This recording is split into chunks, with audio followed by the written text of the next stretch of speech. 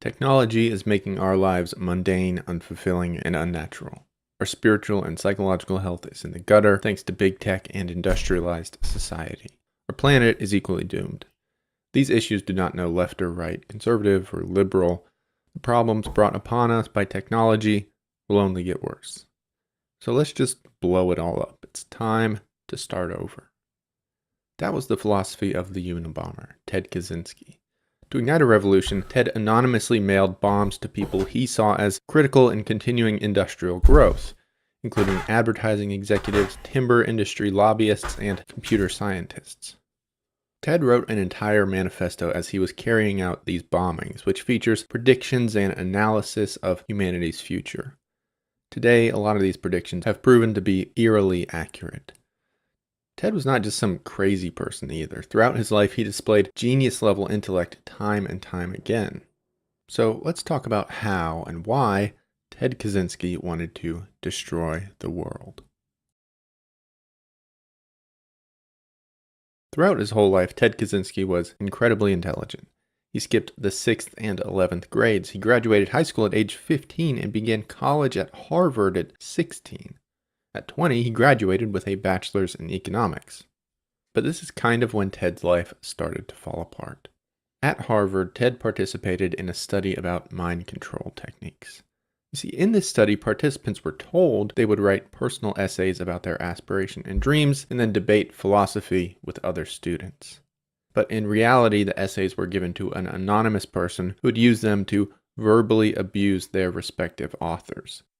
The students' brains were monitored as, once a week, they received intensely personal verbal attacks about their hopes and dreams.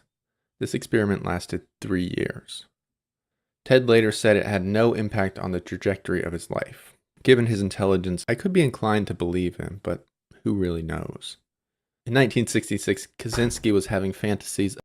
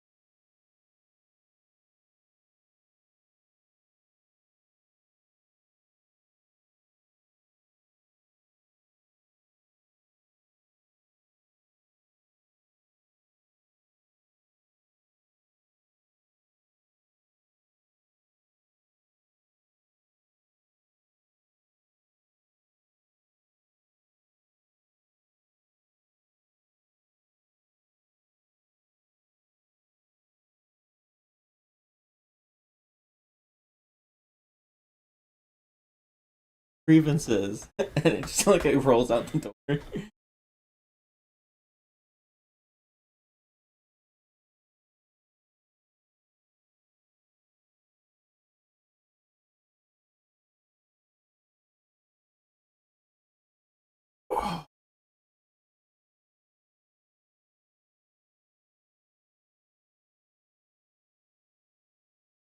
What of that winning stuff, aye?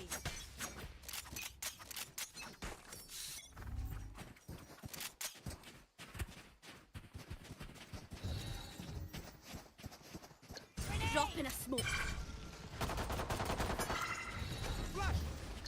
Drop in a smoke. Oh, dead.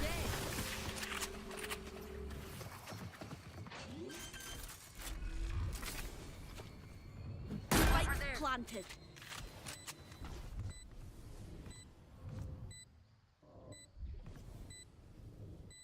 They're definitely by my wall. Be careful you don't get shot.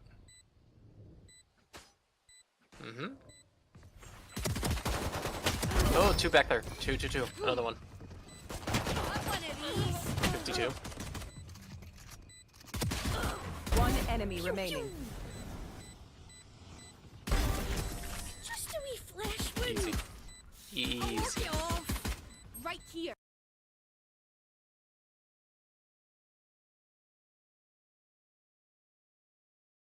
It would have.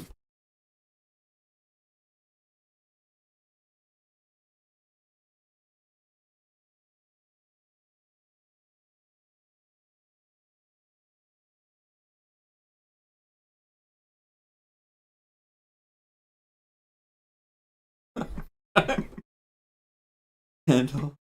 But the sandwich.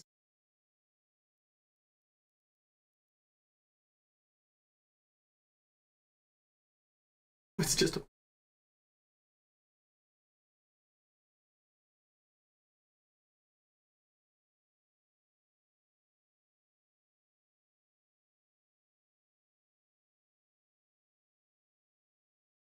About becoming a woman and decided to undergo a gender transition. Ted made an appointment to discuss this idea with a psychiatrist, but changed his mind in the waiting room. After leaving, Ted felt disgusted by his, quote, sexual fantasies and said he wanted to kill the psychiatrist, specifically in a way that would not lead to him getting caught, so that he could kill other people too. Ted did not kill his psychiatrist, but he later said this incident was a major turning point in his life. He wrote that he reemerged from this darkness, quote, like a phoenix from the ashes, emboldened with a new sense of hope. After the incident with the psychiatrist, Ted resigned from his job as a college professor and relocated to a remote cabin in the woods of Montana. There, he lived without electricity or running water and took occasional odd jobs while receiving significant financial support from his parents. His goal was to eventually become entirely self-sufficient. He lived mostly on foraged plants and wild rabbits. It was here in Montana that Ted began his career as an eco-terrorist. One day in Montana, Ted was on one of his favorite hikes through the woods around his cabin. When he arrived at his destination, a rocky ridge near a waterfall, a road had been built right through it. Ted would later describe this moment. You just can't imagine how upset I was. It was from that point on that I decided rather than trying to acquire further wilderness skills, I would work on getting back at the system. Revenge. Indeed, Ted made true on his word. On one occasion, someone built a vacation home within a mile of his cabin. Ted broke into the house and vandalized it. He also destroyed snowmobiles and motorcycles that the home's owners had been riding through the woods. On numerous occasions, Ted sabotaged technology that he saw as invading the natural area. He caught a bulldozer on fire. He put sugar in the tanks of snowmobiles. Ted demolished the truck of a construction worker that he saw in the woods.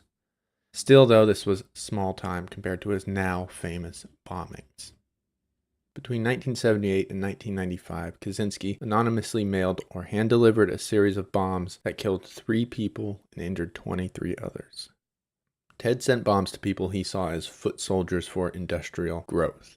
In 1979, the FBI assembled a task force of 150 investigators for the Unabomb case, which was codenamed for the university and airline bombing targets. These efforts proved to be almost entirely pointless. In about 2 decades, the FBI made virtually no progress on identifying their so-called Unabomber. See, as Ted sent his bombs, he took great care to avoid leaving any evidence. He often included intentionally misleading clues in the packages. Many of the bombs included fingerprints that didn't even belong to Ted. Still at large in 1995, Ted mailed his essay, Industrial Society and Its Future, to several media outlets. He demanded that it be published in a major newspaper. If his demands were met, Ted said he would stop the bombings. In this essay, also called the Unabomber Manifesto, Ted outlined his philosophy and his motivations for the attacks. Ted's manifesto opens with what is basically his thesis. The Industrial Revolution and its consequences have been a disaster for the human race. Kaczynski argues that we have created a world that basically humans aren't evolved to live in. Throughout 35,000 words, Ted expounds on this idea and presents nature as an alternative to the problems plaguing modern society. Technology has turned us into an industrialized society. In this society, Ted argues the system is prioritized above all other things, including human freedom. Your behavior is regulated to make you more effective within the system, and your well-being is defined by your ability to be a productive part of that system. Take, for example, attention disorders. These impact one's ability to be productive within the industrial system, and so they are addressed, even though there's nothing inherently harmful about having a short attention span. Clinical depression is on the rise. The societal conditions which cause this depression are left entirely unaddressed. Instead, people are given medicine that allows them to tolerate conditions they naturally find intolerable. To varying degrees, Ted says this applies to all aspects of modern life. Kaczynski believed this was unavoidable in industrial society. Initially, technologies seemed wholly beneficial. Plumbing, electricity, telecommunications, who in their right mind would resist these conveniences? Kaczynski argued that one by one, though, these technologies would integrate themselves so profoundly into our lives, they would erode personal freedoms. As an example, Kaczynski points to the automobile. Owning a car was once an optional luxury, but slowly over time our society was constructed with cars in mind. Cities were designed around the idea of people owning cars. Now you're virtually required to own a car, so you are then required to do all that entails. Working to pay for one, registering, and getting educated on the use of a car, etc. Even the pedestrians' freedoms have now been limited by cars. There are designated sidewalks and walkways, and even then, the pedestrian is constantly at risk to get killed by a reckless driver. Those who do not own cars rely on public transportation, which also limits your freedom of movement. You must go where the bus goes, you must go where the train goes, etc., etc. Ted recognizes that we do live in a so-called free society, but he argues we are only free up until a point where our actions impact the functioning of the system. Whether legally, morally, or socially, threatening the system is the line at which behavior is considered unacceptable. He asks, what kind of freedom does one have if one can use it only as someone else prescribes? A dog on a leash is not free. Kaczynski further argues that you have no agency to change this system. Because modern industrial production is so complex, the world relies on the cooperation of very large numbers of people and machines. Decisions must impact millions of people. So by necessity, those decisions are made by employers, politicians, or other authority figures. In this way, your life is determined by the choices and actions of other people. Choices that you can have no measurable impact on. Even in a pure democracy, if 100 million people vote on something, each individual has 1/1,000,000th of a share in the decision. Kaczynski says there is no way to fix this in a hyper-connected, industrialized society. In such a society, our basic needs are met with pretty much no challenge. Most of our jobs require little more than showing up and doing what you're told. So we must seek out other goals. We are forced to engage in what Kaczynski says are ultimately meaningless hobbies that can never really bring us fulfillment. A serial moneymaker will never have enough. A political activist's work is never really finished. There are endless stamps to collect. Kaczynski argued that the lack of a meaningful goal fulfillment process causes unrest and distress. Ted asks, how can you live if you don't have anything truly meaningful to strive for and attain? Kaczynski argues that being subjected to this level of control and suppression puts us in unnatural, detrimental circumstances. Altering humans to fit a system, rather than vice versa, has far-reaching consequences. Kaczynski theorized that this trend would only continue until technocrats one day are able to edit the genetic makeup of humans to better suit the system. At this point, the human species would change from something natural into a designed, manufactured good. Kaczynski theorized that eventually our systems would become so complex that we simply wouldn't be able to see the far-reaching consequences of any decisions. Only computers and artificial intelligence would have the ability to make good decisions. While AI wouldn't be sentient, it would be the only thing capable of governing our industrialized system. Effectively, control of our world would be given over to artificial intelligence. Kaczynski did not believe this system could be reformed. He found the concept of reform to be naive, saying that technology only got more and more prolific across the entirety of human history. Any truly significant reforms, he said, would bear far-reaching consequences that could very likely be disastrous. He did not believe traditional reformers would be willing to take this risk, especially given they are benefited by the system. Furthermore, Kaczynski argued against technophiles who believed science would solve all of these issues.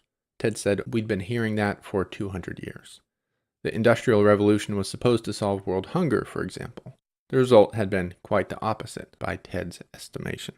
Technophiles, he argued, continued to ignore that their solutions brought new problems.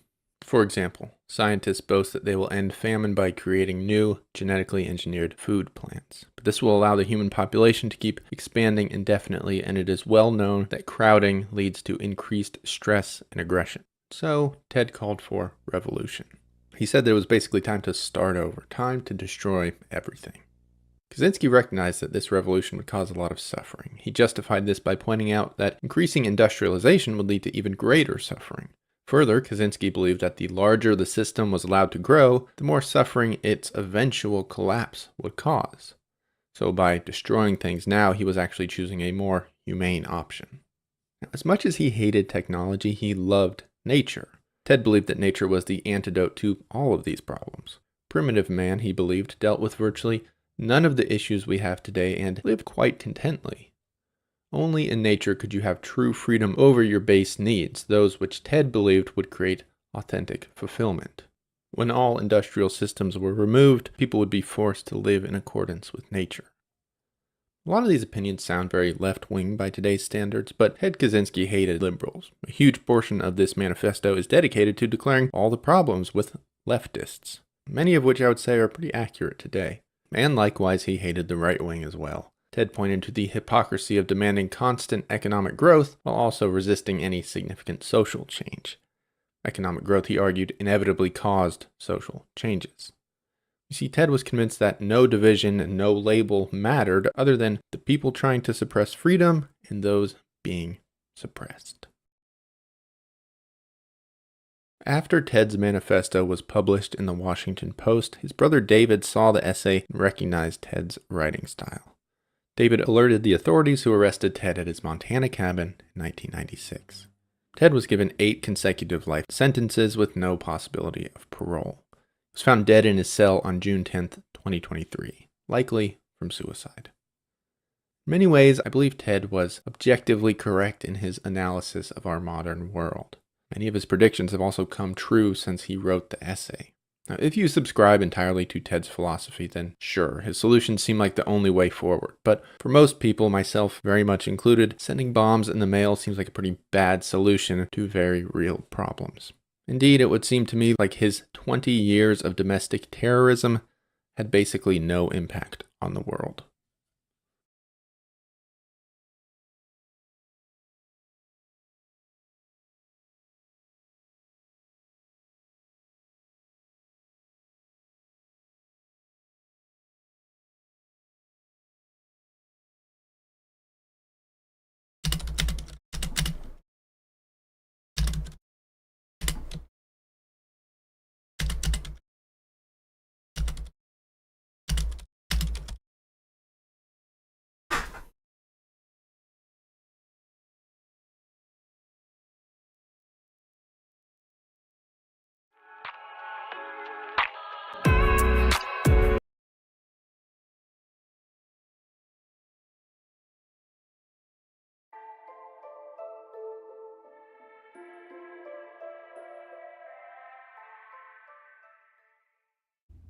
Good morning, folks. We have some big stories to cover today. We'll dive into the seismic events of the last day. We'll see another bit of progress in the effects of low magnetic field exposure. And of course, we are starting with the last 24 hours on our star. With the sunspots mostly on the far side, we're enjoying this little break in solar activity. We expect higher levels of flaring to return next week, but right now the sunspots' eruptive activity and solar wind are relatively calm. Can't say the same for geophysical activity, however. While the biggest earthquake of the day struck the West Pacific, Mariana Islands again, with continued aftershocks in Taiwan. The most interesting by far was the Northeast United States quake. I'm sure by now we've all heard about the big event in New Jersey, which shook New York City, eastern Pennsylvania, and other nearby locations. So how rare was it? Well, I pulled the similar sized and larger quakes from the region for the last 124 years. While we've had bigger in Virginia and the Carolinas to the south, as you can see, there really is not a recent precedent for this level of seismicity striking New Jersey or shaking New York City. It's a modern record breaker. It's something else interesting. Lots of people discussing the Statue of Liberty being struck by lightning, but no. That's not what this is. The statue was the conduit for a global energy release, which can be seen here. It's not a cloud-to-ground strike, that's an upward strike, an Earth discharge, as you can see the energy forking upwards. Folks, the approximately 2,000 papers we have seen on electromagnetic signals before earthquakes are describing the release of energy from the ground in the days and hours before an earthquake. That's what this is. It was stirred by the low-pressure cell driving thunderstorms in the area, yes, but this was an Earth strike discharge. The signals are often seen covering hundreds of miles around the epicenter, so this New York City event is well within the range for the epicenter that struck the next day. This is actually what all that pre-seismic signal stuff is about. Quick stop at NeoWise here. They've compiled an animation of the 44,000 near-Earth objects they have discovered into one video. The mission has vastly enhanced the study of potentially hazardous asteroids and small comets, and is the reason we now have much more information on them. Our top story today is on hypomagnetic field exposure. That's the low levels of magnetic field, like we expect to endure as a planet as the peak of the geomagnetic pole shift we're entering now comes about. It strongly impacts reactive oxygen species at the cellular level and inhibits gene expression in this study. We will do a special video soon sampling the widespread and significant impacts to health of losing the magnetic field of our planet. Just one more way we're all about to be affected by these Earth changes. We greatly appreciate your support. We'll do this all again tomorrow. Right here, but right now it's 4:30 a.m. in the new Valley of the Sun. Eyes open, no fear. Be safe, everyone.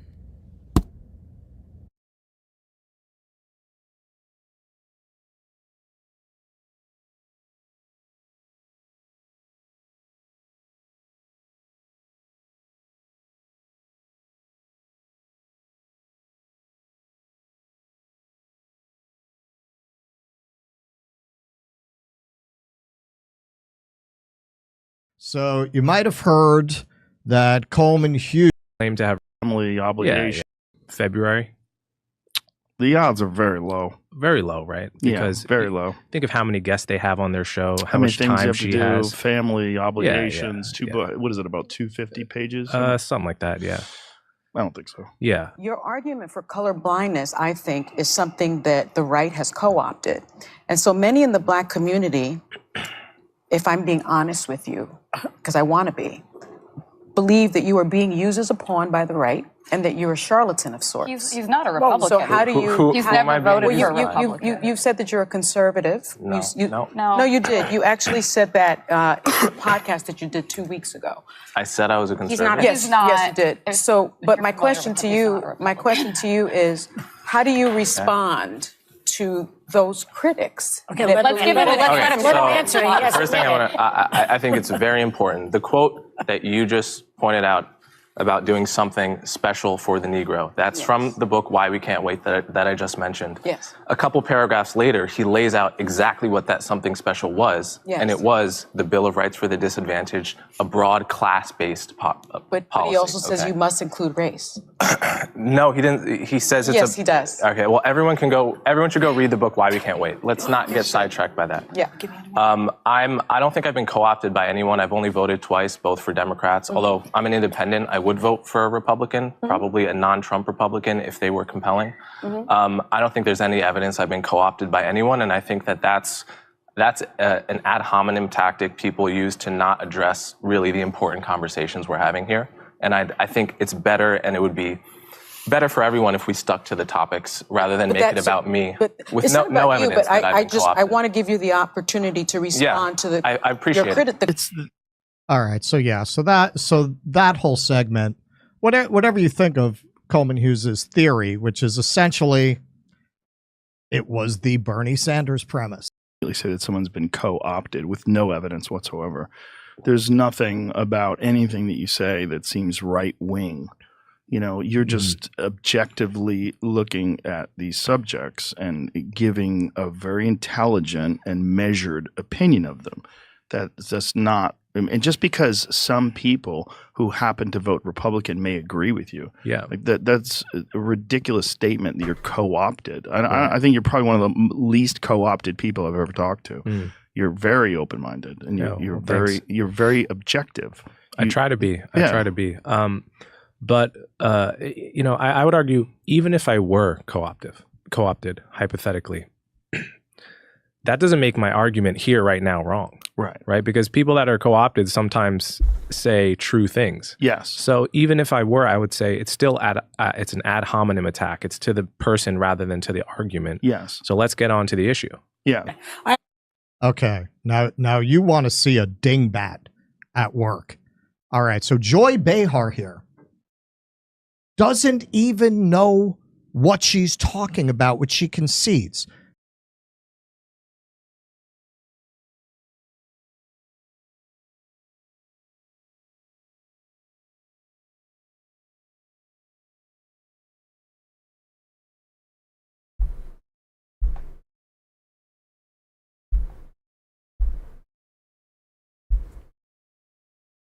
Yo, that's actually so cool.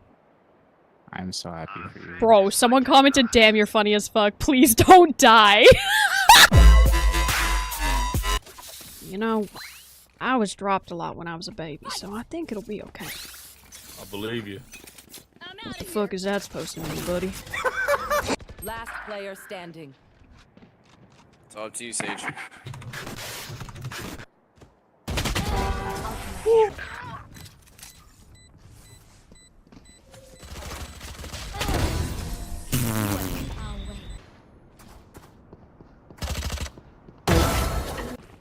They call me the entry. Oh my god, I'm about to get ulted. Actually, no, I'm not. I'm a diff. Yeah, kind of. Maybe I'll just take a little peek. You're going to jail, bud. You're 12, bro. Isn't this game rated C? You're going to jail. You can't Oh! Oh! Oh! If you die to a stinger like that's really embarrassing. Enemy spotted B.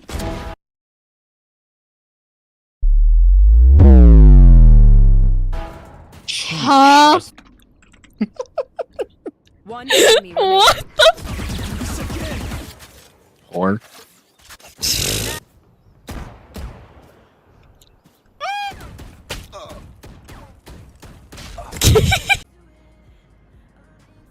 It's gonna break. It's gonna break. Add Jiggle physics. Alright, peep the feed.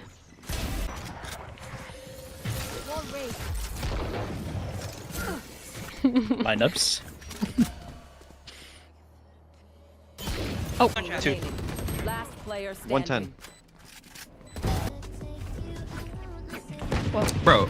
Like, excuse me. Would you want to buy a judge, double satch, and try to pick their Sova? Who the fuck does this guy think I am?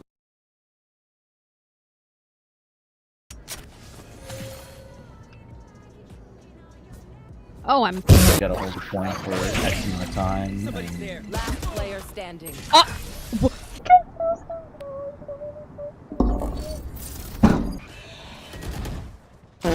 Be faster. Bet on my body. Ground. Hey. What in the? Cheeseburger. Last player standing. What?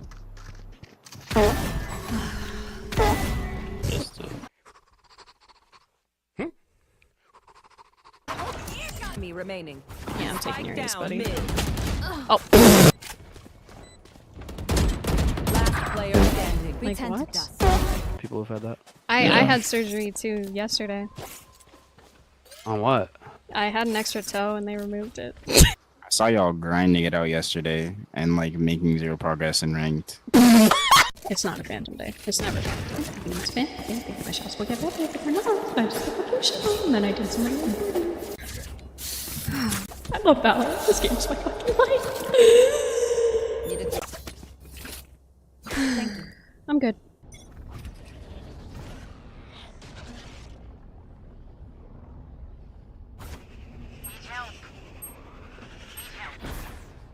Now he peeks. I was so angry 2 days ago that I slept at like 9 p.m. or like 8 p.m. He's not gonna be. Ah, you lied! Oh my god. What? Why are you sitting, ass in the air, arched back, waiting for someone to swing? I did that on purpose. I also did that on purpose. Spike down B.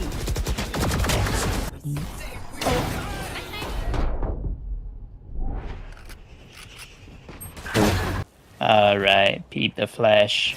Yeah. Never mind. I'm gonna bait you for that gun. Just letting you know in advance.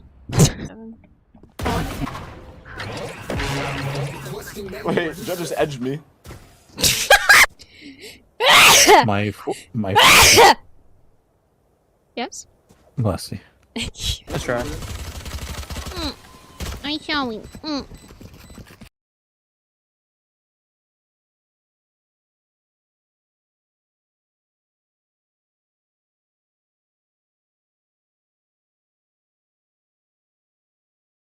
You know, this is what amazes me, man. Why the hell would anyone deploy Hillary Clinton as a surrogate?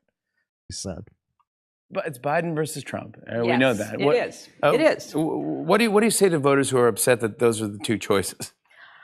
Get over yourself. Those are the two choices. Yeah, love that. Right? And good. you know, it's kind of like one is old and effective and compassionate, has a heart, and really cares about people. What? And one is old and has been charged with 91 felonies. Yeah, okay. I mean, Okay, interesting.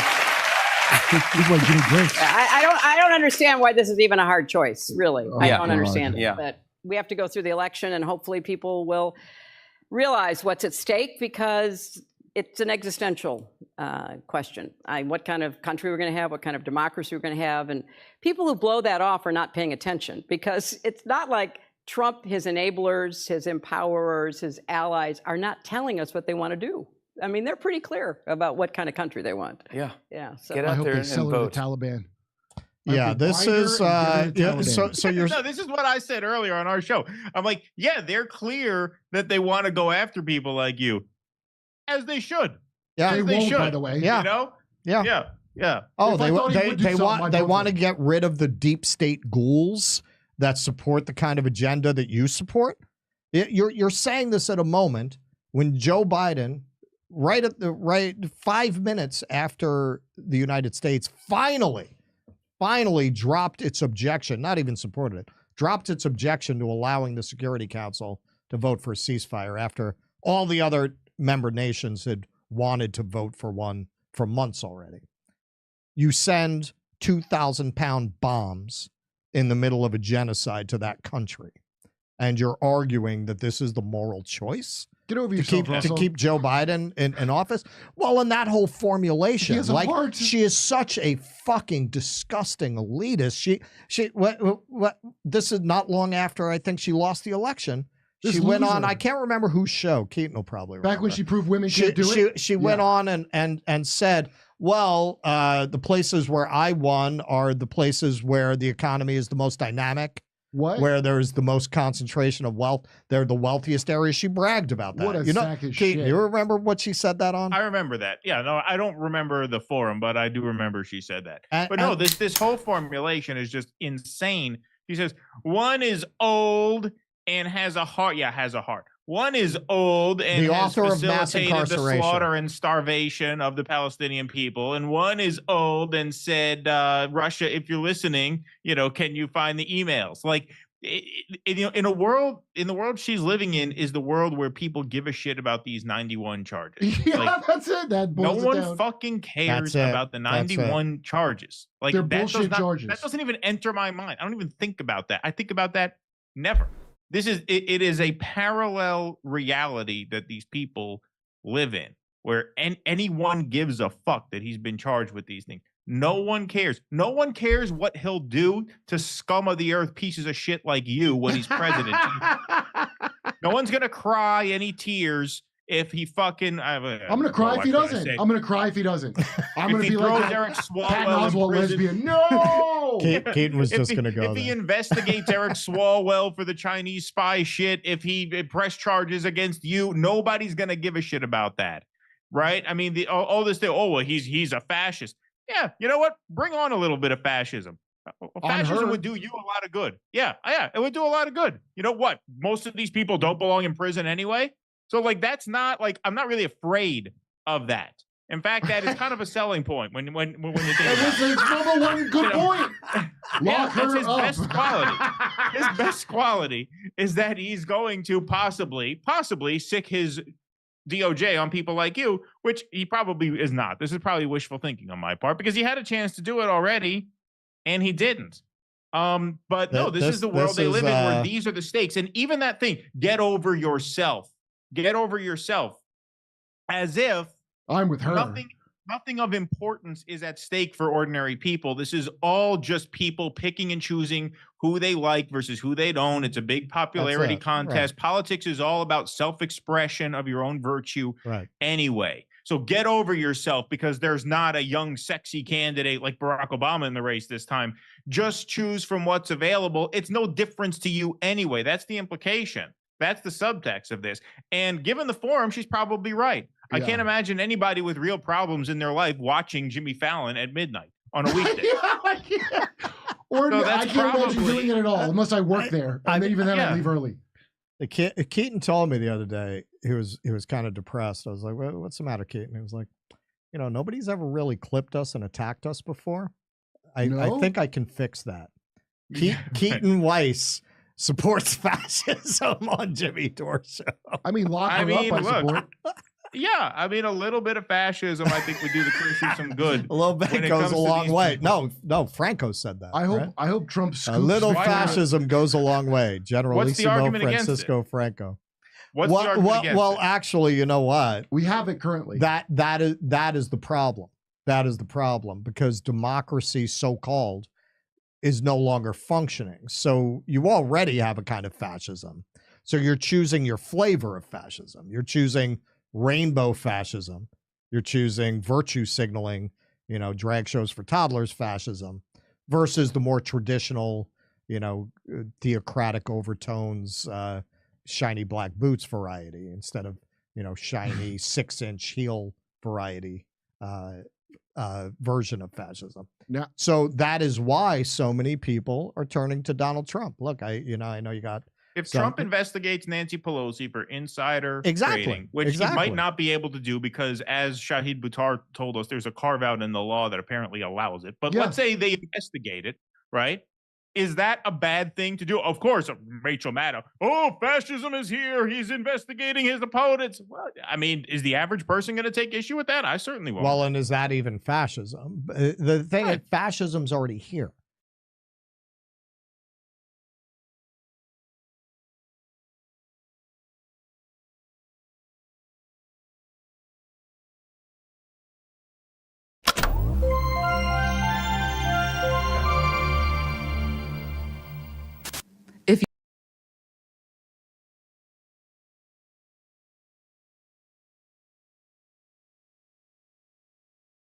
This is the perfect opportunity. Yeah, so we just decided to scare him one night.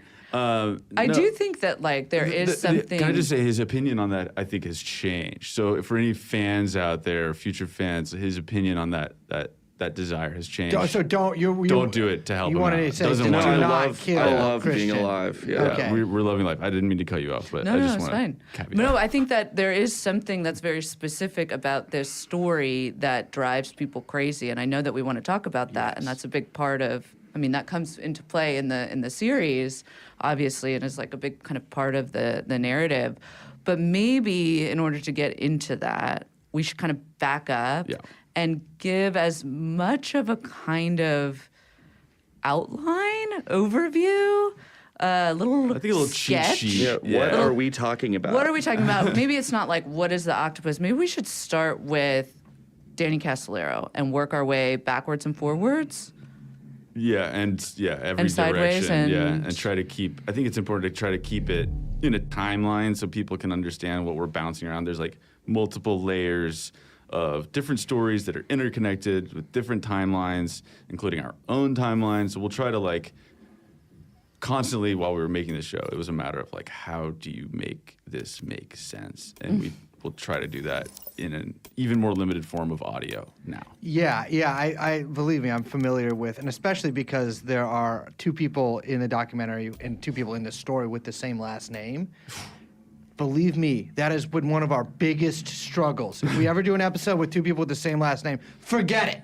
Yeah. Try three. Try three. Try three You're right. rabbis. Try three. Oh my God. Yeah. Rabbis. Then we have, so there's two people with the same last name, and then the son of the guy with the other Yes, name has yeah. the same first name as the other guy with the same last name. Right, Bobby Nichols. Bobby and Robert. Robert Nichols. And not they're just not that, because of the nature of this story, you start to question whether or not that's intentional, right? You start to question, am I being fucked with? There's a lot of like pattern On a recognition. cosmic level. Yes. Or even intentionally by, bad actors. Okay, we so. don't even. I mean, just want to throw a pin in. It's like there's the Philip Arthur Thompson story. We found out there were two Philip Arthur Thompsons. Yeah. Jesus. Possibly one of them was named Philip Allen Thompson. And they're then both it's like- murderous. and they're both possible murders. It was very strange. Very Well, difficult. I would say I think some of our listeners might be familiar with Danny Castellero's name in the same sort of way. I feel like him and Gary Webb are two of the journalists that people think of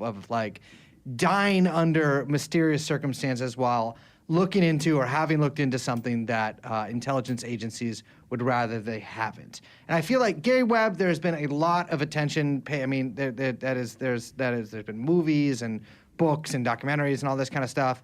Danny Castellero less so, although also pretty prominent. So I think, let's start with doing a little timeline of his death.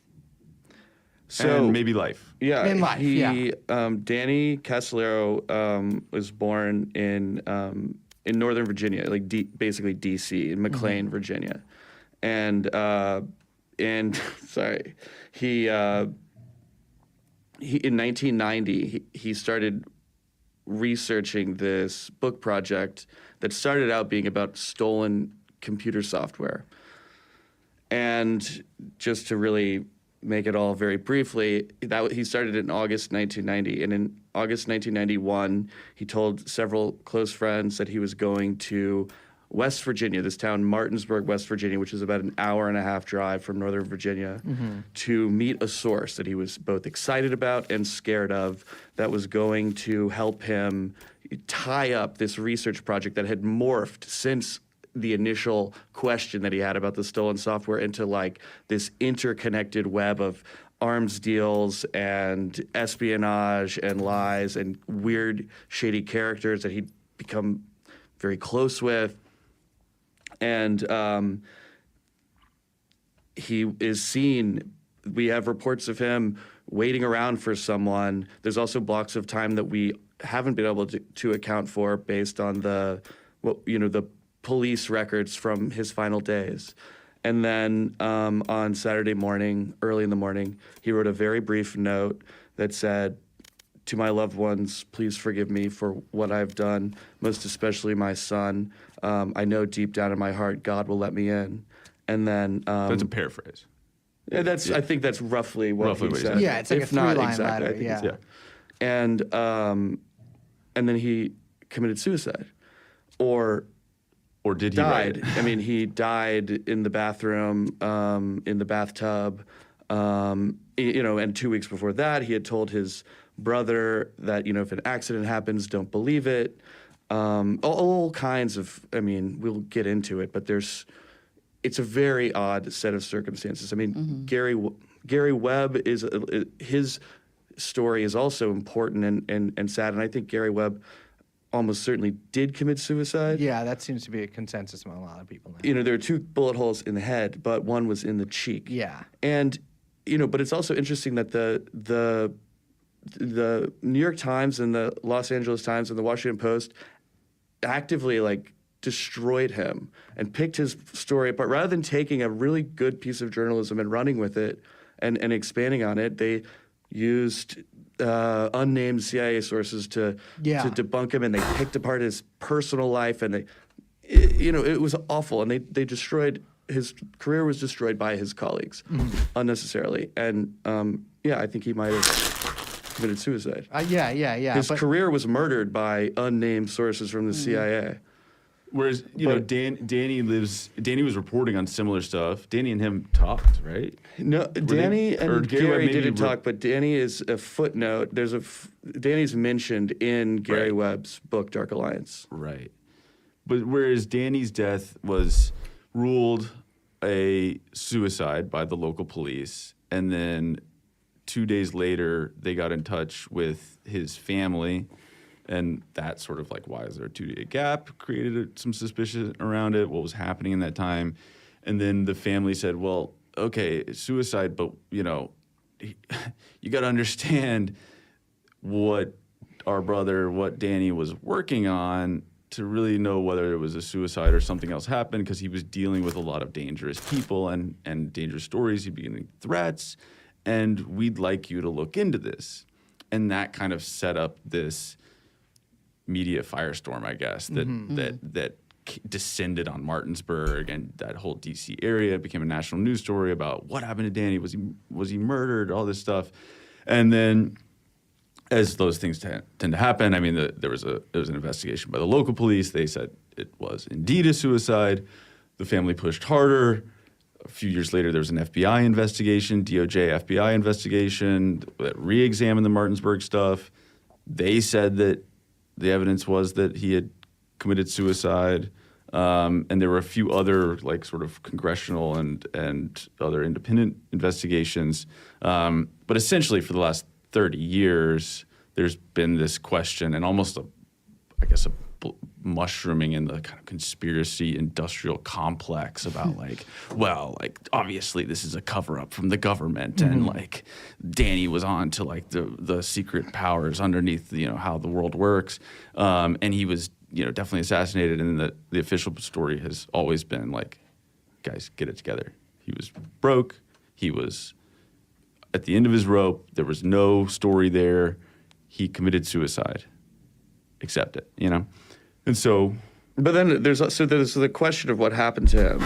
But I was also intrigued by the question of, okay, so what was he working on? And in the articles that I found about him, it would name checked different major scandals from the 1980s. The October Surprise, which is it's the rigging of the 1980 election between Carter and Reagan. There's the Iran-Contra scandal and savings and loan crisis, all these different 1980s scandals, which I, as a C student, didn't know that much about. Also, they're not taught that much. Yeah, they don't teach us about the savings, but I mean, and obviously I would take a couple of years. And obviously, the Inslaw case was, and so I was, very curious what he was what he was looking into, and it all seemed really interesting to me.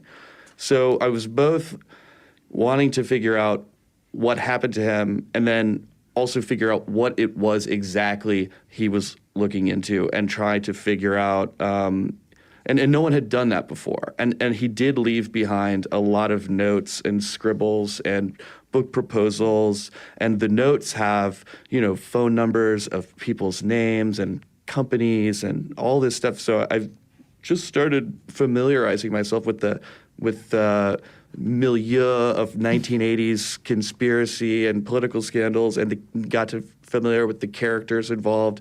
Very important one was a guy named William Casey, who was a CIA director for Ronald Reagan.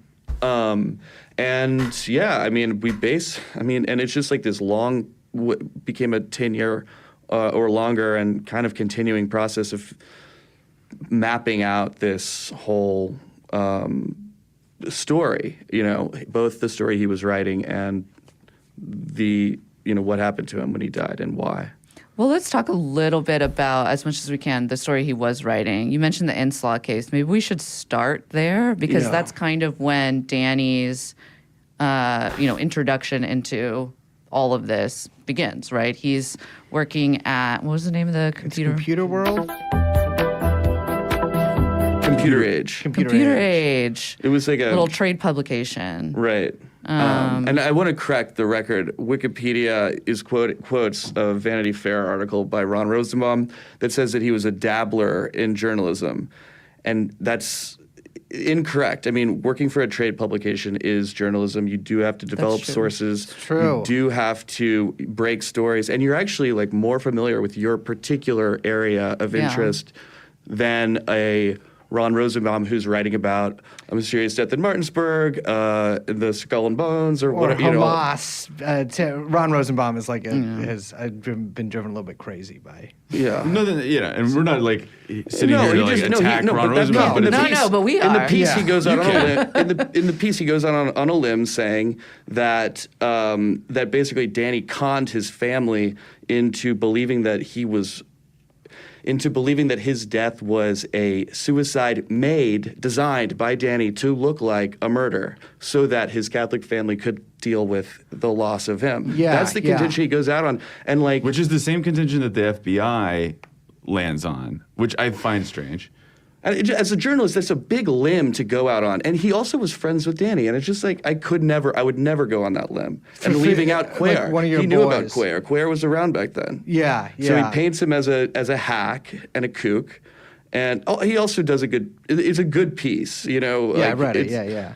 He has amazing quotes from people at the time. It's just the conclusion is really strange. It's like, I guess for me, it's like just that one little conclusion of, and we're getting ahead of ourselves maybe a little bit here, but just while we're on the topic, it's like, okay, so he made it look like it was a suicide, made it look like a murder. Why did he write the note? Yeah, why would he write the note?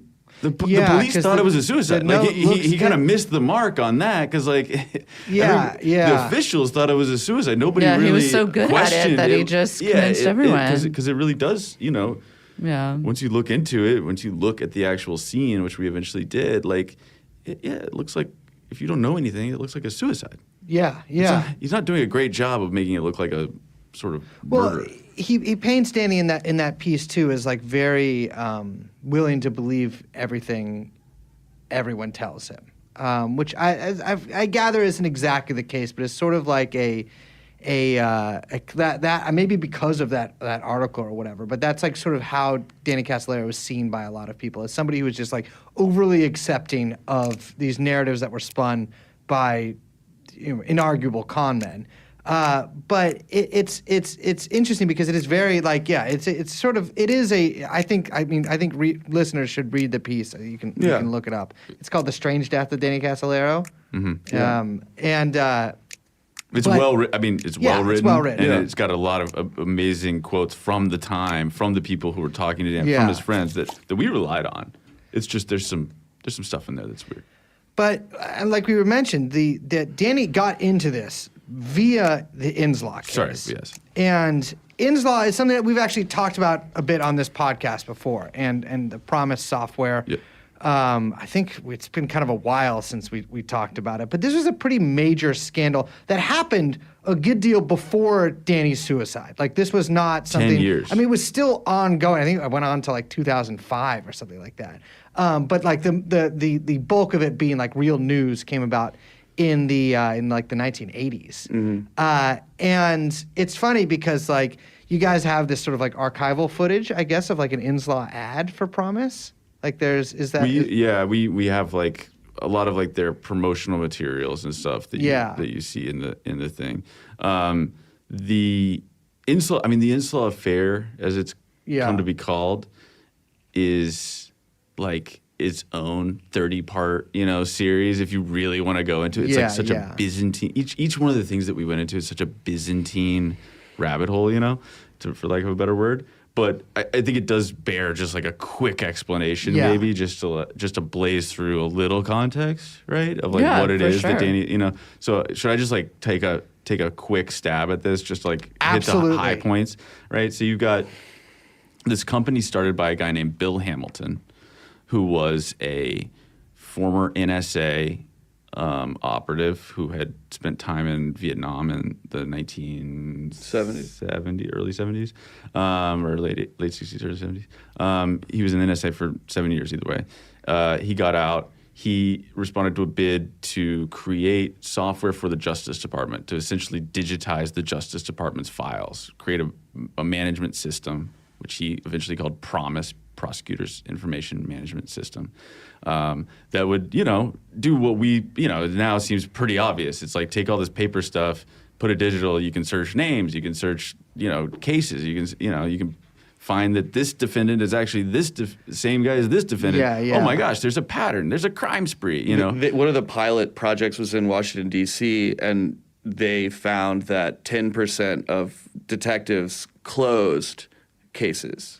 Like closed 90% of the cases 90%, or something like that. Yeah. It's called the Exactly. Super Cop study. It became it was a research. PROMIS also was a major research tool for law enforcement at that time. The first computer research thing, and the Super Cop study came out, and it was like, oh wow, this changes how we deal with law enforcement, how we deal. There's with... a huge, major step in massive computing management systems that then ends up, as we'll talk about, not just in other countries, but being deployed in not just in the Justice Department, but they in sold it commercially. Yeah, commercially, in hospitals where you would manage medical records, or in university systems where you would manage personnel files, or whatever it is. It was just this sort of massive architecture for file management and networking that was completely searchable through whatever sort of keyword and strings that you kind of put in there, and tags and whatever, right? Yeah, and the people who made it, it was a small company in Washington, D.C. Bill,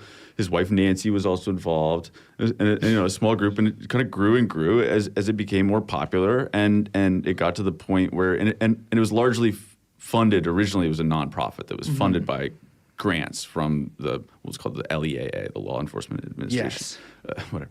I don't need to get into every Shady acronym. characters in their own right. This is though, the actually. acronyms. Yeah. The story is the acronym soup, and we don't have to do every single one. But essentially by the late 70s, they took the company private because the grants were drying up, and they signed a contract with the Justice Department to do a initial look at putting PROMIS into, what was it, 20 offices, eventually pilot program to eventually modernize essentially the entire Justice Department. So potentially worth millions, if not hundreds of millions of dollars, If not more. Yeah, maybe. It just depends on who you ask, but it's worth a lot of money. It's a huge job, and they are stoked because they have the federal government paying them to make their software. To deploy government this thing. contracts. That's your dream. And it just happens to be the same time that the Reagan administration is coming into power in D.C. And that kind of looms large over the rest of the story. And so the people who are in the Justice Department and the new administration, they sign a contract it's worth, $6.8 million is the original contract to do this pilot program. And then just kind of months later, they're having problems with the Justice Department, saying that oh, you guys aren't delivering, whatever. And that over the next year or two leads to the Justice Department withholding payments.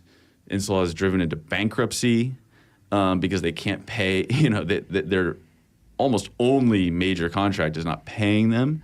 And they then sue the Justice Department in bankruptcy court, saying that the Justice Department has been, withholding payments and has driven them into bankruptcy. And that starts this kind of crazy legal odyssey for them. When they have the Elliot Richardson, who's a hero of Watergate, the former Attorney General, representing them, and the former president of the D.C. Bar, Charles Work, who's in the film, also representing them, and they win their first case. Yeah. And the bankruptcy court judge rules that the Justice Department stole their software using trickery, fraud, and deceit. And it was pretty clear that the software did get stolen and that something horribly wrong had happened. That the Justice Department was using the software and not paying for it. Yeah, that's just basically it. Without any understanding of why. Bill Hamilton, the founder and creator of the software, had no idea why. And he was constantly coming up with explanations. Like one of the guys working on the contract team for the DOJ was someone that he had fired. Like maybe it was that. Maybe it was just a vendetta, or But then those answers, sort of didn't really end up panning out, and he keeps digging into it, and as they go through the appeals process, he gets deeper into figuring out that there's like an espionage angle involved in the theft of the software that becomes more and more clear. So essentially the next 9 or 10 years, they're fighting this back and forth with the Justice Department. Justice Department keeps on appealing, and eventually it's all kind of the decision is reversed on a technical basis, and they're kind of left at square one, and they're like pretty screwed, right? Because it's like they don't have any money. They've spent years trying to fight this thing, and they keep on sort of hearing whispers of like there's something else going on here. Like, and their central question is like, this is such a small amount of money for the government to pay them. Why won't they just pay it up, move on with our lives, and like we'll find some other clients, and that's around the time that Danny Casolaro, I think, enters the story, right? It's like 1990. Danny, another trade publication journalist and consultant who knows Bill Hamilton, approaches Danny and says, you should talk to this guy, like, see if you can help him figure out what's going on. It might be a good story if you figure it out. So Danny goes into D.C. and meets with Bill and Nancy Hamilton. They explain kind of what's going on. And they also tell him about this telephone call they'd had a few months earlier with a guy named Michael Riconosciuto, who got in touch with them, says that he's sort of does freelance work for the intelligence community, names all these intelligence bigwigs that he knows. And basically, Bill and Nancy wrote down this 2-hour-long meandering phone call, and then spent the next several months leading up to them meeting Danny, doing their own sort of fact-checking on this memo, and basically, at that meeting gave it to Danny. And that was sort of the roadmap that he used to dive into this project. And one of the contentions in that Michael Riconosciuto had told Bill was that he put a back door into the software on a Native American reservation in the Coachella Valley near Indio, California, which is where they have the Coachella Music Festival now. And that it was through a joint venture partnership between this tiny tribe and the Wackenhut Corporation, which was a huge security company that was George Wackenhut, founded by an ex-FBI guy, and the board of directors was just like a who's who of intelligence. Exactly. From like every different fucking agency. And William Casey was outside counsel, leading like right up before Ronald Reagan was elected, and he became head of CIA. Omar Mateen, the Pulse nightclub shooter, former employee at Wackenhut. It's a long and distinguished list. Yeah, a very long and distinguished list. Also, apparently operate in Belgium. Like and they do a lot of different things. I mean, it's important to note, like, they do anything from being the first private prison company in America. They do like office building front security guys who don't have a gun, check your ID or whatever in the building. That was their kind of bread and butter. They also were running security for Area 51. Yep. They ran security for a lot of the nuclear facilities of the United States, and we're a worldwide security company. They just have a lot of different NASA contracts, and they just have a lot of different hands in a lot of different places. Mainly just like wherever they can find money in the security industry, they go. But when you have the former leaders of the former and future leaders of the CIA, NSA, FBI, whatever, all on your board, they have offices all over the world. Access to a lot of fun opportunities, and I think that. Maybe we don't even explain this outright in our show, but it's kind of like the movie and Danny's story is a lot about what happens when you take what used to be government intelligence and military operations and privatize them. And the fun, weird secrecy that can happen when it's like the public-private partnership of the intelligence community. Because that comes out. I mean, you mentioned Cabazon, and that comes out very much there, because what we see is like, you know, this tribe, it's like 25 people in it, right? There were 27 members, depending on what time you're talking about. 27 members. Only 9 of them are adults at the time of adult age. 11, Good 9. God. Which was, and it was essentially a tract of land. Not everybody lived on the reservation. It was a tract of land of a band a subset of the Kuya tribe out there, and near Palm Springs. And, it was basically just a big piece of desert, from all accounts of the people we've talked to and the research we've done. No running water, all that stuff. And you get a guy. I mean, should we just jump into John Philip Nichols? I mean, are we there? Are we ready for I this? do want to just put real quick. I want to put just a fine point on Promise before we move on from that, because it might seem to our listeners that don't know anything about the story, that it seems absurd that something as you use the word Byzantine. And this story is extremely Byzantine, but something as confusing and tangled as this entire kind of network or web that Danny kind of gets into could kick off from why is the DOJ stealing software, and that whole thing could kick off this whole thing. I just want to point out that Promise was both the first of its kind and a kind of continuation of kind of intelligence computing technology that had been sort of ongoing since, I guess you would say, the post-World War, right? But that what Promise, the opportunity that the DOJ had, or perhaps people in other three-letter agencies had, where they could take this software, is in selling it to a multitude of both public and private institutions, whether that be governments, banks, other intelligence, insurance companies all over the world, right? Can I just throw one additional layer of kind of perspective on this that I like to throw in here, just as a caveat that's important to me, I guess, and hopefully it's whatever. It's important to me.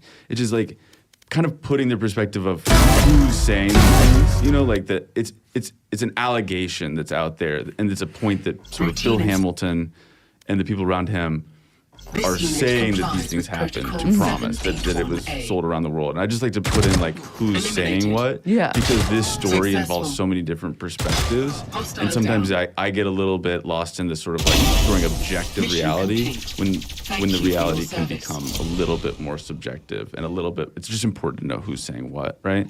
But so let's just dig in a little past Riconosciuto. Riconosciuto is not the only one who's saying spy software, right? And what is this spy software? Just throw this little explainer on here, which is at the same time, around the same time that he's meeting Michael, he's also getting people like a guy named Ariel Menashe. Bill has hired private investigators, all these people with their feelers out there saying, what the hell is the Justice Department doing with our software? Why is it being stolen through trickery, fraud, and deceit, which is what the ruling was in the bankruptcy court? What are they doing with it? Why won't they pay us? What's going on? And all of the things that come back from people like Michael Riconosciuto or this former Israeli intelligence officer, Ari Ben Menashe, are it's spy software. It's being used around the world it's been reprogrammed and it's being used around the world. Multiple agencies and other intelligence agencies of other countries, other companies in other countries have Promise.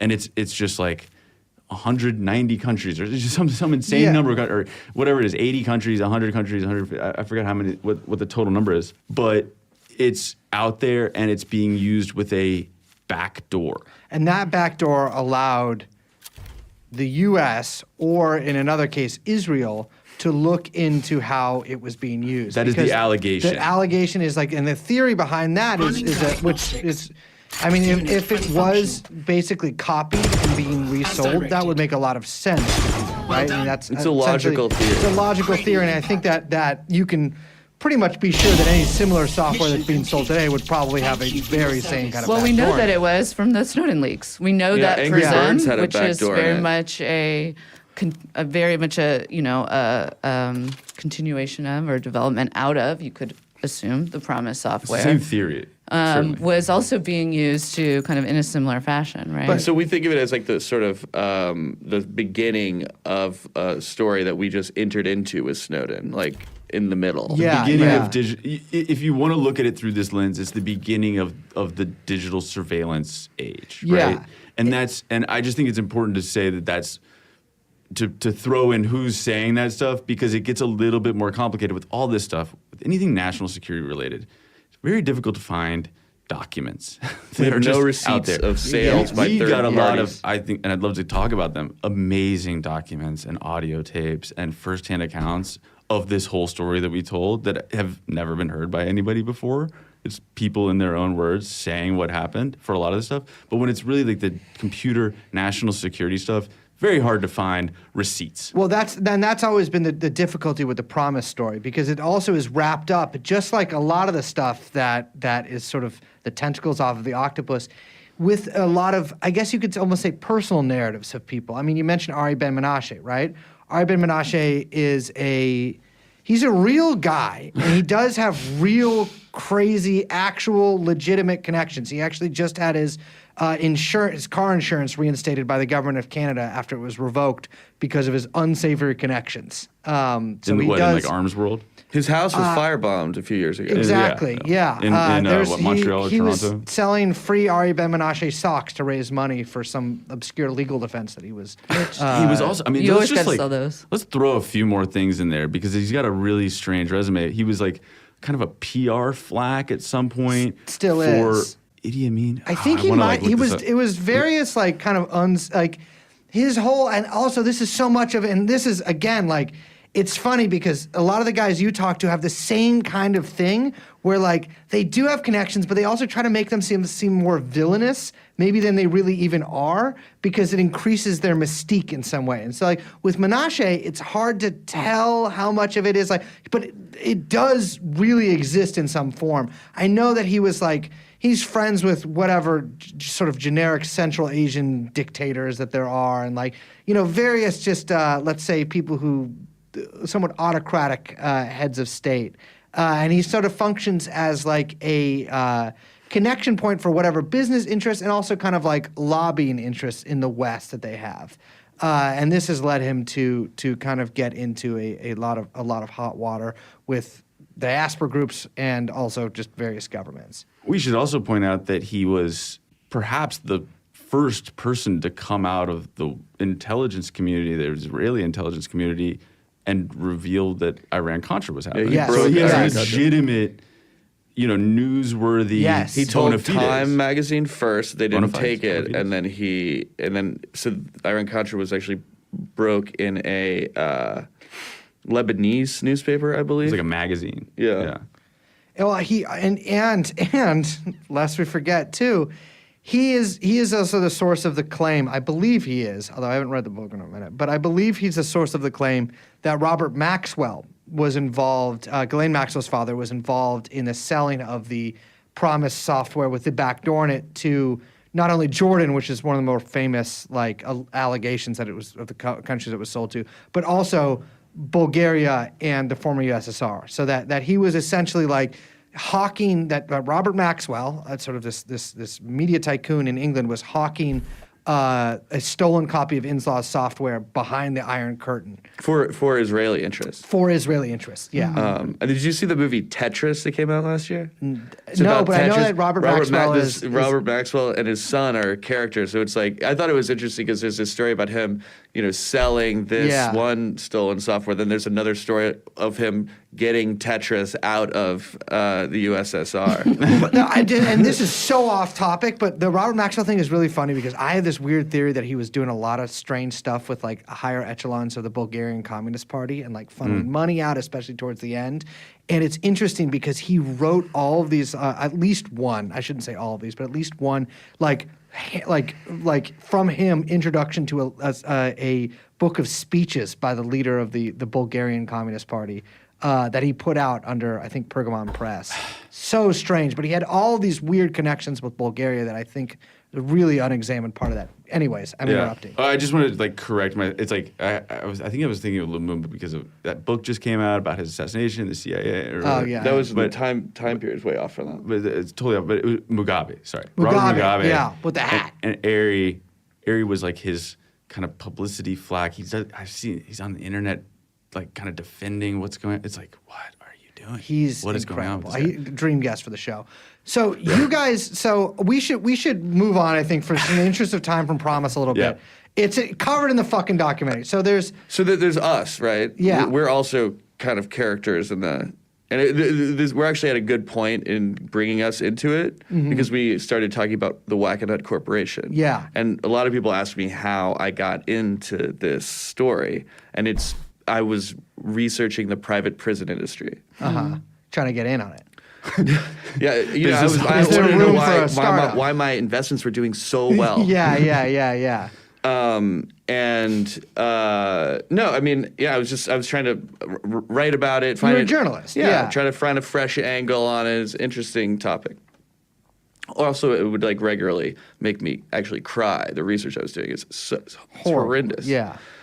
And I also found that like the piece that I would have written is just it exists. I mean, and then what more can you say? Because you can come up with all these examples of all these horrible things, but they're getting paid by. It's like a hotel for people that don't want to be there, and they're lobbying to make things more illegal. Yeah. Drugs and they love immigration. Like ICE contracts and shit like that. That was their first private prison was for an immigration detention center. Yeah. And when the amount of lobbying that they do to make things more illegal. But the nickel and diming they do in the fucking prisons with the phone call shit too, and like taking away the typewriters, and it's so insane. And then you have people in the prisons, and then it affects their whole family. Yeah. It's like awful. Okay, so.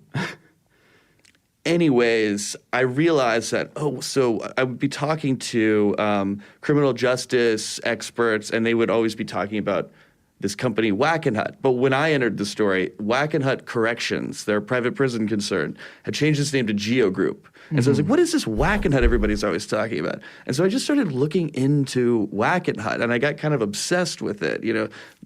As we mentioned, its weird past in the 80s. And that's how because Danny was looking into Wackenhut, that's how I found an article I stumbled on an article about Danny Casolaro. And that just, I went on from there, not really expecting it to take this long. But yeah, that's kind of how I got into it. So through looking at Danny Casolaro, that does bring us to the Cabazon Indian Reservation. Yeah. Because, like we mentioned earlier, the sort of the allegation is that Wackenhut, this sort of private I think they're called private intelligence groups, but I guess they do private security they're a conglomerate. They are alleged to be manufacturing, testing weapons on this reservation. And now we have documentation that there were major plans to manufacture biological weapons and to manufacture automatic submachine guns. Player standing. Which is crazy because there's nothing on this land, right? Like there's very few houses. It's desert out there. I mean, it's Indio from 40 years ago, right? Yeah, early exactly. 80s, late 70s, early 80s. They were trying to build facilities out there. It's got an aquifer underneath, but there's no running water because they haven't developed the infrastructure in that area. I think like Wackenhut, even we could start with. I feel like we should start with. We talked about Michael Riconosciuto tells Danny that he's done this software stuff out on this reservation, right? And it's like, why there, right? So could I just like toss us into the reservation? Toss us into the res. And I think I want to do that through the guy who he says is running this whole operation, a guy named Dr. John Philip Nichols, who's very important in Michael's life, very important in the Cabazon story, and very important for U.S. history in a weird way, especially Yeah. Native American rights. But And in it's- Danny's life. and potentially in Danny's life. But so his story, and we interviewed his son, one of his sons, Bobby Incredible Moses interview, Nichols. by the way. Thank you. Incredible hair. Really Yeah. sweet guy. Very California dude. Yeah. Yeah. Or very like I shouldn't He's even a very say chill California, bro. but just like Southwesty kind And he's of a, guy. he's like a guitarist, you know, and part of the story, he was a young guy. He was in his 20s when his dad moved out and brought his whole family out. Him and his 2 brothers and his sister. They'd and moved their all mom. over the world. They'd Yeah. moved all All over over the the world country. for the last like 40 years or whatever. I mean, well, him for the last 20 years, but he had been moving all over the world for the last 40 years, and they land in this tiny desert reservation in Southern California. And I think Dr. John Philip Nichols, his father, Bobby's father, just a little explanation about him from what we could find. You know, we had amazing access to, Bobby gave us his archive. We found other archival materials from a lot of different places where we actually got to hear things in John Nichols' own words, which have never been heard before outside of a law enforcement setting. And putting together this tapestry of a guy who really doesn't have, there's not a lot of public information out there, was one of the key kind of challenges for us, like understanding how this dude, John Philip Nichols, ends up at this reservation. And it's like he starts in Milwaukee, Wisconsin in the 50s as like the brewing industry. Then he winds up in D.C. through the Truckers Union, working with Jimmy Hoffa's people. Oh, he was Teamster. Yeah, he was Teamster, and he was doing favors for Jimmy Hoffa that got him a federal warrant. Yeah. And All he- right. yeah. But that also, the fact that I didn't realize that puts some of the later stuff into perspective as well. Yeah, and he, we kind of blaze through this. There's so much story in the movie, but I think now's an opportunity just to mention a couple things. Like he's sitting under the Treasury building when he's arrested, right? And then like somehow he gets out of that situation, and his entire family moves to the late 50s. Say 50.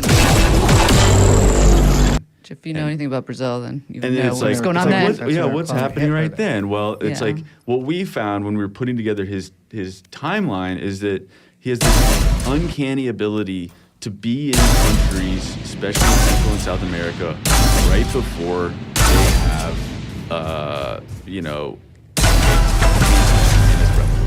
he just has amazing timing. Because you mentioned Brazil, right? But he was also in Chile. Well, and so Brazil first, and then suddenly he's in Chile Well, right before, and his story, and we don't even really dive into what he was doing in Chile. It's absolutely fascinating What was he he's doing? doing there, which is like ostensibly in Brazil. Okay, first off, in Brazil, let me just throw this out there. He's working for a Coca-Cola bottling manufacturing company. You know, it's just like some seriously like the most CIA job you can anodyne have. kind of corporate job, but it's like, oh yeah, like you know a lot about like it's like, well, I was in a brewing industry. It's like, okay. I've seen a bunch of Fatty Arbuckle movies. And he's working for this consulting company called Anderson Clayton, which was down there, and it's we actually had a Brazilian assistant editor. And we had John Nichols' business card from the time that Bobby gave us, and it says like Anderson Clayton, CIA, and I was like, text our assistant. I was like, translate. What does this mean? He's like, oh, that means like that's what we would say incorporated. You know? And I was like, what? No, in Portuguese. It was just really hard. So yeah, he's there. There's a revolution in Brazil. He's out of there by the time the revolution happens. Then he's in Coup, yeah. Sorry, coup. Coup. Then, which was a largely like bloodless, quick coup, but it was an anti-communist military thing. anti-communist. Yeah.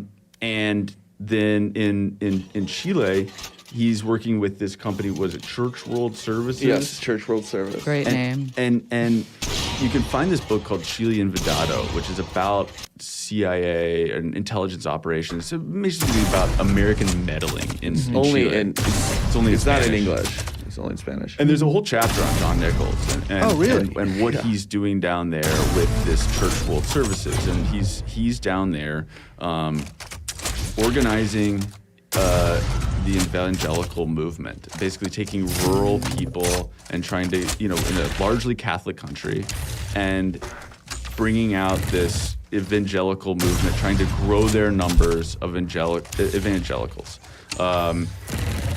into a voting group, like people who you can convince that maybe that communism is not for them and that they should vote against it. Right. Yeah. Well, His work from the Teamsters, he knew how to organize. Well, it's funny too because that's the Teamsters that immediately reminded me of Chile because the first of all the Teamsters and the AFL-CIO in general had their hands in a lot of these coups and Yes. that sort of like social democratic anti-communism psychotic fucking bloodthirsty shit was all over, and the solidarity centers and all that. But in Chile, especially, the truckers were brought over to the side of reaction, and like this big trucker strike was a big reason why Allende got why they helping making the economy scream and all that.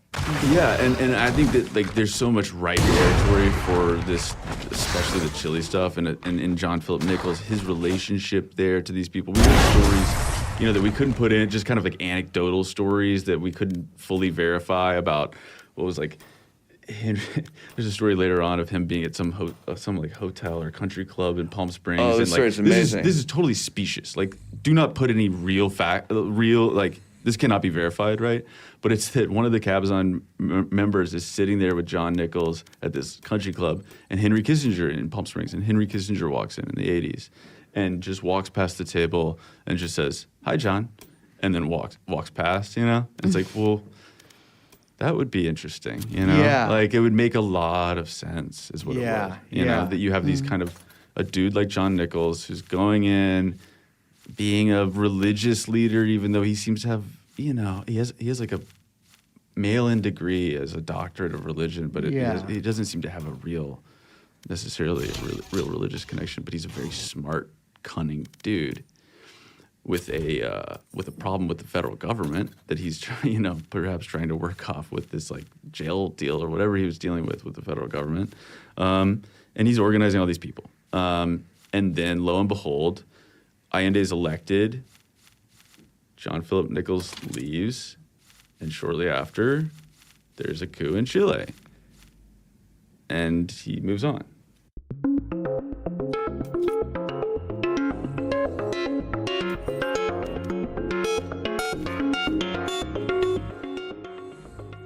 There's a great scene where his son is basically outlining all of the places that they moved to, and it's so overwhelming and obvious that he's hopping from, let's say, incident to incident and hotspot to hotspot, that it's almost like, it's almost like funny. It's so ridiculous that obviously there's something going on. There's something going on. It's like there's definitely something going on, and I think that like the difference between maybe what I think the strength of us and Christian and me, especially Christian working on this, and say like what the Washington Post or New York Times or whatever would do with a story like this, not that they would ever do anything with a story like this, but just sort of like we allow ourselves to speculate a little bit and to try to extrapolate things and try to establish connections that like there is no kind of like smoking gun with some of this stuff. It just doesn't exist. But just because there isn't doesn't mean that didn't happen and that you shouldn't theorize about it or wonder about it. Because if you're limiting yourself to the absolute like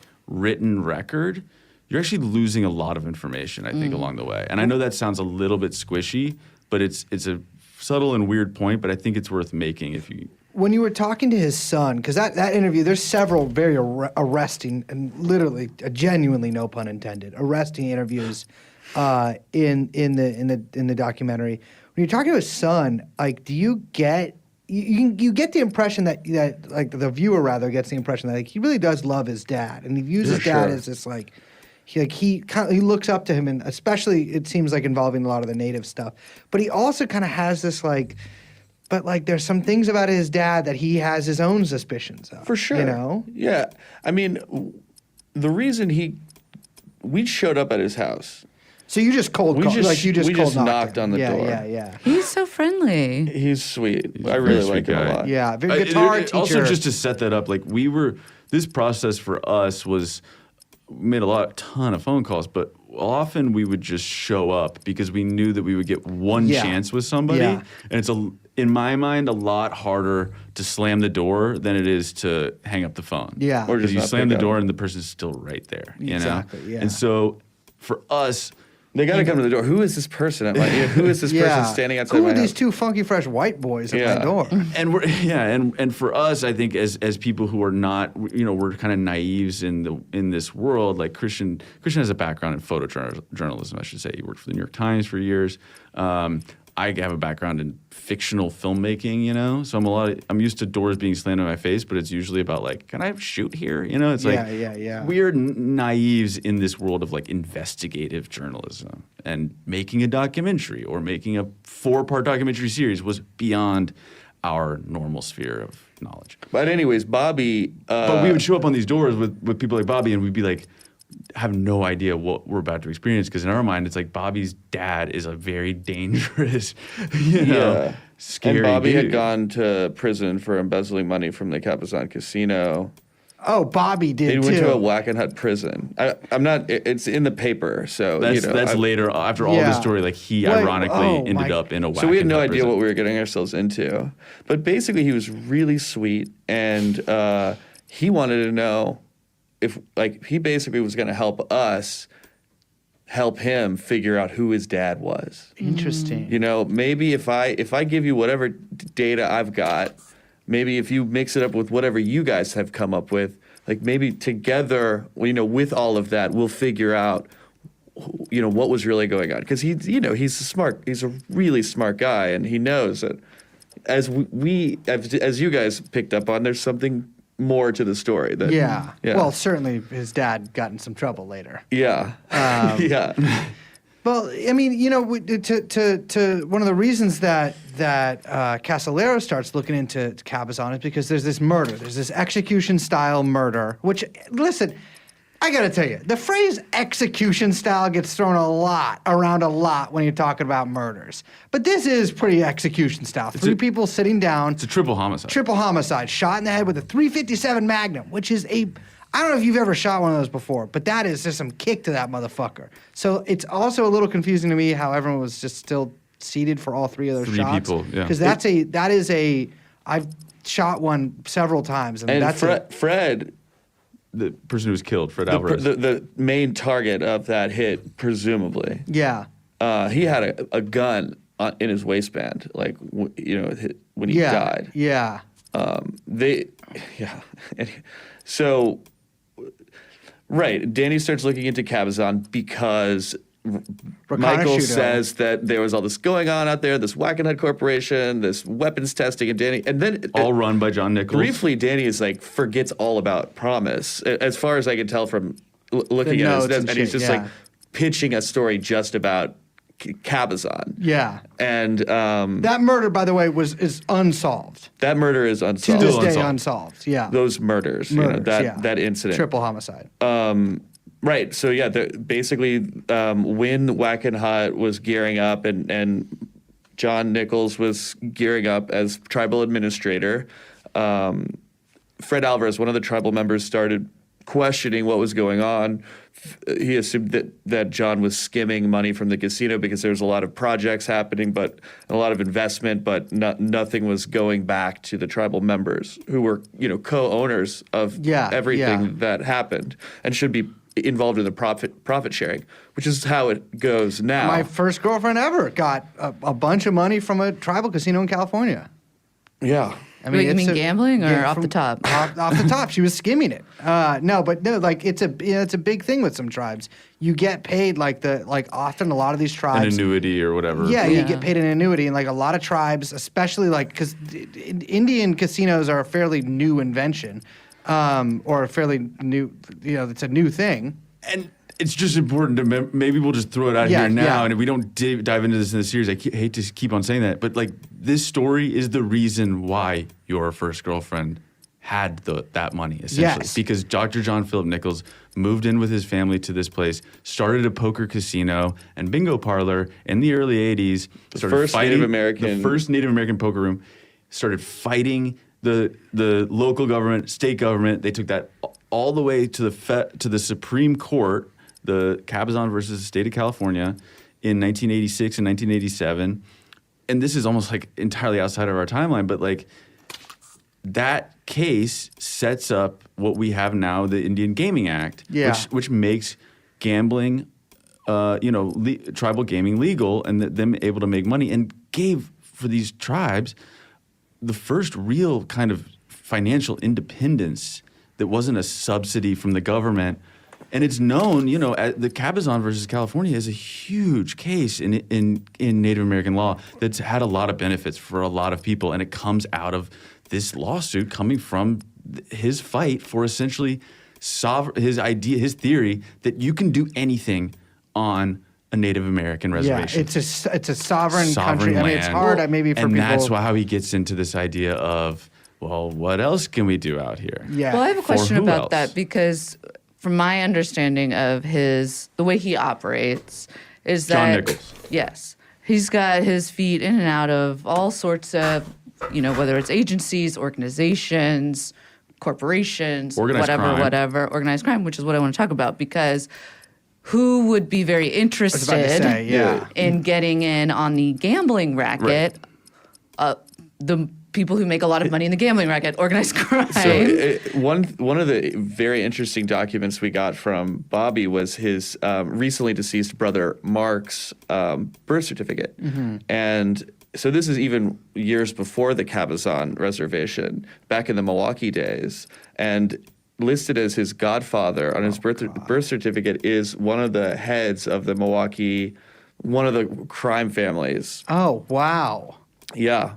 Yeah. So obviously with the Teamsters thing. Yeah, yeah. And that's the thing is too, I hope we never try to make like a movie with Teamsters on it because we're going to have some problems. Well, hopefully maybe TD, I mean, the Hoffa's kind of out on that. I saw The Irishman. Yeah, exactly. there you go. And Teamsters certainly worked on that film, but including like Teamsters who are like probably part of like Jimmy Hoffa's son's like political whatever. It's very weird to think about. His son Bobby contends that later on, when John Nichols went to prison for something else, that the FBI pulled him out and asked him about Hoffa's disappearance. Interesting. Yeah. Yeah. He joined the Teamsters gang in prison. And so like there's this sort of mob style hit, which is another thing that people like to say about murderers. mob connected guys had been brought in to run the casino. Yeah. And as Bobby says so eloquently in our show, well, who else are you going to get to run a card room? I mean, who knows how to run a card room better than these guys? It's true. I would say now times have changed a little bit. Look into the Chinese. Been to Oaks Card Club in Oakland. Pretty good at it. Solid operation. They did actually. There was a crazy like machine gun style robbery there like a decade ago. I think there's footage of.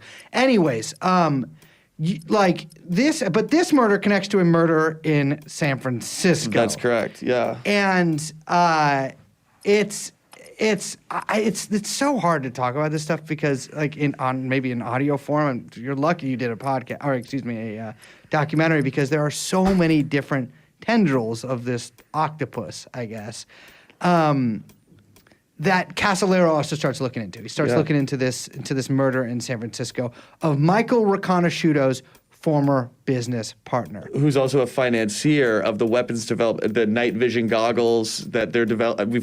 I mentioned biological weapons and machine guns. I forgot to mention night vision goggles that they were planning on manufacturing on the reservation. Yes, and so and Michael's not only there, after the triple homicide in the desert of Fred Alvarez, who was trying to get John Nichols kicked out of the reservation. That paves the way for all these intelligence-connected people to come in and Michael Riconosciuto to come into the reservation.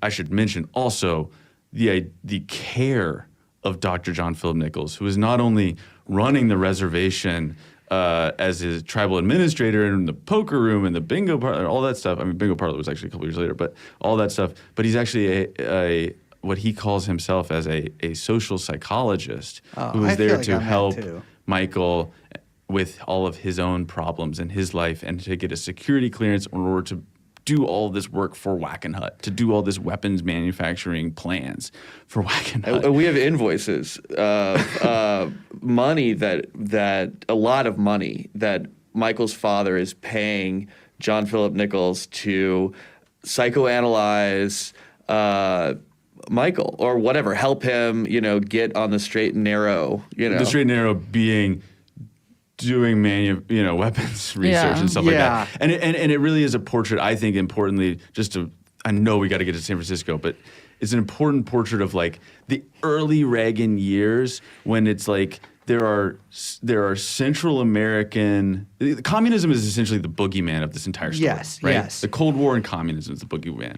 And there's all these, proxy wars that we're fighting. And it's like, well, what can we do? In the administration, we could hire people like John Philip Nichols and Wackenhut to manufacture low-cost arms to send down to these places, and we will defeat the Russians as they try to creep, the communist Russian creep into America. And I think an important part to note too, like that, I'm not sure this means anything, but it means something in some way, is that they're talking about manufacturing all of this stuff, night vision goggles, biological warfare, your submachine guns, and having them tested and having some of these weapons tests done by Contra generals. Yeah, they show up. Which is really wild on this reservation.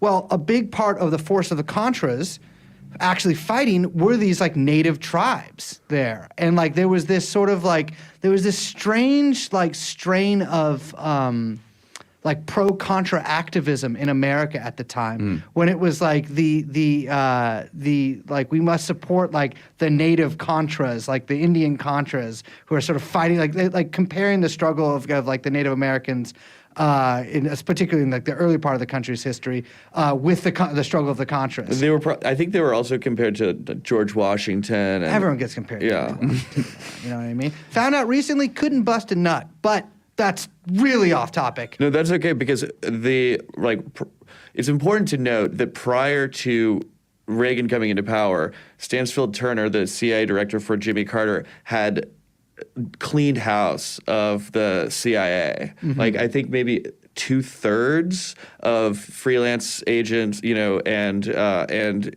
operatives and case officers were laid off. So now you have just out in the world all of these people with a very specific set of skills and no job. Meanwhile, there's all these secret wars gearing up. It's kind of like insanely perfect timing. Yeah, very well, and a lot of reasons those secret wars are gearing up is because there are all of these people looking for freelance gigs, right? Like it's dialectic. Really it's not just Also one very to the other. reminiscent of 2003 Iraq and de-Baathification. But so you guys, from what I understand, also you bought a significant amount of arms for this. Yeah, so we came into this whole story as customers. Yeah, of course. And we were just looking for good deals. Trying to buy heroin. Wheel and deal. But so, we have like, you see, we have tons of documents from all different kinds of sources that we found, some of which we just like don't really, a lot of people who worked on this don't know where we got this stuff from because we wanted to keep that secret from everybody involved. Yeah. There's very few people who know where we got everything from, essentially just Christian and I. But so we would just find invoices and random things. And so we started just calling people who were out there who were working with, these intelligence operatives and stuff like that. So we call like there were in these former reams CIA of papers that we got, there are invoices that are unredacted with names and amounts and all kinds of. Some of these guys are still alive, so we would just call them up and try to meet them. And there was this one guy who was an arms dealer who we know who had potentially done some work with John Nichols out there. We call him up. We found that invoice later. We actually learned about him because we called a journalist who told us about another journalist who met a guy, and so he was like, "Oh, you got to call him. I don't know if he'll talk to you. Like he's a real curmudgeon, but call him up, see what he says." And we call him up. We're just driving around. A lot of this was just us driving around and just like knocking on doors, like I said, and calling people randomly and just praying that they would pick up. And so we call this guy. And we're like, "Do you remember Dr. John Philip Nichols?" And he's like, "Oh man, that guy. Yeah, of course. Like, I was out there. He brought me in. I used to manufacture weapons, right? Like that's my job. And he brought me in because he wanted me to make silencers for him. So I go into the office there, the tribal office, and he's saying, how good are your silencers? And I said, pretty good. He's like, all right, well, why don't we, he's like, calls the secretary. He's like, bring us in some phone books. He's like, how many phone books do you need? He's like, to shoot through, I don't know, 5, 10 phone books? Bring in 10 phone books. Brings in 10 phone books. And in the office, in the tribal office, he pulls out the silencer, the 9mm, and he's like, keep the door open. Shoots this phone book, then brings the secretary in. Is like, Martha, whatever her name was, like, did you hear anything in here? And she's like, no. What's that smell? It's like the gunpowder smell. And he's like, pretty good. John Nichols was like, all right, we like the product. So this guy also, he brands himself, he tells it, he is a gun manufacturer, but he also says that he is a gun fighter. Like, oh God, yeah. Right. And so, winking very aggressively that, he's not in the CIA, you know what I mean? Or says that he was. Was the age, does the age match up to Vietnam or like? I think most of his work was in Central and South America. Okay. But he is a contractor, is what he was saying. But he did not end up manufacturing stuff with John Nichols because he said that he was like, but he wanted to pay me in shrimp. And we're like, what? And he's like, John Nichols was such a hustler. He wanted, he's like, I didn't want to get involved with this guy. He's just dripping with agency connections because he's introducing me to people like the Jackal, and you don't know the Jackal unless you know somebody in the agency. It's like what? Like Carlos the Jackal? That's what he was saying. That he had arranged a meeting with it, and so he's like, he tells us that John Nichols was going. He was like, I want to sell all this stuff, all these like submachine guns and things over to the Philippines, okay? We're going to do like small arms to the Philippines. They don't have a lot of money, but they do have shrimp. Pan fried, deep fried, stir fried. And so they were going to. What? Facts. And he's like, so he was designing a way for us to set up a manufacturing facility, carry it out on it could only touch federal roads by the time these guns got to the shipping port on the coast. Couldn't touch state land because that's why they were doing it. Is the state of California, they couldn't have any state laws touched. And then we would put it on boats, and they would bring us shrimp in return. He's like, what am I going to do with all that shrimp? I just can't do the shrimp. And so we just met up with this dude. We go to his he's like a boutique arms manufacturer. He does a lot of like law enforcement, whatever. He says he no longer works with the CIA because those guys are, or he calls them the Christians in action. He said the same thing about Hollywood. Yeah, he said that those guys are assholes. Well, they not tried to Christians kill out there, him, but- all this stuff. But we go into this place. There's a It's McLaren so sports beautiful. car. It's Just like you could eat off the floor, and it's like it's He's where got he a makes McLaren? like You're just and in we- the shop. and it's sitting there as this like McLaren sports car, and just like this incredible tool belt, and we're just like, it's like 5 p.m. on a Tuesday, and we called him an hour earlier and just drove to his place. He was like, yeah, come meet me there, and we're just sitting in there. After a while talking to him, we're just like, I was just like, dude, what makes you think that we're not, CIA, intelligence operatives? He's like, I'm not worried about you guys. That's so disrespectful. I know. I was like, well, buddy, we could, but I could. I mean, this guy I was a don't know, I could pass the major. physical test. Did he say that scary he's dude. a sociopath? Yeah, he told us straight up. He was just like the kind of work I do. He's like, I'm what you call a sociopath. Interesting. And we're like, oh, okay. And he's like, as long as you know that's who you are, you can do a lot of amazing things in life. I was like, okay, cool. Yeah, I think a lot of characters in this. Did he story show? fit that Did he bill. show you any? Yeah. Any? Essentially, what we got on. Weapons? Yeah, he showed us a lot of he had weapons. a shit ton of weapons around, and he's basically retired now.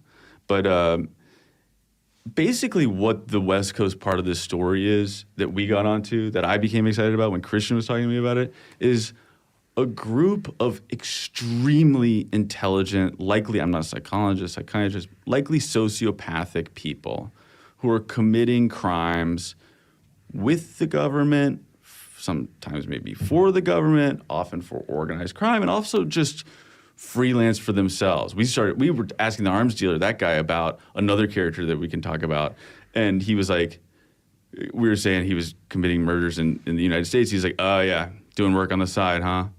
Can't do that. It's like, oh man, this is just, it's kind of an accepted, weird, strange world that we started looking into, of all these brilliant guys who were doing, to my morals, very bad things.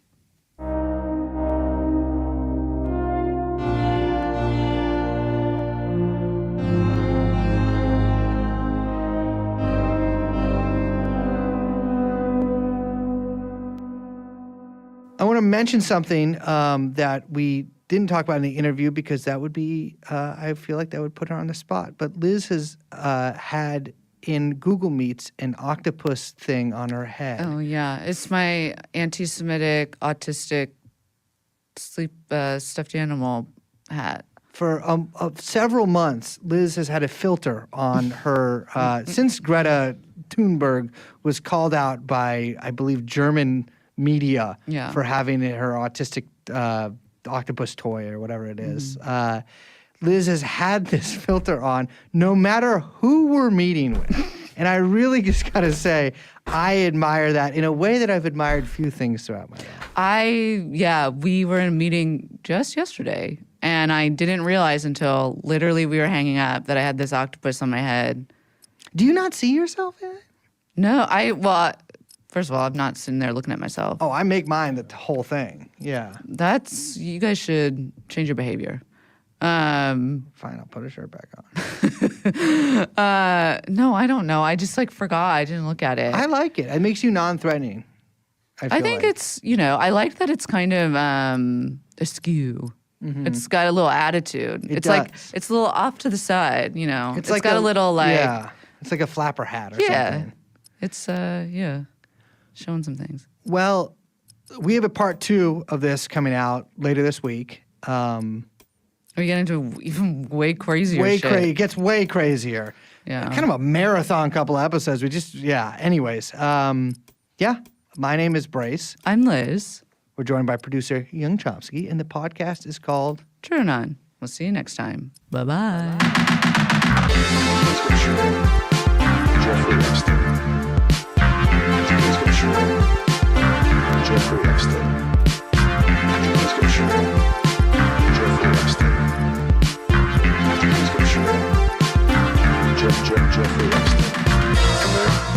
Come in. Jeffrey Epstein.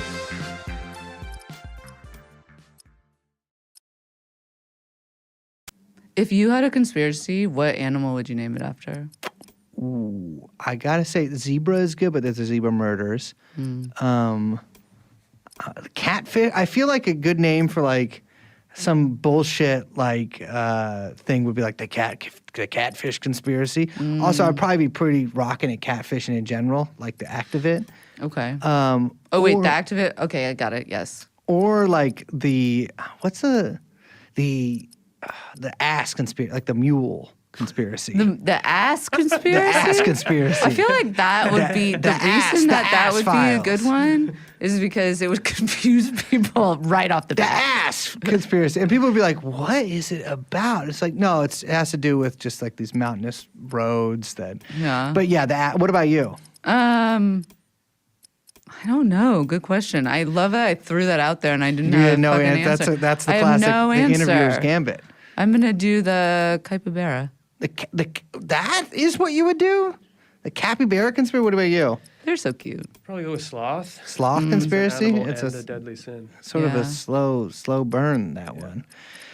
Well, ladies and gentlemen, welcome to episode 1 of The Ass Conspiracy. Jeffrey Epstein. Jeffrey Epstein. Jeffrey Epstein.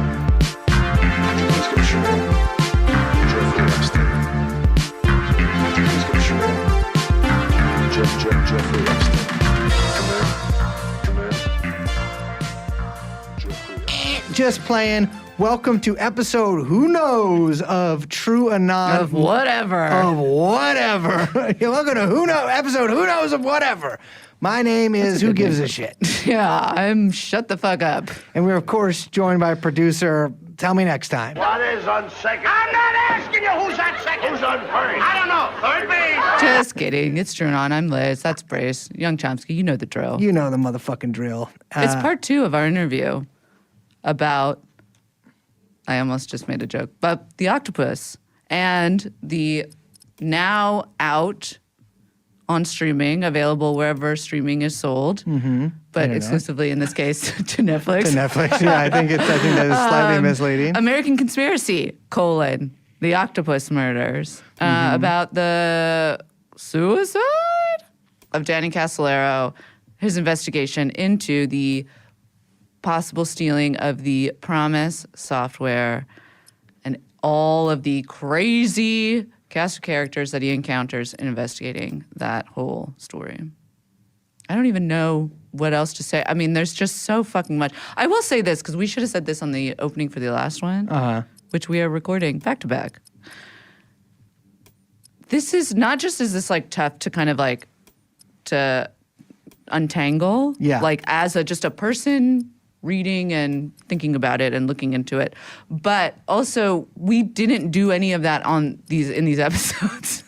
We didn't really try to untangle too much of it, because I think so much of our conversation is really just geared on these guys' experience in them trying to untangle. Well, I mean, the thing is, they made the fucking documentary. I'm right? saying if you want to learn the ins and outs of this thing, one, watch the movie.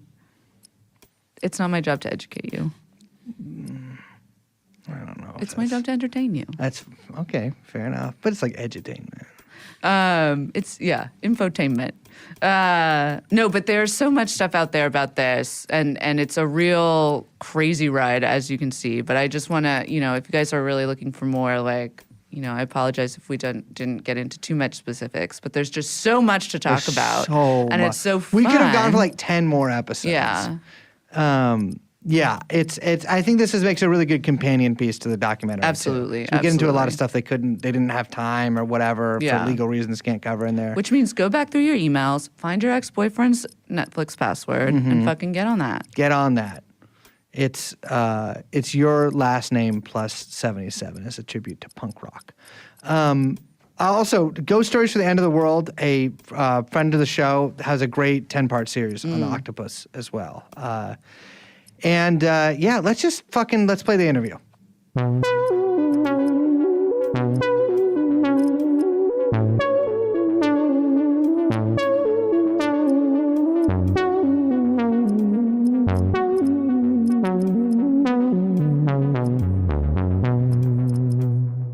Ladies and gentlemen, welcome back to TrueAnon. We have with us here, and I'm so excited, part 2 of our interview with the 2 guys who made that documentary about the dude who fucked the octopus, from what I can understand.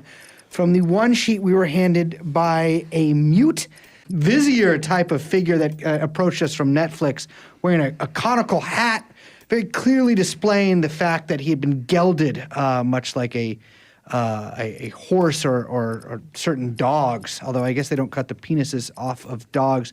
Just fucking playing. We have with us here Zachary Trites, hailing straight from Sudetenland, and Christian Hansen, one of the unfortunately not musically inclined Hansen brothers, who are here to talk about their now out documentary, American Conspiracy, The Octopus Movies. Thank you and forgive me for that introduction. The Octopus Murders. The Octopus... What did I say? You said movies. The Octopus Movies?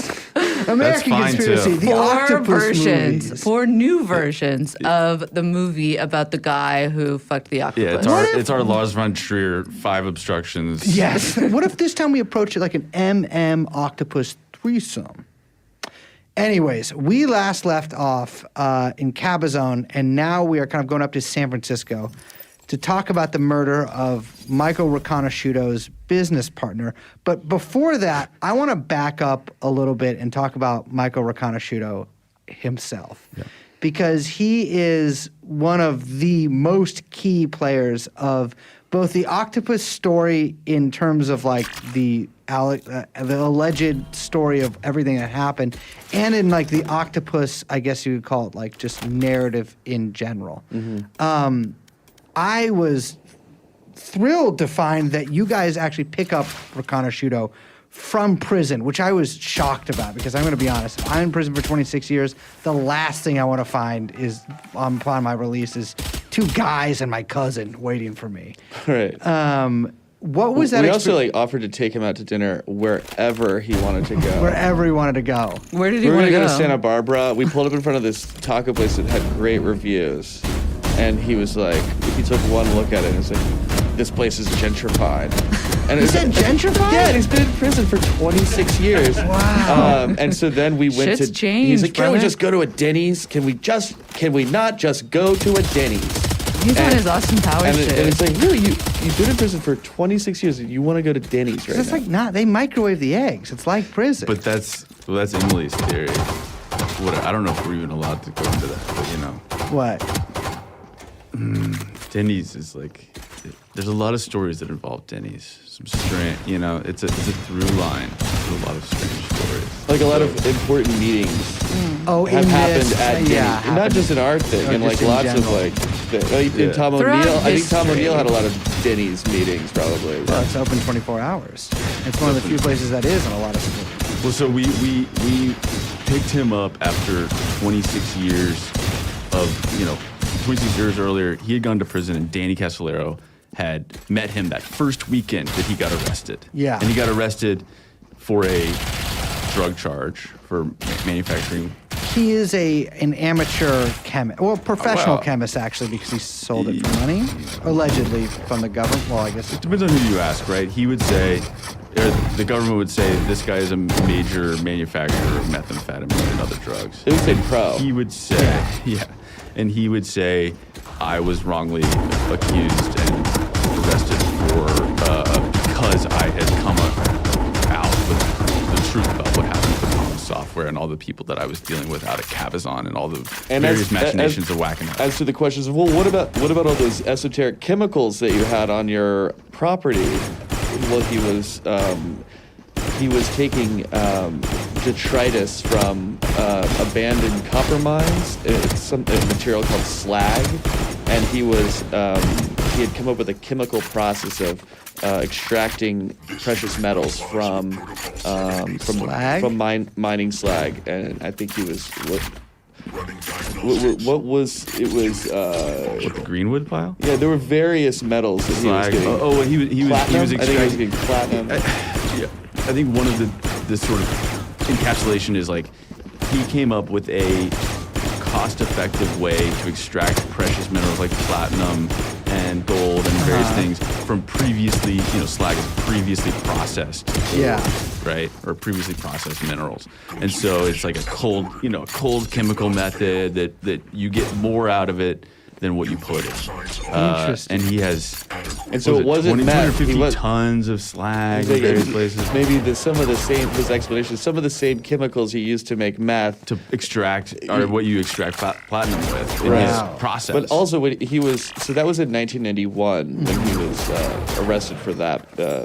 But in 1972 or so, he was arrested for manufacturing PCP in a lab that you actually had to enter with scuba gear. It was like it was on a river in a boat, and the like a entrance was houseboat. below. Because he had a lot of surveillance happening. I talked to the DEA dude who ran that investigation against him in the 70s, and they were watching him from the bridges on the tops of the buildings, and they Just couldn't. watching this dude scuba.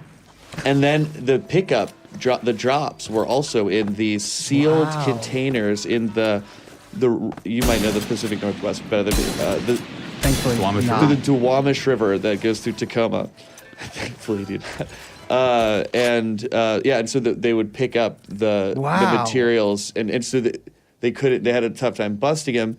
Then when he was on trial, obviously he's doing scientific testing on the water right? That's He's- his if he- story. That's what he he's says he's doing. Yeah, but and so that's kind of just his like MO. of his own volition, he's just doing scientific testing on the water. Right. The thing is that he was a child science prodigy, right? Yeah. Like that's sort of objectively seems to be the case here. When he was, at 9 or so, he won a big science fair. He was.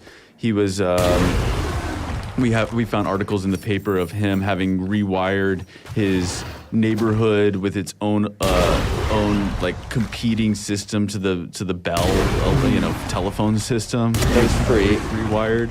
And by the time he was 16, he's in the Stanford physics lab of Arthur Schala, Dr. Arthur Schala, who essentially invented the laser, and he's doing laser research there at 16. By the age of 22, he's getting involved with the drug thing. Since you're you guys are San Francisco, he attended high school at an all-boys school called the Woodside Priory in Palo Alto? It's in it's that. What's that valley? It's the upscale valley where the guys that did the Chowchilla kidnapping live. Starts with a P. Portola Valley. Portola Valley. Portola. It's like a very exclusive. This is something we don't dive into in the show at all, but it's worth mentioning. I feel like, right? The Doug Vaughn's analysis of he's somebody we interviewed, a journalist. He did research into Michael and talked about how that school allegedly, well, it was Hungarian priests or monks, I guess, who had been anti-communist in Hungary and allegedly had worked with the CIA and State Department over there, in their anti-communist efforts. And then when they left Hungary, they came to the Portola Valley, founded this school, and it was a school for troubled boys. I never heard of it. Now it's a good school. It's a good school now. I think it's, we don't want to cast too many aspersions. But when I went and visited, I was that it had been importantly in his telling, a recruitment ground for child prodigies for the CIA. And it's like, is that true? Like, how could you even prove that ever? But it's an interesting thing. You've got these monks who worked with the Central Intelligence Agency, and they're dealing with all these kids. Yeah. And like, well, you're spotting talent. I would do it. Yeah. If I were you guys. And so then, that's San Francisco, and, then Michael turns up at this avant-garde theater on Haight and Ashbury, or the Haight area, called the Straight Theater, where he, at one point, and this is a story I learned from the founders of the theater, not from Michael, he never even told me the story. The night that Ken Kesey did a 30-minute rap along to the Warlocks, the predecessors of the Grateful Dead. Or not Ken Kesey. Not Ken Kesey, Neil Cassidy. Sorry. Okay, yeah. The night that Neil Cassidy did this rap, Michael Riconosciuto had brought a laser from Stanford and was projecting it, around his stomach and stuff. Yeah, as kind of talking about it, I think, during this thing. As a, piece of the lighting, and look at this cool new laser. Well, that was a big thing back technology. then in San Francisco in the 60s. It was like light shows. Yeah. And so there's a way you could see Michael as this guy who comes out of the counterculture movement and kind of moves into the as it goes from acid. You want to think of it that way. I think it's a good way to think of it. Acid to speed. into the speed years later on in the 70s and 80s. He's also adamant with us in that car ride when we picked him up, was adamant that he was part of COINTELPRO New Left. He was like, I worked for the FBI as part of COINTELPRO. And he was like, there was a communist threat. The communists the hippie movement had been infiltrated by communists, and I was helping keep tabs on what was going on as an informant. Yeah, interesting. So his whole thing is he's like, I was like both informant and target, which actually but wouldn't also be. loves the music of San Francisco, and he's turned me on to some amazing bands from Joy that era. Cooking. Yeah, this band called the Joy Cooking. Yeah. That's interesting, but also like you didn't really need COINTELPRO to infiltrate the hippie movement, as it pretty much did the work of COINTELPRO by its very nature of like depoliticizing people and getting people to tune in and just drop out or whatever. Right. Yeah. But he's such a fascinating character that you guys get involved with, that Danny himself had been involved with, and it's, you know, there's a part in this where you actually reenact Danny Casolaro going looking for this cassette that Michael Riconosciuto told him was like out in the this wilderness. A very strange story. And I feel like that's so emblematic of like Riconosciuto's kind of MO, because like he kind of is like sending this tantalizing information, like all the answers are here, but all it does is just like obfuscate more and like add more confusion and really waste Danny Casolaro's time. Yeah. Someone said Michael Riconosciuto's favorite words are, "I've got the document, I've got the photo, I've got it on film," you know, but you'll never see it, you know. Yeah. Which we found to be, you know, dealing with Michael, I found him to be a very, when I first learned about him from Christian and met him, I was a huge skeptic of his. I mean, I'm still a skeptic of pretty much anybody in this story, but as you check out more and more, he speaks very quickly, drops a lot of names, there's a lot of stuff in there, some of it's true, some of it's not. Fundamental stories that I thought were total bullshit turned out to be true in a way that it's just kind of amazing to me now. Some of the stories about, I mean, like what happened with Paul Maraska and the things that happened in San Francisco and the people he was dealing with, people like Philip Arthur Thompson, which we can get into. You know, it's like, or just in like my mind, if you met him at, you were wandering around San Bernardino and you met him at, you know, a car parts store or something, and you struck up a conversation and you didn't know anything about this, and he said, "Yeah, you know, back in the 80s, I used to work on this Native American reservation. I was a director of research for the Wackenhut Corporation, which was, and we were, and you'd be like, yeah, whatever. And the way he's presenting it and talking so fast, it's like, there's basic parts of his story that are true that are absurdly fictional sounding. Yeah. Yeah, I know. Yeah, I know what you mean. Well, getting even to the Maraska murder. Right. I mean, it is a real verifiable fact that his actual real life business partner was murdered in a pretty spectacular fashion. Yeah. And the way that you guys get into that in this is fascinating, because it seems like Philip Arthur Thompson is kind of who you like point the finger at. It's like, this guy probably did it. Yeah. And he was both an FBI informant. Yes. And he was also, which is proven, you guys show the documents, but he was also legitimately part of Riconosciuto's like circle. You know, like he had shown up and just like started hanging out with them one day. His dad was paying him to be like his whatever friend. How the fuck did his dad get in contact? That was the question I had. His dad, you know, got into contact with Philip Arthur Thompson through John Nichols, essentially. I mean, it's hard. there is a lot of people. Everybody that involved in this triangle has a different explanation as to how Philip Arthur Thompson enters into their lives, and then Philip Arthur Thompson's explanation, you know, a fourth take is that he first met Michael back in the early '60s in San Francisco, but the way that they're basically, the account from Michael is that the FBI was. We mentioned that Michael had a business partner who was murdered, Paul Maraska. Yeah. The business that they were in was drug business, drug wholesale operation. Illegal drugs. Illegal drugs, yeah. He had, Paul was moving cocaine. They also had like a huge supply of precursor chemicals to make methamphetamine, like. When we talk about huge supply, though, I think it's important to mention train the car- scale that train we're talking car about. loads.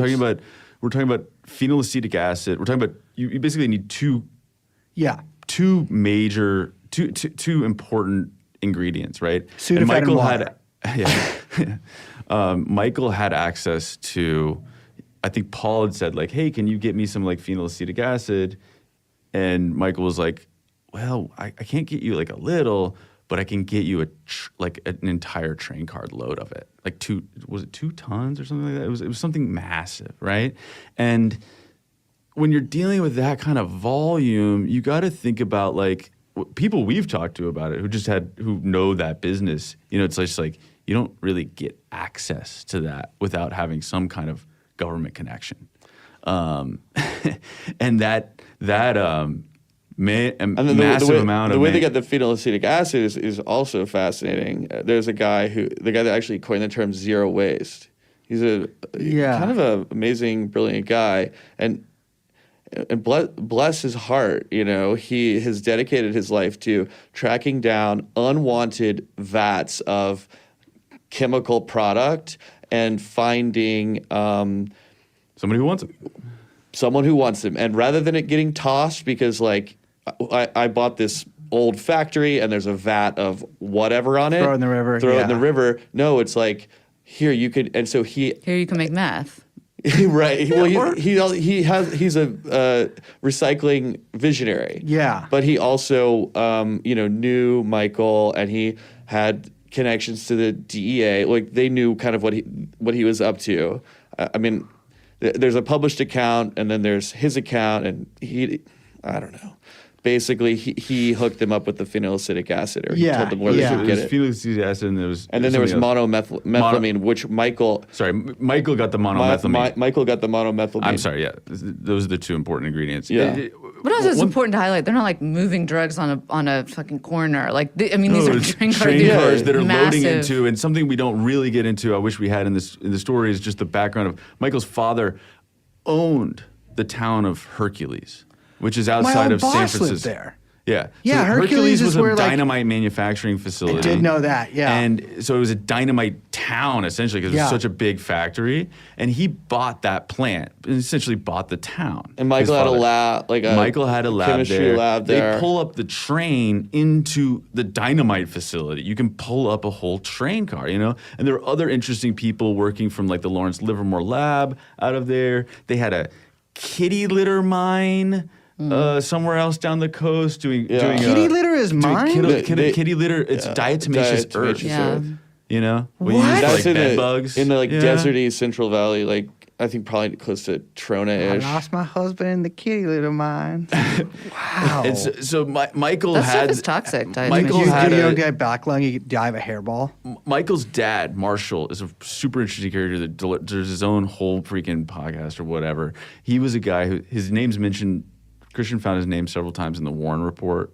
Marshall Reconnaissance. He was business partners with with one of the three hobos from this guy named Fred Chrisman. And Fred Chrisman interviewed by Jim Garrison. There's an interview with Chrisman by Jim Garrison on the internet too. Yeah. Right.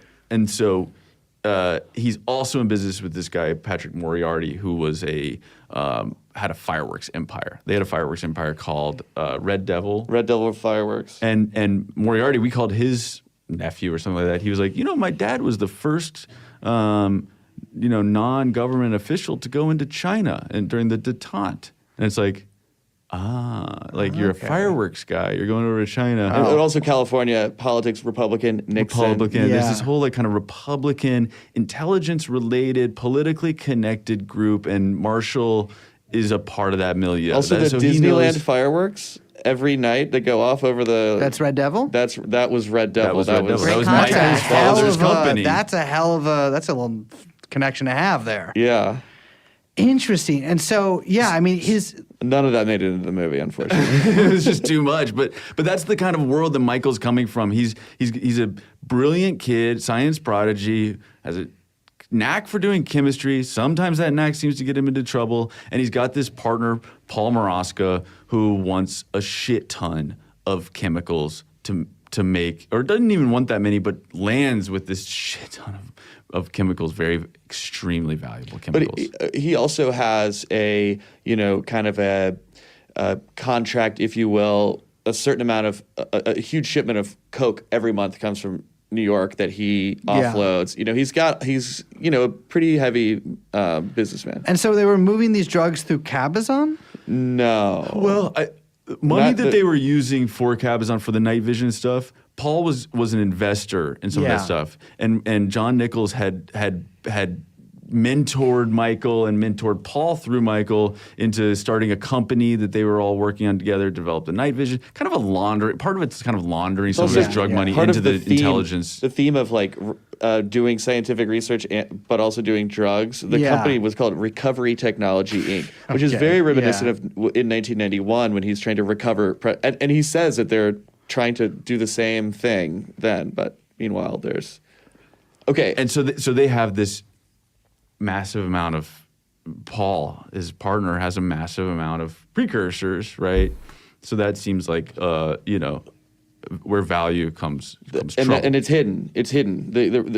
It's a pretty complicated story, but they're basically waiting for one dude to get out of hiding, and so they're going to cook it all before they sell it. So the precursors are hidden in an abandoned mine in Nevada, and they're basically waiting for like the time to be right, and then they're going to cook it and sell they'll tens have of millions of dollars worth of drugs. so much money.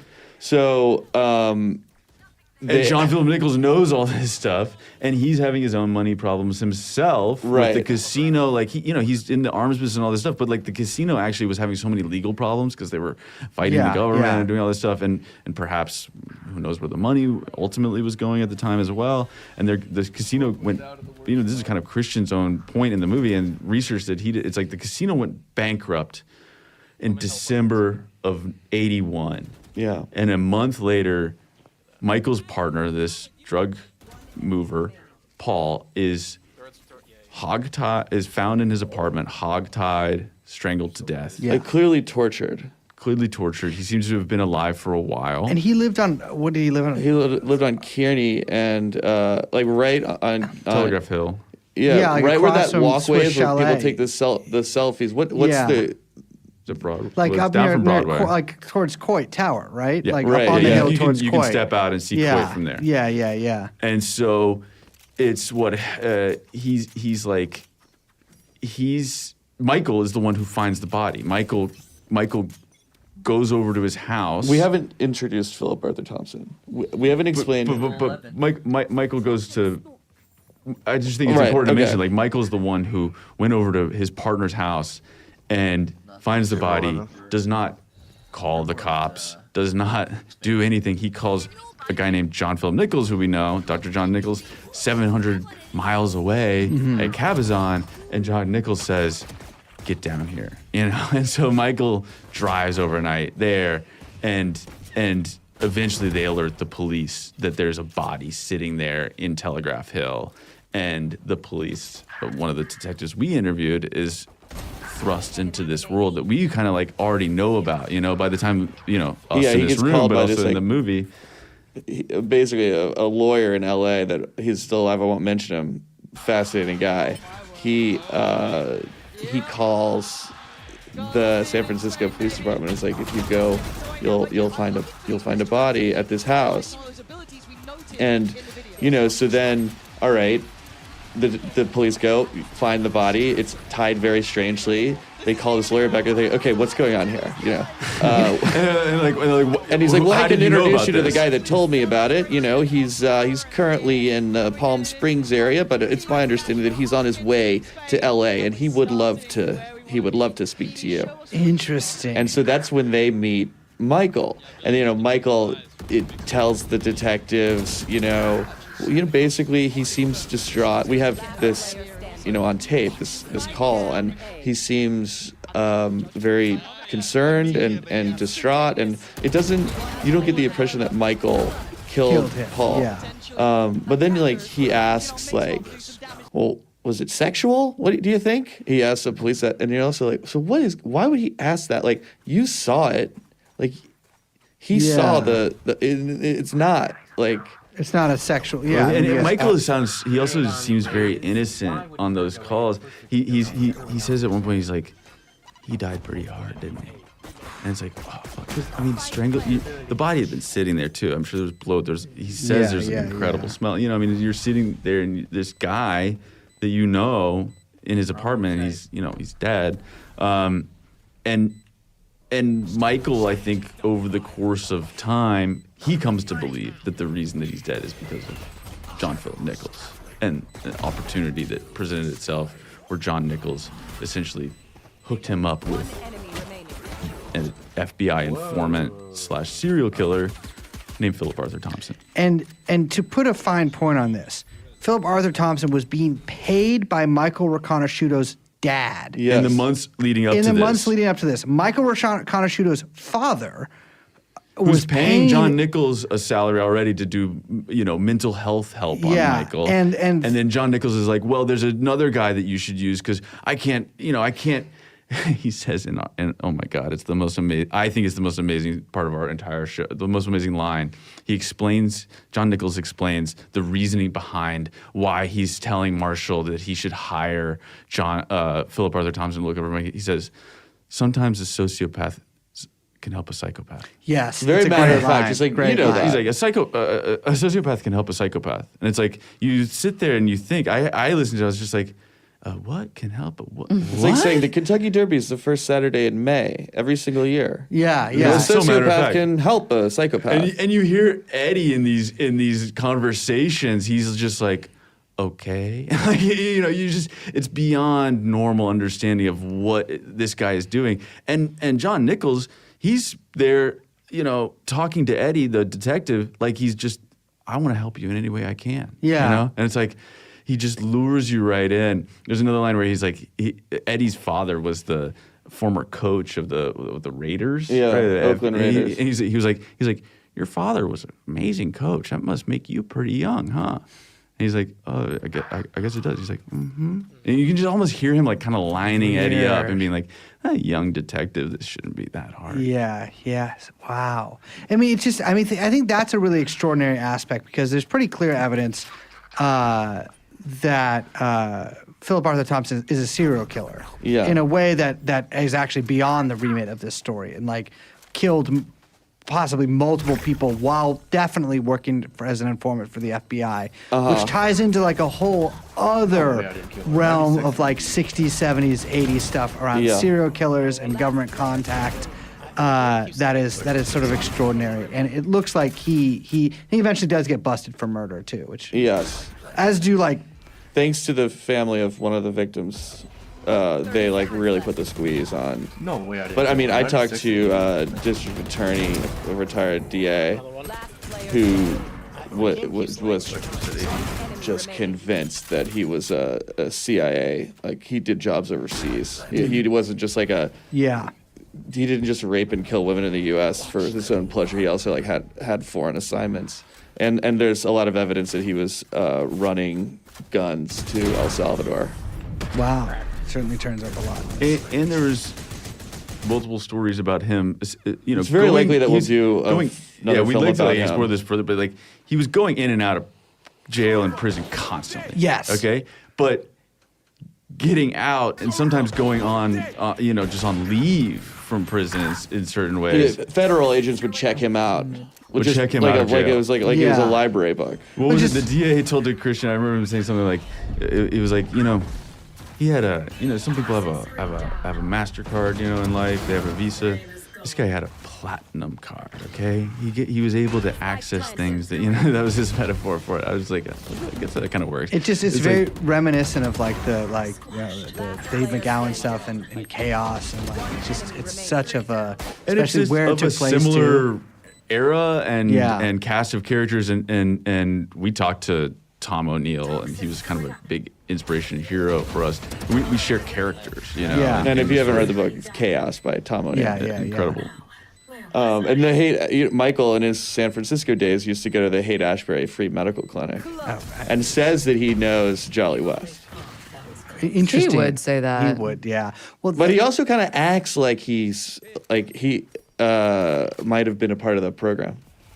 Like, does Michael Riconosciuto himself sort of hints that he might have been an MK Ultra subject or practitioner? And said it, He said that Jolly West at one time he was like, oh, he was one of the good guys. It's like, but his brain's, if you think that, if you know him, your brain is potentially very scrambled. I would say that killing the elephant, even if you are like the biggest anti-communist, like mind control crusader in the world, the elephant thing probably unnecessary. The elephant's a bridge too far.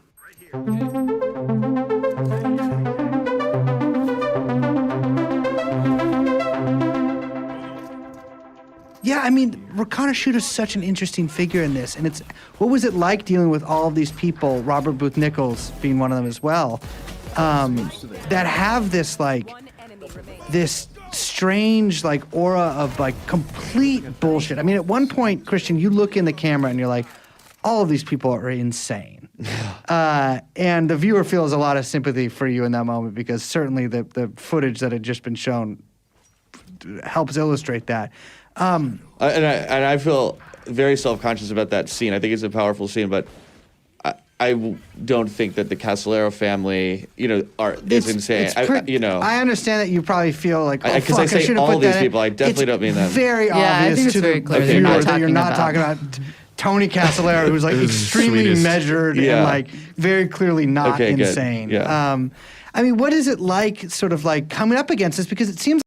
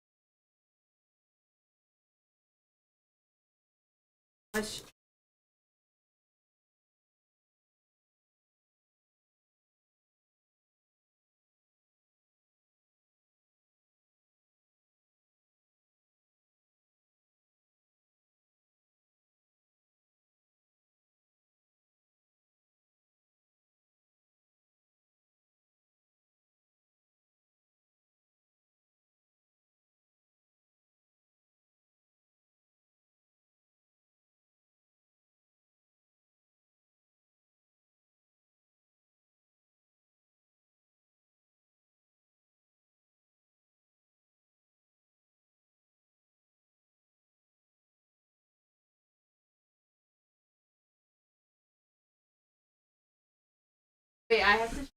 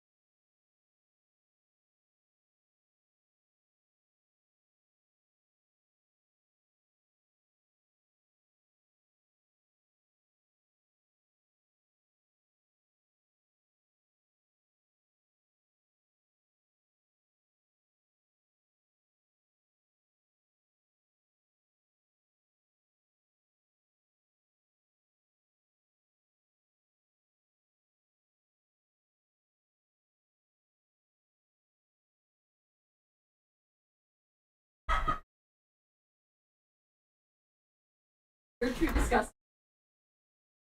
I didn't say that. I just said. Ew. I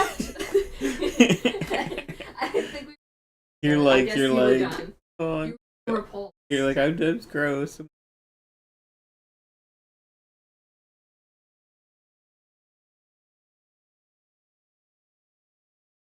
Hey, this one.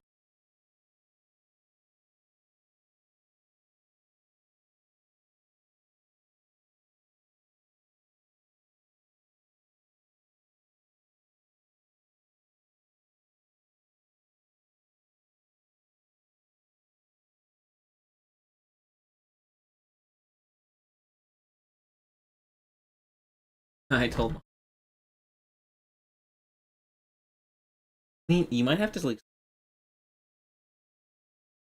Might especially if explore you're going Bailey's. out. Oh, or that. That's. But yeah, I would. And I mean, even still, like, have to be highways to go on, or what ways to go. Because he'll probably land at, like Mom was saying, he'll probably land at ABE.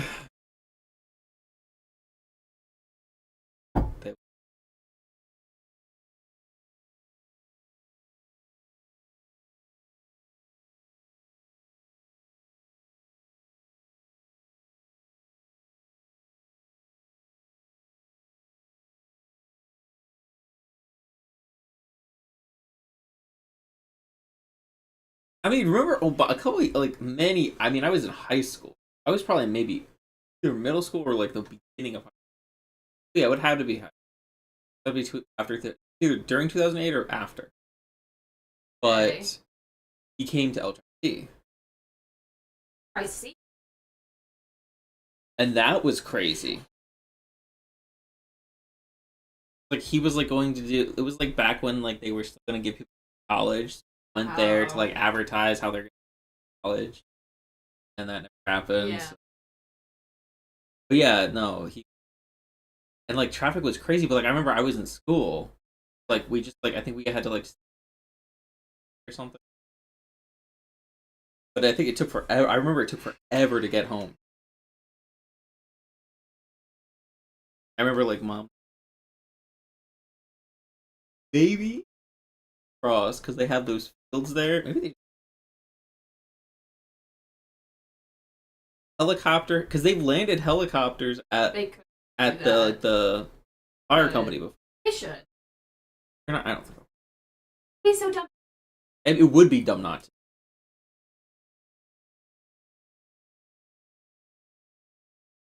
He definitely needs. And they ride on them all the time. Yeah, I know. Nothing. Thing. No, I was. What if they get in a helicopter and it crashes? And that's what we're that's what Schneck's famous for. I would love that. Place where Donald Trump died. Hard. Oh my god. I love it.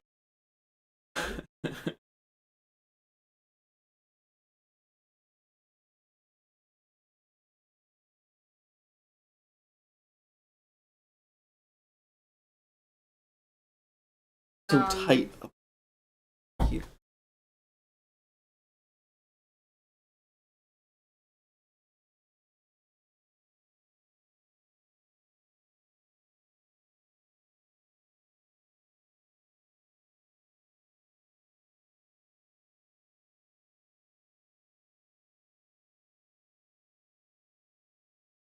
You know, nope.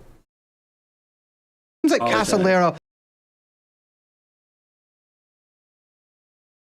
That is like one of the theories about Danny Casolero's, like if he committed suicide, right? Yeah. Is that he was taken in by this group of hucksters who like are bad people who genuinely did crazy shit, but were lying and sort of stringing him along with this story. You guys essentially take up from where he ended there and like kind of are subject to the same forces of just like smoke and mirrors and just like dazzle and bullshit, Right. but then also these like this like ine of truth beneath all We of were it. able to document so much of the supposedly bullshit stuff that these crackpots were telling Danny. But they also are like, they do lie, and they are very confusing people to deal with. They're also, it's fun, but it is interesting when you get to a point when like it's pretty exciting when you first get to know these guys. Yeah. But then when determine how much health you realize you've been How do you have 48 in it too long, when you roll your eyes, you're like, oh God, he's calling. Yeah. You don't even want to deal with it anymore. But How much health do you have left when you get back up? whenever you talk to like Michael, for instance, it's always since we met him in 2017, he's always been on the brink of being hunted down and killed, and he's always just like, I am fighting for my life, and it's one of the things he's. And then at a certain point, you're just like, I feel bad if Michael hears this, but what you seem like okay. Like the worst thing that happened is your heart from all the stress you're putting on yourself. Like who's chasing you? But then like, you've been it's good like for you 5 have years. that, and then you have the history of it's like people die around Michael. It's Yeah. like, there's a lot of people who die in let his me tell past. you, I walk in and I'm not going to use you as an example, and young Chomsky has been trussed and slaughtered in an apartment. I might be paranoid for the rest of my life. for You know. And that energy lives with him, and that's the problem. It's like you just never know exactly where anybody's coming from, and there's, in my mind, I came to believe that there's a point to that, and I don't know necessarily it's an overall point, an overarching point that the octopus is like this ultimate conspiracy or whatever, but it's a play, it's a dance, it's like a piece of jazz that's being improvised, but there's people who are better at it and people who are worse at it, and they're all playing this kind of game, and it's how Michael plays it is he has information that he knows is true, I think, and information he knows is false, and he uses that and seeds it out into the world, and it gives him ability to kind of move around and see what's going on and see who's talking to who, because you can see what information passes to whom. And it's fascinating, and it also, I think that Smokescreen allows for a lot of the people in this story to get away with the things that we talk about people getting away with. People get away with murders. People get away with enormous drug deals and enormous amounts of money and arms and intelligence operations all around the world because it's all just too damn confusing for anybody to really parse it. It's designed confusing.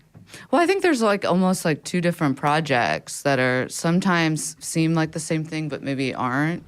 Where there's like, and I'm curious if you guys felt like this, because my understanding of like Danny's project is that he kind of ran into this issue, which is that there's sort of like this idea of trying to find the quote unquote truth, which this idea that there is this sort of like determinist like reality that can be like, you can strip away everything and you can understand like what happened, when, why, where, all of those answers, and like it's makes sense and it's clear. And then there's a story.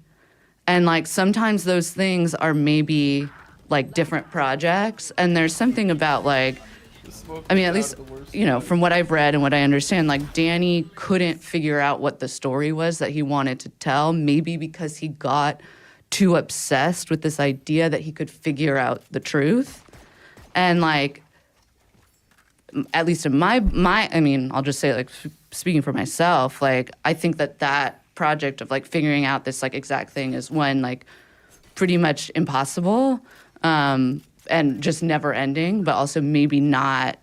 Like there's something to like figuring out the story and like, an interpretation, I guess I would say. Like there is, I think, sorry, I don't mean to like monologue here, but I think like we have this idea in our kind of like understanding of like interpretation that's like different than like there's truth and there's like interpretation. Like those are two different things that are at odds. But to me, like, and in other languages too, interpretation means like your version of like laying out the story. Like, this is how I interpret the world. This is how I lay things out. I think that's like even like the German word for interpretation is like to lay things out. And in some ways that can be like more, almost like more insightful than the idea of getting to this like determined thing, because the idea of an interpretation is that it's supposed to kind of like wake you up, to like shock you and to show you things that you couldn't see before, to like illuminate things and to kind of present something that can kind of make sense. And so it's almost like in getting into the details and the truth of all these things, you kind of get bogged down and you're unable to kind of actually lay out something that can, help us understand something a bit more. Does that make sense? Yeah. One little thing I'll throw to Christian, but I think that's why last time we were talking, the last episode, we were talking about, I was so insistent on sort of seeing the perspective of where things came from, the sort of like source of the information. And that's why ultimately, Danny's in the movie, we see his perspective on things and we see him as a character and how his thinking evolves and devolves kind of at the same time over the course of it. And then it was important for us to just be extremely subjective and put ultimately ourselves and my view of Christian's interpretation of Danny. You kind of can't understand it without, it's like a physics experiment or something, like without being a part of it, without affecting it, Right. you know what I mean? And you can't really understand this bigger picture without understanding what it's doing to you and how you're interpreting it, because the subjectivity is how you have to see it. And it's also, like you're saying, I mean, there kind of is maybe there's an objective reality, but it's not one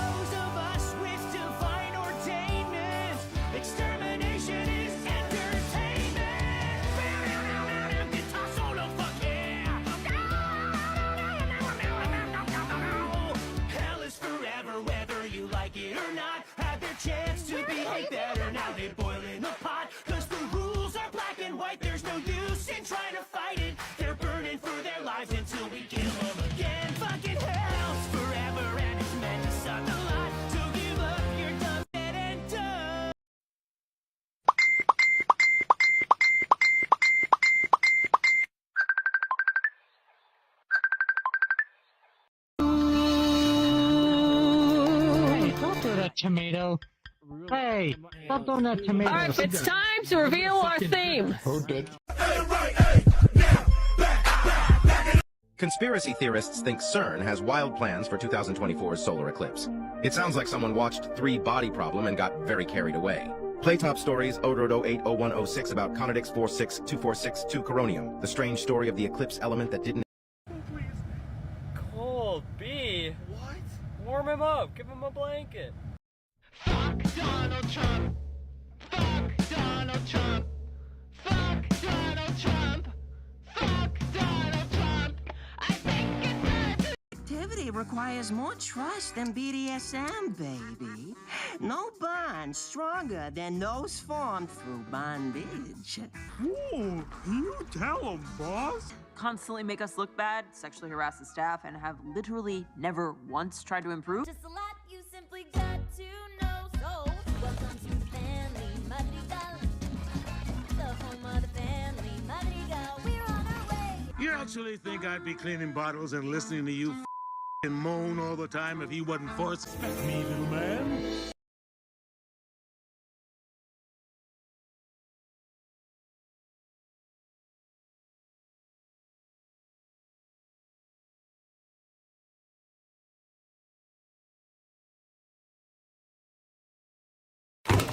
Hi, how See what I told you guys? Not too far from your high school, Uncle Ben.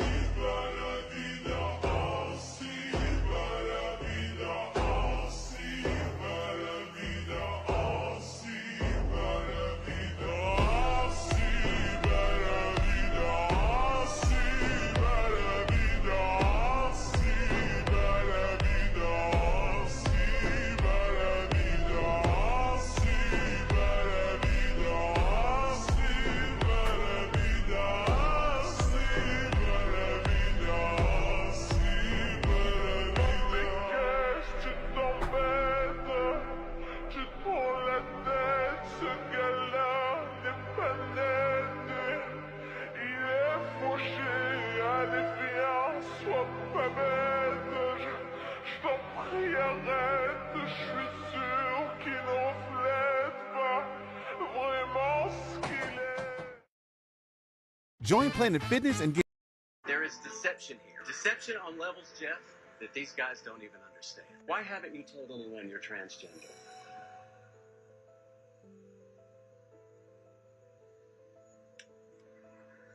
What I'm showing is a deception. But that's personal. It has nothing to do with the game.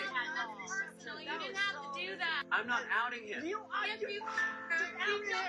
Nobody has the right to out anybody. I'm not saying, Jeff, that transgender people are deceptive. You're saying by him not revealing it, that he's capable of deception. That is a giant leap of logic. Whenever you want to come out as a gay person, as transgender, it's your choice. Nobody should out anybody.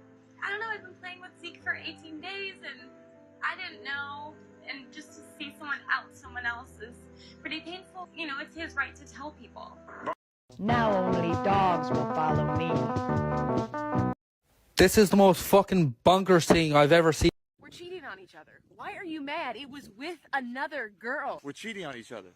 Why are you mad? It was with another man. We're cheating on each other. I'm sticking around for the comfort you provide. I'm gonna accuse you of doing it right after I do it. Let me see your phone. No. Let me see your phone. No. We're cheating on each other. Hi everyone. It is like 10:27 in the morning. You see, in the ancient tablets, there was a situation where the Atlantean civilization.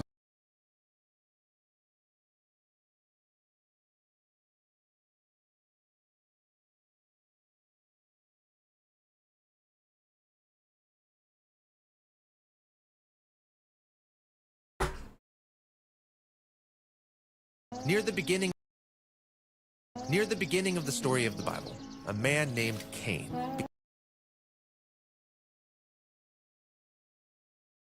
So I have been reading the apocryphal text or the books that were taken. I'm gonna try to make this really quick What? so I can go ahead and go into work. This is the video that I've been avoiding making. I don't want to make this video. That is how I know that the Holy Spirit is telling me I need to make this video, because I rarely just do what the Holy Spirit wants me to do. There's always a little bit of resistance from my flesh there. I didn't want to talk about this last week. I don't want to talk about this today, but it needs to be said. Beyonce is a siren. Guard your ear gates and eye gates from her. Okay.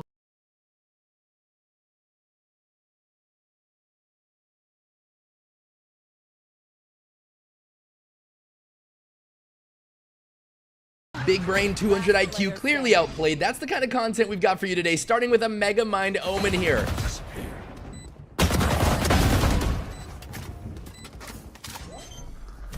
Stay in sight. One enemy remaining. The Raze was the only one that saw that coming and couldn't stop the headshot. I'm your host, Awesome Joey. Hit the like, subscribe, and comment below for a chance at our $100 giveaway this month. Also, we noticed 80% of you were not subscribed yet. So hit that button now and let's get to 1 million subs together.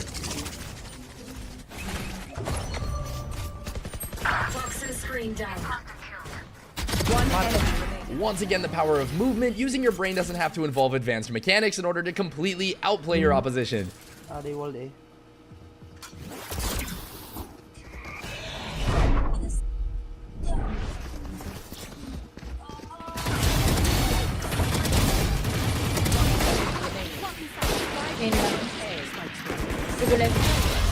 Oh my god.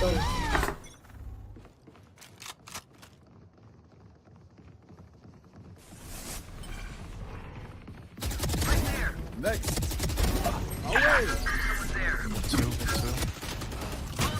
One enemy remaining.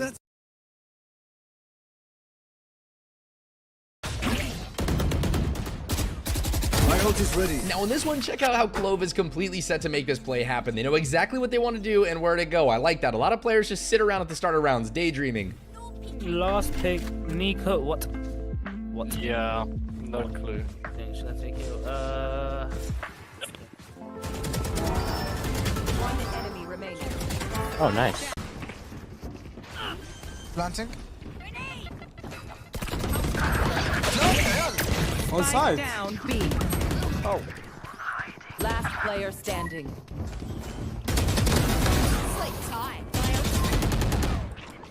One enemy remaining. That's great. You have it on top. See, I found one.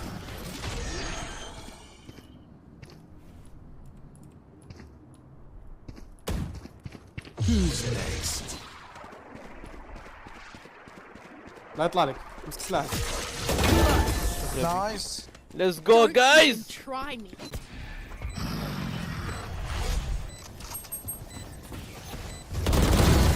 One enemy remaining. Oh my god, you're so good. You're so good. You're so good. You're so good.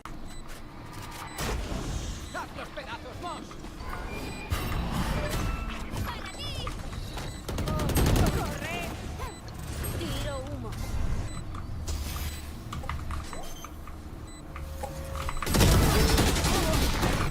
Revitalizando. Solo queda un jugador. Si no me hubiera ido.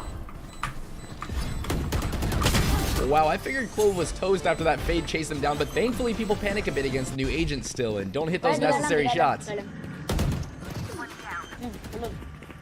Here. Hello. Spike planted. Hello. Go, Sage. Hello. Last player standing. Nag me. One dead. One enemy remaining. Nice one. What the hell, bro? Sicher dazu gehst. Von hinten, 2 Leute. Last player standing. Spike Finde ich down cool. A. Ja, stabil. Over here. Oh, My ult's ready. Ace. I'll handle this. Ace und du kriegst einen Bussi. Cutting through.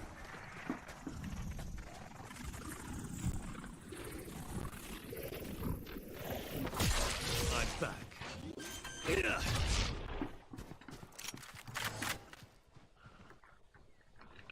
One enemy remaining.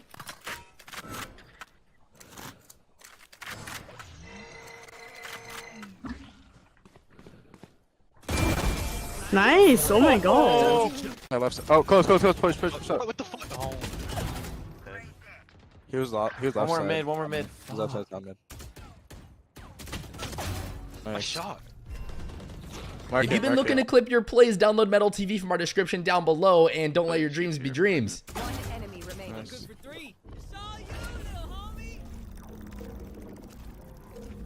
She might be rapping you. Yeah.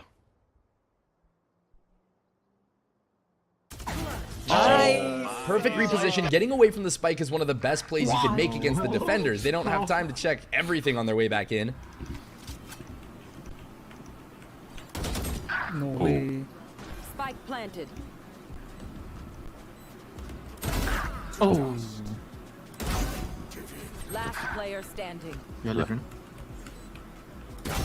One enemy remaining. Cover going out. Shadows. Blinded.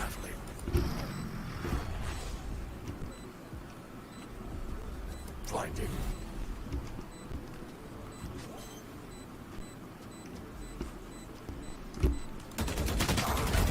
That was insane. They saw a sliver of the enemy Omen through the corner of the smoke and knew just where to fire for that. Not an easy situation to come out on top of. Nice. Tactical. My ultimate is ready. One enemy remaining. Nice. Ready behind boxes. Oh, Nice. what an outplay, bro. What an outplay. Мы не все.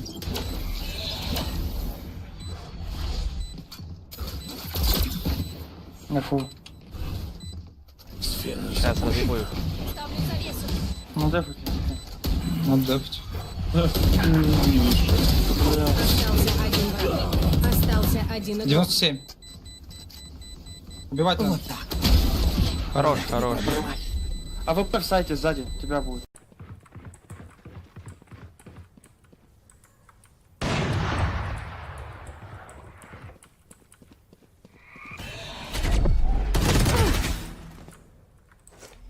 Taking sentry. 30 seconds left. Placing swarm grenade. Swarm grenade out. One is heaven, one is heaven. Blue. Ah, turret down. 10 seconds left. enemy remaining. Those gamble plays are scary. When the clock ticks down like that, you've got to be pretty sure that you're going to see both and that they don't just hide from you.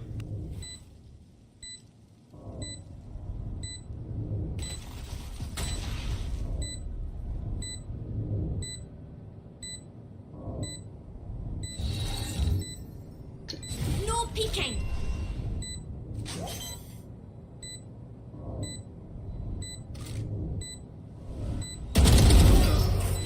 Nice. I can't. Turret out.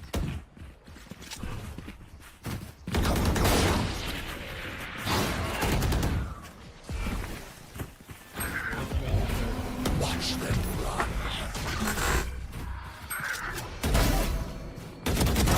Spike down A. Right. Okay. One enemy remaining. Smoking B.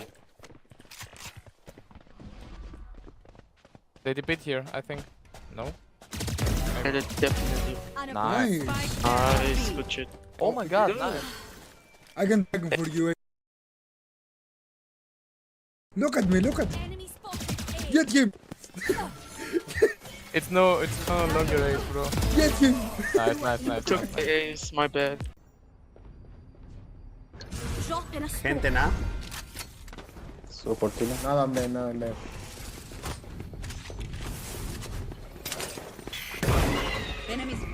Yo digo que este capítulo lleva A perfectly placed smoke and some quality trigger discipline. Those rounds feel great, especially when it's the first round of the game. Also, triple headshots is the gameplay we love to see. Muro de Viper, nada.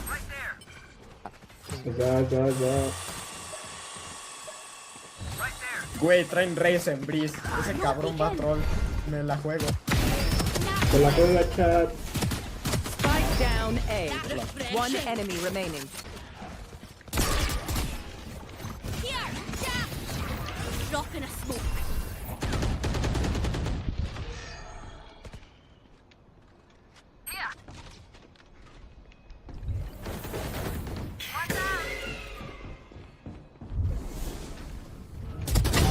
My ult is ready. Spike down A. One enemy remaining.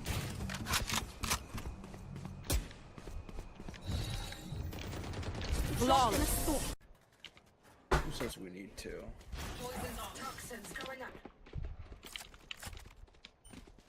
Oh my god. Drop in a smoke. Now this is wild. The smoke to just conceal them in the switch hut in a way where people will definitely not think they're there. It's a classic play and very effective.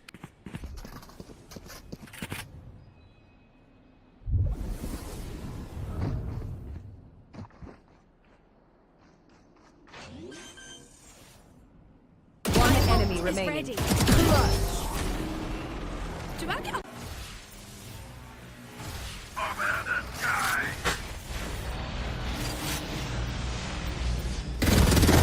one down? My ultimate is ready. I know exactly where you are.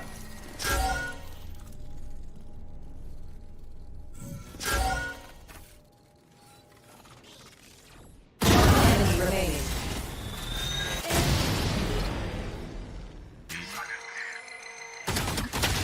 Got info on TP. Oh my god. Last player Oh. standing. 140. Spike down mid. You were a mistake.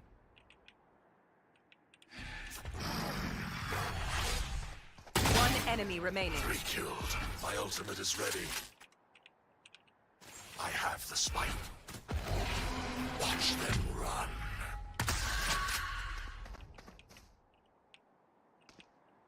$30 seconds left. Oh my god.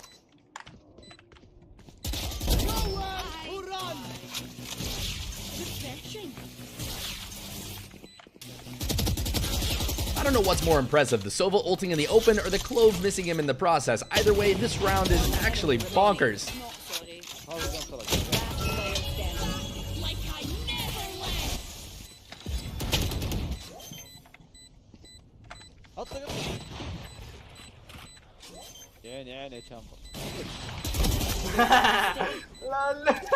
Get back. Drop in a smoke. Our spike carrier's down. down B.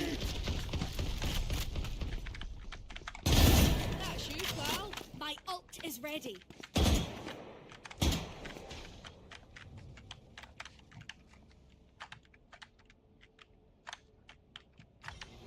I got this. Last player standing. Like I Spike never down left. B. One enemy remaining. Last player standing. 30 seconds left. Let's go.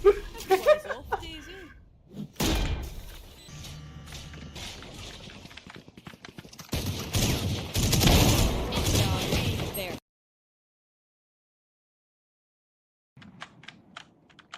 I know exactly where you are. I see, the fake walk away. I swear the Cypher ult is great for info, but people can use it against you if they do it right. 30 seconds left. One enemy remaining.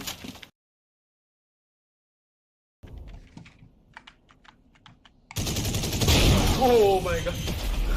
None to you. Sweat. Not bad. Yoru. Right here. Nice. One enemy remaining. One enemy remaining.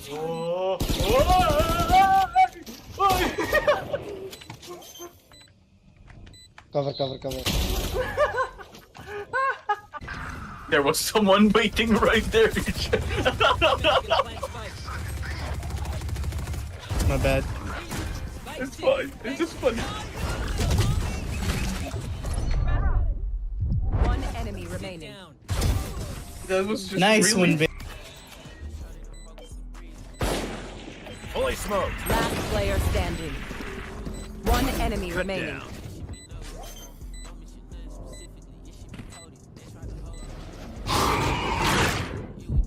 Clutch. Careful. Last player standing. Nobody saw that. Be faster. What's this?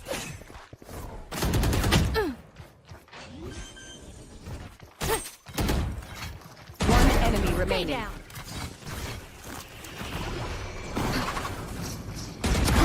Get double backed on. That Neon was sprinting to the door as if their life depended on it, but no, Jet was faking it. Everyone's very heavily tagged.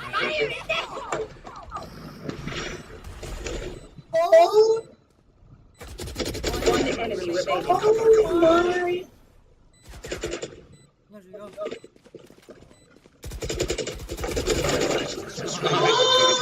Oh my. It is on site.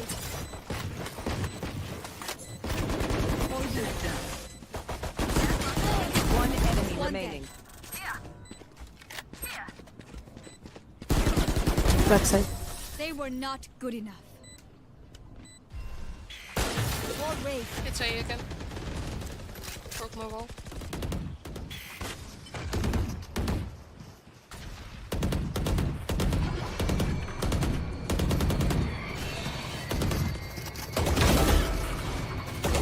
Strike down A. Ultimate is ready. One enemy remaining. On side. Hold on.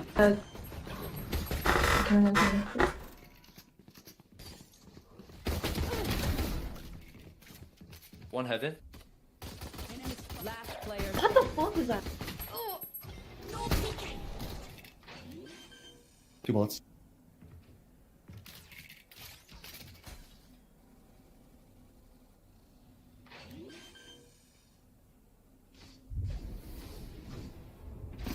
One enemy remaining. Okay, the plant baits to get Sova to jump down with no clue as to where they were, and then nailing the clutch. I like that one, using the noggin. One's on top of the box. Last player standing. One enemy remaining. Clutch. Holy shit, boy. Engagement results. The hunt begins. Supply destroyed. Showers. Too long. Cage triggered. Joke's over. Teleported. You're dead. Shower. Where is everyone? Spike down A. One enemy Oh remaining. my god, you're so... Where the fuck did this Phoenix come from? The storm, I fight. Watch this. Wall raised.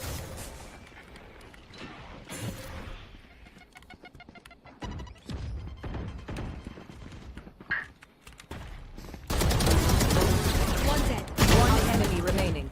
Spike down mid. I had to kill you.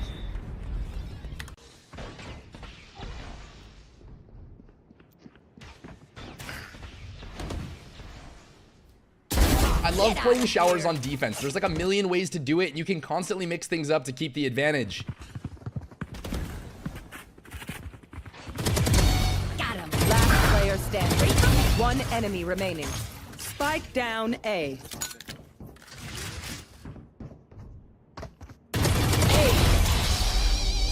Talk about collateral damage.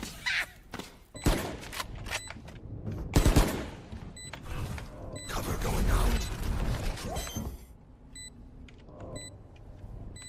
Here.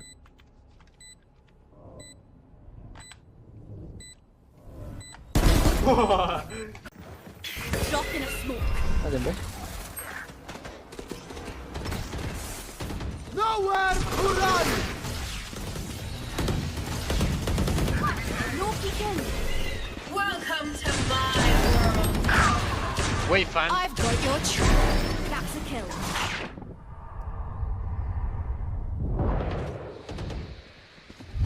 Have one of these. One enemy remaining.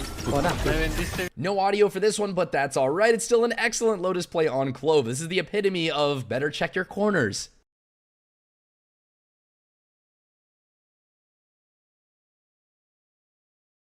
Four with the Bucky, I'll take it. And with that, today's episode is over. Hit the like, subscribe, and leave a comment for a chance at our giveaway. And with that, have a great rest of your day, and I'll see you in the next one.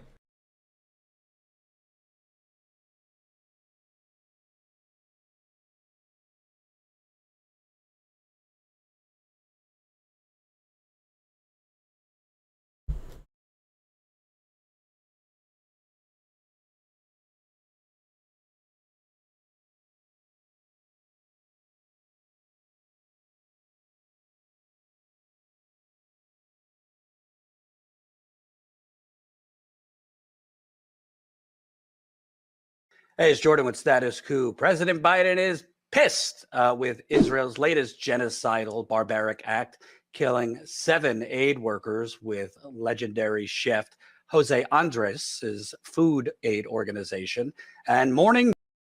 Meanwhile, President Biden says he was outraged and heartbroken by an Israeli strike that killed 7 World Central Kitchen aid workers in Gaza. In a statement, Biden wrote, "This conflict has been one of the worst in recent memory in terms of how many aid workers have been killed. This is a major reason why distributing humanitarian aid in Gaza has been so difficult, because Israel has not done enough to protect aid workers trying to deliver desperately needed help to civilians." He added, "Incidents like yesterday's simply should not happen.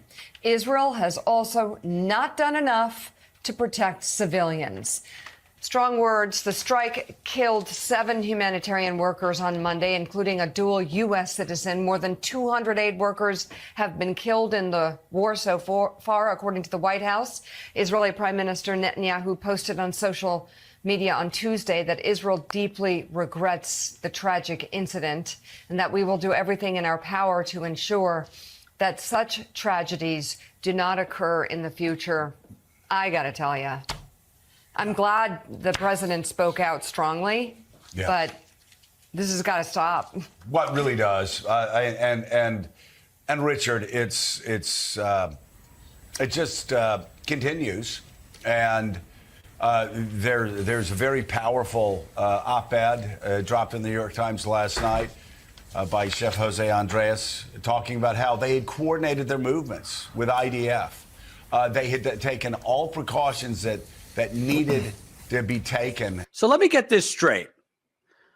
It wasn't enough to Joe and Mika when Israel but yet still his administration has not conditioned weapons sales, conditioned aid. They haven't done it yet. Now, maybe this is the moment that comes. This also happens just, we think, a week or two perhaps before this Rafah offensive, which really could be a flashpoint. Okay, I'm so sick of hearing how upset President Biden is. The buck stops with him. If he wants to stop arms sales, if he wants to stop the bombs that are indiscriminately killing civilians, he can. He has the power. We don't need him going and his aides going to reporters and talking all background about how upset they are.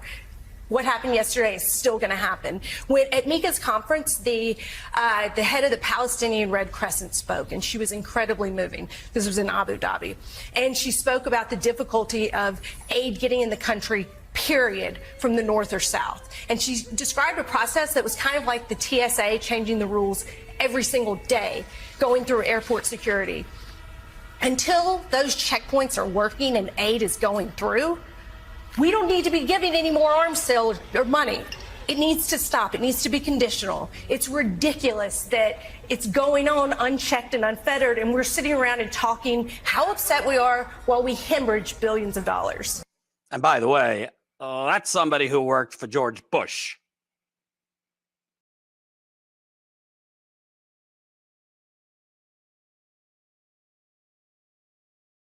When you watch a Radiant player play this game, you quickly realize why they're in the highest percentile. I mean, look at this Jet on the retake.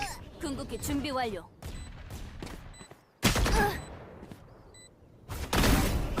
셋.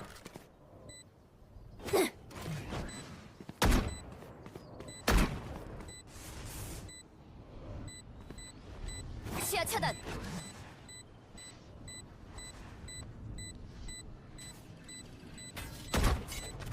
시간 좀 먹자. 적군이 한 명 남았다. See what I mean? Incredible. I'm your host, Awesome Joey. Hit the like, subscribe, and comment below for a chance at our giveaway. We're getting close to 1 million subs and want to hit it so bad, so if you're not subbed yet, get to it. And now let's get on with the plays. Shadows. Face your fear. Last player standing. What am I doing? You flanked.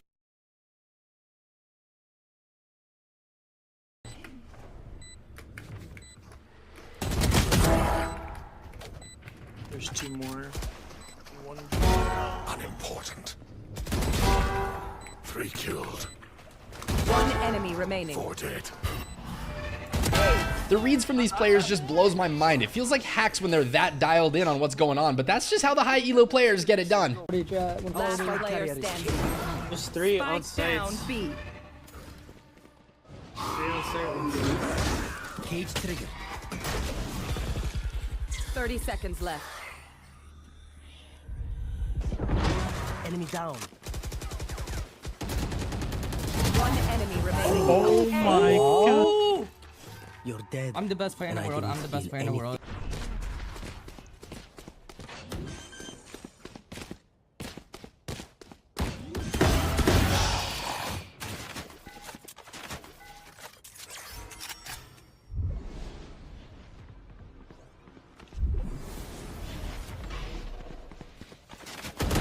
İleriyi tarıyorum.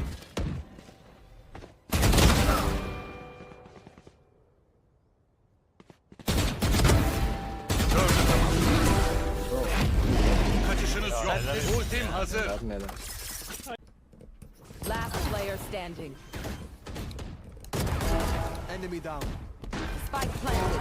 Down. My oldest gun here.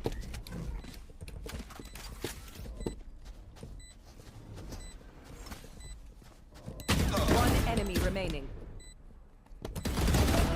That pre-fire tap on the right side of the structure was insane. These players know exactly where to shoot and win. They don't have to worry about running out of ammo when they're just picking people off one click at a time. Spike plantada. Mais alguém? Atravessando. Morre.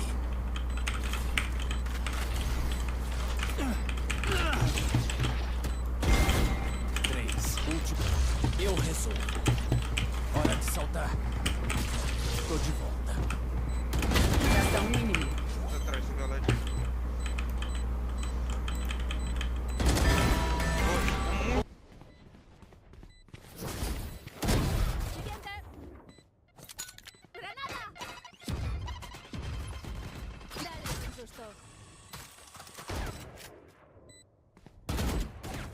Buenísima.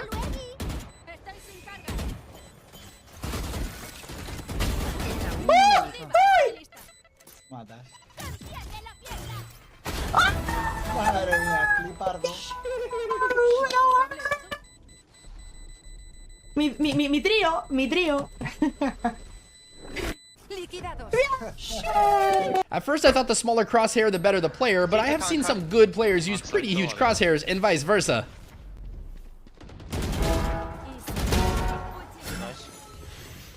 Sakin. Korursan al. Helal Çok lan. iyisin. Gel side oynayalım. Bir tane daha heaven. Geç. CT ol diyeceğim. Omen ultiniz de var. Oynarsınız. Ya duvar arkası headshot atalım. Nice. Nice lan. Flip.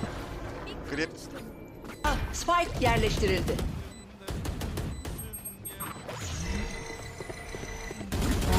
Of, rezillik. Dikkat. Bir düşman kaldı. 4'te 4. Hop yukarı.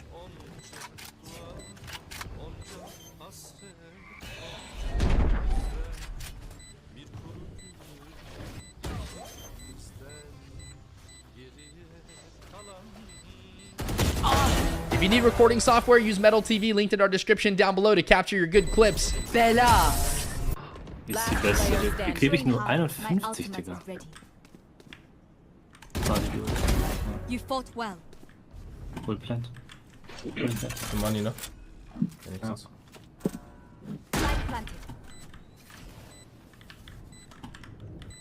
Ich weiß gar nicht, was ich spielen soll. Three down. One enemy remaining. Four down. Digga? Barrier created.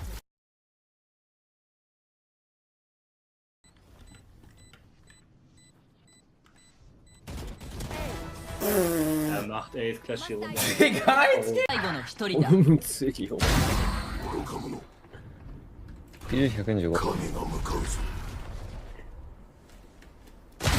The back-to-back Deeg was crisp. I used to not be a big fan of that skin, but when they hit the headshots with it, I don't know, kind of changes my mind, honestly. One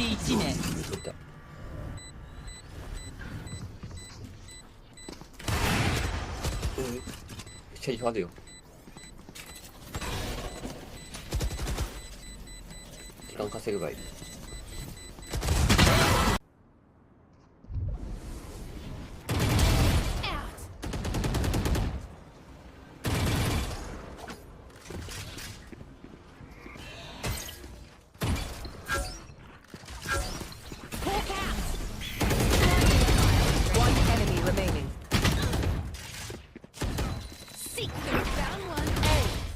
How did that go from being the most over round ever for Sky to being like the craziest clutch in the matter of seconds? They were running scared and then bam, hit the reverse. One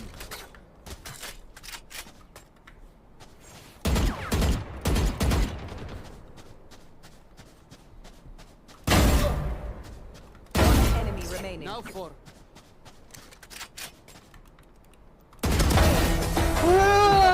I'll tear through you all. Hadi siktir git. Hileyle. Düşman etkisi.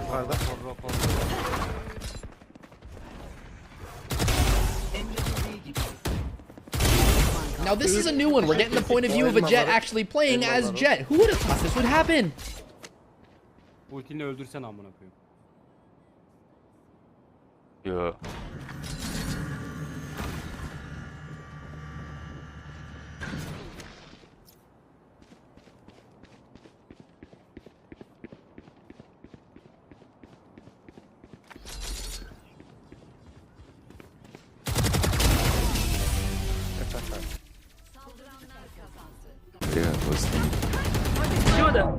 Nossa, mano. Spike no chão. E a posição.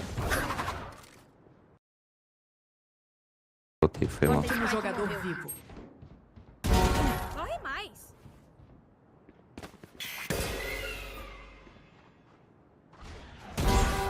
Três. Nossa, não pode.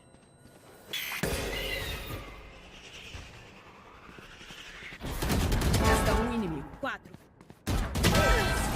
O quê? Me chama de sua puta, me chama. Player standing. It's you and me. Just. Se oli siinä muuta.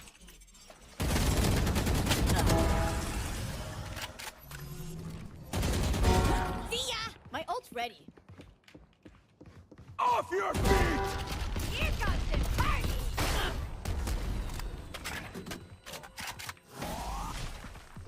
One enemy remaining.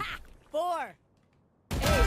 The crosshair placement is what does it for me. I mean, these players in the episode are hunting for headshots only, it feels like. Then again, that is what it takes to perform at this level. There's 2 mid. I'm back. One enemy remaining. Spike Yes, yes, yes, down yes, yes. mid.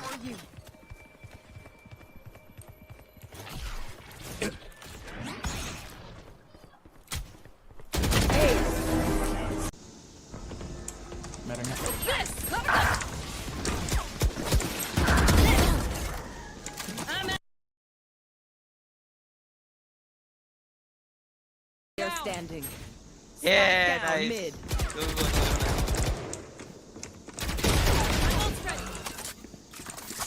Gotta go. 30 seconds left. One enemy remaining.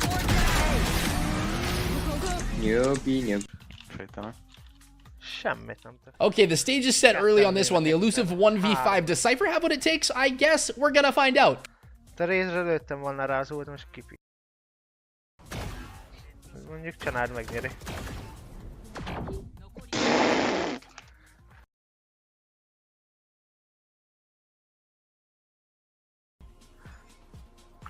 Yo! Where is everyone? Last player standing. Ready. Spike down A.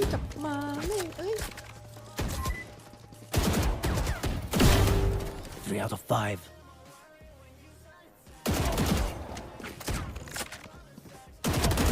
One enemy remaining. 4 out of 5. Who you can?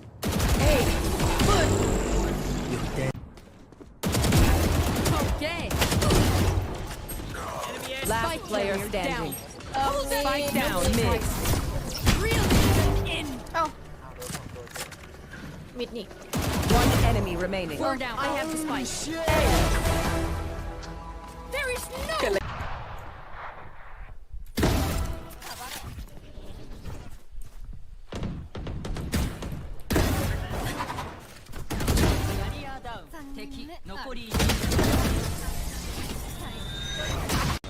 My eyes are down. Spike down mid. Now 4. Oye, di 35 man. Pero estaba buena la flecha, ¿no? Sí, si lo hubiese avisado, sí.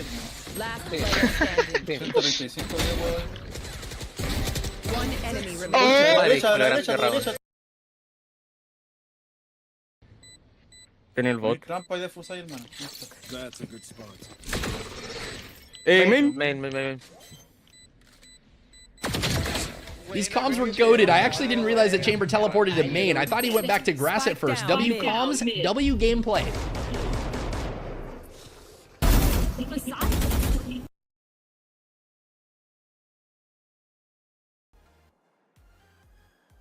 Hola, es que esto es triángulo. Placing alarm bot killed my bot. Enemy down. 30 seconds left. One enemy remaining. Oh my god. Oh. I had to focus for.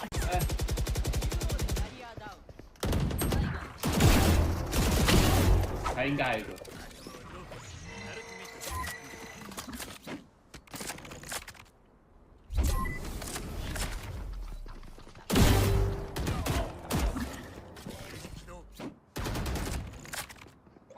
不要太过分哦。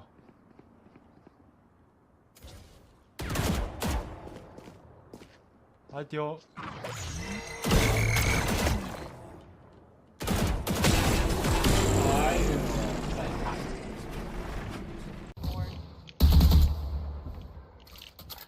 Bıraktım main'e gidiyorum. Koşuyorlar burada ama bilmiyorlar da. Sage was trying to get cute with the wall on the hut too and still got dusted. This guy isn't here to play games. Valorant at the Radiant level is a lifestyle. Last player standing. Spike planted. Removed. Blinding.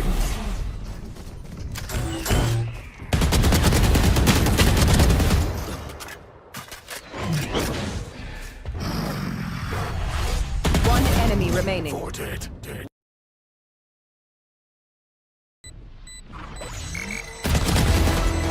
Oh, Suck. Smoke's down. that was through the smoke.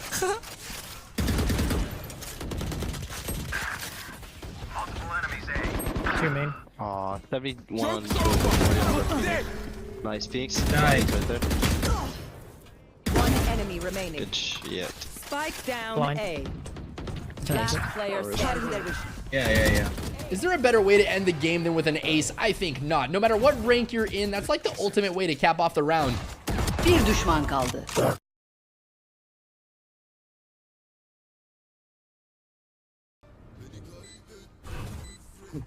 Gölge çıkıyor. Lol. やばい。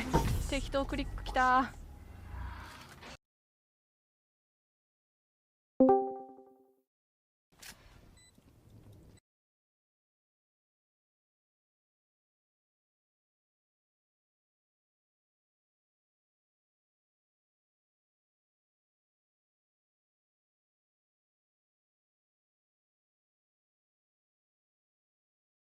Imagine I had a barrel of apples on my side. Getting that first apple out the barrel is quite easy.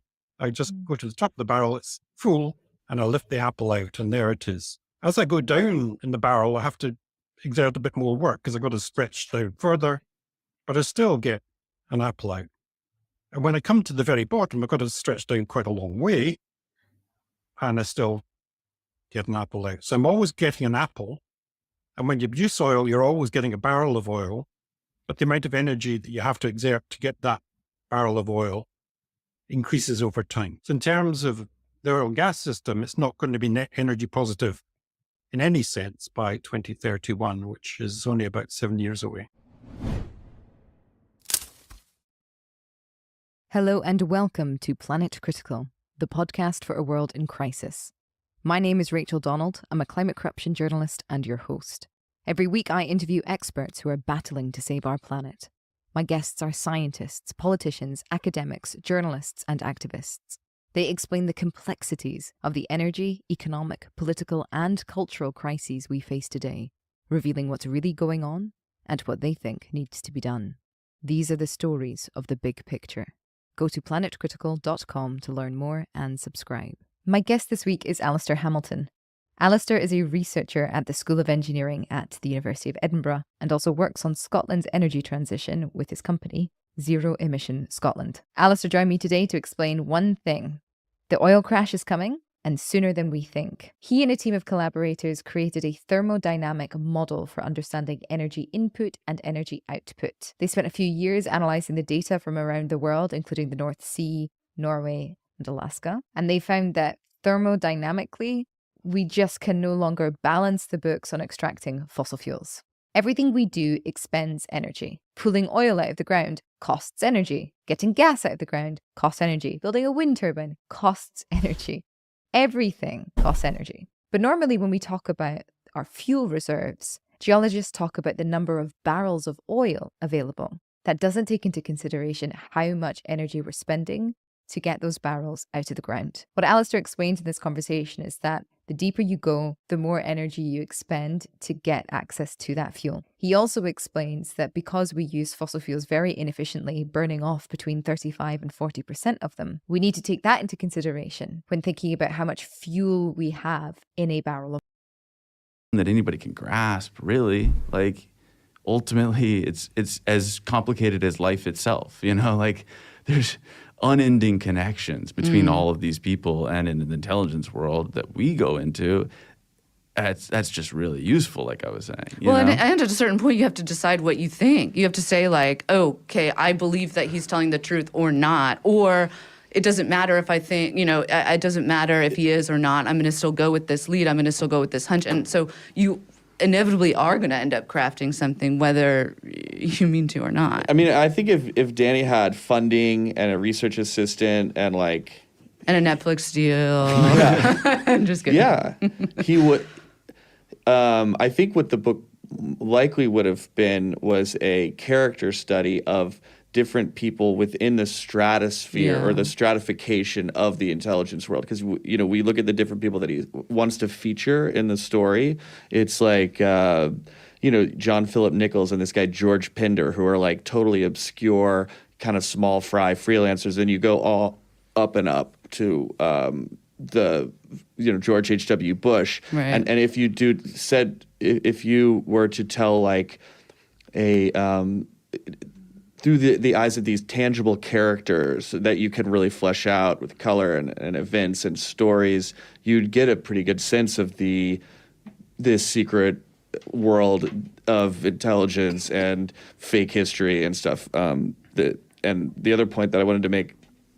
This book, The Devil's Chessboard by David Talbot. Have either of you read that? Yeah. I mean, that is like, if Danny had that, I mean, that really, like, that's the octopus, that Alan Dulles. I mean, this guy is like manipulating, if that book is true, which it's pretty well researched. Yeah. This one person is drastically changing the course of history from the Holocaust to the Kennedy assassination. Yeah.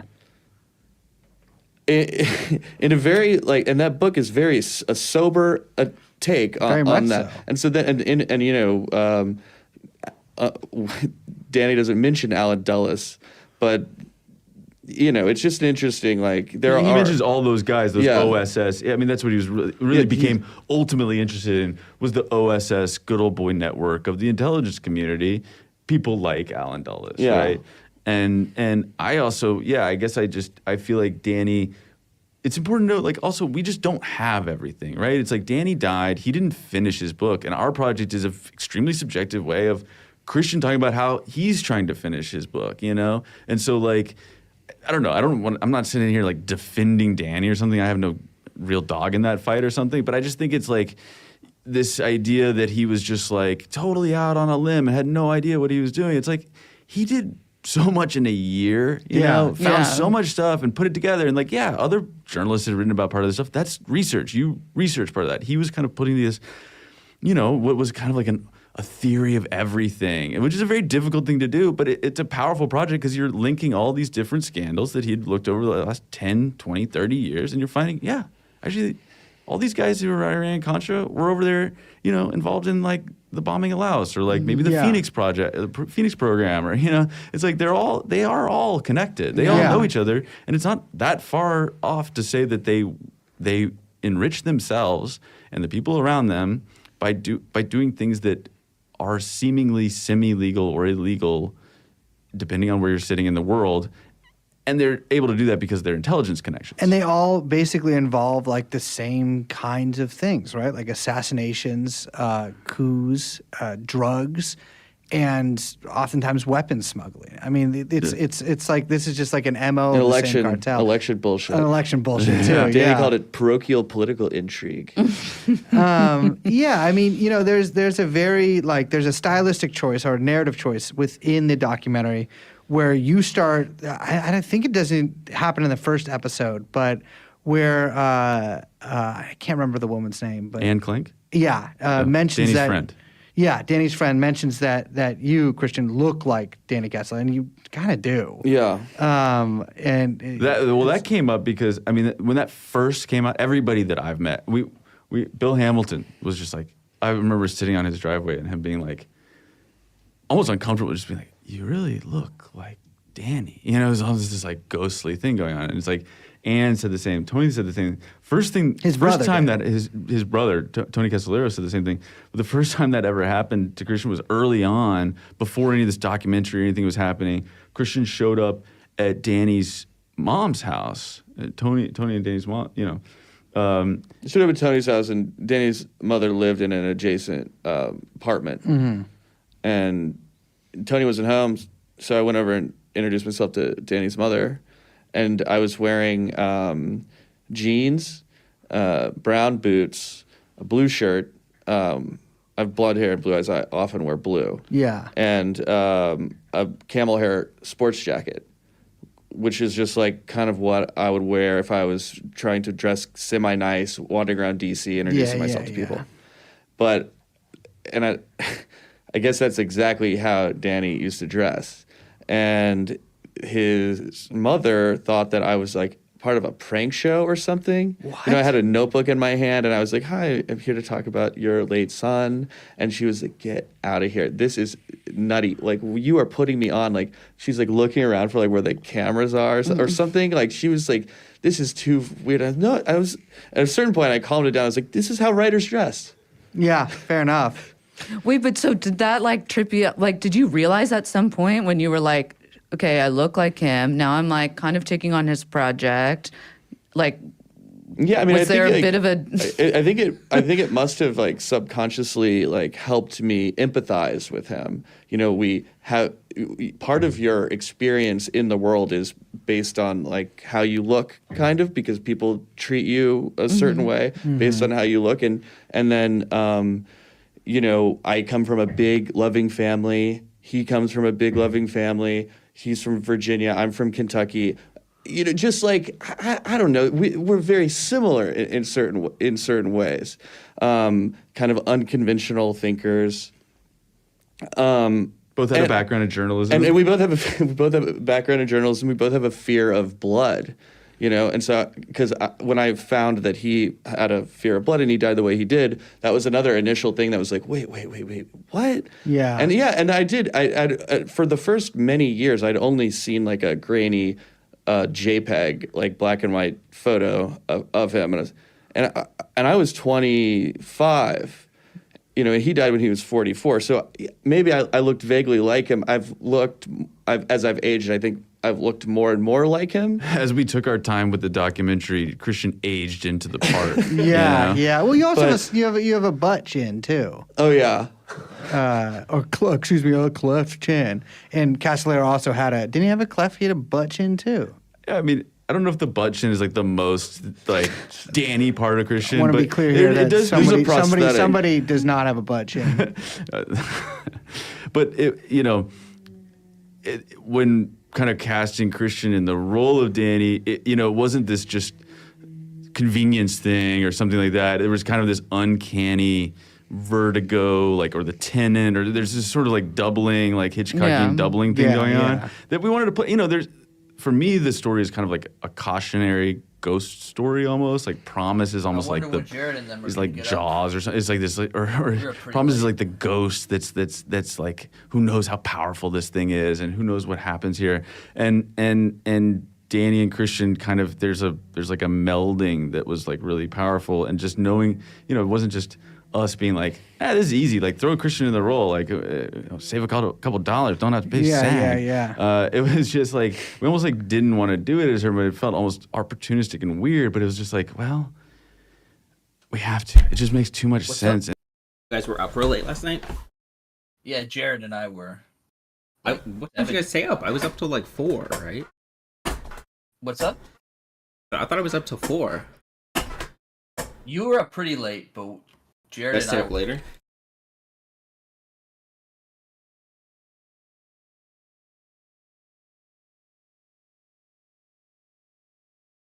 And it's getting too. Things just are starting to get too weird in general. Let's just crank it up a notch and like. And I look forward to the opportunity as from a research standpoint, where I could use this. We recreated his office to a T based on forensic photographs from the Martinsburg police, news stuff, and news footage. The exteriors, we don't even mention this in the show. The exteriors of Danny's house in the show, that's Danny's actual house where he actually lived. That house has since been bulldozed and turned into a McMansion. But I mean, all sorts of coincidences aligned where we were able to film in that house, like right before it was bulldozed. And then, so I'm in his office. I'm typing on the exact same typewriter that he had, or the same model. It's not the same one. And I'm writing his words. I'm in his office. I'm driving in his car. And then at this point where I had this meeting with Robert Booth Nichols, it was this really revelatory experience. You'll see it in episode 3. Me and Bob Nichols are at this hotel restaurant. And this Danny and Bob Nichols. Right.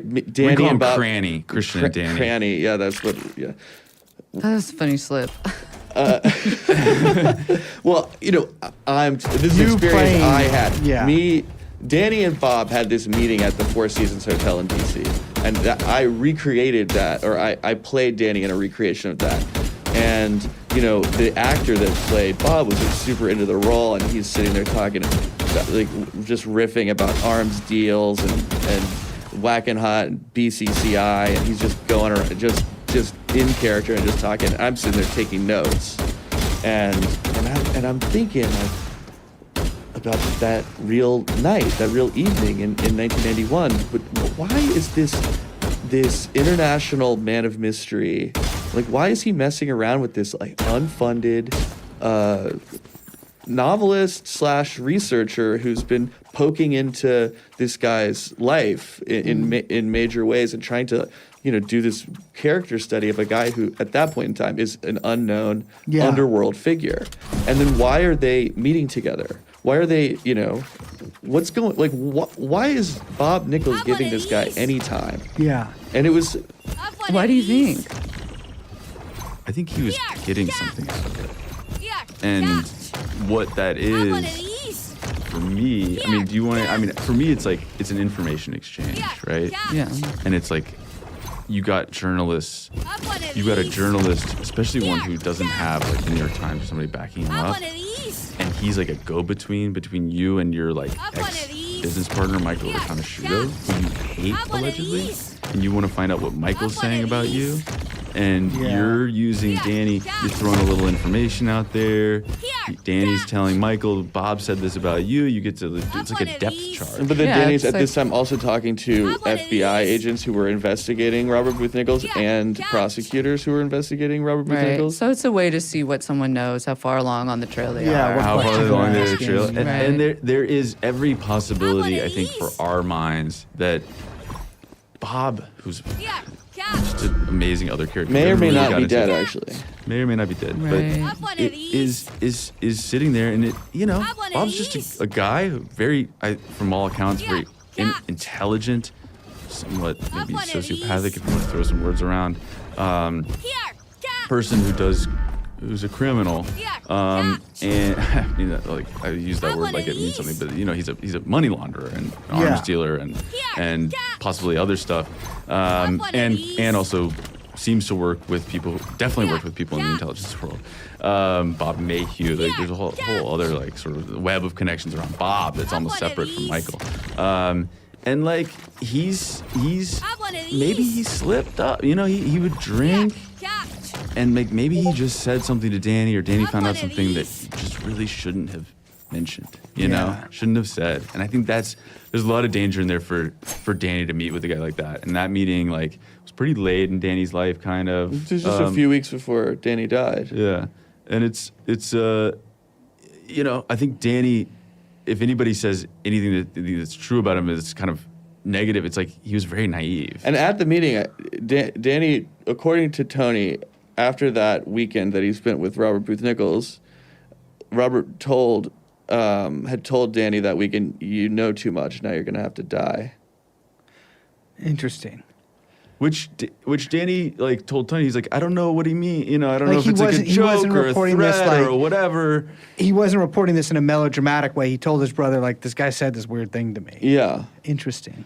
Or he was like, but maybe it was a joke. Like, Yeah. maybe he was, you know, he might have been like, or maybe he's warning me about somebody else. You know, there's all these threats coming in, and it's kind of, you kind of get to the point looking at Danny's notes, like how Christian interpreted them, and it is like, it's almost like, you know, the question is like from the police is like, he was dealing with all these like weirdos who didn't know anything, who were just like leading him on and stuff. And like when we look at it and we look into the actual people he's dealing with, Michael and Robert Nichols and Cuellar and John Nichols, all these people who were alive at the time, Philip Arthur Thompson. BCCI was also collapsing at the time. And they had this whole black network of assassins and yeah, it's like it's a wonder that Danny didn't die. You know, and it's like it's not very far fetched to think that somebody who's looking into this stuff could die. He's also looking into the Cali cartel's top lawyer. Yeah, it's just like there's so many people. It's almost And like it's like BCCI murder on the also being reported on. Like there's the huge blockbuster story, and it was like what Time magazine. Jonathan Betty. Yeah, and so it was like also Jonathan Betty went into hiding.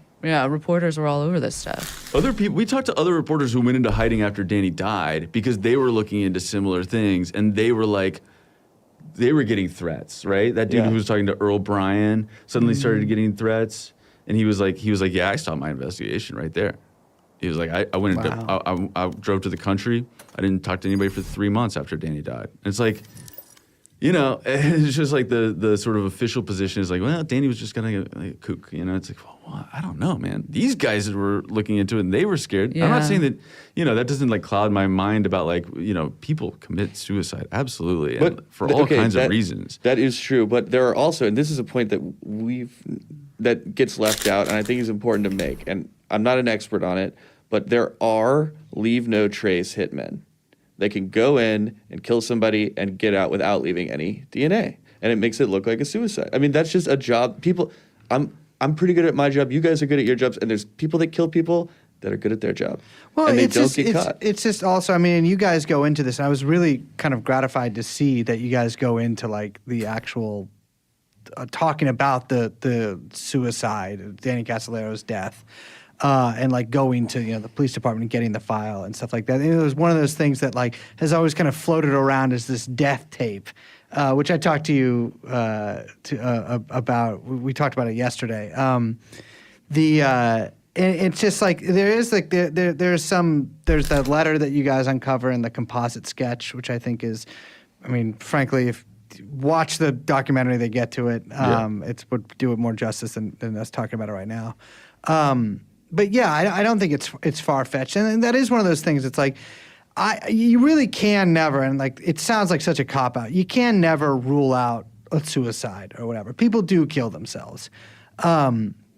But it's also like, I think in this instance, like there's also a lot of extenuating factors, right? Where like you wouldn't maybe necessarily label something as suicide as quickly as you would if this was just a guy who just gotten fired from his job at like, whatever the plant and, was deep in debt and had been fighting with his wife. I mean, there's extenuating factors at play here. I think there's also the idea of like there's such thing in my mind, and who knows if I'm right about this, but like of driving somebody to the brink of something who, of feeling so low and feeling so insane about this stuff and doing it on purpose because this person is onto something. I mean, that's a little more abstract. Yeah. And maybe that's like a little unfounded. Gaslighting but or whatever. But I guess the point that I would like to make is like, just because if he did commit suicide, it doesn't mean like, oh, well, I didn't like, he didn't find anything, it's whatever. It's like, you can be at a really low place when you're trying to look through all this stuff and you're like broke and whatever. Like you can get to a really low place and have stumbled onto some stuff that you can't, maybe it's too hard to put together or something, but it doesn't make it it doesn't not real. Delegitimize the work. But also, the suicide's pretty crazy. That whole scene. Yeah, I mean, it's also like I would say there's some definite questions about his suicide or whatever. I mean, even FBI agents said they didn't. They said some FBI agents had questions. Yeah, there were multiple. There was not full, not full consensus, despite what they wanted, what they put out in the report. Yeah, there's a whole Webb Hubble story that we had to leave out. Do you want to tell that, Zach? Oh yeah. Do you know what Webster Hubble? Yeah. Yeah, that is like it's sort of like just like a what was the name of the guy? There's a Vince Foster little. Oh my God, yeah. So Tony told us this story that didn't make it in. Is like when Tony met with Janet. So 2 years after Danny's death, all these people are like, oh, DOJ should investigate Danny's death. The DOJ finally, it's a new regime, right? Yeah. Bush is out, Clinton's in, Janet Reno's now the Attorney General. The goddess. And so Tony's brought into the meeting room with the Attorney General, Janet Reno. And in there is a lawyer named Webster Hubble. And Tony's sitting there. He's assigned to be in love charge to play of the this clip investigation. for people of Tony telling the story. It's so amazing. He's gonna be in charge of doing the Danny Castellero investigation, And he says to Tony, I know what it's like to lose somebody and have it be a question about whether he committed suicide or not. Wow. Because months, weeks, days earlier, Vince Foster had just been found dead. Yeah. And Webster Hubble sits there and just melts down into tears in this conference room and starts crying. And no one knows what to do. It's all Nobody lawyers. knows what to do. And Tony, sweetest guy I've ever met, really. Yeah. Hands So down. he gets up and he goes over to Webster Hubble and he puts his arm around him and he says, it's okay, like, it's okay. And it's almost like, you think about like weird sort of psychological stuff going on. I'm not like a Vince Foster like was murdered guy or whatever. I have zero opinions. You haven't gotten beyond the Wikipedia page. I haven't gotten beyond the Wikipedia page, but just that scene, right? And then Webster Hubble, midway through their investigation, is removed. Yeah, because of Whitewater. Because of like his connections with, some criminal stuff with his law firm, his old law firm or Rose something Law like Firm. that. And it's like, it's just such a DC thing. It's like, and now he's in a scandal and he has to go. And then they get another group in there to do it. It's just like such a nightmare for Tony to go through. And then, the end of the report is just like, and we got the report, we got their notes, we got all this stuff. And it's not as clear cut as these guys want to make it seem. It's just not. I think it was a rush job to get through it and just be like, yeah, what the Martinsburg police said is pretty much right. Like these guys were all kooks and Danny committed suicide. I'm just like, well, if they were going to go the other way, it would take them 10 years. Exactly. Yeah, It's just Christian, Yeah, if not Took longer. me 5 Christian Not 10. only that, but the implications would not be good for the government that they work for. Especially the DOJ. Even if Danny did kill himself, the stuff that he found out that relates to the DOJ's investigation, something like Philip Arthur Thompson doesn't look great when you have an FBI guy who's an informant who's going around murdering, raping, selling arms, doing all kinds of stuff with the imprimatur and the help or whatever it is of the FBI and his handlers. It's just not a great look for the Bureau. Yeah. I mean, that's something they battle with for, pretty much yearly. Well, it's mass Yeah. shooters now, but yeah.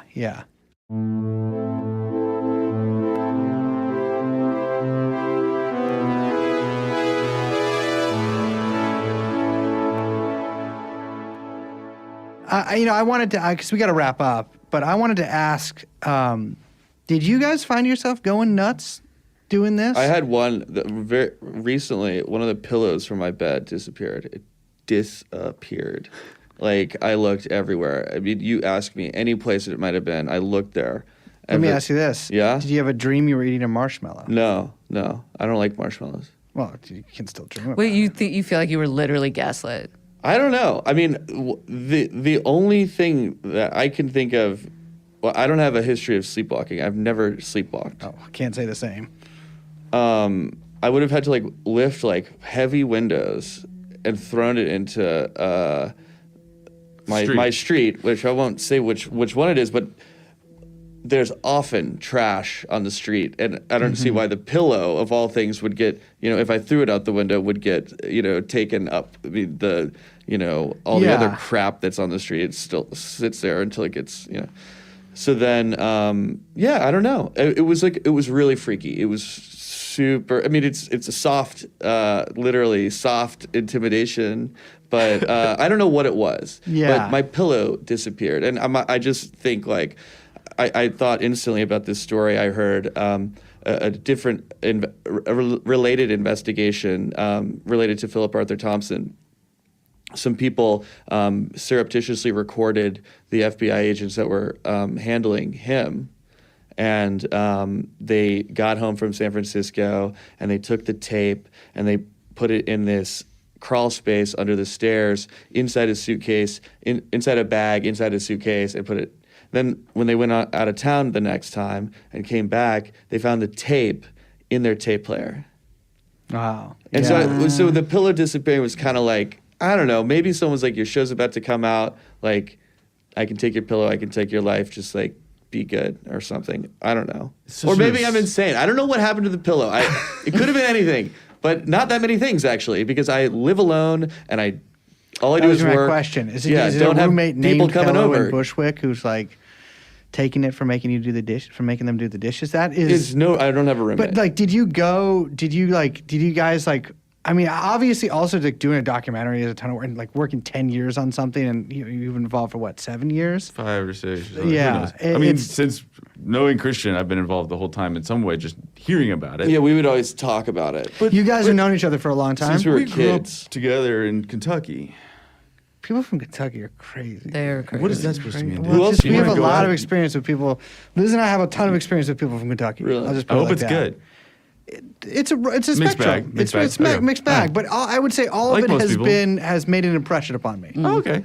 I'll take it. But the insane, it's just like, Brace, what are you getting at? Are you trying to like set up a sort of like context in which like somebody can say in the future, like, listen to that Trunon, like those guys went insane. No, that's and not then what I'm they saying. Obviously, No, but I when do they think fell he out of the was window. suggesting that. First of all, if might no be evidence disrespect, but if I'm going to kill 2 guys in their 30s who live in New York, I'm going to be like, oh, they did cocaine laced with fentanyl. Not saying you guys do cocaine. Or they get hit by a car on their bike. Or they get hit by a car on their bike, or there was a gas leak, or there's a variety of things you can do. I think that there's like a fun and a fear. It's like a weird combination of sort of exhilaration that you get from looking into this story. That's very drug-like. That's very freaky for somebody like me who's like just a wimp. Like, yeah, I get freaked out by telling this story. I get freaked out by talking about it. I like want to knock on wood when I think about the conversation we're having right now. I just think it's like really grim and kind of fucked up, but you kind of have to talk about it. And yeah, like, who knows what these people, like, it's an old story, but who knows what people are up to and like what little thing you accidentally uncover that like you didn't think was a big deal, but to somebody out there who's in the world we're talking about, it's almost like we can look at it almost like a fictional world. It's we have characters, we have Robert Wood Nichols. There's something very abstract, but like they're real, and some of them are still alive and they have friends and they, it's a just lot of them got arrested for murder. And a lot of them got arrested for murder and other things, And so it's a scary situation. That's like, I come home, I like to turn on the lights, look around a little bit, and just make sure nobody's in there with me.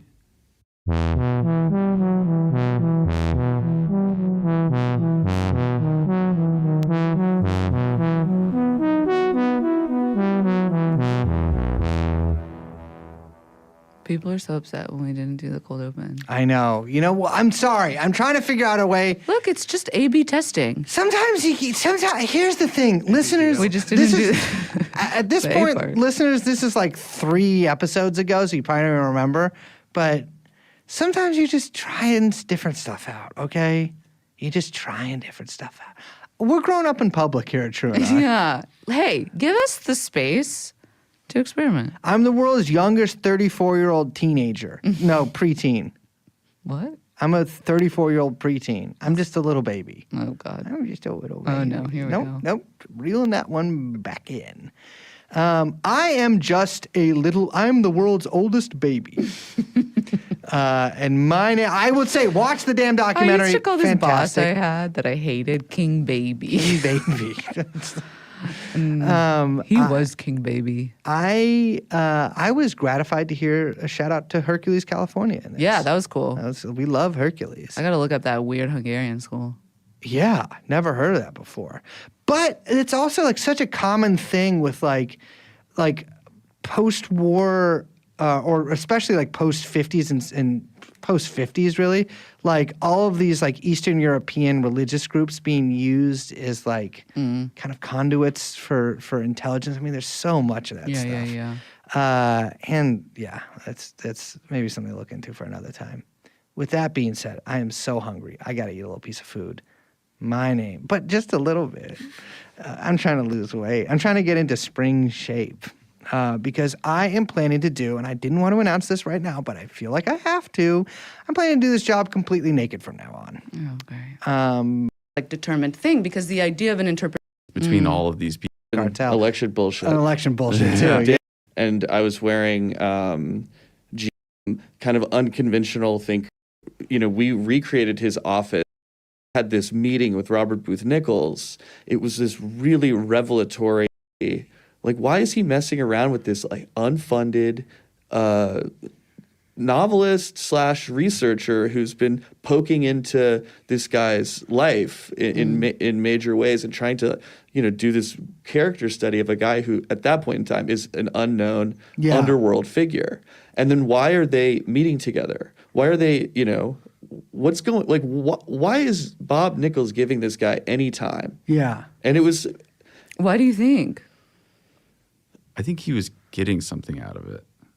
And what that is for me, I mean, for me, it's like, it's an information exchange, right? Yeah. And it's like, you got a journalist, especially one who doesn't have like the New York Times or somebody backing him up. And he's like a go-between between you and your like ex-business partner, Michael Riconosciuto, who you hate allegedly. And you want to find out what Michael's saying about you. And you're using Danny, you're throwing a little information out there. Danny's telling Michael, Bob said this about you. You get to do, it's like a depth chart. But then Danny's at this time also talking to FBI agents who were investigating Robert Booth Nichols and prosecutors who were investigating Robert Booth Nichols. So it's a way to see what someone knows, how far along on the trail they are. How far along the trail. Right. And there is every possibility, I think, for our minds that Bob, who's just an amazing other character, may or may not be dead, actually. May or may not be dead, right. but it is sitting there, and it, Bob's just a guy, very, from all accounts, very intelligent, somewhat maybe sociopathic, if you want to throw some words around, person who's a criminal, and I mean, like I use that word like it means something, but he's a money launderer and arms dealer and possibly other stuff, and also seems to work with people, definitely worked with people in the intelligence world. Bob Mayhew, like there's a whole other like sort of web of connections around Bob that's almost separate from Michael.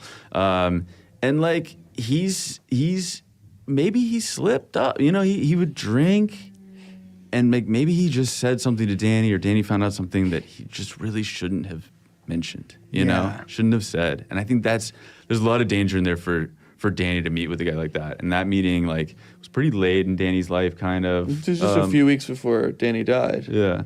And it's I think Danny, if anybody says anything that's true about him that's kind of negative, it's like he was very naive. And at the meeting, Danny, according to Tony, after that weekend that he spent with Robert Booth Nichols, Robert had told Danny that weekend, you know too much, now you're going to have to die. Interesting. Which Danny like told Tony, he's like, I don't know what he means. I don't know if it's like a joke or a threat or whatever. He wasn't reporting this in a melodramatic way. He told his brother, like, this guy said this weird thing to me. Yeah. Interesting. Or he was like, but maybe it was a joke. Like maybe he was, he might have been like, or maybe he's warning me about somebody else. There's all these threats coming in, and it's you kind of get to the point looking at Danny's notes, like how Christian interpreted them, and it is like.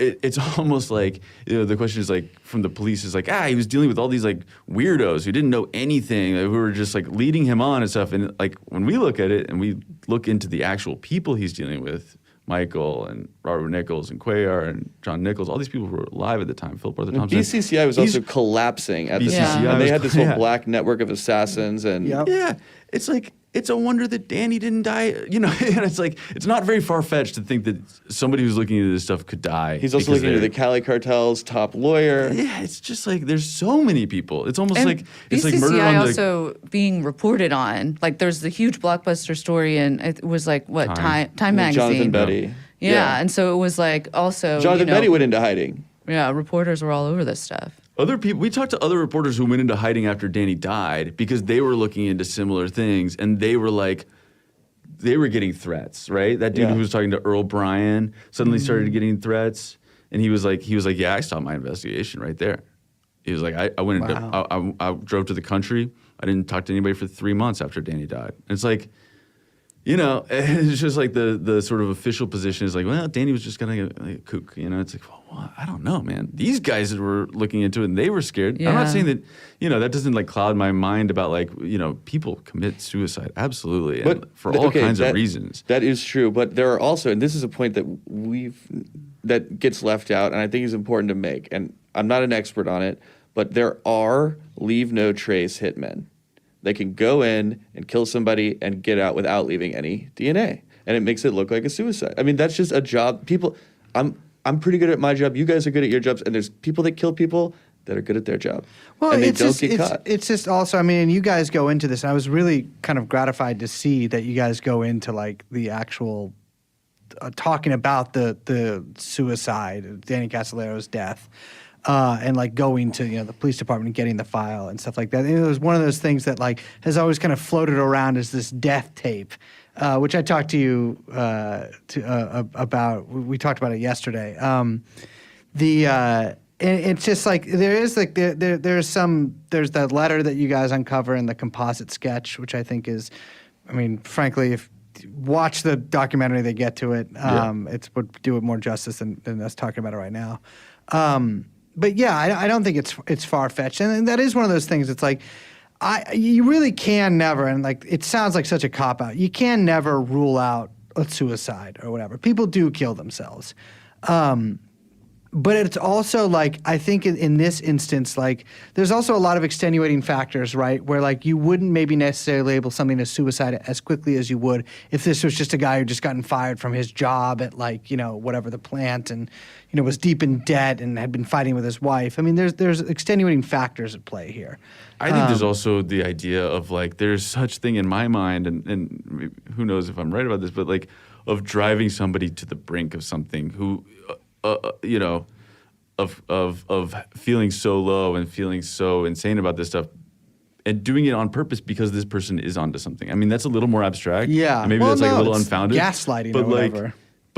But I guess the point that I would like to make is like, just because if he did commit suicide, it doesn't mean like, oh, well, I didn't like, he didn't find anything, it's whatever. It's like, you can be at a really low place when you're trying to look through all this stuff and you're like broke and whatever. Like you can get to a really low place and have stumbled onto some stuff that you can't, maybe it's too hard to put together or something, but it doesn't make it it doesn't not real. delegitimize the work. But also, the suicide is pretty crazy. That whole scene. Yeah, I mean, it's also like I would say there's some definite questions about his suicide or whatever. I mean, even FBI agents said they didn't. They said some FBI agents had questions. Yeah, there were multiple. There was not full, not full consensus, despite what they wanted, what they put out in the report. Yeah, there's a whole Webb Hubble story that we had to leave out. Do you want to tell that, Zach? Oh yeah. Do you know what Webster Hubble? Yeah. Yeah, that is like it's sort of like just like a what was the name of the guy? Vince Foster. There's a Vince Foster little. Oh my God, yeah. So Tony told us this story that didn't make it in. It was like when Tony met with Janet. So 2 years after Danny's death, all these people are like, oh, DOJ should investigate Danny's death. The DOJ finally, it's a new regime, right? Yeah. Bush is out, Clinton's in, Janet Reno's now the Attorney General. The goddess. And so Tony's brought into the meeting room with the Attorney General, Janet Reno. And in there is a lawyer named Webster Hubble. And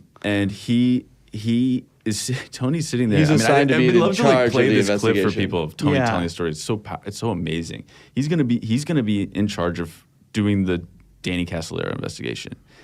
And he says to Tony, I know what it's like to lose somebody and have it be a question about whether he committed suicide or not. Wow. Because months, weeks, days earlier, Vince Foster had just been found dead. Yeah. And Webster Hubble sits there and just melts down into tears in this conference room and starts crying. And no one knows what to do. It's all lawyers. Nobody knows what to do. And Tony, sweetest guy I've ever met, really. Yeah. So Hands down.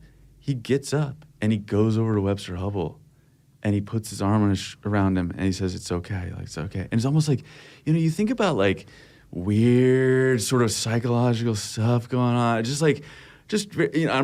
I'm not like a Vince Foster was murdered guy or whatever. I have zero opinions. You haven't gotten beyond the Wikipedia page. Yeah, I haven't gotten beyond the Wikipedia page. But just that scene, right? And then Webster Hubble, midway through their investigation, is removed. Yeah, because of Whitewater. Because of his connections with some criminal stuff with his law firm, his old law Rose firm or Law something like that. Firm. And it's like, it's just such a DC thing. It's like, oh, now he's in a scandal and he has to go. And then they get another group in there to do it. It's just like such a nightmare for Tony to go through. And then, the end of the report is just like, and we got the report, we got their notes, we got all this stuff. And it's not as clear cut as these guys want to make it seem. It's just not. I think it was a rush job to get through it and just be like, yeah, what the Martinsburg police said is pretty much right. Like these guys were all kooks, and Danny committed suicide. I'm just like, well, if they were going to go the other way, it would take them 10 years. Exactly. Yeah, it's yeah, Christian, Yeah, if not Took longer. me 5, Christian Not 10. only that, but the implications would not be good for the government that they work for. Especially the DOJ. Even if Danny did kill himself, the stuff that he found out that relates to the DOJ's investigation, something like Philip Arthur Thompson doesn't look great when you have an FBI guy who's an informant who's going around murdering, raping, selling arms, doing all kinds of stuff with the imprimatur and the help or whatever it is of the FBI and his handlers. It's just not a great look for the Bureau. Yeah. It's something they battle with for, pretty much yearly. Well, it's mass shooters now, but yeah.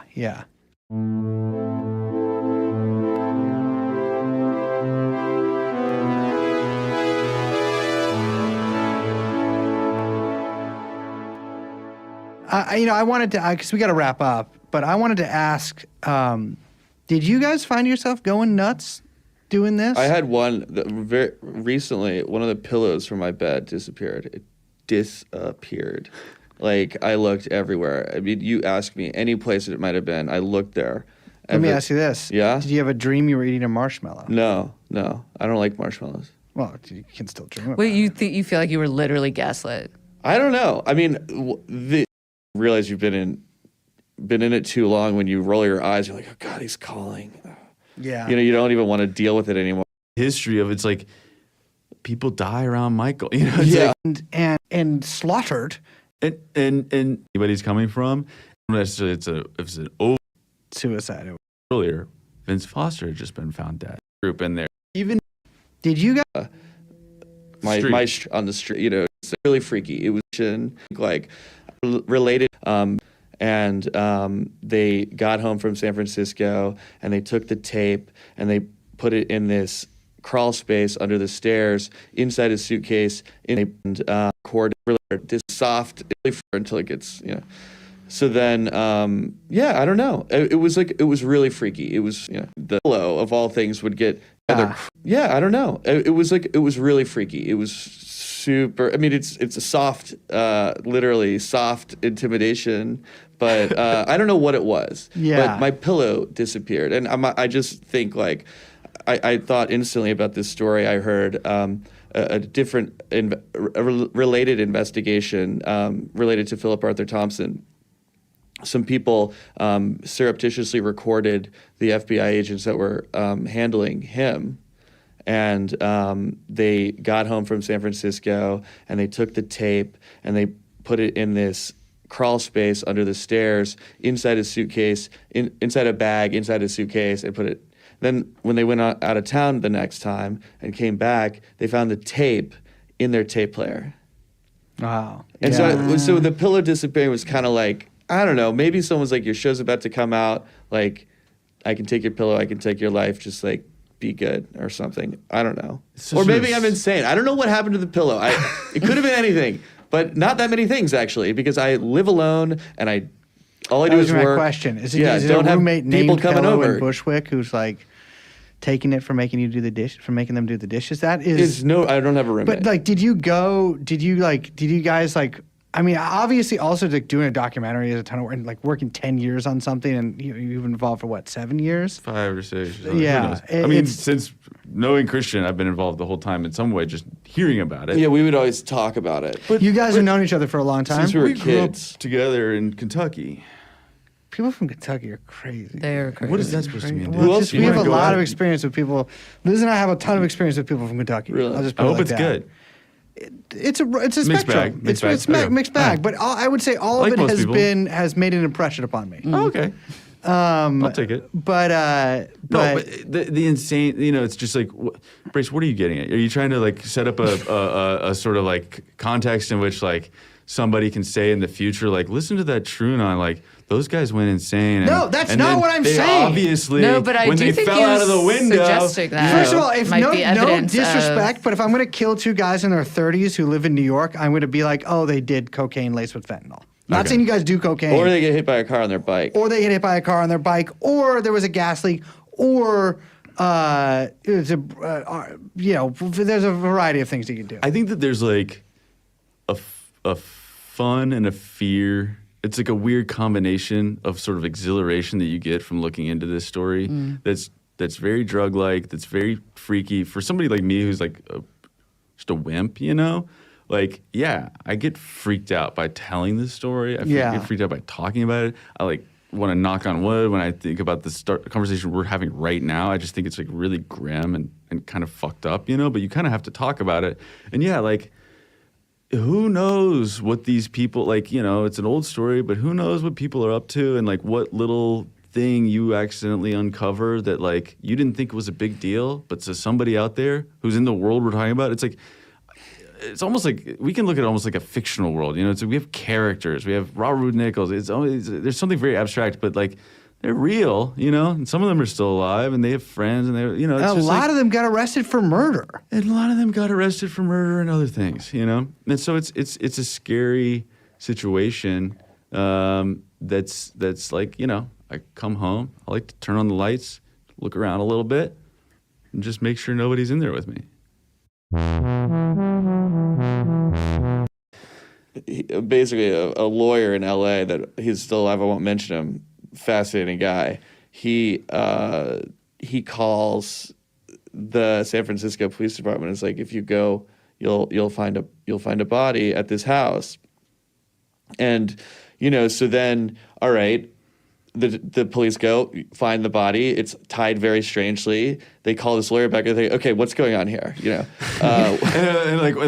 he's like, well, I can introduce you to the guy that told me about it. He's currently in the Palm Springs area, but it's my understanding that he's on his way to LA, and he would love to speak to you. Interesting. And so that's when they meet Michael, and Michael, it tells the detectives, basically he seems distraught. We have this, on tape, this call, and he seems very concerned and distraught, and you don't get the impression that Michael killed him. Paul. Yeah. But then he asks well, was it sexual? What do you think? He asks the police that, and you're also like, so why would he ask that? Like, you saw it, he saw it's not like. It's not a sexual, yeah. And Michael he also seems very innocent on those calls. He says at one point, he's like, he died pretty hard, didn't he?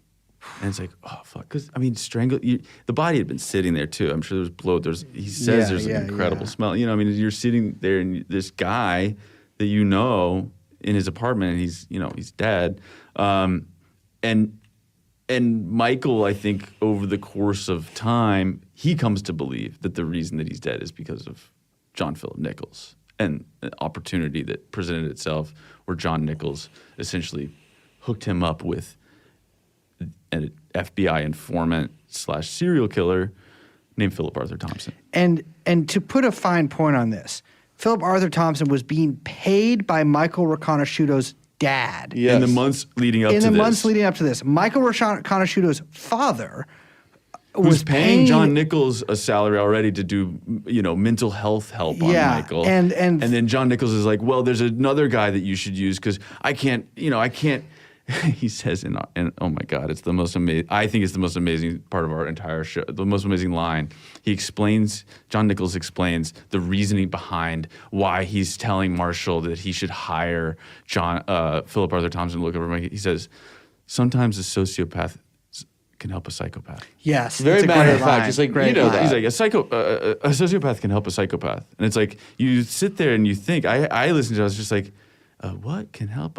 It's like saying the Kentucky Derby is the first Saturday in May every single year. Yeah. A sociopath can help a psychopath. And you hear Eddie in these conversations. He's just like, okay. Like, you know, it's beyond normal understanding of what this guy is doing. And John Nichols, he's there, you know, talking to Eddie, the detective, like he's just, I want to help you in any way I can. Yeah. You know? And it's like, he just lures you right in. There's another line where he's like, Eddie's father was the former coach of the Raiders. Yeah, right? Oakland Raiders. And he was like, your father was an amazing coach. That must make you pretty young, huh? And he's like, oh, I guess it does. He's like, mm-hmm. And you can just almost hear him like kind of lining Eddie up and being like, a young detective, this shouldn't be that hard. Yeah, yes. Wow. I mean, it's just, I mean, I think that's a really extraordinary aspect because there's pretty clear evidence that Philip Arthur Thompson is a serial killer. Yeah. In a way that is actually beyond the remit of this story and like killed possibly multiple people while definitely working as an informant for the FBI, which ties into like a whole other realm of like 60s, 70s, 80s stuff around serial killers and government contact. That is sort of extraordinary, and it looks like he eventually does get busted for murder too, which as do like. Thanks to the family of one of the victims, they like really put the squeeze on. But I mean, I talked to a district attorney, a retired DA, who was just convinced that he was a CIA. Like he did jobs overseas. He wasn't just like he didn't just rape and kill women in the U.S. for his own pleasure. He also like had foreign assignments, and there's a lot of evidence that he was running guns to El Salvador. Wow, it certainly turns up a lot in this. And there was multiple stories about him. You know, it's very likely that we'll do. We'd like to explore this further, but like he was going in and out of jail and prison constantly. Yes. Okay, but getting out and sometimes going on, you know, just on leave from prison in certain ways. Federal agents would check him out. Would just check him like out of jail. like it was like it was a library book. What was it? The DA told Dick Christian. I remember him saying something like, "It was like, you know, he had some people have a MasterCard, you know, in life. They have a Visa. This guy had a platinum card. Okay, he was able to access things that, you know, that was his metaphor for it. I was just like, I guess that kind of works. It's very like, reminiscent of like the like. Walking walk.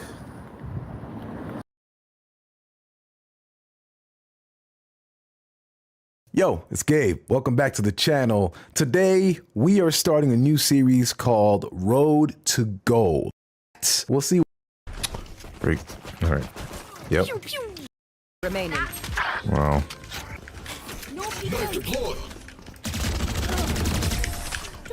Nice. Activating kill mode. That's a joke. Kill mode is default. One suppressed. You're better. Let's go. Not that serious. One suppressed. Well, Reyna is definitely. Reyna's on A. My ult's ready. They're on A. Woo. Spike down A. One enemy remaining. Let's go. That was almost my life, though. I hear footsteps in A. Dude, they hate B. Yeah, maybe flank, close. Enemy spotted A. The hunt begins. They walled flank. Enemy spotted A. One enemy remaining. Spike down A. Let's go. And we're clear. Yeah, baby. Let's see what we can do here. Spike.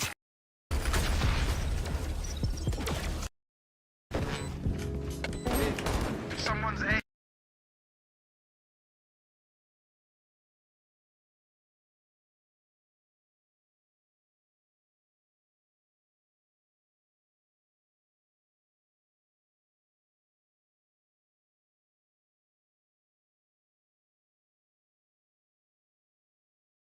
There's a lake in the forests of northern Minnesota called Lake Itasca.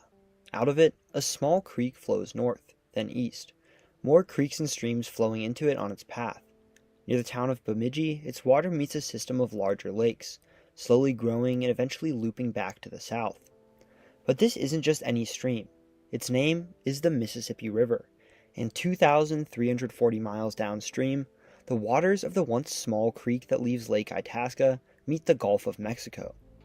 The lake isn't even the furthest branch of the river from its source.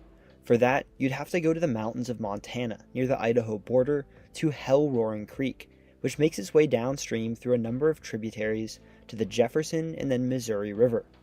The Missouri then winds across the Great Plains and Midwest to just outside of St. Louis, Missouri,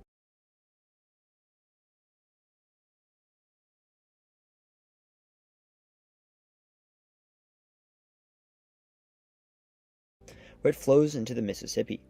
If you measure from Hell Roaring Creek, the Mississippi is the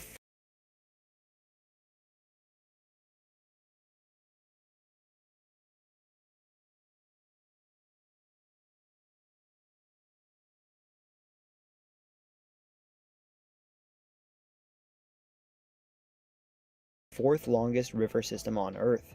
The Missouri, from its headwaters to its confluence with the Mississippi, is actually 1 mile longer than the entire Mississippi from Lake Itasca to the Gulf of Mexico. Because of this, some people believe that it should be viewed the other way around, with the Mississippi considered to flow into the Missouri and not vice versa. But that would ignore the actual amount of water flowing through the rivers themselves. If you measure the volume of the two rivers' discharge at the confluence, significantly more water is flowing through the Mississippi, which drains a much lusher region with higher rainfall than the more arid regions drained by the Missouri. Other huge tributaries like the Ohio, Arkansas, Tennessee, and Red Rivers add even more water to the river's mouth in the Gulf of Mexico. All in all, it drains 40% of the contiguous US, as well as parts of southern Canada. But only 70% of the water that flows through the river at its greatest extent actually makes it to the river's mouth. What happens to the other 30%? It breaks free from the river, flowing to the Gulf through another route. Even stranger, this changing of the river's course is in large part an accident, caused by one man. Hello and welcome to That Is Interesting. I'm your host Carter. Today, one of the largest rivers on Earth is splitting in two, trying to change course, and it might not be able to be stopped at all. This episode is brought to you by CuriosityStream, the best place to find and watch documentaries about science, history, technology, nature, travel, and so much more. CuriosityStream has exclusive award-winning films and shows that you can't watch anywhere else, plus the deepest collection of the best documentaries from around the world. The goal is to follow the river's path south, where it forms the border between 10 different states. But if you look closely, the state borders don't always follow the river exactly. In fact, the further south you go in states like Mississippi, Arkansas, and Louisiana, the borders follow a winding river-shaped path, but one that diverges frequently from the river itself. That's because the state borders are a snapshot of the river's path as it was a little over 200 years ago, when those states were drawn up. The winding bends that you see the border follow used to be where the river flowed. Eventually, the sides of these bends were eroded away until the two edges of the river met and broke the bends off, turning them into islands. The water then took the new easiest route, skipping the bend and carving out a new path. This is a natural process. Water always flows down the path of least resistance, and it happens all the time. Even in the last 200 years, you can see how frequently the Mississippi has corrected its course. Often, the old river bends remain as lakes called oxbow lakes. Sometimes they continue as smaller creeks or streams. On the Missouri River in Omaha, Nebraska, there's an oxbow called Carter Lake, great name by the way, formed from the river changing course that left a piece of the city on the Nebraska side of the river as part of Iowa. So if you're in Omaha, you can drive into this little piece of Iowa that's right in the city, and it isn't accessible by road to the rest of the state without entering Nebraska. There are also a number of places where you can see that the river will eventually change course. The Kentucky Bend on the Mississippi River where Kentucky, Missouri, and Tennessee meet is a great example. This tiny neck of land will eventually be eroded away, New Madrid, Missouri will no longer be located on the Mississippi River, and the already confusing border there will become even more complicated. A similar process is occurring with the Atchafalaya. It's almost like an oxbow lake being formed at a much larger scale. See, oxbows are much more common in the south because the land there is flatter. It's much easier for rivers that overflow or erode away at their banks to find a new path of least resistance because much of the land is flat all around. In Louisiana, this is especially true. it's one of the flattest and lowest lying states in the country, and on top of that, there's simply a massive volume of water flowing through it at all times. In some areas, the river flows above the land around it, held in by levees. Some parts of New Orleans are below sea level, and at the river's mouth, it gives up on following a single course, flowing into the Gulf of Mexico in a massive delta. But further upstream, it's finding a much more direct route to the Gulf, through the Atchafalaya River. The Mississippi has naturally changed course a number of times throughout its long geologic history, and thousands of years ago, the river's main stem was once the Atchafalaya. But for the last few thousand years, most water in the Mississippi went to the Gulf through its current course, today passing through cities like Baton Rouge and New Orleans, and the Atchafalaya didn't exist.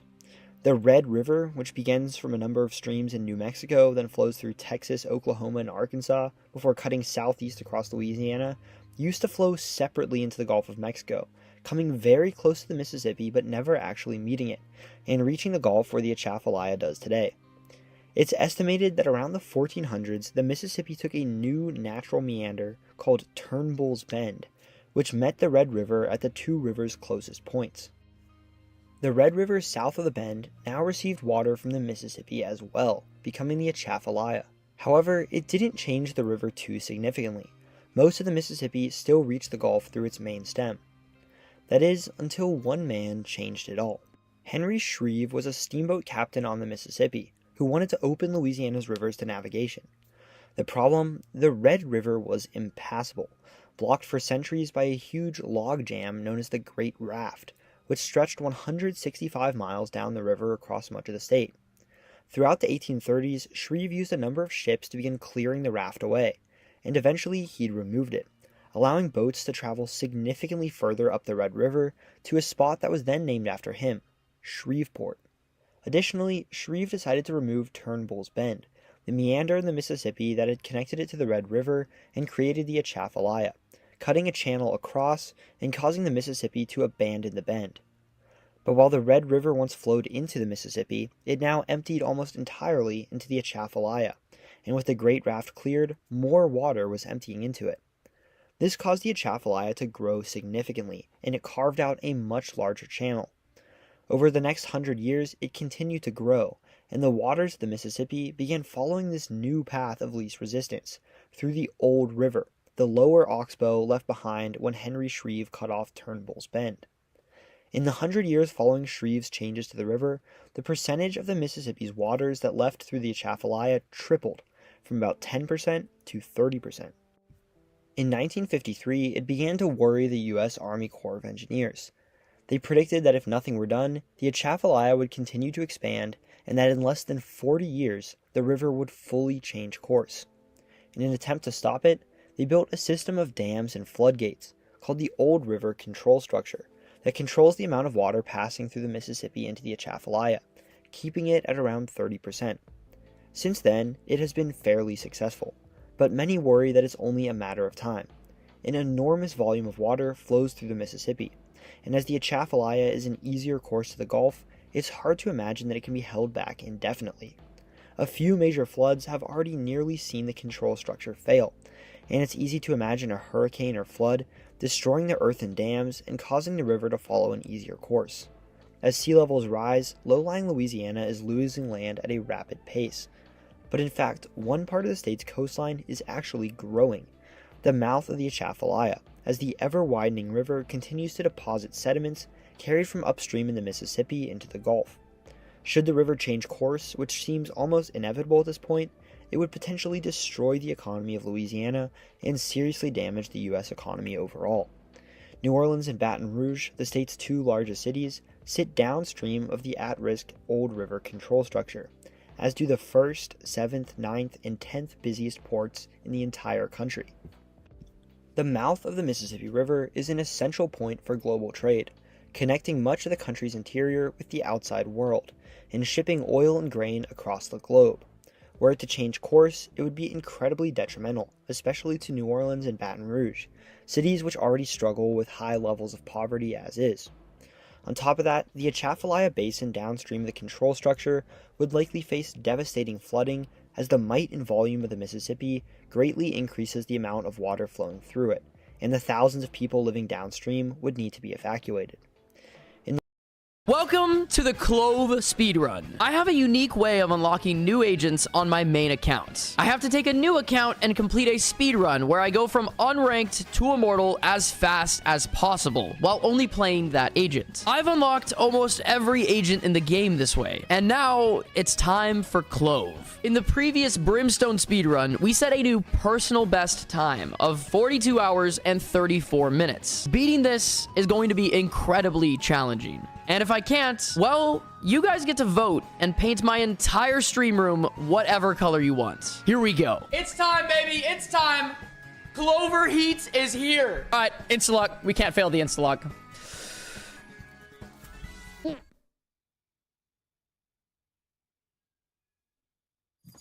Somebody else dodged. Hey, it wasn't me. I didn't have to. We're good. We're good. Guys, we're good. We're good. Everything's fine. Can we not have the worst smokes map on game one? All right, guys, the Brimstone speedrun. We placed in Diamond 1, which is the highest I've ever placed any account. So anything below Diamond 1, we're already going to be behind on this speedrun, and we're going to need to make up so much time. So let's lock it in. I think the move here for the buy is we don't buy metal on attack. We just buy 2 smokes and pick me up on attack, because then I can smoke for the team, and then if I get a kill, I can overheal and stim and do whatever I need to do. And then on defense, I think we buy metal and a shorty, and we buy full util.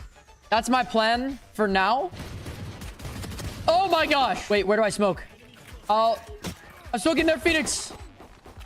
Sure, I don't know. I don't know if I helped there. It's so weird. Remember, like, honestly, the biggest skill curve in Clove is remembering you can smoke after you die. Actually, so weird. It's okay. I just did the Brim speedrun, so I actually know how to play smokes on Breeze. Where do I smoke here? Maybe stairs? I don't know. Like, I'm trying to help. I mean, if I die, I ult.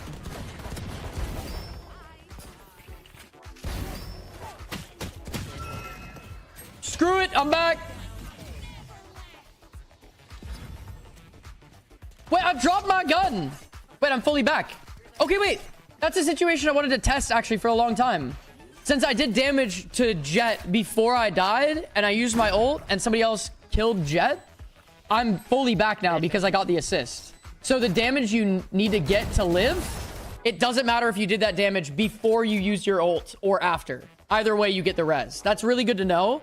I've been wondering that the whole time because that situation never happened for me so far. So if I just get tags on everyone and then I ult and somebody kills somebody, I will live. Yeah, I think that's actually a bug with Clove though. When you use your ult, your gun is too far back and you don't pick it up. I assume that's gonna get fixed, but if it doesn't, we just gotta use the Reyna dismiss to grab a gun. This is kind of cool. You can change your perspective of who you're spectating, by the way, by pressing A or D while your smokes are out. So you don't have to stay watching one person. And I think this is the smartest thing to do.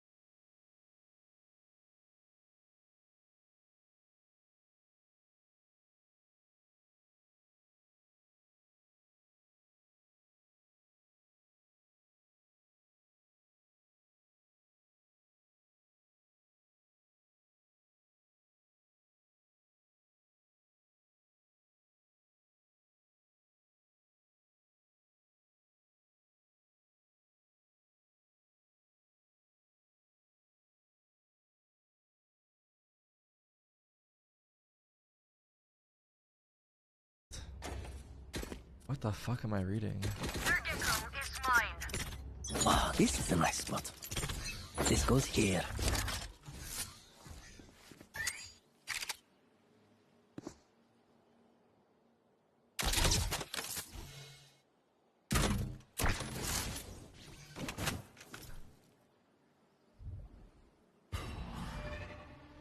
Is it A?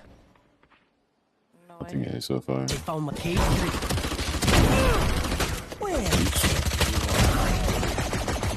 Spike down, B. I don't give a fuck. Fuck with me. Nah, I'm out. One enemy remaining. You ready? The hunt begins. Wait. The fuck? How'd I get out? Bring them down.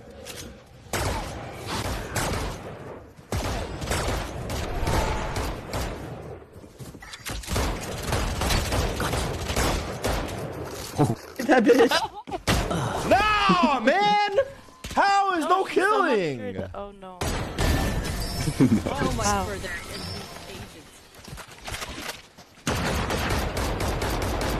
Match point. How? Wait, watch party? Yeah, I'm about to watch party after we fucking cook these frauds in Swift play. We run this shit. We run this shit. Even you, Deadlock. I didn't say it on mic. I'm not toxic. Yes.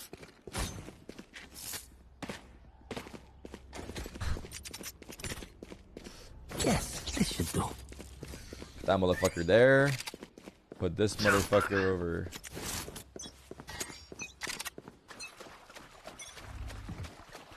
Running A. God damn it. On my way.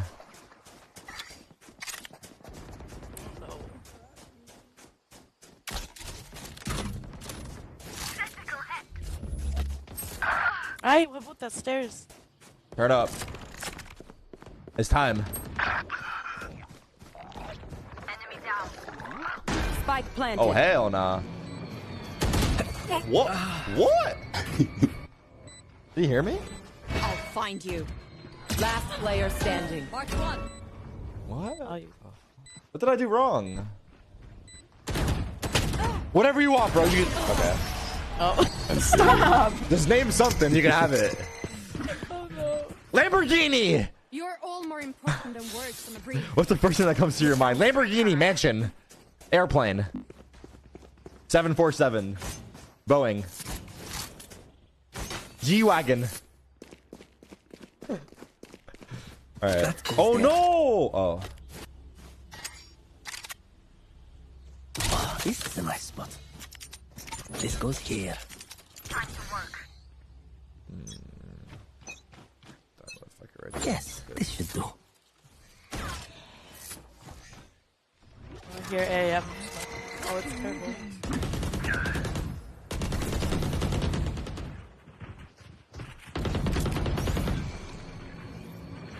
Cage trigger. Broken door. Stairs. Found my wire. Walk the my fucking wire, motherfucker. Cage trigger. One in the... No hard. I'm the fucking greatest Cypher to fucking exist. Put that motherfucker down. We're going OT, lock in. We're going OT, lock in. Bro, I can't lock in. Stop talking. Last player. Show me why. Okay. Okay. Okay. It's not how we do it. It's that we did it. Over. You're the best. Have a good day. You're the go. You're the fucking go. You're the fucking go. You hear me? I don't know who you are. I don't know where you're from. I don't know where you live. I don't know what you do. But you're the fucking go. And don't let anyone tell you otherwise.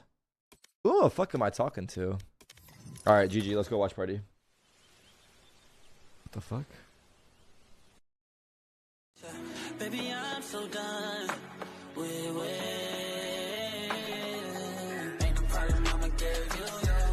Cloud9 versus Leviathan. Remember all those weeks that we asked? That we wondered? That we questioned? What does this mean for Cloud9? Well, goddamn, we're going to find out today exactly what the fuck it means for Cloud9. We're going to find out exactly what it means for Cloud9. Okay, hold on, hold on.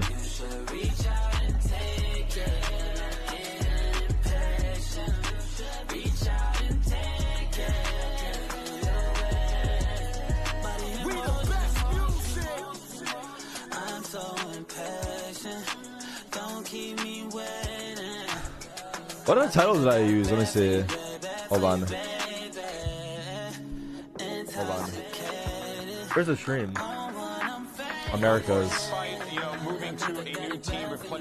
1 second.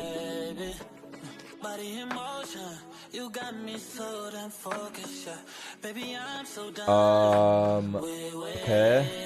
Let me do this. Baby, you're gorgeous. You're incredible. No, you're incredible. You're beautiful. You're phenomenal. You're amazing. Aspas fanboy 69. Add Zekin to your call. Zekin, pull up. Zekin, I'm in my Discord. He is the GOAT. He's such a good player. And we need Sam and Venus too. I think they're watch partying too. I'm in my Discord. That's my, you know. Why is it not working? Leviathan 5th again. Can you remind me of that? Look Just because Aspas is the GOAT, he should be out loud. Wait, look at the roster around you. King, God, you have some of the best players in the world on this squad. You give them time. You let them cook. You have some great leaders here with King, with Calm, and you have strong coaching Let them staff cook. around We them. did a power ranking, man. That's just how I feel right now about what I just watched. Back it up. Back You watched that 2 months ago. Huh? 2 months. Here. Yeah, 2 months ago, I didn't see them. I don't know. All right. Let's Guys, move on. look. I got two partners over here. See, I tell you, dude, bullies, bro. I'm telling you, You got a group up with It's me. crazy out here, dog. The streets is real. Any case, so folks, let's go ahead and take a closer look at Leviathan's 2024 roster, which is a global super team as rated in every respect. It is. Let's take a But they're look. 5th place, according to Arden. Bueno, en Leviatán tenemos 2 jugadores de América, Estados Unidos, 2 de Chile, 1 de Brasil, y tenemos 2 coaches de Europa, que uno es de Bulgaria y el otro es de España. All right, chat. We're back at it. Bueno, más que nada, Week 1, day 1 today. Yo creo que fue por Week 1, day 1. de buscar un equipo que ya tuviera como experiencia y querer ir como un equipo fuerte y no como Pick'ems? True. underdogs, por así decirlo. Porque Valid. nada, en los I didn't do trials, pick'ems yet. el coach más que nada vio que había como más potencial con ciertos jugadores y que fue lo que Hold se on, let me eligió fix y this. se 1 basó second. más en- Sorry so much. I'm so qué iba a sorry. aportar en como en la experiencia de cada jugador y más que el idioma en sí. Bueno, obviamente trayendo a los dos Yert. campeones mundiales, a Aspas y Com. Yert. Bueno, más That's que good. nada, todo se basa como Nothing en much. Wait, la you see I confianza signed with entre cada uno, NRG for coach streaming? donde yo Did you actually? estoy siempre Yeah, constante just for como coach streaming. tratando de hacer lo And mejor para el people, equipo, when they got tratar de hacer announced, las mejores people cards. from your chat came to my chat and said, "Wait, you're Temu Terret." And I said, "Yeah, I am." That's kind of fucked up, but W chatters, I guess. Control your damn chatters, Guys, dude. can you guys be nice?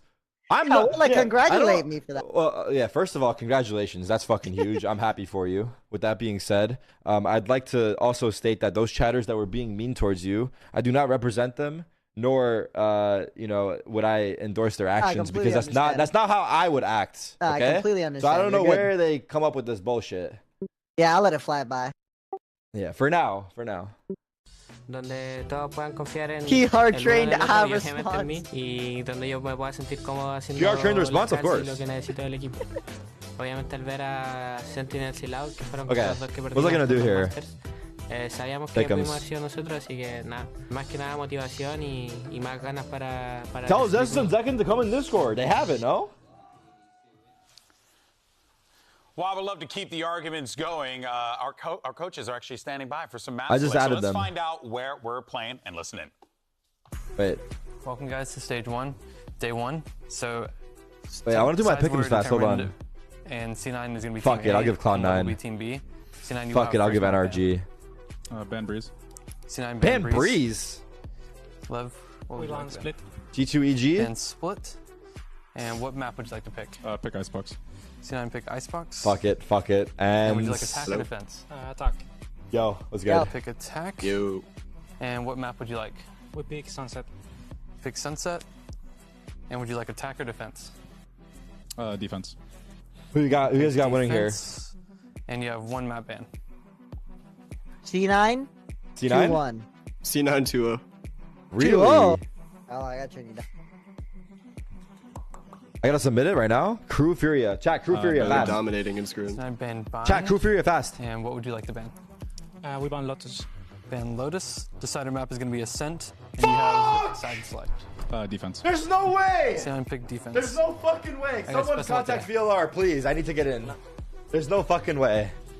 There's no fucking way. All right, so we have our maps. We know where we're playing. Mimi, I want to go to you real quick for this one. How do you feel about this particular draft? How did it play out? Someone let them know, please. I think need what's this. really going to be interesting to Please, me I in need setting the this. tone for what God C9 damn. looks like with this new roster is Icebox. The Oh my last time I God. got to see them play this was at Ludwig Tarek Invitational. They were playing two different variations of crazy troll cards. Well, We've never really well, seen it. So I well. think this is a good Look kind of who's idea here. setting. Look for what the cat ideas dragged they have in. around their draft. Are they one of the Hey, teams guys. going after the Harbor Viper? Are they one of the teams after the Gecko Chaos? How we doing, stuff? Zelsus? There's a lot of options here. Zelsus? And Lev, honestly, I'm it's not- a kicking map and This- kickoff. So, You're not what? I think it's interesting. I'm not to think IGLing about, after like, this who- team. who's gonna be Fuck creative Zach. here, but personally, I don't really Dude, care. I can't believe Curry stole my spot on stage. Can we talk about that? Bro, no one is stealing your spot. I just feel like I must have been up next at some point. Like after a few options, there must have been like down the line.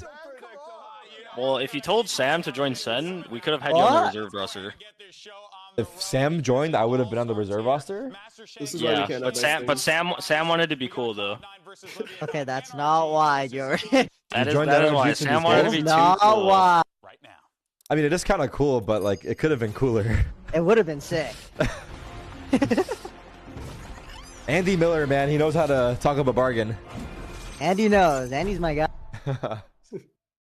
Bubbles, yes. I got bubbles coming in a sec. I got bubbles coming in a second. Hold on. I'm cooking, chat. How do I do this? Hold on.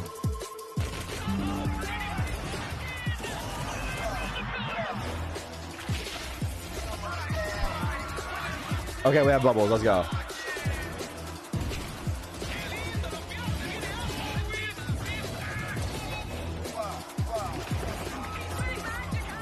Demon 1? What does this mean for Demon 1?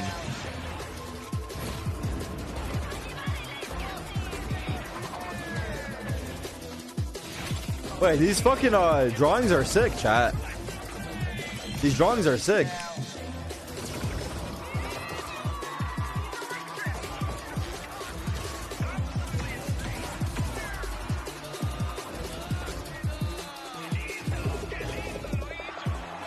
Boosty. Oh my god, that round was actually crazy.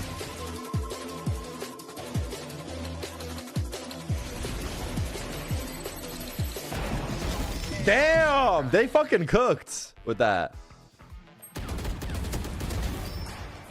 So Lev obviously is a good team. They have some Ult champions is ready. on that Round's team, gonna be and over they're though if I don't not plant. a If I plant, team I can to ult play post with. round. Our expectations obviously to win. Taking a risk. You know, I'm we're just gonna gonna go take a knife lead, out but here. We're also very confident. I wonder if the studio's packed today. Siento que es Probably. un equipo donde tienen mucho firepower y al mismo tiempo. I mean, the obvious X factor on Leviathan is Osboss. You know, that guy's a shooter. Siento que Oxy sí es un game changer. Tenemos que hacer lo mejor como equipo para negarlo y nada, porque no se pueda sentir cómodo en su juego.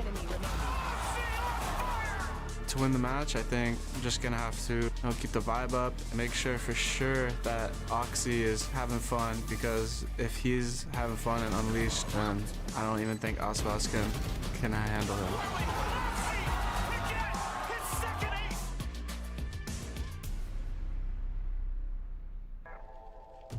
Riot Games Arena, it is finally time to get our first match of Stage 1 started.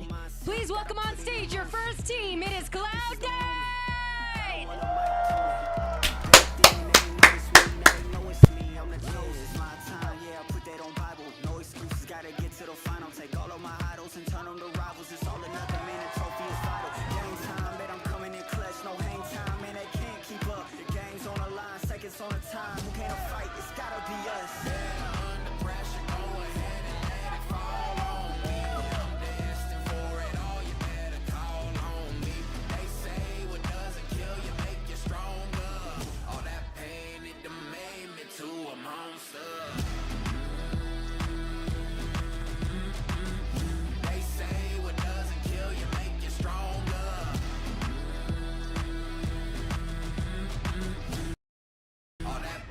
se siente la fuerza cuando juega toda América. Es que se escuche para Leviatán.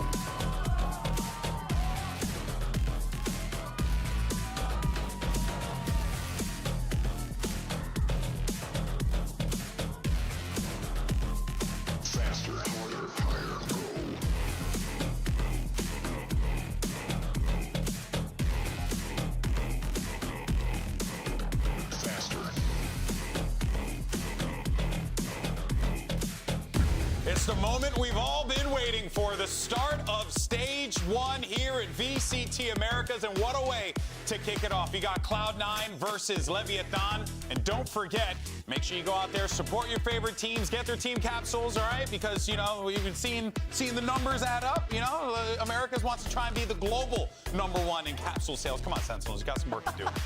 Surely America can be the #1 in capitalism. Surely, guys, come on. In any case, so two teams hyped up, excited to come out in here. You heard Vanity before saying, time to find out if we're a couple scrimmers. Calm, on the other hand, feels pretty confident in this Leviathan team. Of course, he should because of the weapons they have on there. This is going to be a very interesting battle ender. They've got the weapons. Now they've had the time to put in the practice. And don't forget, like, even with only a couple of weeks to get ready for a kickoff, Leviathan came in and were playing some wacky stuff, right? They were really experimenting with the meta, some Sova on split action. They were playing Harbor on multiple maps as well, the Reyna for Ospas.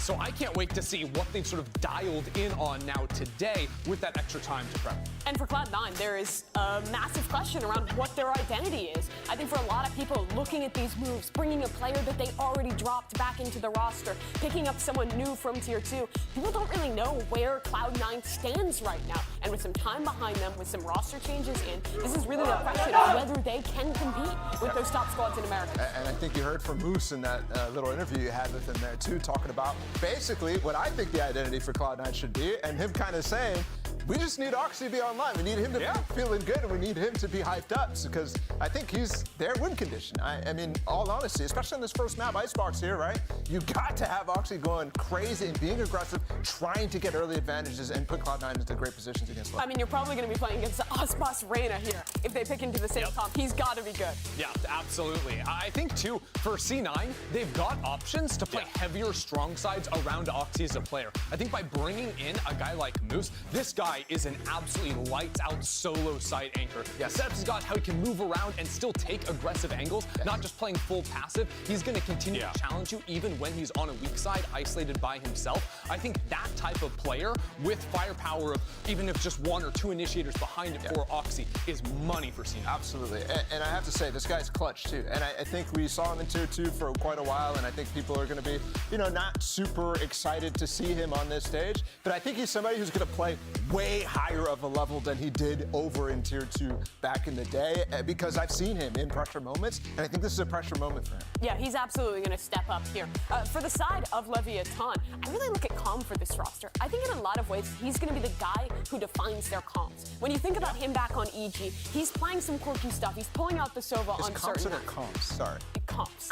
Okay. Close there. Where can I put Sova But into he also is a very vocal player. So I think a lot of that is going to depend on what he plays, but we're already into the agent select. All right, let's see what we end up getting here. And, you know, I think one element that is going to be very fascinating is how these teams, what they've seen in Madrid, and then how they've tried to implement, iterate, and improve.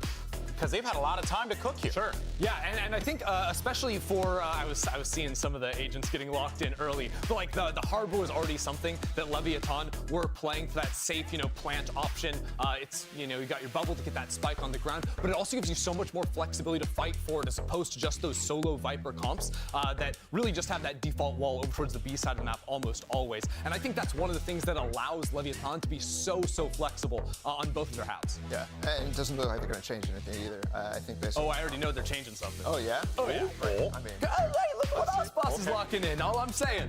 I mean, this comp, you could play it with the Jet. You could play it with the Reyna. I think there's even a world where you could play Brazen here, but I imagine you just go back just got to me hyped up right now. Yeah. I mean, you sold this. I mean, look, it's not Sage. He's playing Sage. Yeah. Oh, No. I did see the Sage coming for C9, and I'm actually a big fan of the Sage. I like this comp. I think the Sage is a little bit misunderstood because obviously you have the safe Sage plan. is so Also, retaking with the wall is so strong, but I think she can also let you seize a lot more space on the defensive side, especially with early slow orbs. I think you can control space around A especially. Is that the surprise? Not Reyna. That's least surprising Osbot's choice. You really hyped that up for nothing. But I'm with you on the Sage. I think also on attack. My boy's gonna like in Yoru or something like that. I'm gonna lose my mind. It gives you a lot more variety, the Sage does, on how you want to fight forward, what space you want to take. Makes those plants way easier. But yeah, Osbot versus Oxy. That's the match of the day. Well, let's do this, shall we? The start of stage 1 starts right now, so let's go ahead and send it over to your casters. You got the Dapper Yappers. It's the one and only Vansili and Rivington. I love being called the Yappers, but thank you so much, GB. Indeed, Split 1 has finally started, and we have a really good games in our hands, and a great way to kick off the season. I mean, you have a C9 that came with a couple of roster changes, hopefully looking revitalized, as Vanity was saying, but they got to play against one of the best teams that we currently have in Americas right now in Leviathan. Right, a lot of pressure on Leviathan right now to understand what could come out of this game. The pressure that people are expecting Leviathan to have prepped and be prepared for this matchup to come into stage 1 and fire on all cylinders. The Des talked about how close some of those series were in their group before we saw teams head over to Masters Madrid, and Leviathan just did not have a good time. So maybe fixing up a few of those. We also get the changes, like you said, from C9. Rooney back in the mix. Moose there. We saw him enter onto the stage.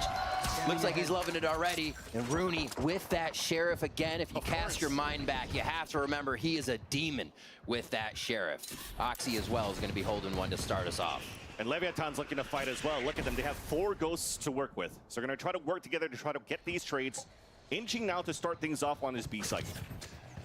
Slow push. They're going to get some space for free here.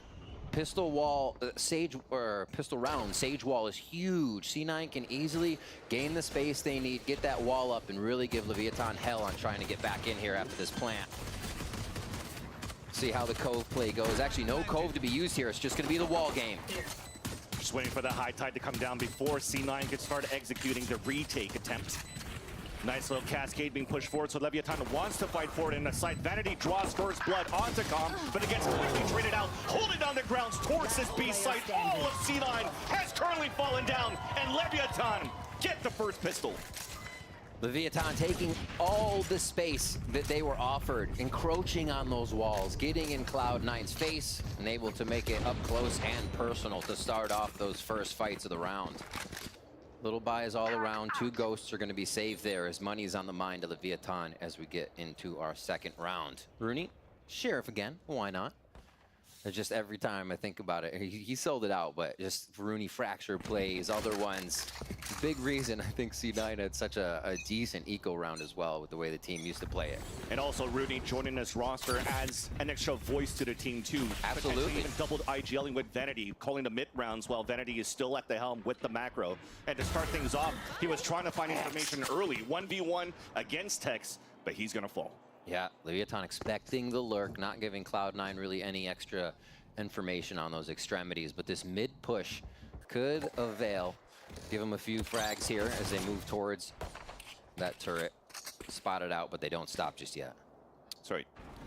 Timmy saw a few, and all of Leviathan will start using a little bit of util and realizing that the A side is open. So this will be a pretty free plant. Yep. Trying to take down Tex would be kind of nice, though. All these 3 now pivoted towards that bottom mid. But Tex, 2 for his troubles on the lurk play on B side. This is a great start as well for the Killjoy on Leviathan's side.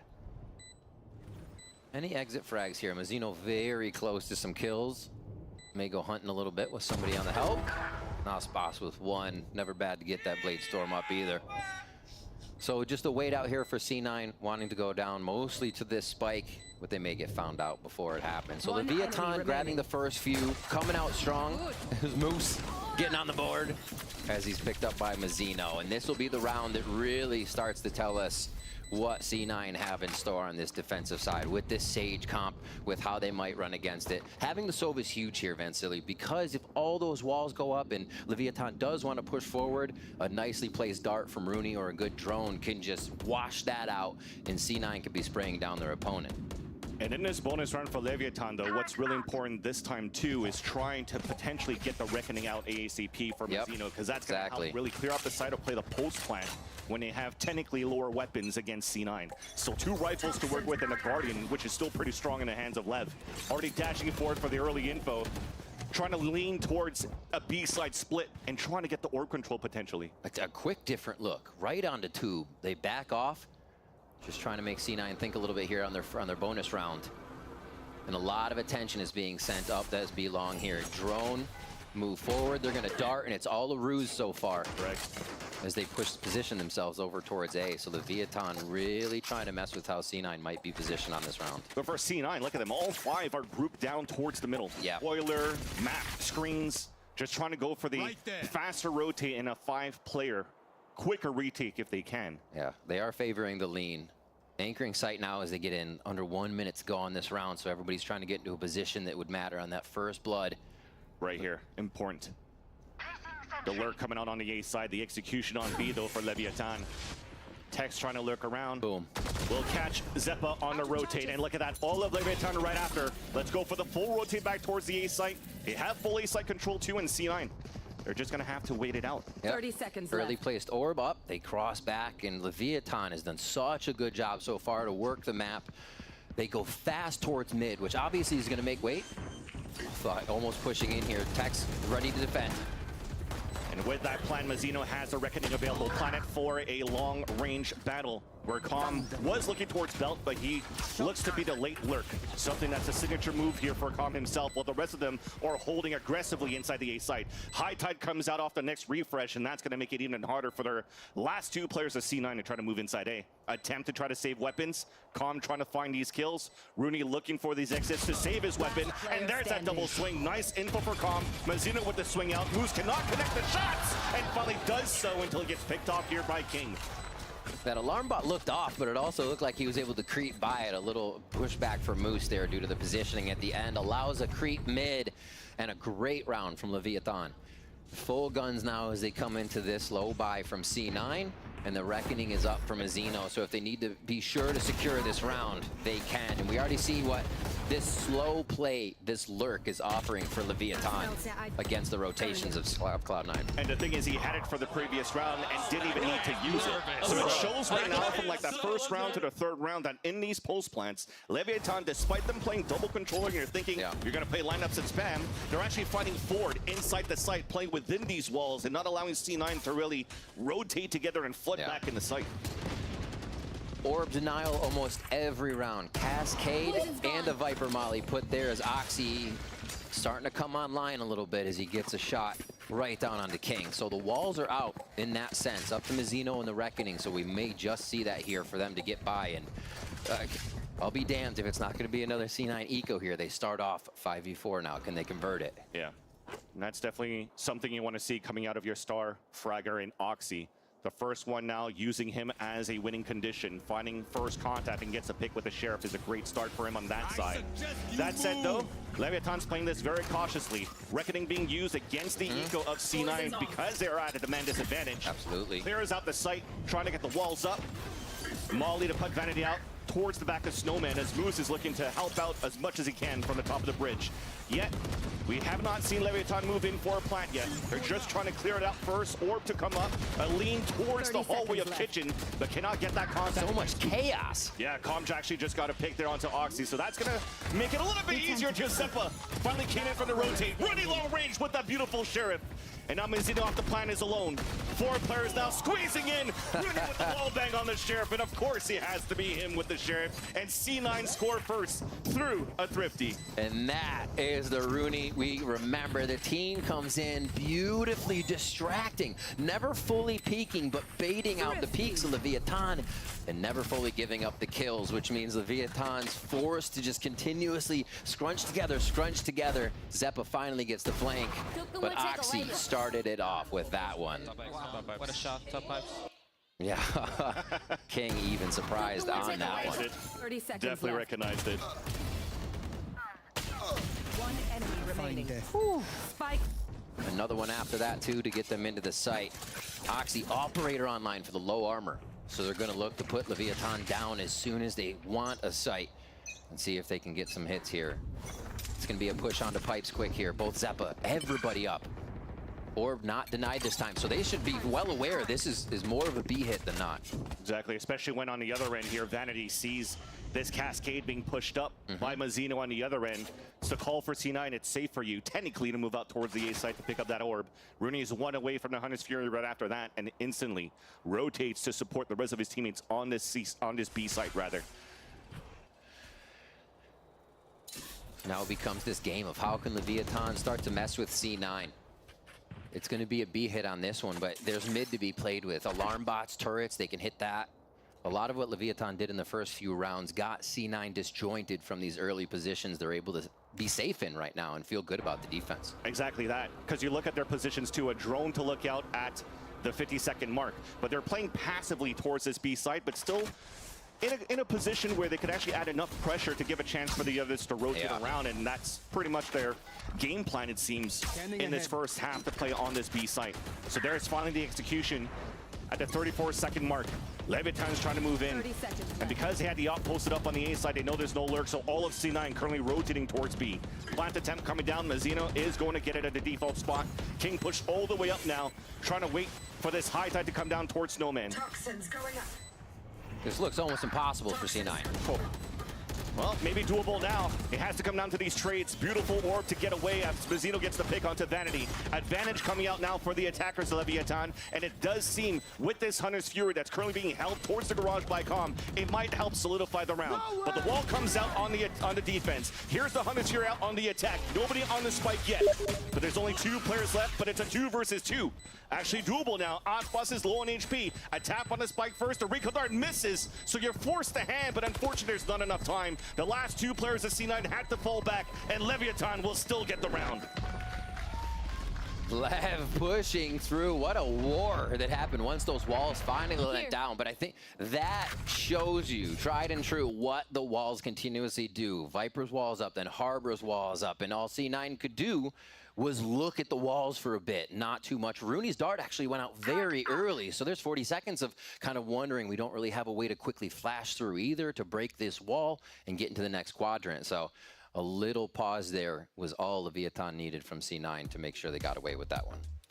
And C9 calls out the timeout too, and when you're looking at how these pulse plans has been going here for Leviathan is the orbs usually, when you're looking at this composition on that side of Leviathan on the attack, is the orbs usually thrown up and then you plant through it, but they somehow still manage to find safe passage to plant before and then use the orb as an extra obstacle rather to really fight against C9's attempt to flood retake. So they really got to figure out how they could work in tandem to really get rid of that orb ASAP so that they have more chances to really fight against, again, the double controller. That's very hard to get vision through. It's Oxy really hoping he gets one of these opening shots too. That is not a fun game as an operator to be at a site and be like, all right, I just need this wall to go down. I just need it to go down. If it does go down and you see Viper walls come up, you never get any angles and you're forced to push forward and hopefully find a Vandal in the fight, but then retake with the op. Or at least see somebody in the early rounds, right? So this has been 2 rounds exactly that they posted him on pipes. He got that first pick with the Sheriff, this time with the operator. I mean, I don't think he really shot it yet, so I don't know if Leviathan knows that there's one through. Yeah. Last round, I think they probably saw it, but we'll see. They're very careful about hitting this A side now.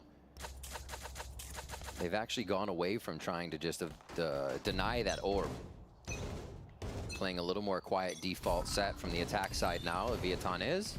Oh, this is an aggro play from C9 though. Already the up trap, or sorry, the going through the rappel, gets towards the belt. Oxy has a very aggressive positions while the other 2 are pushing towards the tower. Ooh! Well, looks like they were ready for that for Leviathan. I was going to say, if they don't come to you, you go to them, but Leviathan immediately ready for it. And now they are forced to back. That is not a good sign for C9. Leviathan are reading just about everything they're trying to get a hold of. They're trying to position themselves for, and now we'll move up towards A here. And that op is up for grabs too if Aspas wants to pick it up, but we'll have to see what the game plan is for Leviathan. Will they still want to use him to try to create that space? Again, double controller very hard to do with, and it gets an insta-dink and a wall bang onto Rooney, who looked like he was maybe staring at his radar for a split second and gets punished right away. So that opens up the A site, and that might be an immediate call to see. I mean, look at Zeppa. He's already running back towards that B site. And Leviathan, well, looks like they're going to get a freebie here. This is such a good wall. These walls we see from Leviathan here allows so much room for Aspas to float back and forth between 410 onto screen. That little sliver we saw on the harbor wall that lets him get a frag if anybody walks into screen's area. It's so hard to defend against somebody that's coming at you that fast, and how sure and confident Aspas is to take each fight. Yeah. You see A-Site having to be dropped almost each time here. And a big one here, Aspas as well, to open it up with a few kills and get him into sight. Now you see the real value of the orb too, right? They threw it up on the A tower so that he can't get wallbang from spawn. A high tide to not allow players to run through from the spawn. And leaving Leviathan, they're hunting down C9. Trying to keep the guns away and keep the guns out of the hands of the C9 roster, but it seems to be okay now after this wall came through. 3 will stay alive as they lost 1. But they lost a huge op in Oxy. Thankfully, he has a Blade Storm to work with in round number 7. Yep. He can play a little bit more aggressive with that. You know, it's kind of the idea. You're like, oh, you did go down with the op. It does suck, but going with the Blade Storm next, a few more ultimates. They're trying to put every advantage they can into play. And some of that is being able to be more aggressive when you know that Blade Storm is coming up next. But what can they do? What can they figure out how to get past Leviathan here?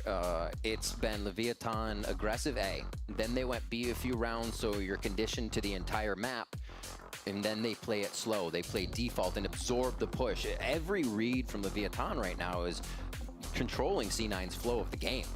If anything, it almost looks like the win con that they have again is trying to put Oxy in a position to get first blood. Absolutely. But if he doesn't, or if they're not contacting into Oxy first, the rest of the team is actually still trying to use the utility around Rooney to work together, right? Find out 1 minute mark where those opponents could be. Once they figure out that the hit is coming towards a B site, for example, you're still kind of not ready for that type of hit to fight back behind those walls because you're still playing very passively. Yeah. So you'll have to think here, as we do have a tech pause, it's a PC issue that we're going to try to fix ASAP, but once we get back in, that's probably the conversation now for C9 is once those comms are up and they're able to discuss with each other what they could do to fight against Leviathan, do they want to play a little bit more forward? Because again, the cascade that's being thrown from Leviathan on that B side, what does Vanity do if he's playing B? He's falling back already. He's playing back towards Orange. There's no maybe 2-3 players set up to try to fight back on that area, but although, despite the scoreline being 5-1, you haven't really had a chance. We haven't really had a chance to really test out the operator on the B side, rather from Oxy, right? Yep. So there's still some room to work with for C9. This is where the entirety of a game does change. Round 5, 6, 7, 8, when you start to get the ultimates up and things can swing a little bit. Now it has to swing very hard. So much money in favor of Leviathan right now in the credits that they can make choices. They can make aggressive choices, I should say. Things that put them in a bad spot by next round, but look for the trades in these fights where you'd normally play a little more cautious. So that even makes them stronger. And C9 have to start to realize that. But yeah, you're right. They've got to get Oxy online. It does seem like that win condition that gets the team vibing. If this ultimate can come off strong, they have to get in Leviathan's face almost right away, like Oxy was trying last time. Because as Leviathan has been able to read the map, their consideration of how to move, how to flank, and where C9 is going to be coming from has been spot on. And it's why we're seeing the 5-1 scoreline. And right now, as you can't see really what's happening in the state of the game, though, we could really tell you that at least they have the Blade Storm to work with now for C9. Rooney picked up a Hunter's Fury a couple of rounds ago, but haven't had a chance to really try to use it to try to deny plant, because even Leviathan are not using like these last 20 to 10 second mark to try to plant. So you're not really trying to create chaos out of that. So will they want to try to use something a little more aggressively with that too? So there's an opportunity at least to try to change the tempo for C9, especially now that Xeppaa also has the res. And I felt like they tried to do it when Oxy was moving up on that belt side with the Yom. But the thing is, if you're dying up there, there's no way your teammates can come up there to help you out and res and try to keep that op up. So do you want to keep like a death ball pretty close to figure it out? So earlier we spoke with King about some of the role changes they're implementing for Stage 1. So let's have a look at it. Bueno, hemos cambiado un par de cosas. Hicimos cambio de roles. Yo pasé a jugar mayoritariamente humos. Tanto Viper como en muchos mapas juego Omen ahora. Para que Masino se siente más cómodo en roles donde juega iniciador, juega flash. Entonces hemos visto una gran mejora en eso en el equipo. Y nada, también hemos estado practicando mucho como situaciones repetitivas como muchos patrones. Entonces estamos encontrando mejores respuestas a las mismas situaciones como en muchos mapas. Así que eso más que nada han sido como los cambios importantes en el equipo. So key things that I'm getting out of this here from King 2 is that they had some time during Madrid to really iron some things out to get ready here into the Americas. And I like the sound of that because when you're looking at the kickoff, they talked about it on the desk where it was a very close loss that they had against Louge, for example.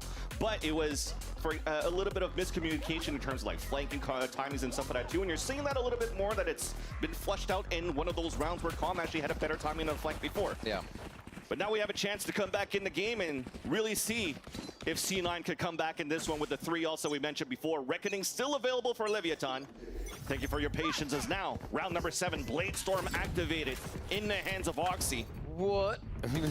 Right into Nest. Aspas not even holding back right now. I think this is one of the cool things we have to look at too, is the way that they're entering when we have seen Xeppaa here, Aspas is just over any of the slows, over any of the walls, boom, right onto 410, then onto screen. It's just so quick, even with this util. So you saw the game plan, trying to keep the res close to Oxy because he has his Bladestorm. He dies, they could still res him here. They used their 100 Sphere to try to stop them, but Aspas is pushing towards the spawn. Long range battle, headshot onto Xeppaa, the third in a row, the uptrap, and the Ivar Power Ace, then on to Rooney.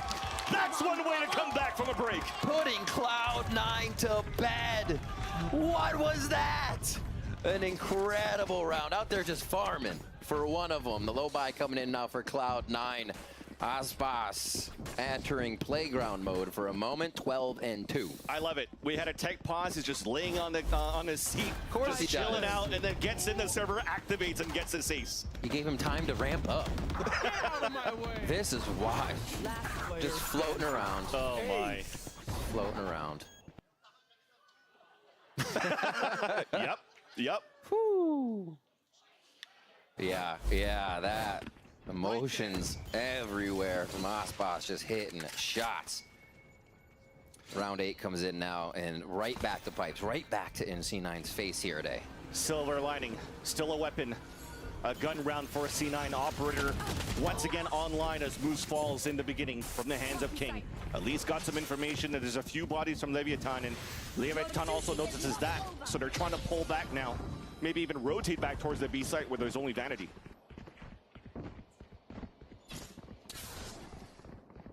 One of the first kitchen works we have here coming from Tex. This has been covered by a lot of the Killjoy utility for Moose in previous rounds, but they've seen it now. They have the option. Exactly. There was no KJ utility, but at least a body to spot it. So Moose using a lot of that util to try to find late information towards the A side. Deniability with the util towards Jenny. And then going head-to-head against Tex, but gets a little bit of damage. A heal up here from Xeppaa. Leviathan are looking to regroup with King for a double pump back towards the A side. Off angle held and won by Xeppaa. Immediately gets traded out by Tex. And here's the delay round. 20 seconds left on the round. Alarm bot, double nanos, gets the pick onto Tex. With 13 seconds left, Calm low HP, attempts to go for a plant. Moose trying to find a timing, but with the Cloudburst, gets away. Oxy with a knock kill onto Mazzino, leaving only a damaged Calm and Aspas at full HP to play the post plant. Updraft missing the pipes, at least trying to look back towards the screens. Recon dart coming out from Calm, spotting one player, and he's even going on a flank. So you're putting a lot of responsibility on Aspas now. Beautiful headshot onto Oxy. First tap on the spike, an attempt of a stick by Vanity. A spray as Runa gets the pick onto Calm. No defusal as Aspas gets the pick, but then Moose moves forward to trade it right back. And C9 will get the defuse. Moose coming up with a big kill there. Ultimate as well for the Killjoy. And yeah, round 8 starts to flip back a little bit. Leviathan still have a good amount of padding here with 4 rounds up, but this is Cloud9 feeling a bit more comfortable on the map now. Also, being C9's pick here, we see why Leviathan wanted attack. You know, you grab a handful of rounds, you feel good, you might catch a team while they're cold, and Leviathan had a plan in those first few rounds as they went from site to site, back and forth, especially bonus round where they go to tube and they came back. So really cool of Leviathan here to start on attack and know they could go for the throat right away. But C9 is now trying to put something in action. They're getting more aggressive. All right, Oxy's trying to bait it out. Beautifully There done. it is. Breaks the turret, gets away so that Zeppa can get the kill from the tower. So Tex falls, and that's an early advantage for Cloud9. They reset. Another 5v4 round. We saw the eco round they had with Sheriff start 5v4, and they turned it. So spells good things when they do have full guns. That operator ready to focus on mid. And they do have clear on A. Vanity usually has not been playing yellow, so let's see how C9 tries to play it now. So break the alarm bot for Calm to start things off. Cascade to move out, and first contact, again, Vanity falling back here to play inside the site. They do have a lockdown to work with here, so they might let Leviathan move in for a plant.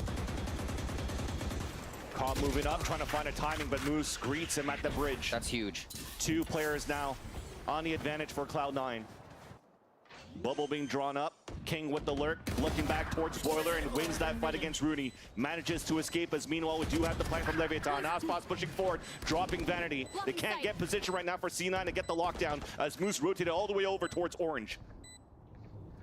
There's only 2 players left though, Mazzino and Aspas. And those may be the only 2 players you need. The jiggle out, nice shot by Oxy. Mazzino alone, headshot onto Oxy on a 1v1. Oh, he just caught Moose, gets the dink, and then the kill. There was an opportunity there for him to come back, but Mazzino still wins the Red Bull clutch. Incredible play by King. I think you got to mark it there. That kill in mid is Rooney coming in with the dart. Everything that sees behind the walls of Leviathan's defense. As soon as that happened, it slowed down. Leviathan had a chance to then work the angles without worry of util getting dropped in. These first few kills, so good, but it just came down. This play, boom. Rooney would have been able to come in and I think help reveal the entire site. Great job inside by Mazzino. Cannot deny those frags. One on Oxy and another kill out Moose. All right, back towards A. This denial onto the alt orb again. It's been a handful of rounds since we've seen this quick play. Usually it's just been Leviathan on the W. Gets an insta heal. Oxy tries to run back out with the Sheriff. It is a lure buy for C9. And couldn't catch his opponent. With no more dashes, they're now grouped together. And again, Leviathan, they used a Reckoning against the last eco, now they're using a lockdown. They recognize Vanity could be getting ult on this one, or anybody with another alt orb. So they have to worry. Oh, Zeppa actually got hit. He thought he could get in the corner. Teammates trying to protect him, and that forces Oxy to swing out and lose the fight to Tex. Meanwhile, the plant has come down as Moose unfortunately cannot connect the Sheriffs. Dash across on the other end. Zeppa at least gets one. But it definitely looks like it's going to be Leviathan's round. So Vanity has something to say. Sees the bow at the top of Calm, who drops down towards the orb with support from his teammates. Molly to try to flush out Vanity, who upgraded to a Vandal. An opportunity to get things done, but as soon as the wall came up, the spray came across from Calm, and Leviathan have a strong lead and a great start so far in his first half. Speed, the tempo that they're playing with on these A hits, it varies a little bit. And I think that's kind of what we got out of King, saying, you know, seeing the same situations, but able to come out with a different result because they've been practicing the situations and what outcomes you might be able to get. It's really neat to see Leviathan have these little changes and make these rounds work. There's just about everybody going high on that one. Just get the plant towards Nest side on the defense. So, a lot of ults here. 3 on the side of Leviathan, 2 for Cloud9. Guns all around once again. See, they slow down this A hit now. It's not as much control for that orb, just the cascade. Poor Oxy so far has been guessing the whole half of trying to find somebody with this op. Sees nobody towards B. They're just avoiding him. Exactly. At least an early wall to just try to get him in position outside of rafters to look back towards the orb. The first peek to come out. Does get the wall bang onto Tex. Reckoning comes out to be replied by Leviathan. Slow orbs by Zeppa just to slow things down. Nice shot by Oxy. As Aspas was trying to find some verticality up on the top of Jenny. Zeppa gets traded out as he drops King. As the advantage continues for Cloud9. Locked down to prevent the plant from even coming through. And this will slow things down for a bit. 40 seconds left. Good anchor right now by Cloud9. Vanity still staying in position, expecting to get a party here. But if they can get a plant, there is Calm's ultimate. It would seem tough to use in this case, but Never say never. Vanity's going to get the first peek here as the rotation is going to a 2-2 for DC9's defense. This is a big gamble too. He's not trying to jump spot and delay with a snake bite. He's just trying to play a one and done and prevent the plant from happening. Orb comes up early. As Leviathan slowly scaling up for contact. The fight against Calm, and that's a spike down. 13 seconds left. Support out from Moose on the top B. And that's going to make things more difficult here from Azino, who does manage to get both picks. No time. But no time in the end. C9 so far, they get the third round, but there have been some very, very tough rounds to win on their end. Becoming more cautious on how they're able to defend these rounds. Zeppo was even in a tight spot there as they started to hit A last round, but the slow they hit, keeping Aspas specifically off the verticality, as you saw a huge hit from Moxie. Bop! Goodbye. Things like that have just been tearing Cloud9's defense apart. They didn't let it happen this time, and it worked out so well that Vanity could stay, right? Cool, calm, collected in the comms. They didn't over-rotate. They lock it in for possibly an 8-4 here. Ops on both sides as we get one coming out from Aspas now. Early info. B long as the drone goes towards A. So Leviathan go back to a little bit more of this default. Comp. One more. Close. And got between both players on the A side, but at least there's information there. And now we'll just slow down Leviathan for a bit too, because a pit has been dropped down on the B side as well. And Leviathan, well, with that, they're going to try to death ball towards middle. Orb to come up. Moose playing aggressively inside the tube.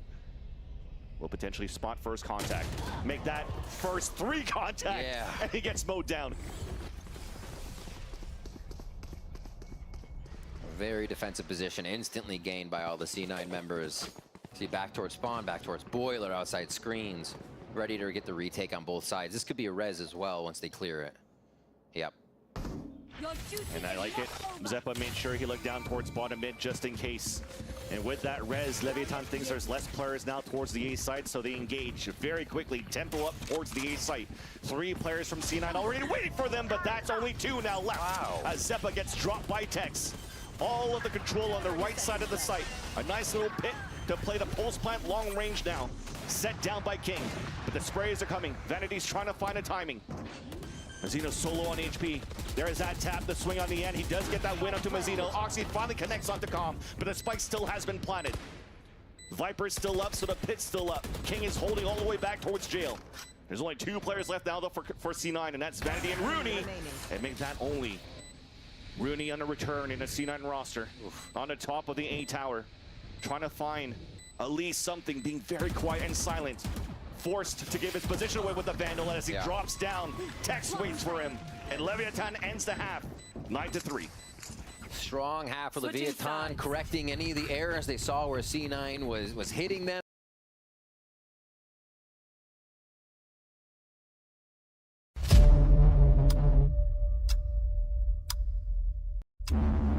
Today, we're going to learn about N-words. I have some of the most quality.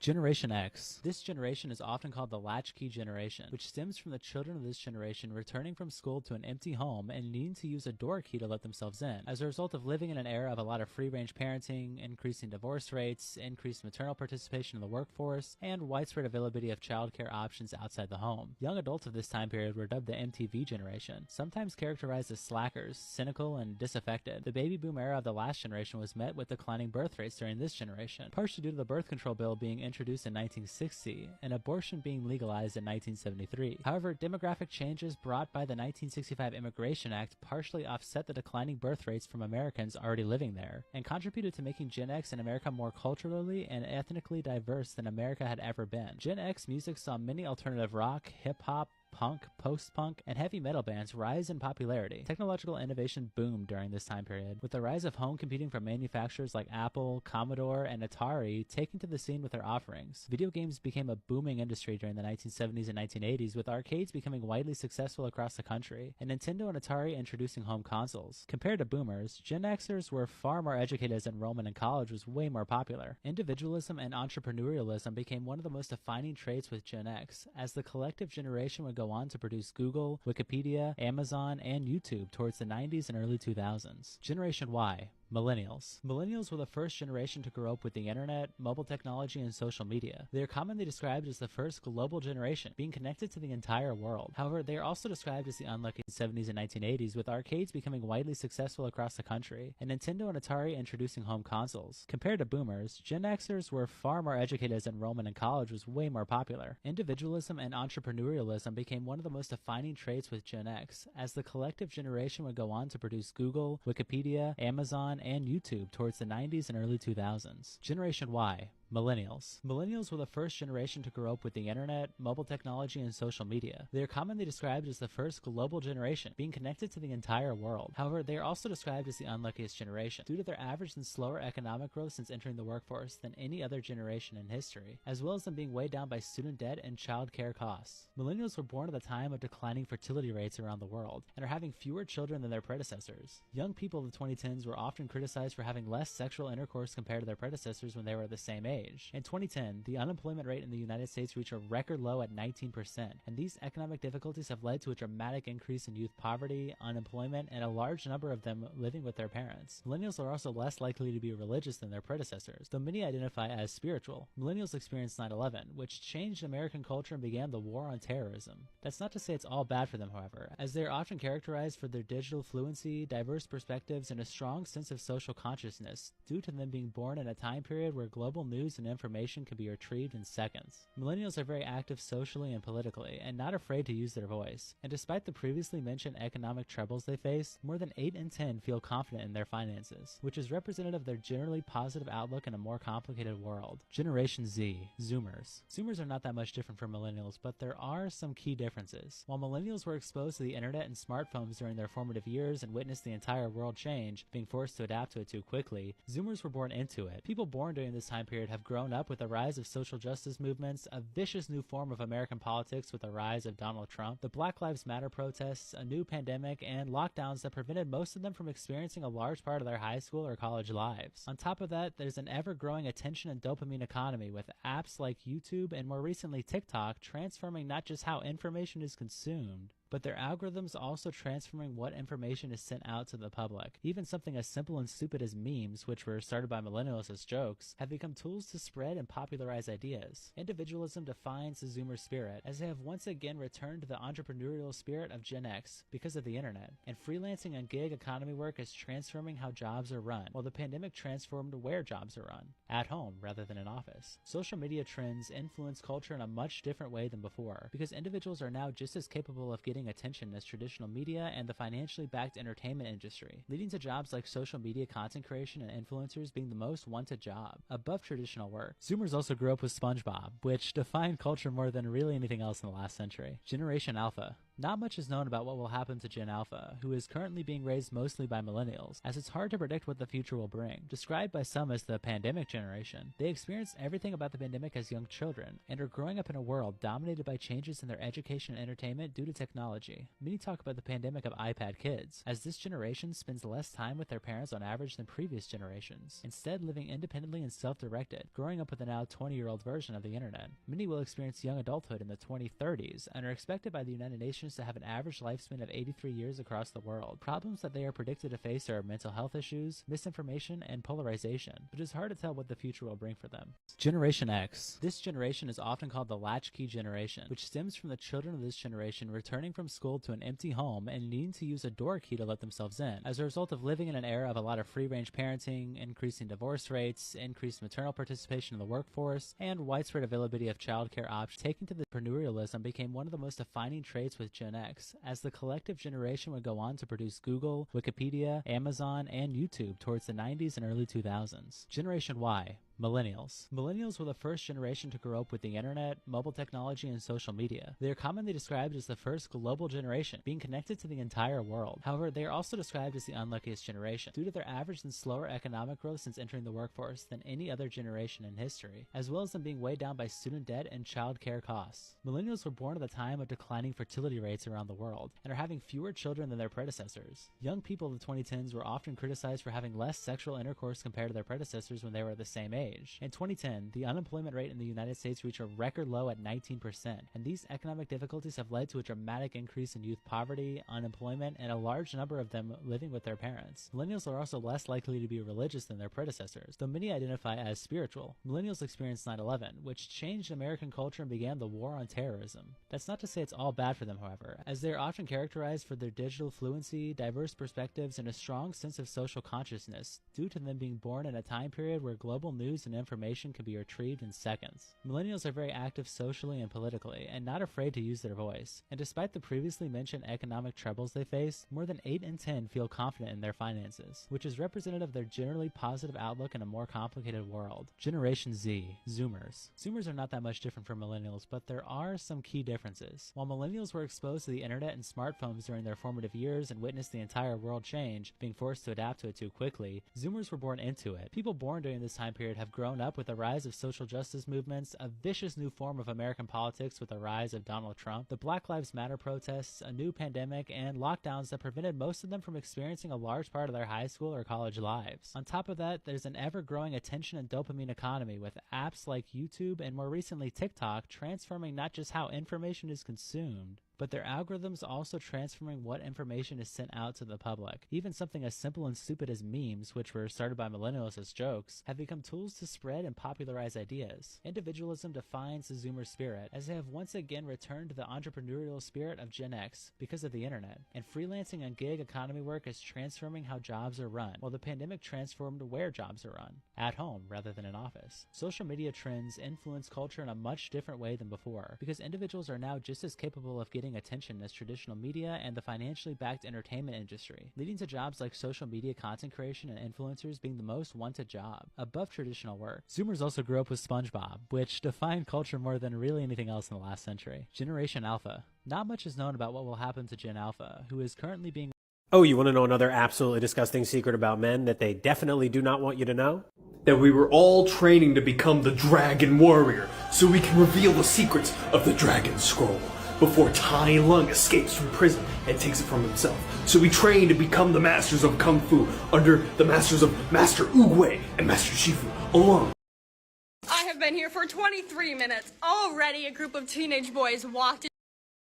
Of oil. Using this thermodynamic model of how much energy we spend versus how much we get, Alistair and his team concluded with some really shocking figures. In the North Sea, oil and gas will no longer be net energy positive by 2031. In fact, it's already not energy positive, but the energy we extract from there is subsidized. Norway's not far behind, even factoring in energy subsidies. It will no longer be energy positive by 2032. Alistair walks us through the model and the data to explain how they came to those conclusions. We then discuss the fact that policymakers around the world are not taking this data into consideration, given the continuing expansion of the oil and gas industry. We also discuss how dangerous it is to use the last of our fuels, even if they are fossil fuels, to continue business as usual rather than dramatically ramp up different energy infrastructure. Alistair then gives some insight into the same depletions in quality that we're seeing in the mining industry, before ending with some technological solutions that are rarely discussed, and also one major political solution.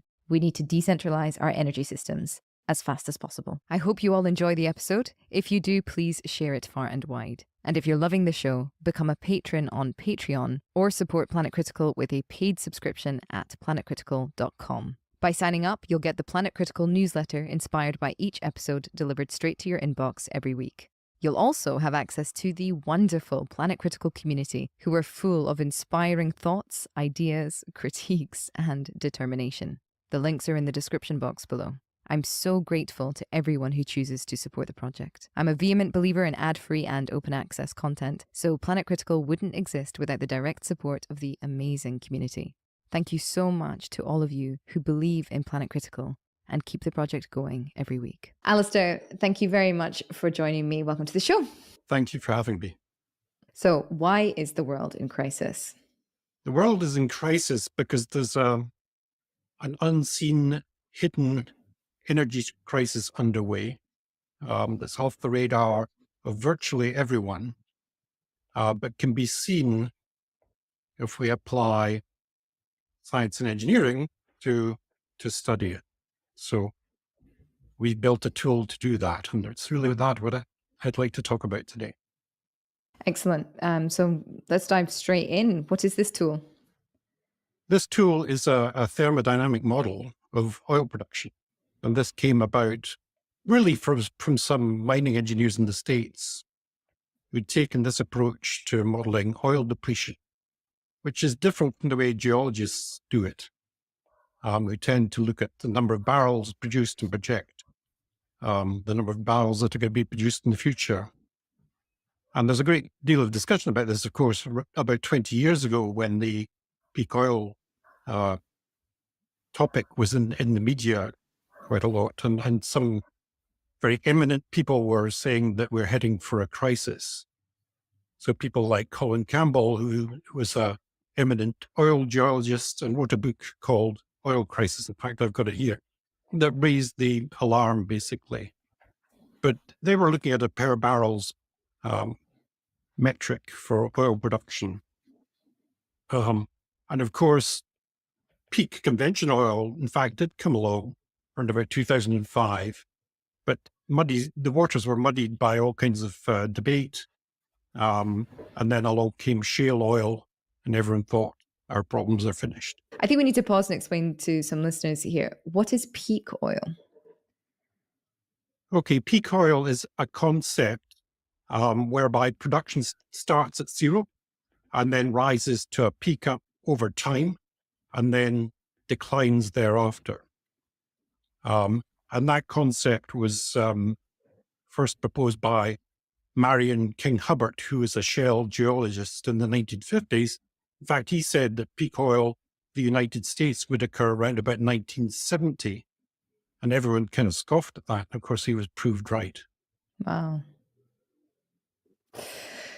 So from what I understand a little bit about peak oil, from the other researchers that I've spoken to, they say that globally we hit peak oil around 2008, I believe. Is that about right? Yeah, I'd say, 2005, 2006, 2008. Yeah, it's around about that date. Yeah. I think the actual specific day or month or year is not too critical. It's more the fact that this has happened and is in the rear view mirror, as it were. So we've hit peak oil, which means that we're now expecting or have been expecting oil to deplete. But you mentioned shale and fracking. Yeah. How would that have impacted our access to oil? Okay, so there was a run-up in price, the price of oil, around about that time, around about 2005. And the price went up to about $147 a barrel. And of course, humans are very innovative, and technology progresses. And perhaps one of the most technologically innovative places is the United States. And of course, it's a large country, and they had what they call shale reserves of oil, which are a precursor, if you like, to conventional oil, in that these are the source rocks where conventional oil is formed, if you like, before migrating to the reservoirs over, thousands, hundreds of thousands of years or millions of years.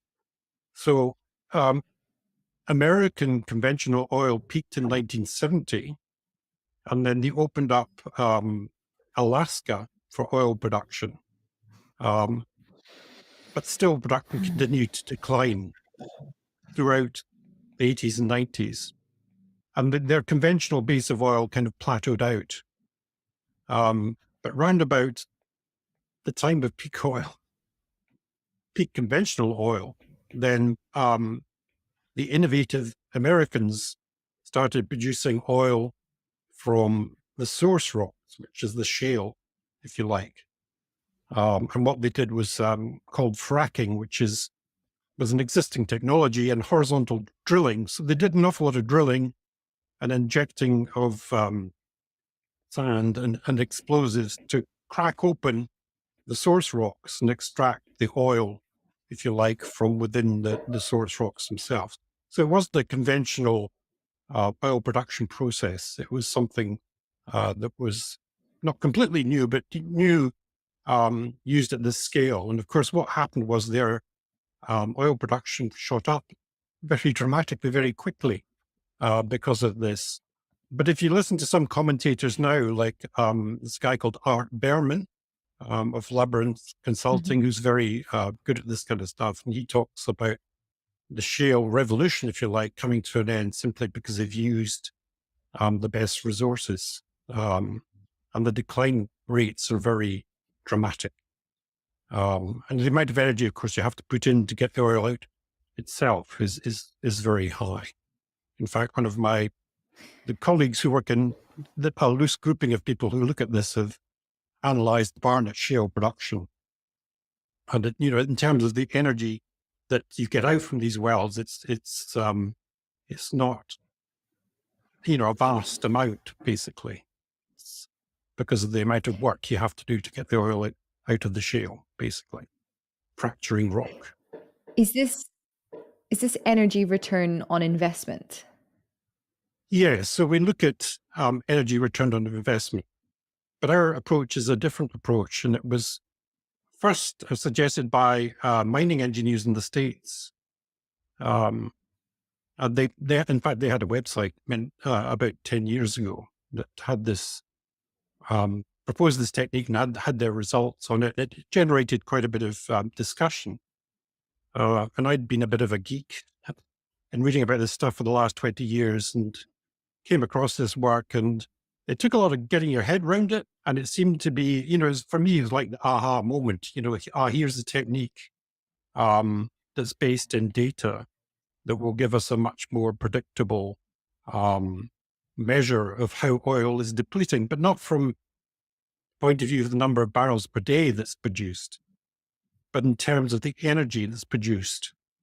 And because the energy, or you can work out using this technique, the amount of energy it takes to produce oil, you also know how much energy is in the oil because that's defined by the chemical composition of the oil itself.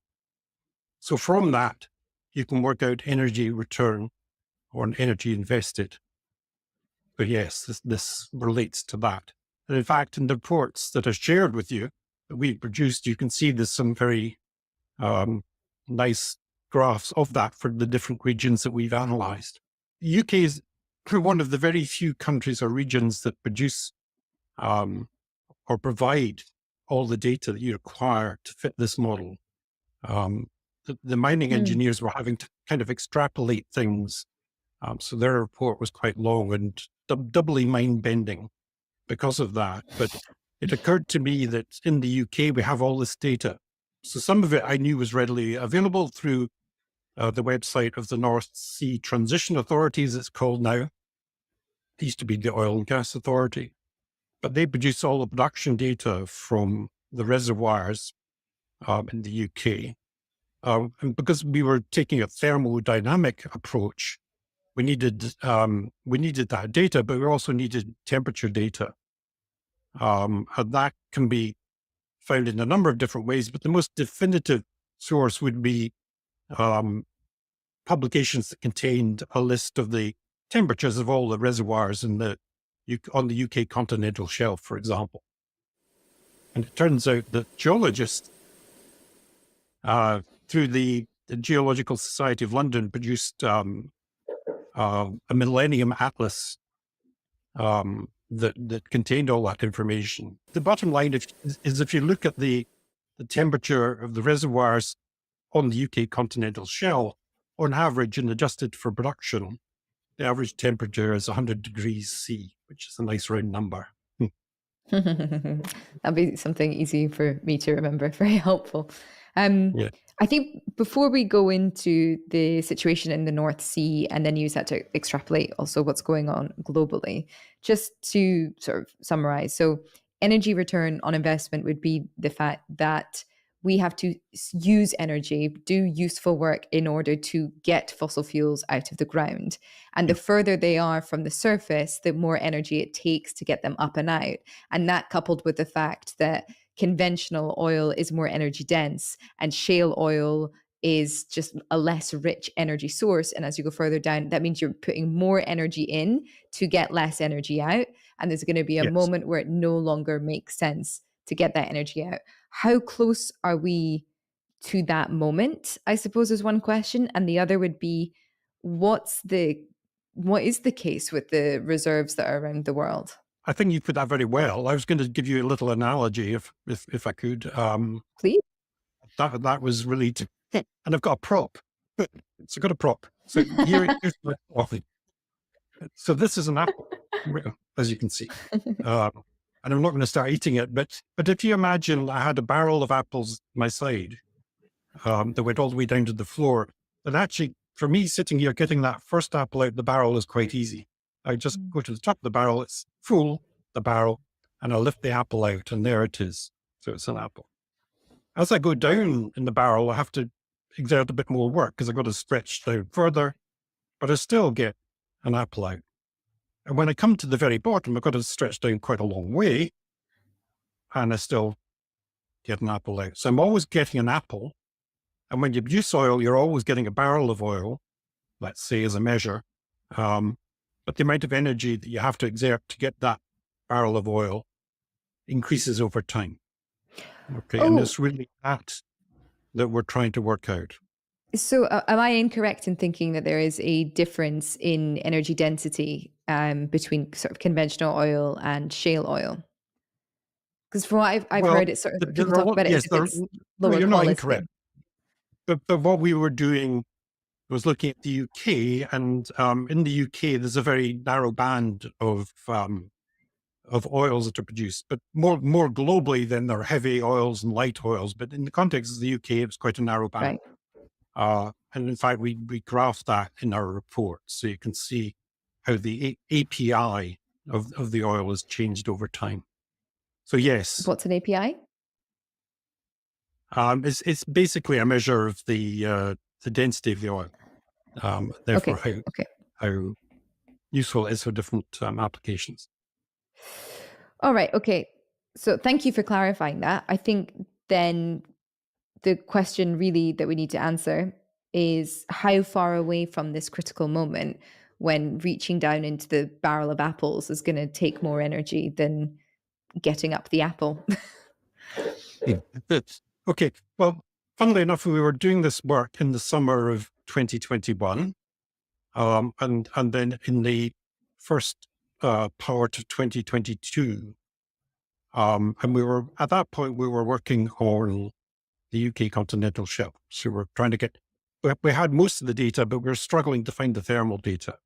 We were reading a lot of papers and looking at all sorts of metrics, talking to oil geologists. One of the advantages I had was because I work in the university and there's in the School of Engineering, and there's a School of Geoscience nearby. One of the emeritus professors had actually contacted me because he'd heard about my work in this area. And he wanted to talk to me. And basically I thought I was going to get into trouble. But he was very helpful. So he was able to provide me with contacts to help us find things like bottom hole temperatures, which are, taken when you drill wells. And in fact, some of those are recorded by the North Sea Transition Authority. But that was kind of problematic because you need to correct for, the heat that the drilling process incurs when these measurements are taken. So they need to be corrected. And I thought the definitive thermal characteristic would be the temperature of the reserve itself. And some papers, academic papers had produced that, but it was only when we found the Millennium Atlas that we found the whole temperature records for all of the UK continental shelf, and indeed Norway. Maybe we should define what happens when it takes too much energy to retrieve a thing. Oil production then stops, doesn't it? Or it has to be massively, massively subsidized by something else, which would make very little sense. So, I mean, what we're talking about here is the access to our main source of fuel, which is hugely problematic and warming the planet and all those kinds of things. But the access to our main source of fuel drying up and nobody seemingly putting plans into place to accommodate for the fact that these reserves are depleting very quickly. Is that correct? Yes. I think that's broadly correct. So when we were doing this work in 2022, it so happened that what our results were telling us for the UK continental shelf was that was just the time when we were crossing the maximum energy that you could get from the oil itself, the amount of energy that it was contained within the oil. But so that was happening in 2021, 2022. We were crossing this threshold. However, we typically burn oil for use in transport, let's say, the typical application. Most of the oil goes into jet fuel or diesel or petrol to power our transport system. And because you're burning it, then you don't get as much usable energy out. There's something called a Carnot efficiency. So there's a lower threshold that you pass. And of course, anecdotally, you've probably seen cars going down the road that are belching blue or black smoke. So these are driving inefficiently. So, there's perhaps some threshold in where that limit sits, perhaps a bit lower than the Carnot efficiency. So we think that the UK production, in fact, from our analysis, the UK production passed that lower threshold in 2015. So it seems that from the point of view of transport fuels, then it's required an energy subsidy from 2015. And by 2021, we'd passed the threshold of the total amount of energy within the oil itself. Oh, wow. So let me hang on. Let me just kind of tease that out a little bit less technically, if I may. Okay. So because we burn off oil, and that's how we sort of produce this fuel for our transport. What is it? I think it's 35%, 40% is sort of lost. It's very inefficient. Yes. And so because of that already, that 35, 40%, we have to factor that into thinking about how much energy we're actually getting out of those barrels to do the work that we want. Yes. And that's so right. using that lower threshold, Yes. right. So using that lower threshold, the UK has been using an energy subsidy from somewhere else because we're already using more than we're producing based on that. Right. Okay. Yeah. That's all very simplistic, however, because, oil is traded, but if we think about it in those kind of more simplistic terms, I think that's helpful.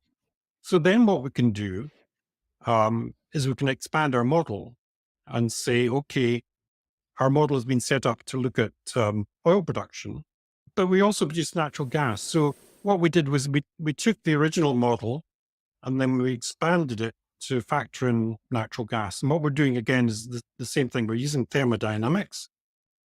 We have an equation. We've set up the model. It's, I would say this is it's a first order model that gives us kind of a rule, a kind of, stick your thumb in the air kind of, it's not a completely detailed model, but it is sufficient, I think, to point out the problem that other people are not really pointing out. So we expanded the model to include natural gas. We had all the data on natural gas production. We had all the specific heats required, all the data were required. We had all the temperature information from the Geological Society. So we factored that in, and then we can look at when we run into trouble with oil and gas. So if you like, you might consider, okay, your oil production is going to be subsidized because you're using natural gas. Let's say you're using natural gas in the oil rig, power the oil rig, or you're using natural gas in the refinery, or you're using natural gas to make or power the equipment used elsewhere in the production and processing chain. Then we can look into that. So if we look into that, then we hit a problem.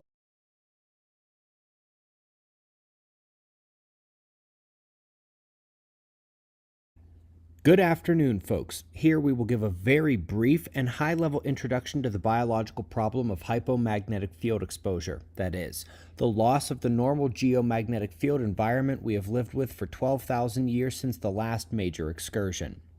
This is an issue that compounds the health problems we are already expecting during the magnetic pole shift set to happen before 2050, which have included the exposure to more solar and cosmic ray impact with a weaker magnetic field of Earth, leading to more direct radiation exposure and induced electric currents. We already know that the well-studied problems will get worse. The cardiac impact to heart rate, blood pressure, strokes, and heart attacks, the increase in DNA mutations, negative impacts on the central nervous system, a vast psychological impact, especially on emotional instability, and rise in autoimmune effects.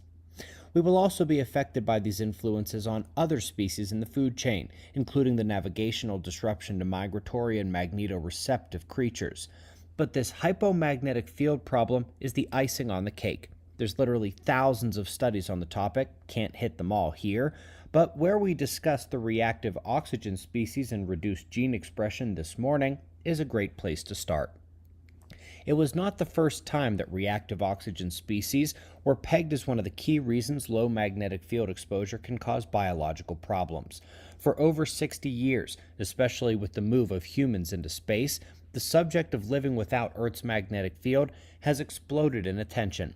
Like I said, there are thousands of studies on how this condition affects living creatures, and we'll go over just a handful of those here, starting with some of the animal studies. From major problems with the smallest organisms, which constitute the base of the food chain, the cellular impact is clear. This begins at the embryonic stage, critically impairing survival of the fetal cells. Physical deterioration of bone has been shown in rats and other creatures, with simultaneous impairment of cognitive processes, including motor function, attention, and memory. That memory issue has been seen several times, including to the point of inducing amnesia, which has been seen in various species exposed to lower than normal magnetic field environments. There is still a lot of debate on the mechanism for the neurogenesis impairment effect. It's an open question in the field. The skeletal issues have been better nailed down to cell impacts and mitochondrial dysfunction. The cellular problems are also what affect heart rate variability in some embryos. Ion-mediated processes appear to be the main inflection point for invertebrates and fish, critical for marine life overall. They have also found higher pain sensitivity in mice, increased levels of anxiety, there's that emotional issue again, confirming previous studies on impact to behavior and mood. Far fewer direct human studies have been done due to the fear of negative health outcomes, but the issue of space travel has fueled several such studies, and the results are no less alarming. They say the same heart rate variability impact, this time using healthy male subjects, is something that we should expect. The study also did a comprehensive review of the physical and psychological impacts to the human body, including those cognitive problems once again. Human cancers, especially neuroblastoma, are induced by this hypomagnetic condition, and later studies have shown that this is due to an increase in glucose uptake by those tumor cells in low field environments. There are even changes in the human eye and evidence of increased error rates and time to complete tasks. A direct impact to DNA methylation has led to major concerns over human embryo development in hypomagnetic conditions, and recently, the studies have moved towards trying to nail down the detailed mechanisms of how all the human physical and psychological systems are affected. That's the open question in the human study-related field. Folks, that was less than 1% of the studies in this field, but the message should be clear. In addition to the direct solar and cosmic ray impact to biological health, there's an additional and equally concerning negative effect of losing the geomagnetic environment we've all come to know. It affects anxiety, the heart, cell processes, DNA, and much more.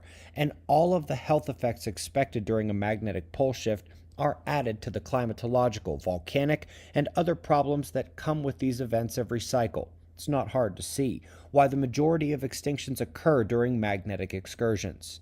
I'll see you in the morning for the daily show. Be safe, everyone.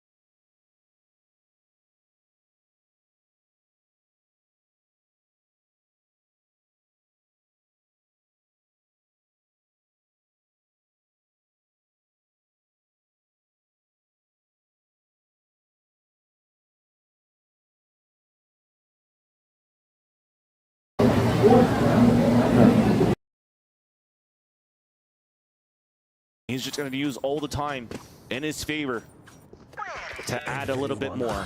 Wasting out or forcing out the neural theft.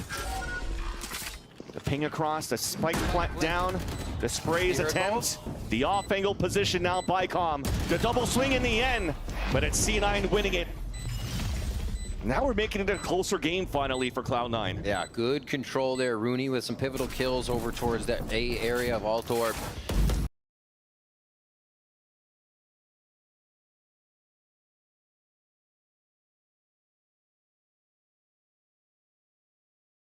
Clove is still ripping the battlefield apart since joining the Valorant agent pool, and surprise, we got another full episode featuring them for you.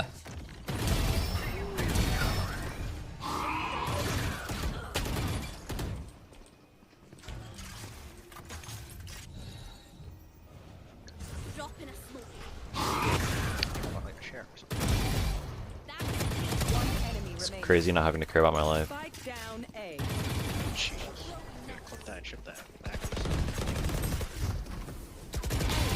And that is how you walk through your enemies on the most aggressive controller in the game. I'm your host, Awesome Joey. Make sure you hit the like, subscribe, and leave a comment for a chance at our $100 giveaway via PayPal. I can't use that. Last player standing. Pew, pew. No peeking. That's 3. One enemy remaining. 30 seconds left.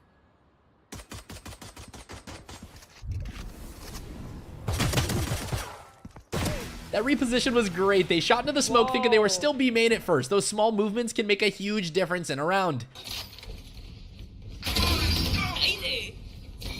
Refreshing.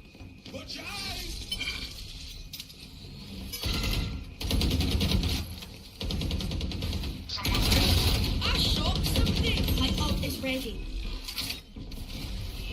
Spike planted. I want one of these. The hunt begins.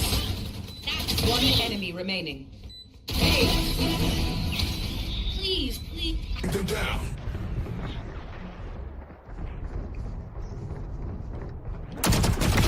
Target down. No peeking. There. Drop.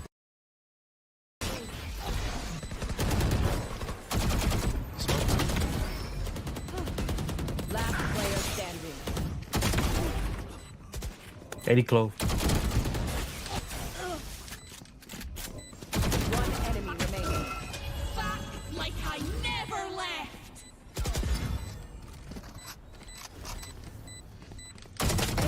The Silva had to be livid, winning the round already essentially, and then boom, Clove self-reses and they're back in the 1v1. Damn, bro. Refreshing. Spike planted. Last player standing. Dude, how many people are here, bro? That's 3. One enemy remaining. 4 in the dark. If you've been hitting crazy clips for yourself, download Metal TV, by the way. It's linked in our description down below. That way you guys can clip your stuff and send it in.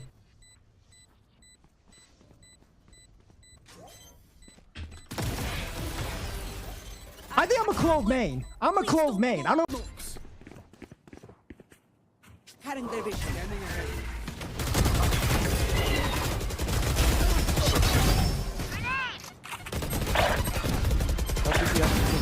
That's 3. One enemy remaining. Refreshing. Planted the spike. Shame, really. My ult like how character in the game. It sounded just like it. You don't actually sound like it when you first started talking. Yo, chat, it sounds like an animated person. What's up with that?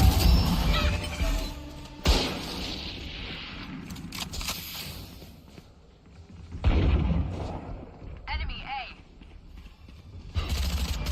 Marked 1. I can't. My ult is ready.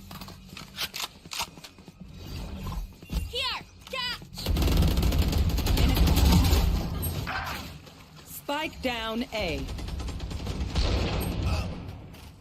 It's two door. One enemy remaining. Four in the dark. Oh yeah, no, you're Fear me. Okay. I can do that. I'll drone. The speed that they just turned away from the Sky Flash was top tier. I'd have a broken neck for the rest of the night if I tried doing that. Also, the speed that you should subscribe if you haven't yet should be fast because we want to hit that 1,000,000 subs mark ASAP. What's left to you? Evan. One enemy remaining. Twitter. Wait, Oh my god, Clove Ace. Phoenixes.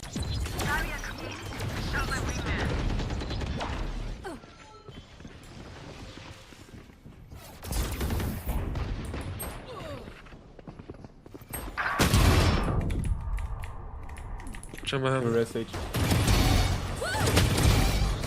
enemy remaining. Forward, well, go.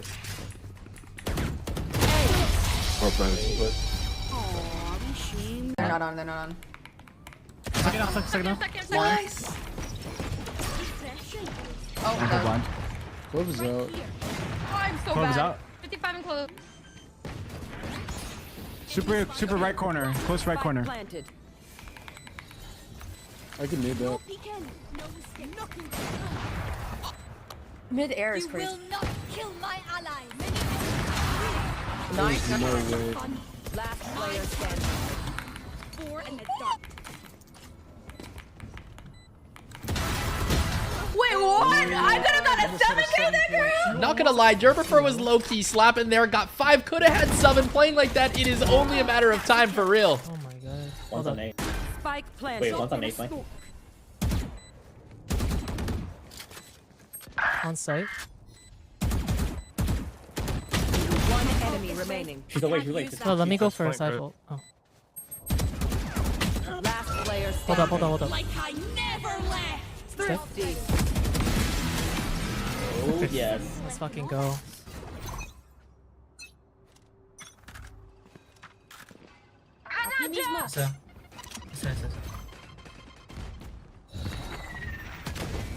Dropeando un mito. Va uno de estos. Ya fuiste, pal. Ve por ellos, carnalito. Un enemigo sigue en pie. 50, que te 50, está en esquina. Bloqueando. Imagínate si no me doliera la pancita. Gracias.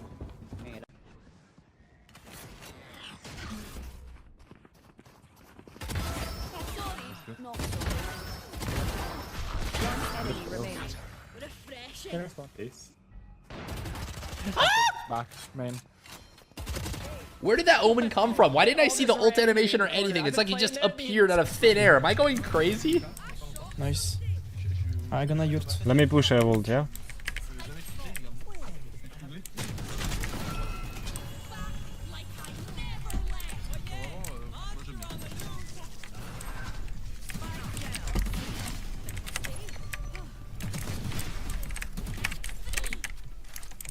Contact Phoenix. Last player standing.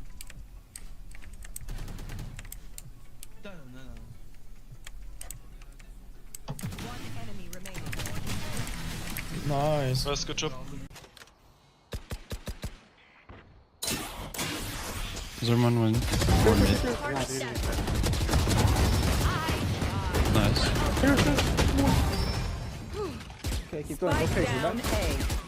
One enemy remaining. Tens has that truly mechanical aim that people wish they could possess. I'm so glad that he won VCT as proof that he is far from washed up. Spike planted.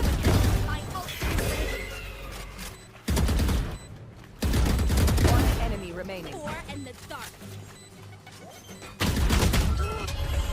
Like I never left. Nice job. Thank you. GG's. Please don't blow up.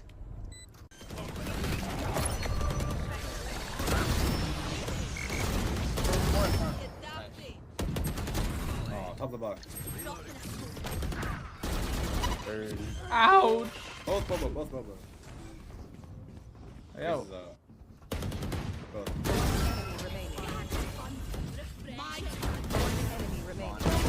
Those head taps were crispy. Sometimes it doesn't even matter what agent you're on. If you could shoot like that, you know what I mean? Enemy B. Someone's B.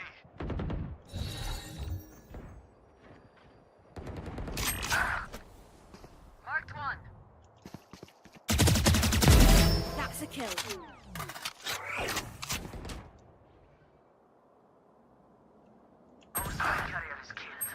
Spike down B. Last player standing. Need danger.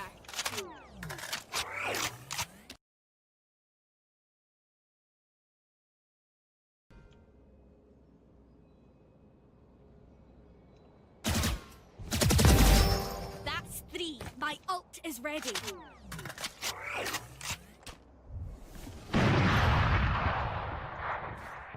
Thirty seconds left.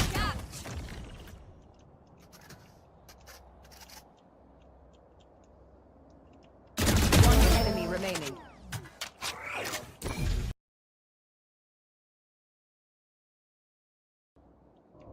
Fuck! No! Like I never left. Oh. I can't believe they res directly in front of them and somehow still won the fight. That is some extra BM sprinkled on top.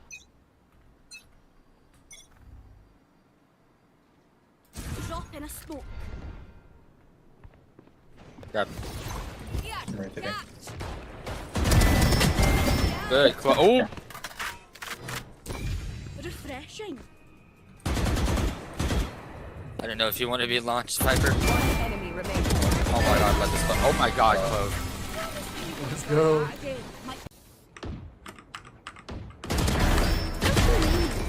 Revigorante. Já são 3. Resta um inimigo. Aqui! Toma! Você. You will not kill my allies.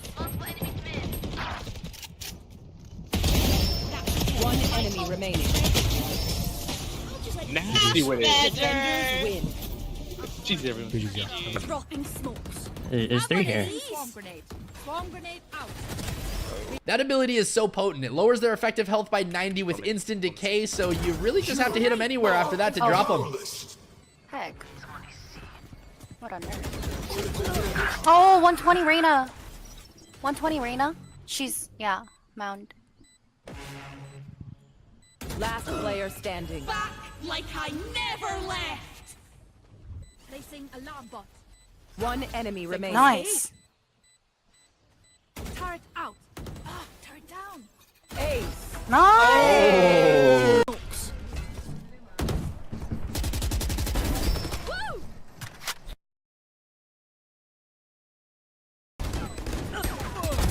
Have a kit. Last player. ไม่เลยเหรอวะ Like I never left. Last player standing. Think I'll stay. Refreshing. One enemy. อันนี้มาดิเอ็ดเฉย My turn.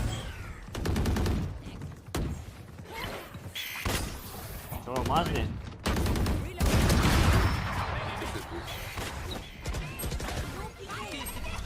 Spike down B.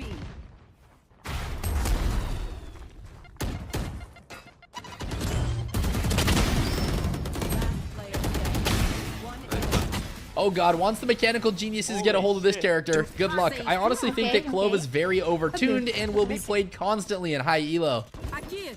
Toma. Ai, tomei. Vocês já se divertiram. Minha vez. Spike no chão. Tem mais um. Deixa eu Ace, eu duvido.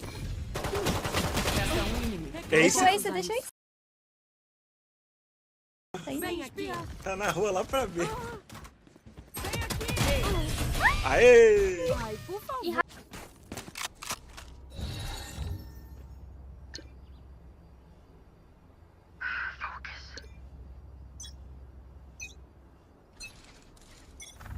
Dropping smokes.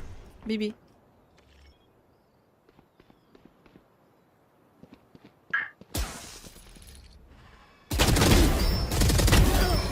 Refreshing. One enemy remaining. They just kept on flooding out. Definitely not the right play for them, but it was in fact the best play from Clove's point of view. Yoru s'est TP sur moi, il est mort. C'est du B, c'est du B, c'est du B, c'est du B, c'est à plante en B.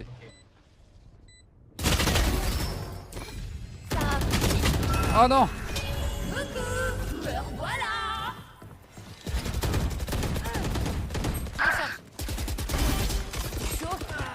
Il est où? Il est dans le couloir, à gauche. Qu'un ennemi, 4 à terre. Il est où? Oublié.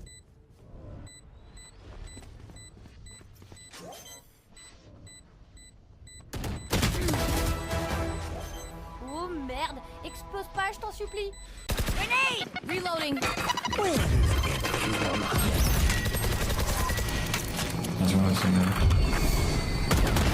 Time to go. Refreshing.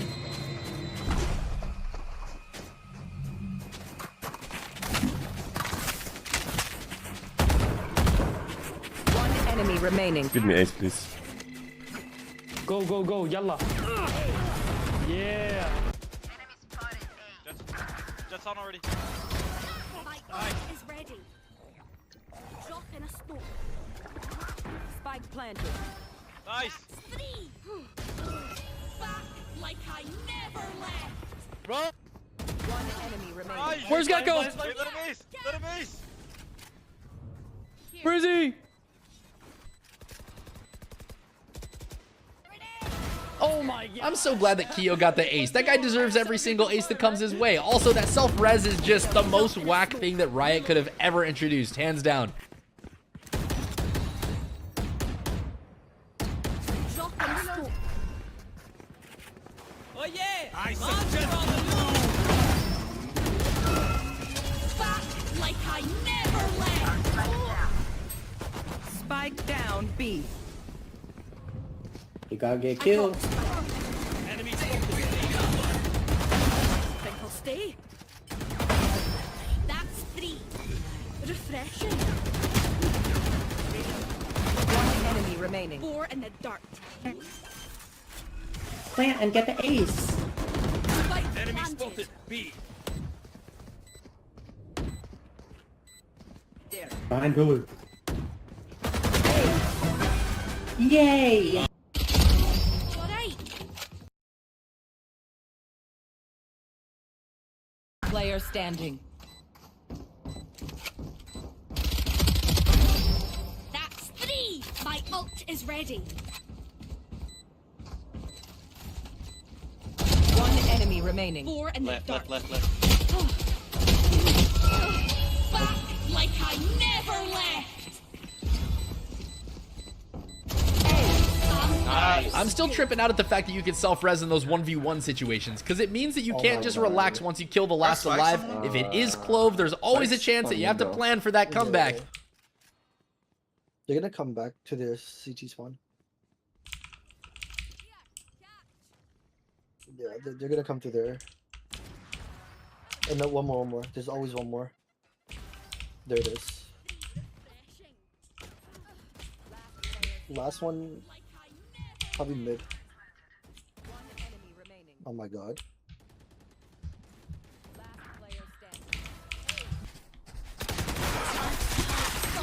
Ow. They're rotating early, I think. Yeah, that's one.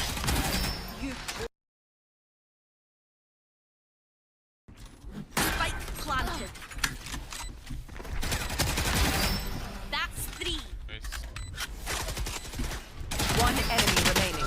Last player Like I standing. never left. Back like I never left is probably the most Chad thing that could ever be said by a Valorant agent, and I'm totally here for it.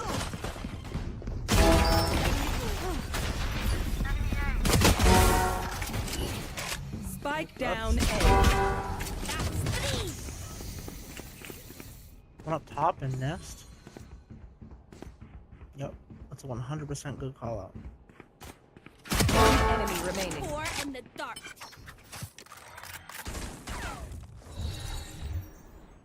No peeking.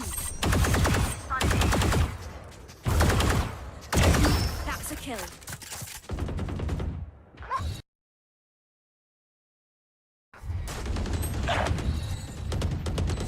player standing. I want of these. One enemy remaining. You had your fun. My One enemy remaining. 4 in the dark. My ult is ready. Seconds left. Spike down B. Last player standing. One enemy remaining. No charges. You had your fun. One enemy remaining. 4 in the dark. I was very nervous as to where Clove went after ulting back to life. Thankfully, they didn't get enough separation, so that was a very uneventful way to die twice. Pew pew. Sagt ihr I shot something oder I shot some dick? Some dick. Ich dachte, du sagst gesagt, du I shot some dick. Warte, hinter dir, Fünf. Pusht. Hinterher, Mann. Last player standing. Ein bisschen schwach, die Ult, Alter. Wenn man nicht weglaufen kann. One enemy remaining. 4 in the dark. Denk dran, du hast auch Ult. Fine, bro. Cheat faster. You had your fun. My turn. Back to the ball. No peeking. All 3 HCD. I want of these.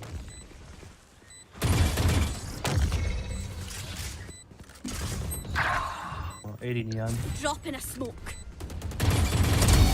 No charges. My ult is ready. Last player standing. One enemy remaining. Refreshing.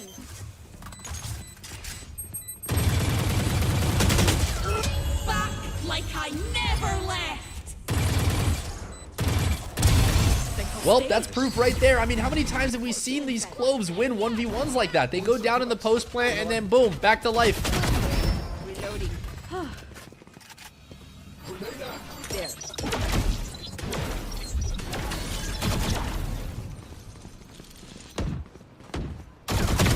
My ult is ready.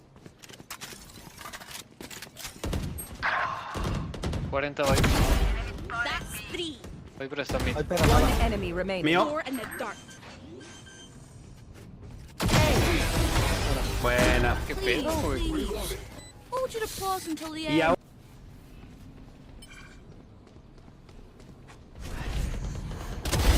Down you go. Back like I never left. Spike planted. Refreshing. One enemy remaining. 4 in the dark. Middle.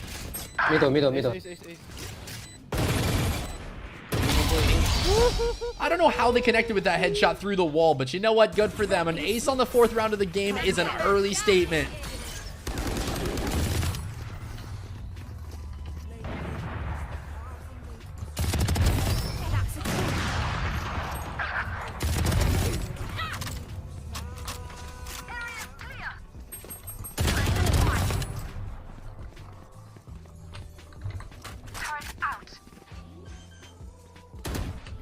Healing over here. One enemy remaining. 4 in the dark. Back like I never left.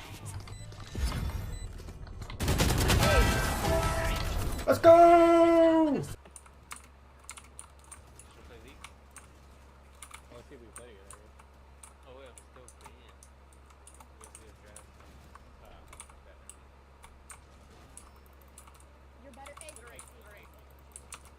Where's he at?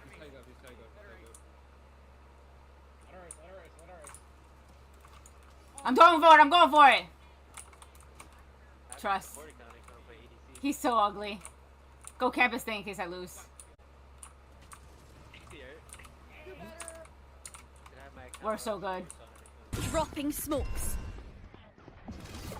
I want of these. Remember, you get that door, I'll get this one. What a combo! You will not kill me.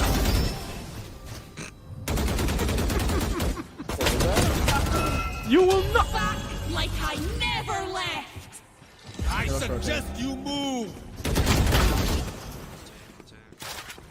Refreshing. Grenade.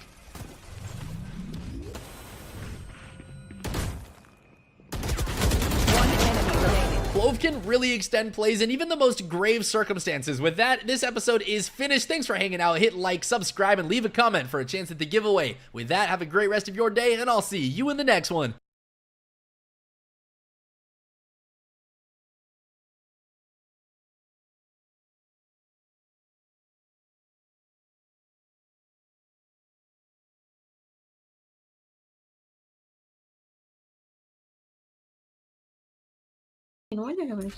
ولا نطلعوا في الحيط نبوشيو مو داك البيت.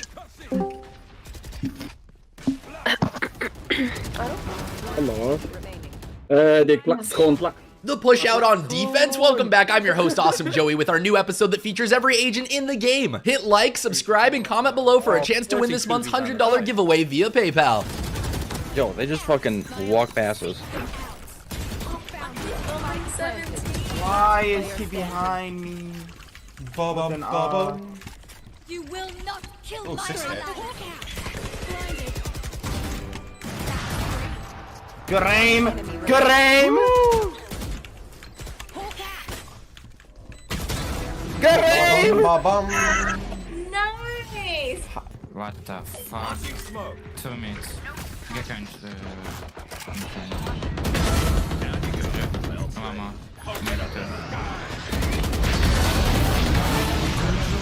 Nothing like getting Brim ulted and simultaneously sprayed down through a smoke. That's a combination that'll make you want to quit in no time. I'm speaking from experience. Go. Their Cypher cam is here. Yeah, there are 2 here.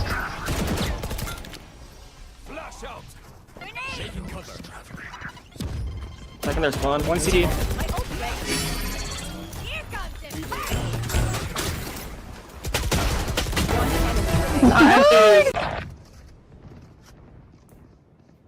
Spike on me. Spike down B. Spike on me, spike on me. And spike on you. Sky kill. We tend to die. 1 enemy remaining. Spike down A. Right inside. Nice. Enemy taken out. Going up. Oh my god. Watch out. Uh-oh. 1 enemy remaining. Death, no? Last player standing. Phoenix with the mind-blowing reaction time. Popped the ult just before Deadlock killed him, and she didn't even know what happened. Neither did I, to be honest. Teen on Sky, just outside.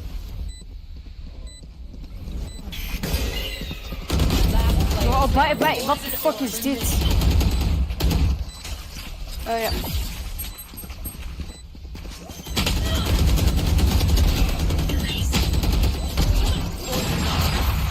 One enemy remaining.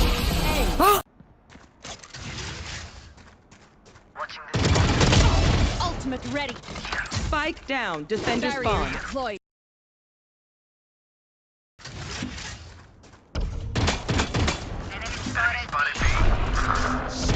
One enemy remaining.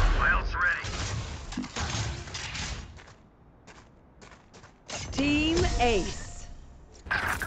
Oh man, I'm so bad. You better start clipping those plays. You can download Metal TV from our description down below. We'd love to see what you guys got. Enemy down. Nice, Brim. Holy shit. Open up the sky. Nice.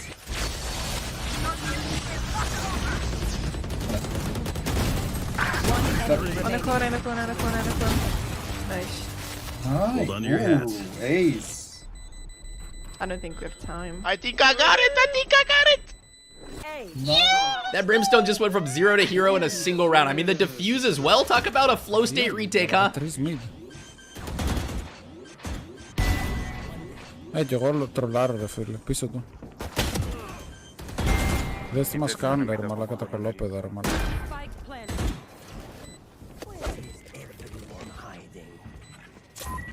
W ξέρουμε που είναι τουλάχιστον.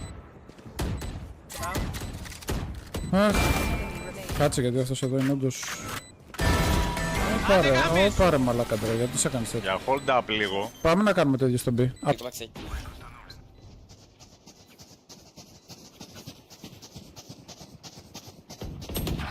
Fade. Ультимейт готов. Я вас найду.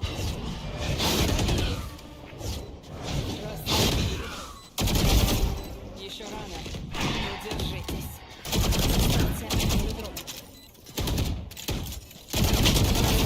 Еще рано.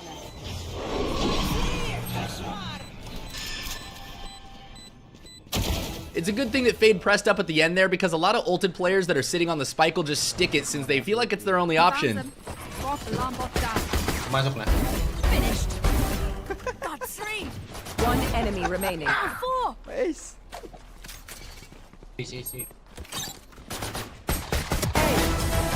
Go ahead. Call me tech support again. Focus.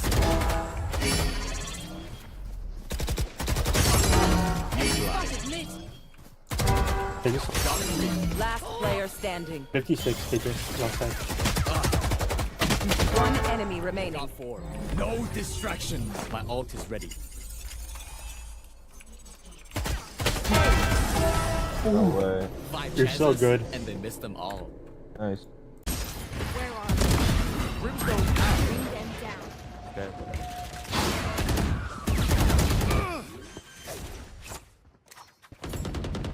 You are powerless. I'll play lineup. How many supposed to have? Oh, fuck yeah, no more. No. Oh, one's playing.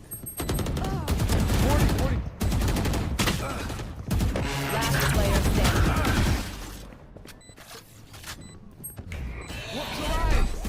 One enemy remaining. Watch your eyes.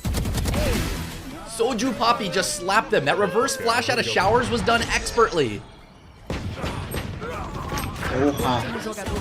That's so. Spike no chão, B. Wow. Concussionando. Pegando de volta. Resta inimigo. 3. De nada. Comeu a mente dele. Restam 10 segundos. Jogou muito, mano. Çarpıldı. Çok yavaş. Spike yerleştirildi. Bir düşman kaldı. Bu da Ayakta 4. kalan son oyun. 127, 127. Neon's one of the only agents where you can hunt down someone playing a deep post plant and still have time to sprint to the spike, no matter how close it seems to get. Бабах готово. -1. Вот ты где, дружок.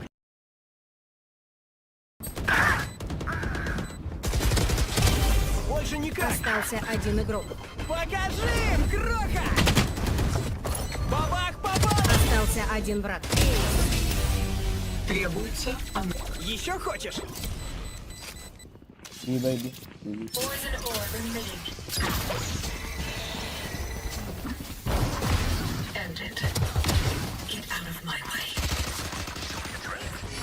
One enemy remaining. Go fuck. Spike planted. Wala dia, nadiri, nadiri. Backside, backside, nadiri.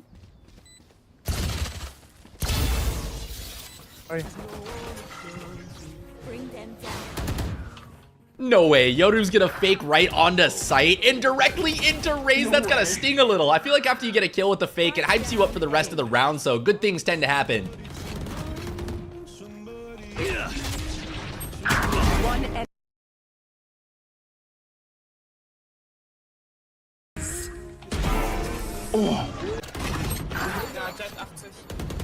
So was ohne.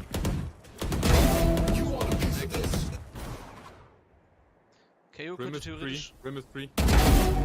Sein. Schön. Ich würde B Killjoy die Runde. spielt. Killjoy spielt A. Was willst du B gehen? B Evan, ja.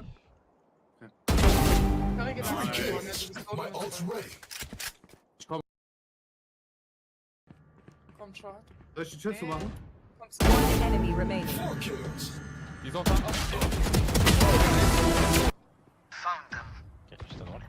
Geek, oui. Oh non. Idiot! Last player standing. Spike down A. Allez, go la dérange. Il est trop fort, Izu. It's you and me. Ah oui, ça c'est bien. One enemy remaining. Oh, c'est ridicule. Oh.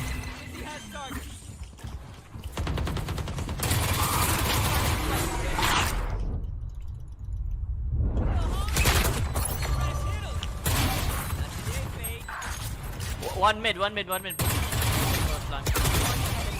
Last guy there, last side. Your left. No, bro. Tap. Of course. That's great movement. Their teammate probably calmed that he was elbow, so walking all the way back to where Ray Showstopper was the play. Yeah. No chance. Multiple enemies C. Pushing in.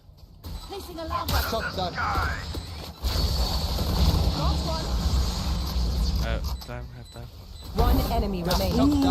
What the fuck? Reloading. Your face is just.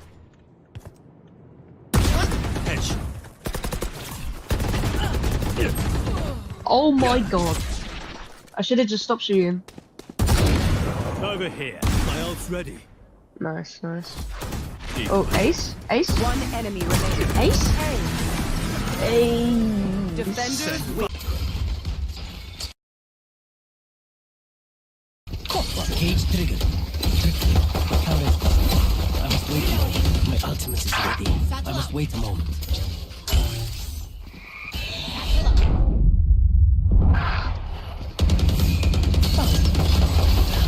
I've got your trail.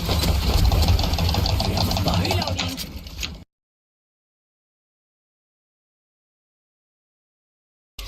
Spike down A. Ace. Player standing.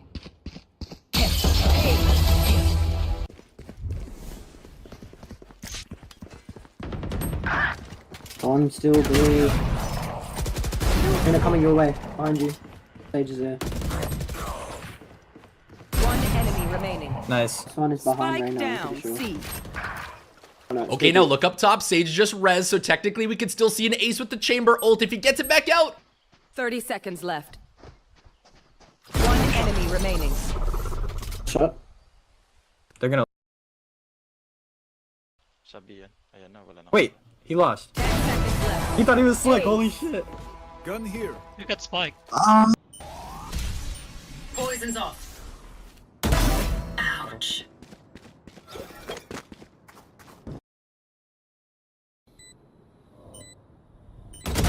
Ended.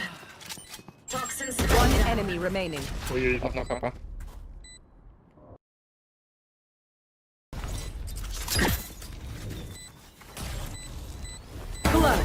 Какая лучше I просто. almost broke a Ебать строго. Просто соль. Run. Come on, Jared. Got you. What are we doing?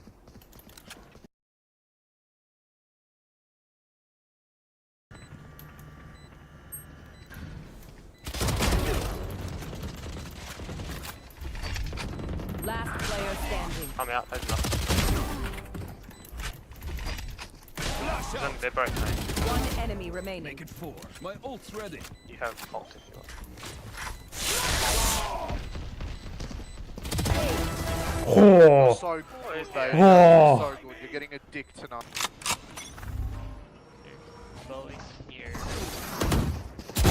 Your fault.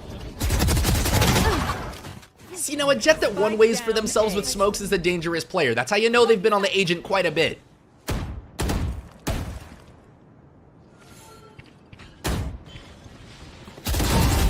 Three. One enemy remaining. Okay.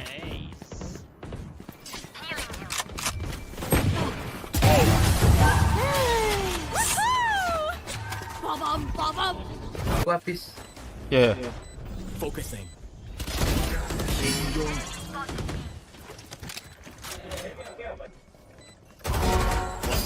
My ult is ready. One enemy remaining. Hey, let miss. Mid. Nadi. Please, fan, please. Oh my god, brother! What is that, brother?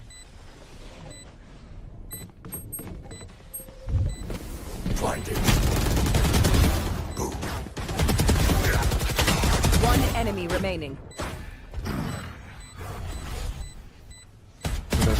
Those shrouded steps out of hell can be a game changer. When you're pinned down, it's really nice having that get out of jail free card.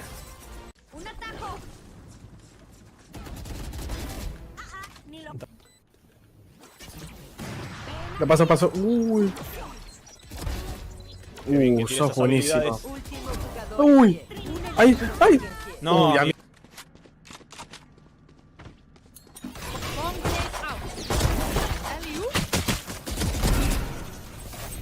Spike down B. Holy shit. Did you see Omen left? One enemy remaining.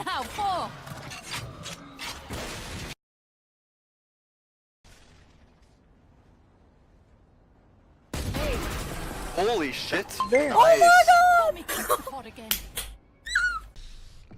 Spike planted. Target 86. One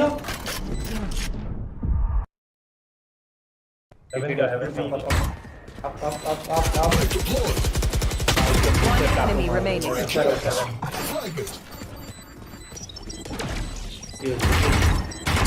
Now hold up a second, their in-game name is McAwesomeville. I may be biased, but that's one of the best names I've seen for no real reason. I just like it. Moving on, we got a Harbor having to get the spike down late in the round. Can he be the hero that they need? Pen gone.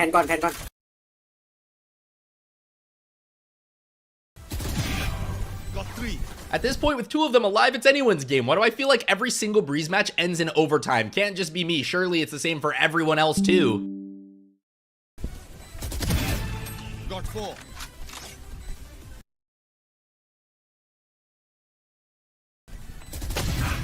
Oh, wait, God. Enemy. Grenade. Buddy out. Here comes the party. Enemy. Oh. Wait for me. Grenade. Barrier created.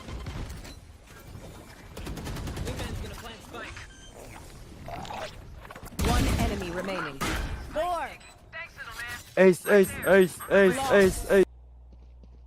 She says, Darlene, stop, get her. People really don't know what to do about the trap wires. They don't want to shoot at them and risk getting insta-swung, but they also will shoot at them and then get insta-swung. It's a lose-lose. No, he's I know exactly where you are. More about 30 minutes back.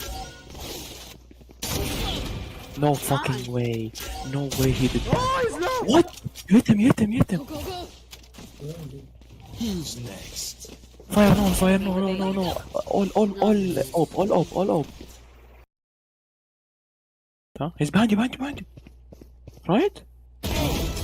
Oh my days. I'll take the up.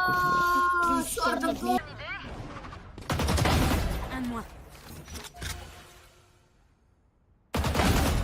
Conduisez-les à la tombe. Ultime prêt. Oh merde. Un ennemi. Spike. GG wallplay. J'avais dit que je mourrais pas. Bien joué. GG. Where are you? I'm a big fan of Fan Solo's Fade. One of the reasons is because he's not afraid to dump utility, and when you're on an initiator, that's kind of the whole point. Let that good. You're blind to fear. One enemy remaining. Nice. No mames, qué buena fan. ¡Papo! ¡Qué buena! No charges left.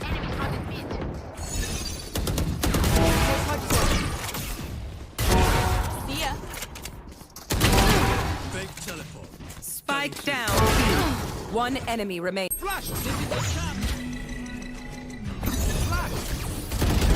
Put down. Wingman's gonna play. 10 seconds left.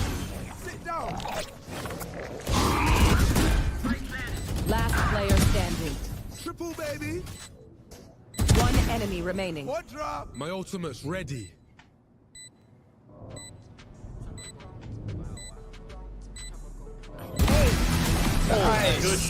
What? Ano mo, Sir Bill? Yung Recon.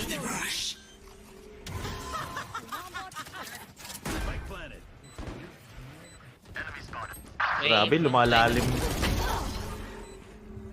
Sir, may op. Kunin niyo yung op. With the final bullet, Reyna takes out Sage with a Spectre. Dying to an ulted Reyna like that is really something special, isn't it? They pop out in your face and it's over.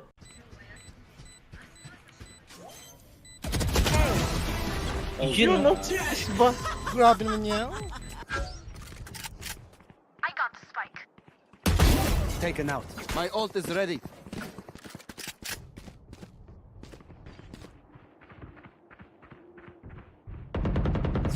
Enemy spotted mid.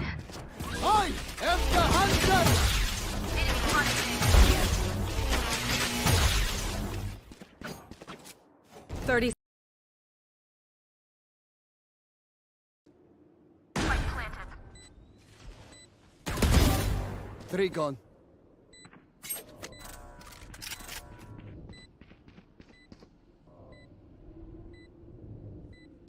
One enemy remaining. Now 4.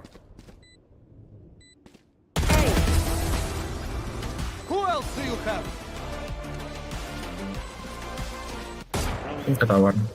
Okay, Guido. Spike down A. Hey.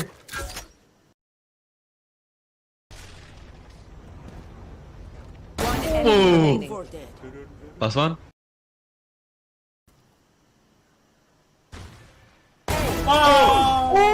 I didn't want to interrupt the play, but my favorite part was the kill across the blaze wall. They were not expecting that pixel peek at all.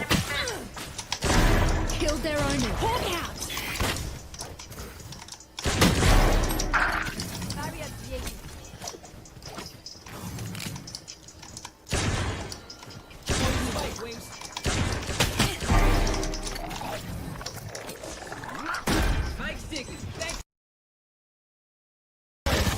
They're concussed. One enemy remaining. 4 down. My ult's ready. Attackers I'll win. get this powerful. Spike down B. It's you and me.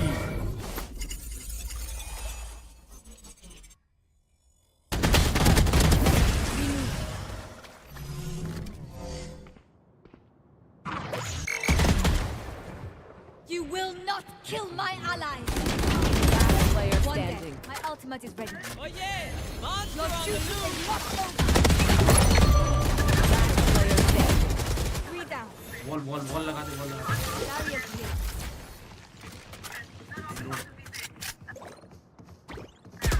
One enemy remaining.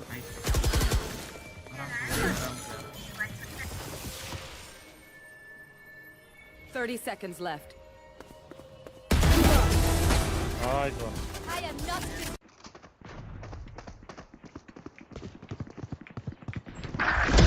Alvida.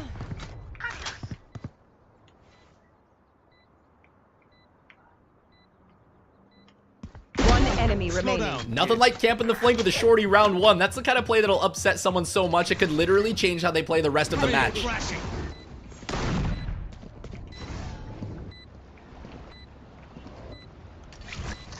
Wave crashing. Right there. All targets clear. You will not kill my allies. Enemy spotted here. One enemy remaining. Here. 30 seconds left.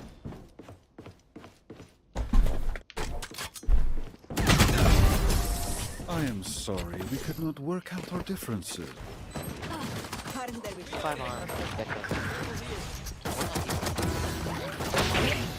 Nice. One enemy remaining. Default 55 last, backside. I got bomb. Good job. Nice.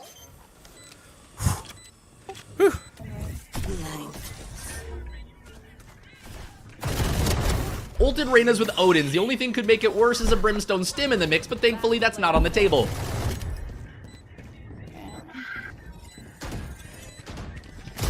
One enemy remaining.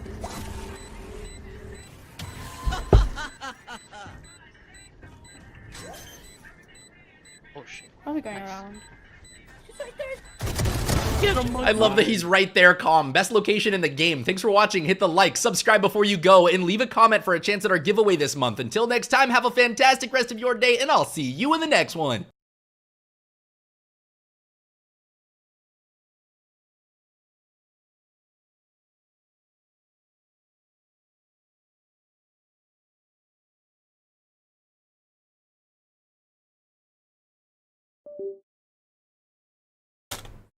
And this is such an exciting matchup. The form that Crew has been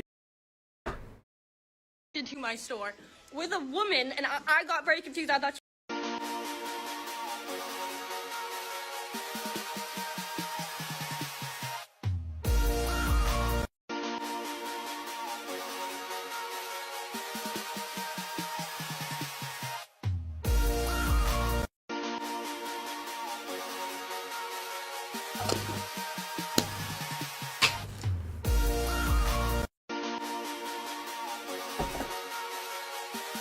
Be careful. Everybody's getting pregnant on Ozempic now. So why is this happening? It's actually for two reasons. One you might expect, one you might not expect. First, the one you might expect. One of the ways that Ozempic and all the GLP-1 receptor agonists help you lose weight is through delayed gastric emptying, meaning food moves more slowly from your stomach to your intestines. You feel more full, you eat less, you lose weight.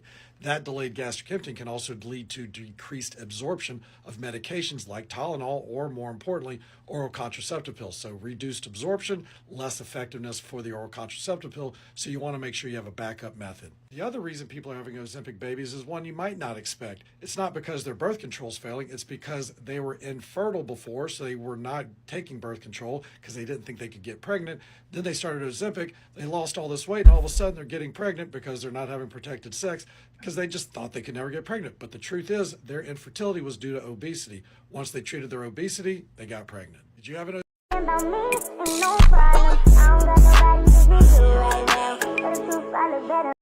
don't want a job. I don't even want a job. OMG. Please, my money. I don't want a job. I don't want to work. Just give me the money. I don't want a job.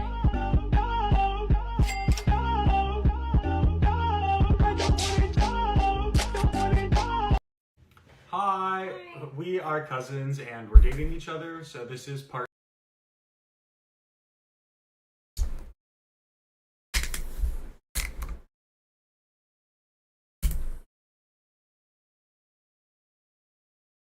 Now singing brim bam bam brim bam bam brim bam bam boom.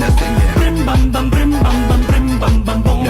Brim bam bam brim bam bam brim bam bam boom. Tura next, tura each bam way. Hi, you guys. All right, I have to go check. Yes, I'm being a boomer. Anyway, I just want to thank you for all the support I've been getting. I'm going through some difficulties, as they say, getting divorced, and divorce sucks. There's no way around it.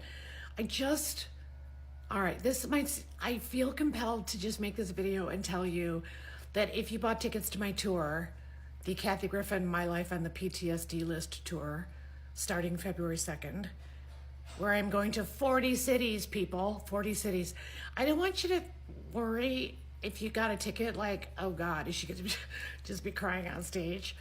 You know, I'm fine, and my girlfriends are getting me through all this, and you know what the most therapeutic thing in the world is to make you guys laugh. So I can't wait. For the most part, when we're teaching, we definitely teach in a collaborative, like, team approach. We had concerns about how the students would respond. What's it like having a student teacher? Or two student teachers? There's 4 eyes watching you, right? For the most part, when we're teaching, we definitely teach in a collaborative, like, team approach. We had concerns about how the students would respond. What's it like having a student teacher? Or two student teachers? There's 4 eyes watching you, right? For the most part, when we're teaching, we definitely teach in a collaborative, like, team approach. We had concerns about. On day 1, I will seal the border, stop the invasion. Thank you. That's what I'm talking about. That's what I'm talking about. Hey, baby, come on. Damn. You okay? Shh. Made you some coffee. Do I look like I need coffee? Pass me the fucking wine. Right. Hillary Clinton probably thought she was getting a safe, cushy job when she teamed up with Columbia. Shows up to campus a couple times a month, lecture, lunch, leave by 4, collect the check. But sadly for Hillary, that hasn't been the case. Turns out young liberals hate her. She can't go anywhere on campus without getting heckled. Thank you very much. Diane Ronald Clinton. That's my name. You are That's a right. war criminal. The people of Libya, the people of Iraq, the people of Syria, the people of Yemen, the people of Palestine, as well as the people of America will never forgive. Violating the university code of Rotary. I'm asking you to leave. The delegates will now escort you out of the building. Thank you. Can you? Sir. Now, if Columbia University isn't a safe space for Hillary, the Democrats have a real problem. The young left is livid with the old guard like Clinton and Biden for their foreign policy, and there's nowhere to escape. Free Palestine! Yeah, that's right. Yeah, okay, sorry. Free Palestine! Free Palestine! Free Palestine! Okay. Let me thank all of you for coming because this is. Oh, Hillary's class was like a whack-a-mole. Pull one protester out, another one pops right up.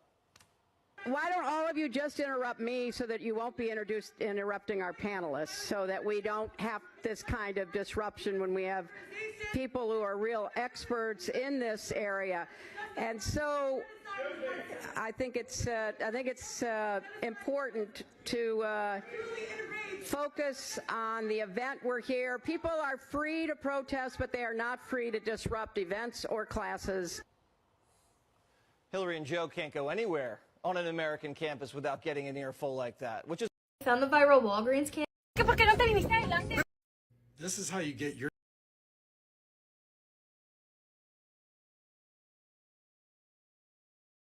Hey, babe.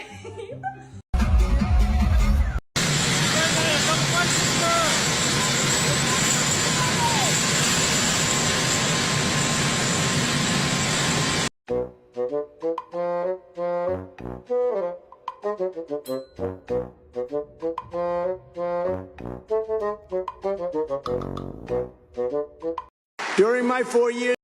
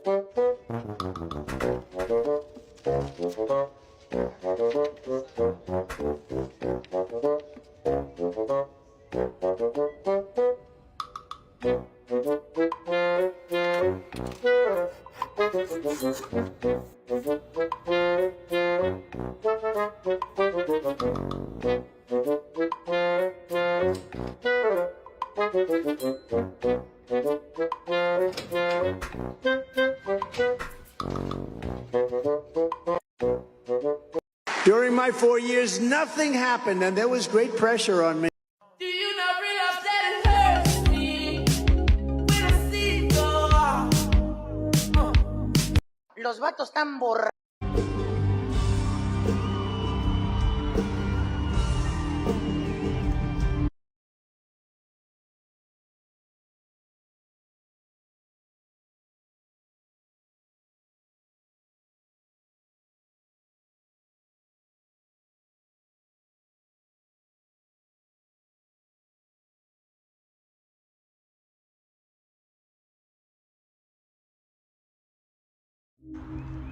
So I just found out something really interesting. So most of you know what CERN is, right? And how they're going to turn on CERN during the solar eclipse on Monday. And of course, the overall objective of CERN, and the director openly admits that they are trying to open up other dimensions, other portals. Well, what I didn't know is that we have several CERNs right here in the United States. Hey, this is great! It's a special recipe. Ah, this is really good, Scott. I'm glad you like it so much, because now that you're almost finished, I have something to tell you. What? You mean about how you put pubes in your chili? What? Yes, I'm afraid this isn't your chili, Scott. I switched it with Chef's. It's delicious, Chef. I hadn't planned on that. What I did plan on, however, was that my friends Stan and Kyle would betray me and warn you that the ChiliCon Carnival was a trap. I assumed that they would tell you that I had trained Dankins' pony to bite off your wiener. What they didn't tell you was that Dankins is a crazy redneck who shoots trespassers on sight. Knowing that you would go and try to do something to the pony, I warned Mr. Dinkins that violent pony killers were in the area. I also knew that you wouldn't go yourself for fear of having your wiener bitten off. You would most likely send your parents. And I'm afraid that when Mr. Dinkins spotted them on his property, he shot and killed both your parents. Well, they was trespassing and I was protecting myself. I have my rights. My mom and dad are dead? I came just in time to see Mr. Dinkins giving his report to Officer Barbrady. And of course, to steal the bodies. After a night with the hacksaw, I was all ready to put on my ChiliCon Carnival so that I could tell you personally about your parents' demise. And of course, feed you your chili. Do you like it? Do you like it, Scott? I call it Mr. and Mrs. Tenorman chili. Oh my God! Oh my God! Nya, nya, nya, nya, nya, nya. I made you eat your parents. Nya, nya, nya, nya, nya, nya. Jesus Christ, dude. My mom and dad are dead. No! No! Excuse me. Who are you? We're that band, Radiohead. Jeez, what a little crybaby. You gonna cry all day, crybaby? You know, everyone has problems. It doesn't mean you have to be a little crybaby about it. Come on, guys, let's go. This kid is totally not cool. Yeah, that's the most uncool kid I've ever met. Little crybaby. No! Wait! Wait! Oh my God! Oh my God! Yes! Yes! Oh, let me taste your tears, Scott.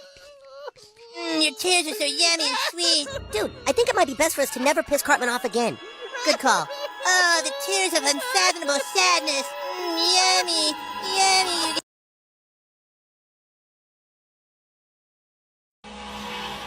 Drip to the part, don't stand too close. You gon' fuck around and drown. Off this way, doing all these shows. I've been on the road, I don't care where I go, as long as I get paid. Bad little fire, she been on my mind. Soon as I get back, she get shit. That gutter music, strictly for my gangsters, it's that thugger music. Glizzy with the dick, 100 round stick, bitch, it's that cutter music. Trap shit, don't care if you got bricks or you a drug abuser. Gang shit, you play around with that thuka, bitch, you better use. Leaning Perkins said they got me boosted for that south side. Niggas throwing foes, trying to do. Bitches hood bang, ain't we killers when it's beef, it ain't no truce. When we push up, bitch, we shootin', clear your head before you lose it, nigga. Trump gang. Till down the cause, heck ain't home.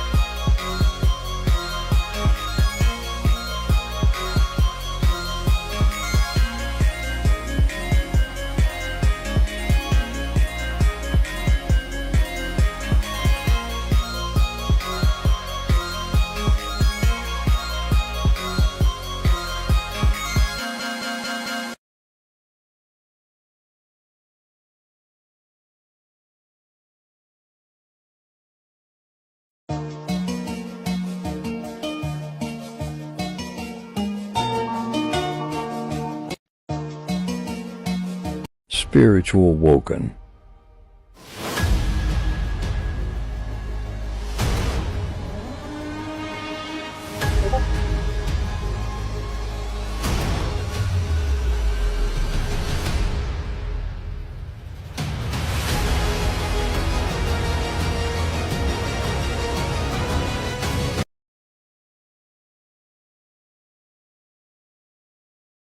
Be careful, everybody.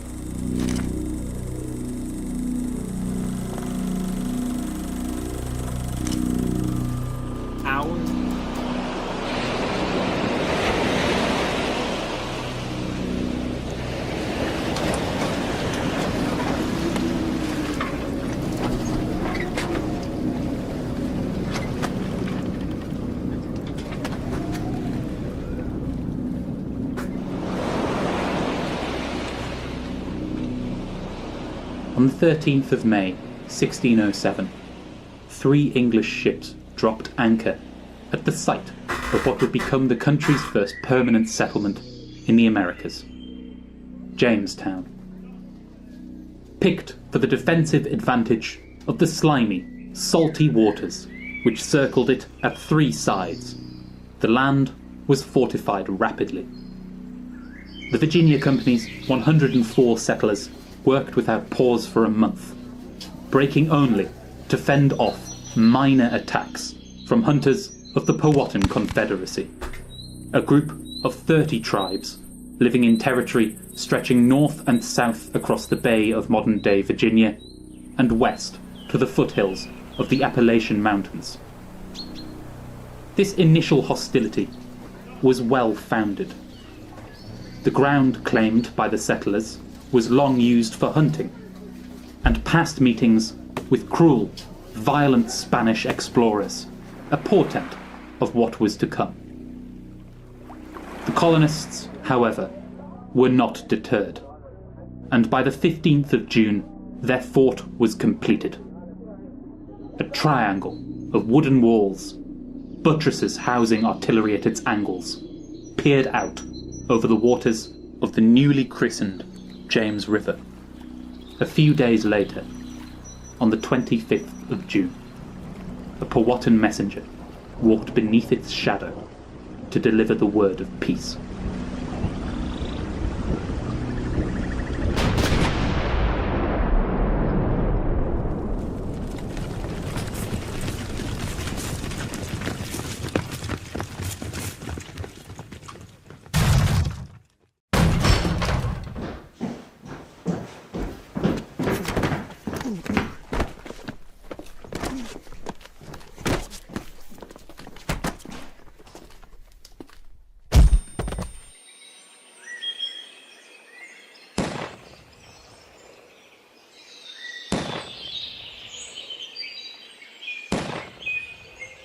In the purple haze of dusk, on the 15th of January, 1919, a group of 5 men marched to a building on Mannheimer Street in Berlin, amid the crushed embers of the German Revolution. Under orders from the ruling German Social Democrat Party and the direction of an anonymous tip, the men stormed the building without warrant. They left with 2 of the revolution's leading lights, Karl Liebknecht and Rosa Luxemburg, and drove them to the Hotel Eden, headquarters of the Freikorps, a volunteer paramilitary loyal to the collapsed German Empire. Liebknecht was first, a brief interrogation followed by a rifle butt to the face. his bled-out body, eviscerated by a single bullet hole, was left at the morgue beside Berlin Zoo. Luxembourg followed. As she walked through the revolving doors, a hurried interview lodged in her memory. A rifle struck at the back of her head. She was to be delivered to another Eden. Her unconscious body was driven to the Cornelius Bridge, which crests the Landwehr Canal. A single bullet was delivered to her temple, severing her head from her jaw. Germany's workers might have felt as if their brains and mouth were cut in two by this vicious lead. Rosa's body drifted silently in the canal's twinkling waters, alighted only by the shuddering of street lamps.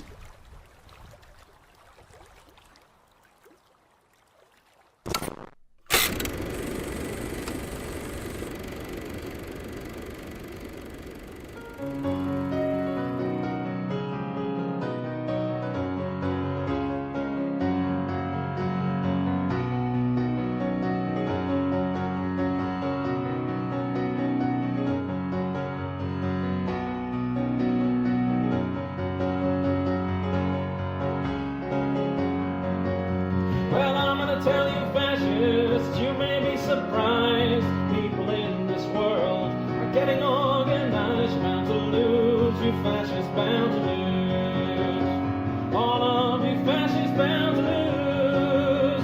All of you fascists bound to lose. All of you fascists bound to lose. You're bound to lose, you fascists bound to lose. There's people of every color marching side by side, marching across the field where a million fascists died. You're bound to lose, you fascists bound to lose. All of you fascists bound to lose. All of you fascists bound to lose. All of you fascists bound to lose. You're bound to lose, you fascists bound to lose.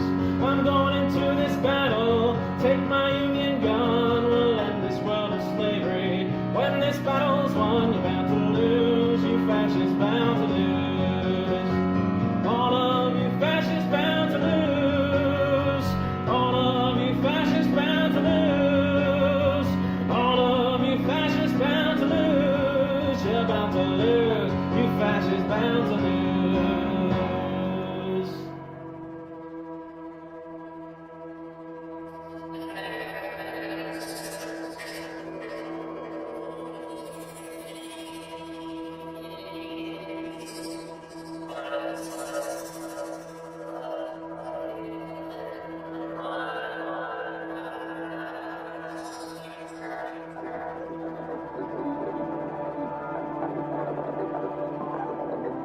There has been much talk of a revival of fascism in recent years, and with good reason.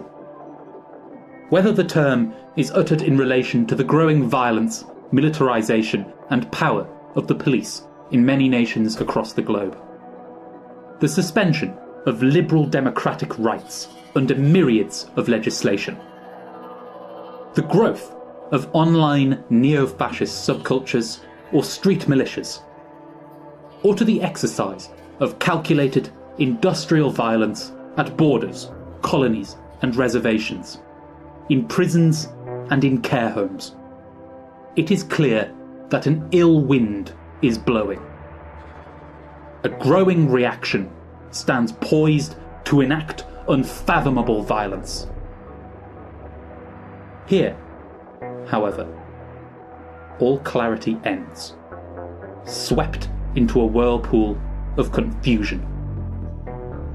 What is driving these forces, or if they may even be called fascist, are questions mired in ambiguity, multitudes of special theories mobilized in pursuit of an answer. Some argue that we are falling into a global police state.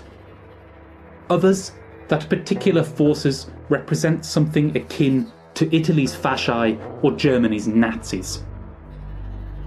Others still, that fascism has always been with us. A grisly line of continuity etched in history's sands, from the first blood let by Europe's imperial conquerors. Whilst each of these theories may illuminate elements of the reaction which confronts us when in the grasp of an able hand, they fail to offer a full account of the phenomenon. In many respects, this is to be expected. Despite the pages and pages devoted to particularly Nazism's atrocities, there are few clear accounts of historical fascism's fundamental significance. The popular imagination conjures an aberration or a constant, unshakable behemoth. Both approaches belie history.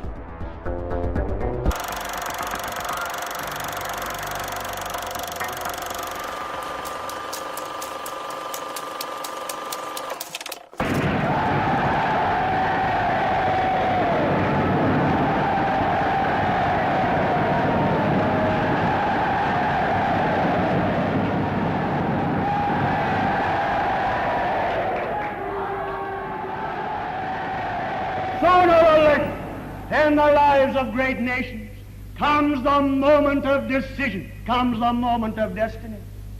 And this nation again and again in the great hours of its fate has swept aside convention, has swept aside the little men of talk and of delay, and has decided to follow men and movements who say we go forward to action. Let who dare follow us in this hour.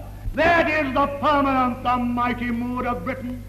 And I claim that in the ranks of our black shirt legions march the mighty ghosts of England's past, and their strong arms around us, and their voices echo down the ages, saying onward. To this day, one of the clearest articulations of fascism's significance can be found in the work of the British Marxist Rajani Palm Dutt. His seminal work on the question, Fascism and Social Revolution, was published in 1934, shortly after... Maybe an hour and a half ago.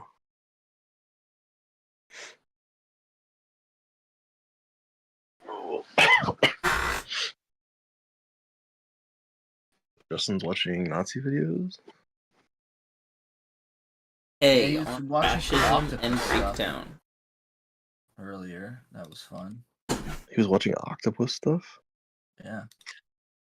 Jesus. It's a conspiracy involving octopus. Wait, I told you guys about that. You did, but I completely, immediately forgot. On purpose.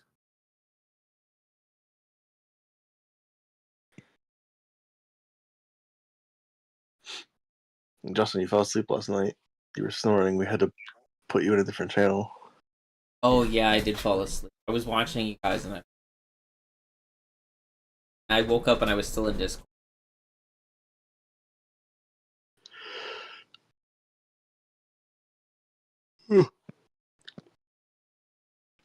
Did you win the game, Jared? Did not.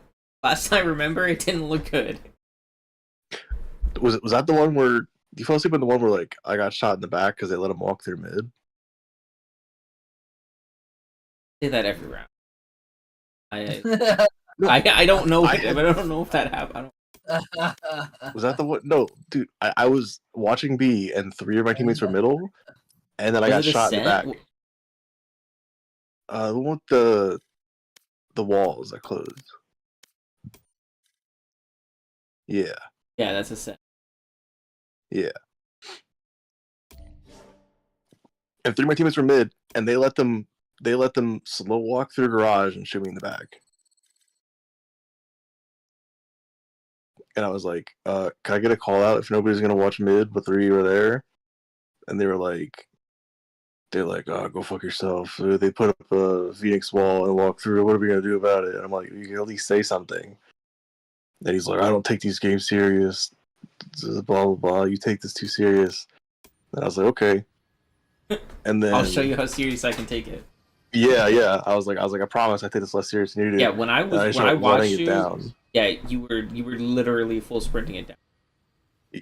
Yeah, I was just like jumping backwards in the enemy and full sprinting. Okay, yeah, I remember that one. Yeah, that was fun. Yeah, yep, that's probably the one we fell asleep on. And then, the second half, it was like 7-4 or something, and my teammate was like, he's like, okay, KJ, I'm sorry about before, but like, can we please win this? Like, we can win this. This is easy. Like, I'm so sorry. We'll call out more. I promise.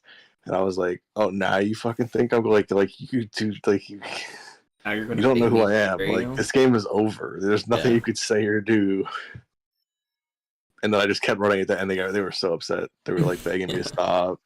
And I was like, just no fucking chance. No chance. I just logged on. I didn't get any ban notifications. Got a couple. Okay. Yeah, we should have got a couple on that one team. Maybe they just don't count it.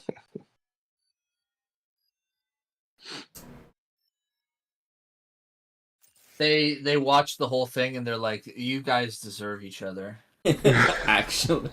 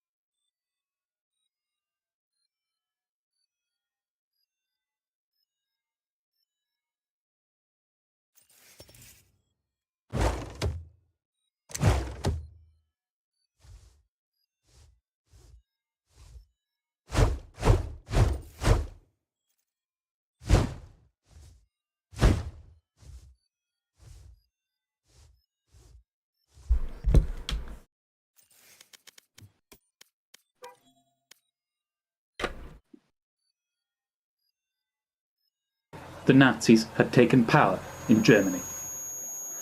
Fascism, he argued, is no peculiar, independent doctrine or system arising in opposition to existing capitalist society, but rather the most complete and consistent working out, in certain conditions of extreme decay, of the most typical tendencies and policies of modern capitalism. This formulation, often shortened to fascism is capitalism in decay, is as incisive as it is misunderstood. In modern readings of the text, it produces an explanation counter to Dutt's position, leading to the notion that any crisis or decay of the capitalist mode of production must inevitably give rise to fascism, rather than an attempt to articulate fascism as a supra-historical phenomenon which must arise from decay, as this suggests. Dutt is demystifying the concrete fascist movements which confronted him. In opposition to these forces' claims to represent a new form of society, he argues that they represented nothing more than a particular organisation of the economic decay which shook capitalism to its core in the first half of the 20th century. As a steadfast anti-imperialist, Dutt allows for other such expressions, arguing that the conquest and exploitation of colonies under British rule represented a British equivalent to fascism. What is useful in this expression is not just that it roots fascism in observable economic developments, not simply dangerous ideas, but also its historical concreteness. This provides us with a powerful tool by which to understand the development of reactionary political forces. Put simply, if fascism in the 20th century represented a particular organisation of decay, then other such organisations are possible. Real economic history must form the root of our approach.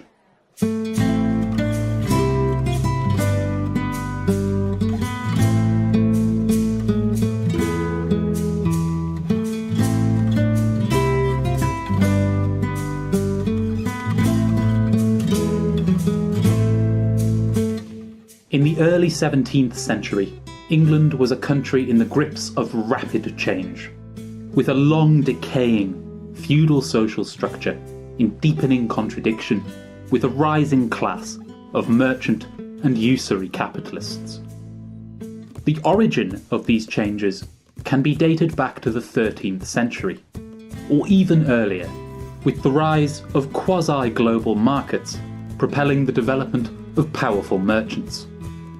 They began to gain a sharp and clear character in England following the conclusion of the Wars of the Roses in 1487 and the Reformation of 1536 to 1540. Representing the last wars between factions of barons for control of the government, the Wars of the Roses saw a significant element of feudal political and economic power crushed in the pursuit of monopoly. The victorious House of Tudor disbanding and disarming its opponents' armies. To maintain the power of a state, however, the crown came increasingly to rely politically on the landed gentry and on the wealthiest merchants as a borrower. Therefore, this process had both crystallised a single feudal nation-state, at that time the largest unified trading area in Europe, and in doing so created the grounds for its dissolution. The Reformation, that is, England's withdrawal from the Catholic Church and the formation of the Church of England under Henry VIII, further developed both of these processes. As an assertion of England's independence, this simultaneously served to transform the clerical classes into a royal civil service and to unleash a vast process of economic transformation by breaking up monastic estates. This both enabled the crown to gain wealth from these estates in the form of tithes and propelled the longest and most extensive market exchange of England's land in history. This dramatically extended the political reach of the merchant capitalists, many rising into the gentry, and of production for the market, a nascent logic of industrial capitalism. This intermingling and confrontation of feudal and capitalist interests, a collision of economic decay and economic boom, formed the aggregate motor contradiction which gave rise to British colonialism.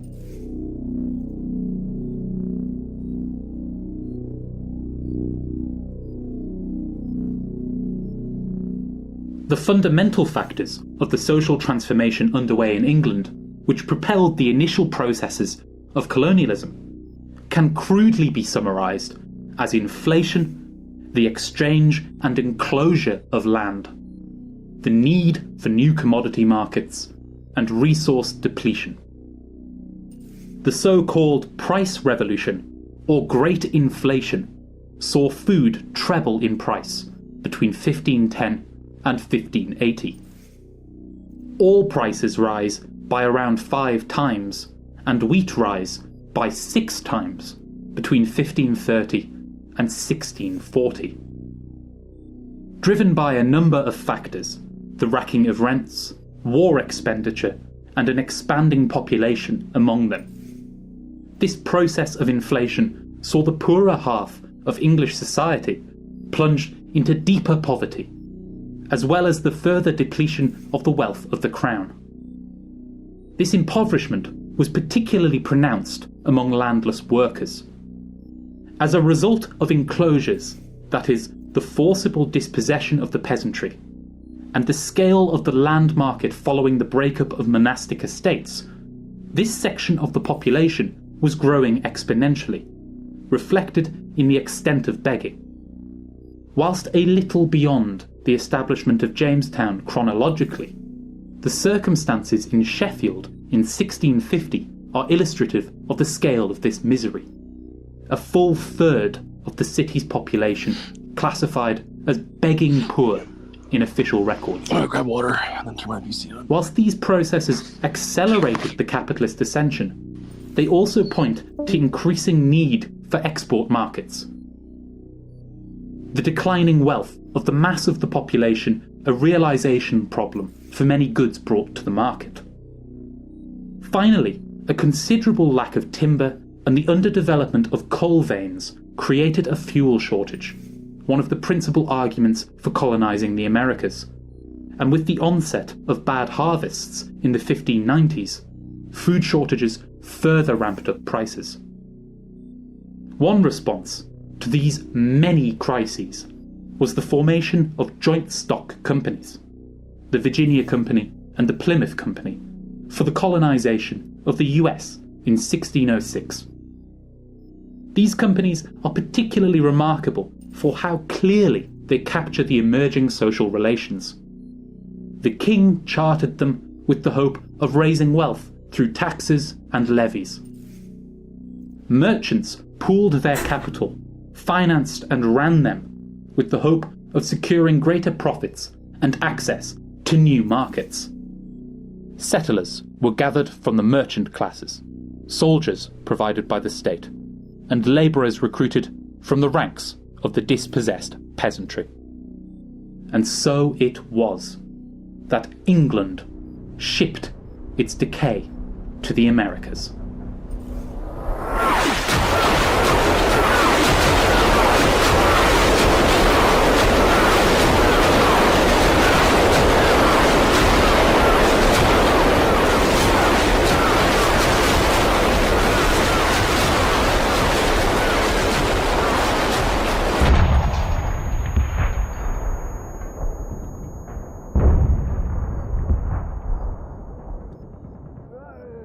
On the 28th of June, 1919, a hush descended upon the Hall of Mirrors in Paris's Versailles Palace. With a few flicks of the pen, the Treaty of Versailles went into effect.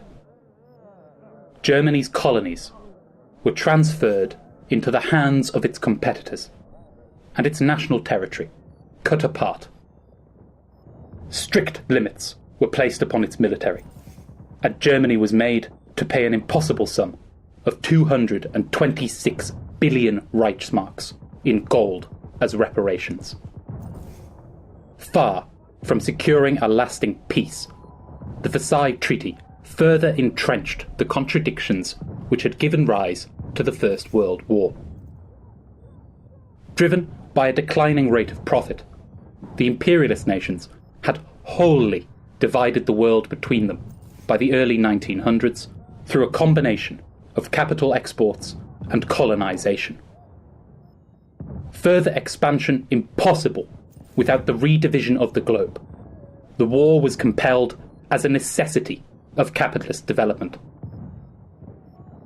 The basis of this competition remained after the war, capital unable to find profitable outlets despite the destruction of around 35% of all humanity's wealth, clearing the ground for reinvestment. This process is very clearly illustrated in the Treaty of Versailles itself, not only in the intended decapitation of German capitalism, but also in the contradictions and struggle between the victorious imperialists over the apportioning of the loot. For example, France's interests lay in seizing the most capital and land it could for its own expansion in order to dominate Europe. In contrast, Britain benefited from continuing to play France and Germany off against each other and from maintaining its exports to Germany, its largest trading partner, despite the fierce competition between the two. This is reflected in certain compromises. For example, the Rhineland falling under joint Anglo-French management. In short, it was but a pale reflection of peace that haunted Versailles' mirrors as history congregated in its halls. A phantom doomed to shatter. I was quicker than he was. I tossed his rifle away and I ran my bayonet through his chest. He fell, put his hand on the place where I had hit him, and then I thrust again. Blood came out of his mouth and he died. I felt physically ill. I nearly vomited. My knees were shaking and I was, quite frankly, ashamed of myself. My comrades, I was a corporal there then, were absolutely undisturbed by what had happened. One of them boasted that he had killed the Paulie with the butt of his rifle. Another one had strangled the captain, French captain. A third one had hit somebody over the head with his spade. And they were ordinary men like me. One of them was a tram conductor, another one a commercial traveler. Two were students, the rest were farm workers, ordinary people who never would have thought to do any harm to anyone. How did it come about that they were so cruel? If the war and the Treaty of Versailles failed to resolve the crisis of overaccumulation and imperialist competition which drove the world to war in 1914, they succeeded in leading to the formation of early fascist organisations. The post-war Freikorps are particularly illustrative in this sense. Composed of army veterans and officers, these paramilitaries were formed around principles of nationalism, anti-communism and anti-Semitism. They regarded the treaty as a betrayal of Germany and of her interests. Having first allied with the German Social Democratic Party, or SDP, in the suppression of the November Revolution, these forces aimed to restore the Kaiser and the German Empire by force of arms. This led to frequent clashes between Social Democrats and the paramilitaries with which they had tenuously allied against communism. With the SDP's attempts to disarm two Freikorps brigades in 1920, these antagonisms came to a boiling point. On the 13th of March that year, the Freikorps marched on Berlin and forced the Weimar government to flee in an attempted coup known as the Kapp Putsch. They were stopped only by a general strike, masses of workers taking charge of the situation to restore the government. Whilst the paramilitaries were disarmed following the coup's failure, many of their members would go on to play leading roles in the Nazis, founded in February 1920. The line of continuity between the German military in World War I and the Nazis is clear. Further, as Luxemburg proclaimed, the onset of imperialist war had left humanity with a choice: socialism or barbarism.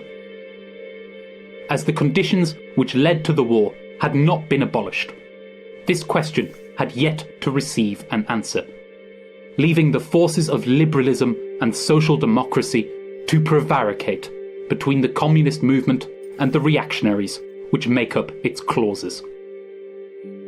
I remembered then that we were told that the good soldier kills without thinking of his adversary as a human being. The very moment he sees in him a fellow man, he is not a good soldier.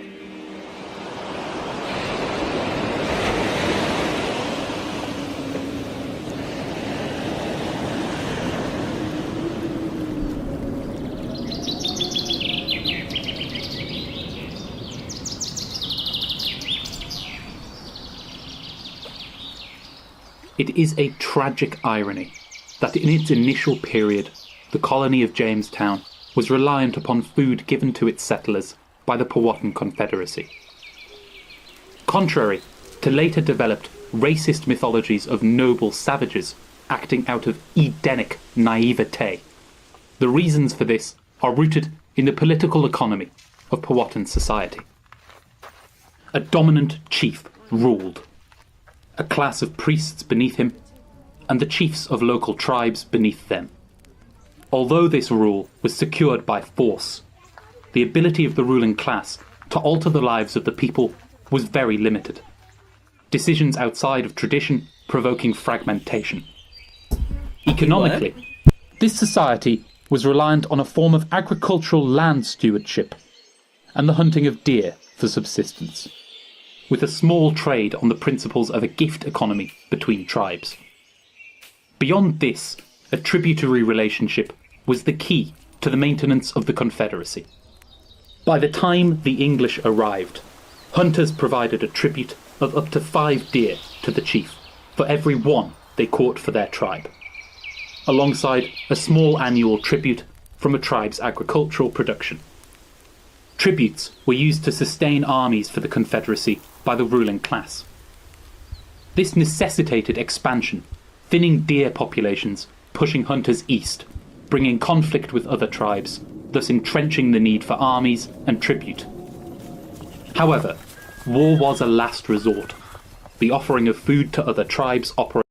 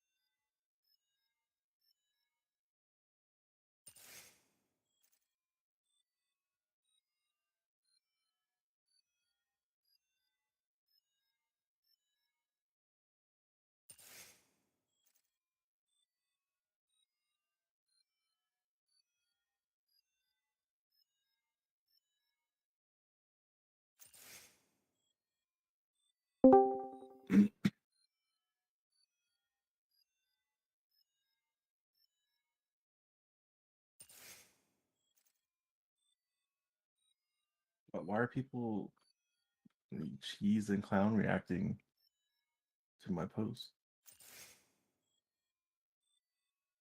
operating as the preferred manner of incorporating others into the Confederacy. The provision of food to the English was such an invitation. Whilst colonial European histories paint this structure as barbaric or primitive, in reality it represented a sophisticated mode of production with well-developed agricultural ecology and plant sciences a keystone to maintaining the land. The settlers' response to the food tribute and their later relationship to the land attest to this reality. The deterioration of the fragile peace between the Powhatan and England's settlers into war occurred over a slim number of years. The first sparks came in the first year, in the English response to the Powhatan tribute.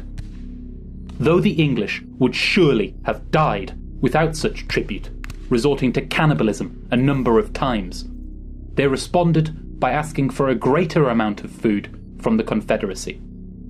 When this was not received, they went further, raiding villages. A final attempt to incorporate the English was made after a hunting party encountered John Smith, designated as a leader of the colony by the Virginia Company, and captured him. Smith was married. I mean, it was alright. It was a 3-piece.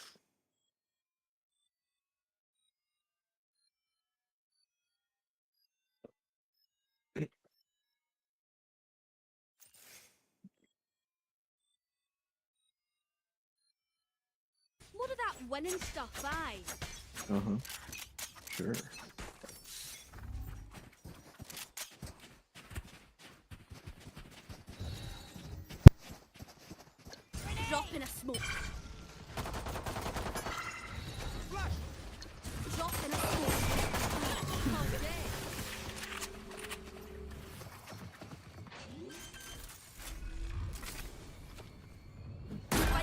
planted.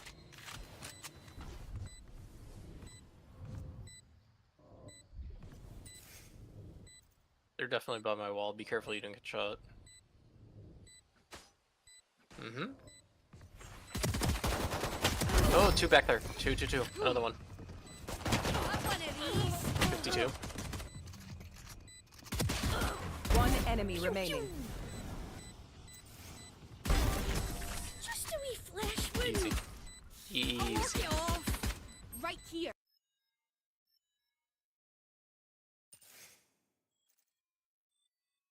To Chief Powhatan's daughter, Pocahontas, with the view that this was marrying an English chieftain into the Confederacy.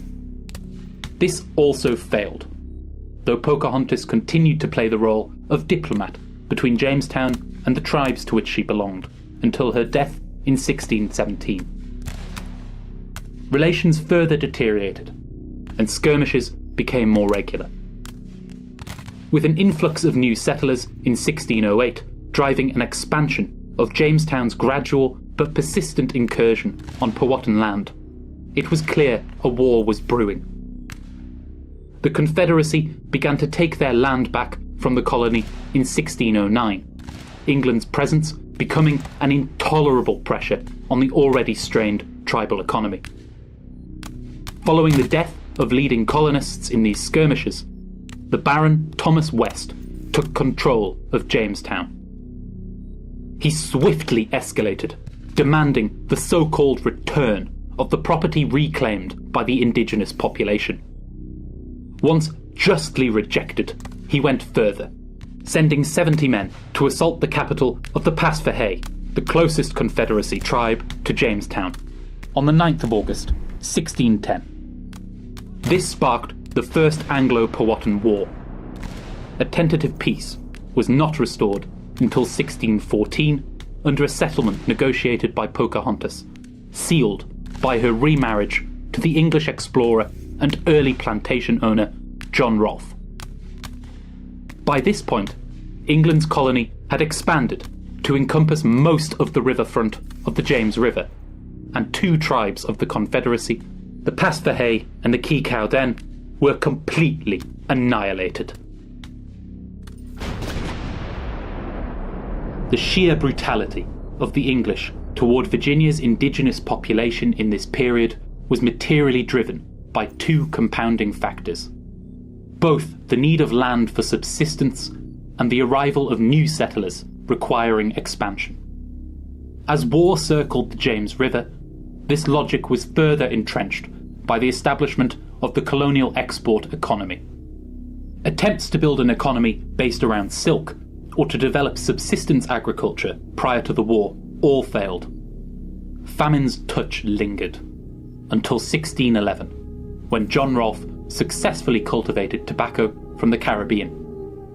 In 1612, he established a plantation, Varina Farms, to grow tobacco for sale in England. This proved profitable, and tobacco grown using slave labour became the central pillar of the Jamestown settlers' economy.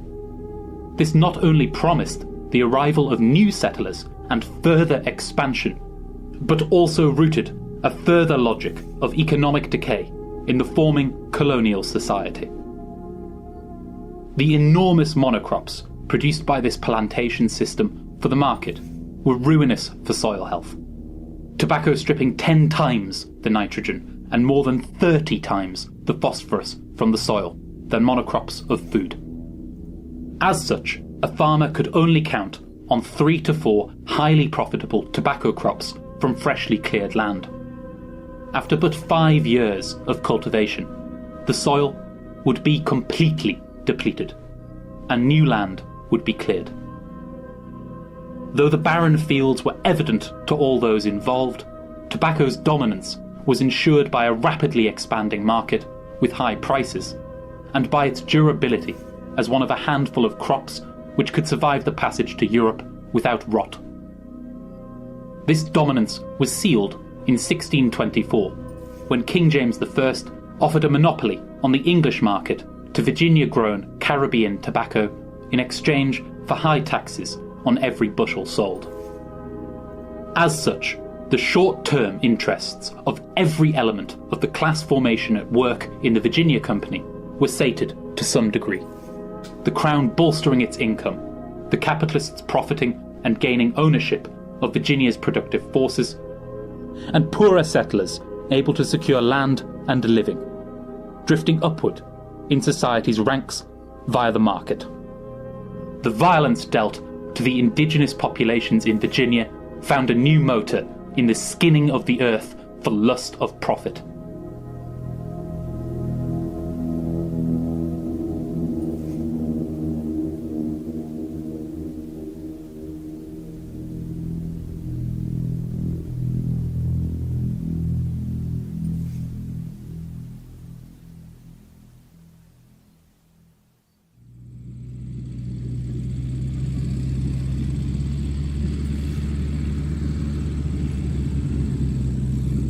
Germany's inability to pay the reparations imposed upon it was evident even before the Versailles Treaty was signed. As payments were missed, the inner contradictions of German capitalism and the competitive struggle of imperialist powers in the redivision of its wealth intensified dramatically. While a sequence of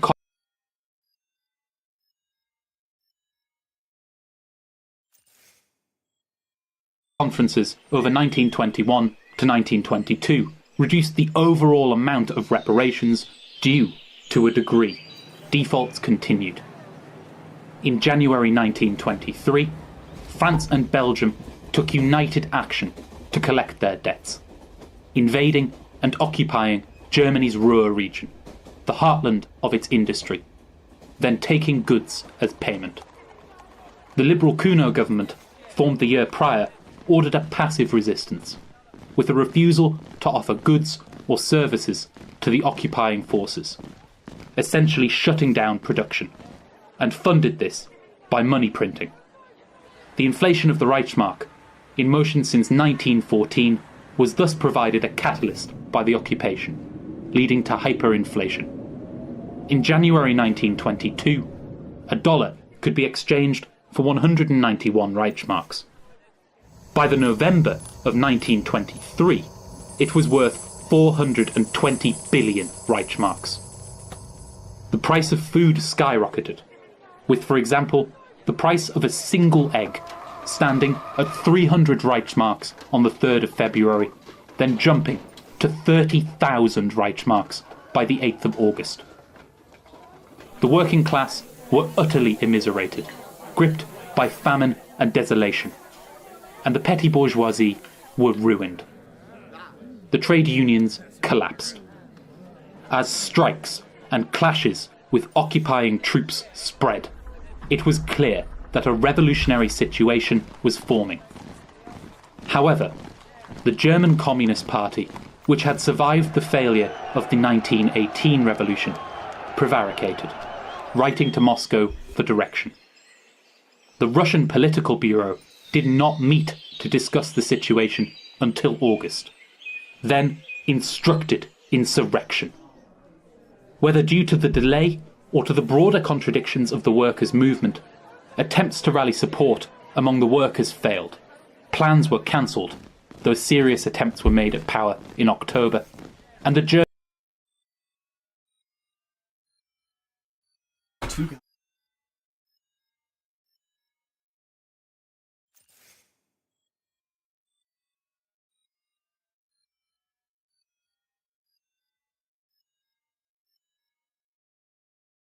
Okay, this after the right after we just take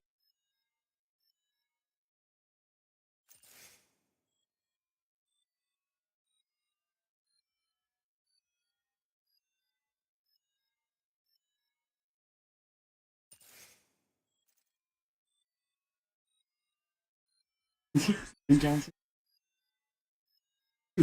Johnson. I have returned. The prodigal son. Hey, like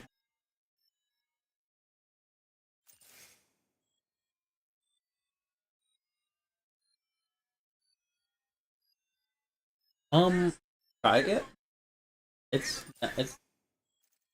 It's not bad.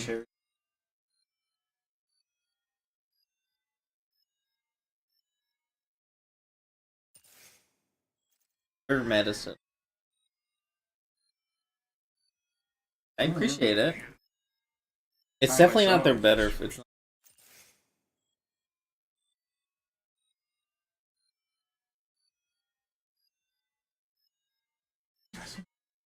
Your day. WrestleMania in Philly? Jalen gonna.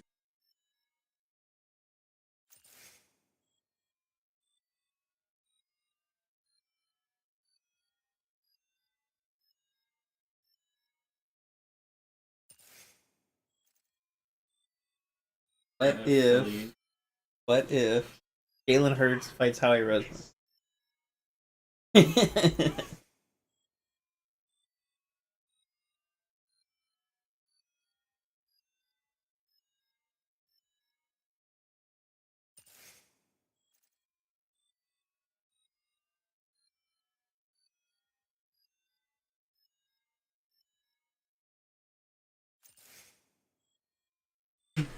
Oh, is Pat McAfee there?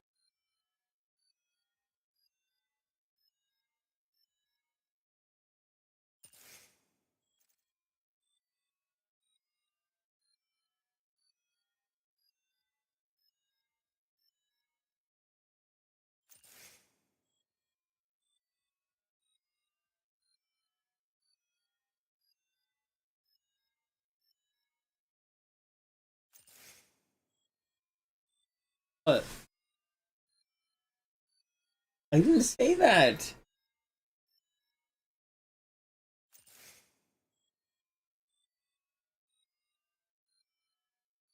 What are you talking about? Why are you making fun of me? Did I show you my gloves? Sleeves?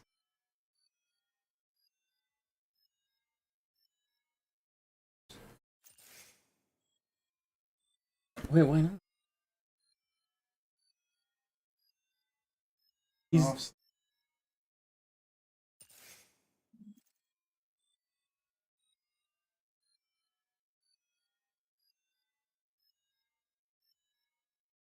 Oh, yes! Oh my god! I'm going to... You do it. I want you to handle it all.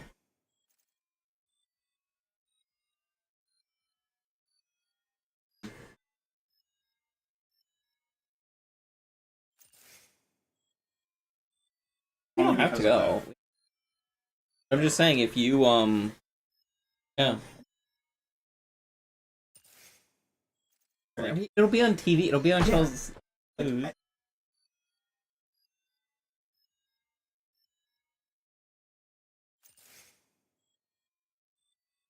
can be one of the Patriots. You can be out of the road. Stand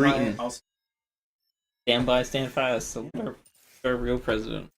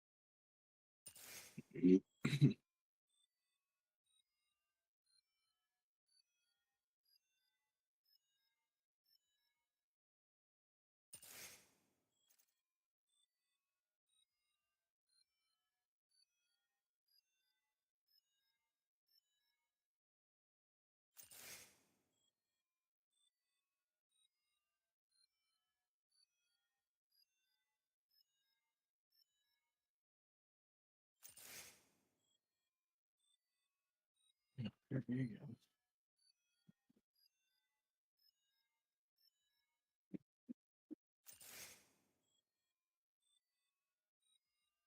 German Communist Party was banned. As the crisis wore on, the Nazis took the initiative.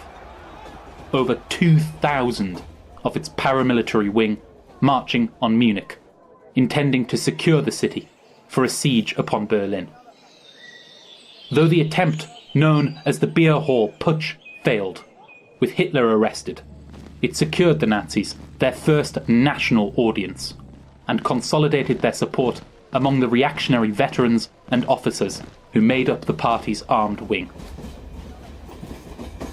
While the crisis of 1923 had shaken German capitalism to its core, material conditions still allowed for a stabilization under liberal democracy. This was achieved by a combination of factors, most notably the institution of a new currency, the Rentenmark, and the renegotiation of the terms of the Versailles Treaty through the Dawes Plan. As a further expression of the contradictions which had determined the Treaty of Versailles, the new settlement of the Dawes Plan favoured Britain and the US's interests against France, easing reparations payments, agreeing an end to the occupation of the Ruhr realised in 1925, and agreeing a loan of $200 million in credit to Germany from the US. This restarted production across Germany in 1924.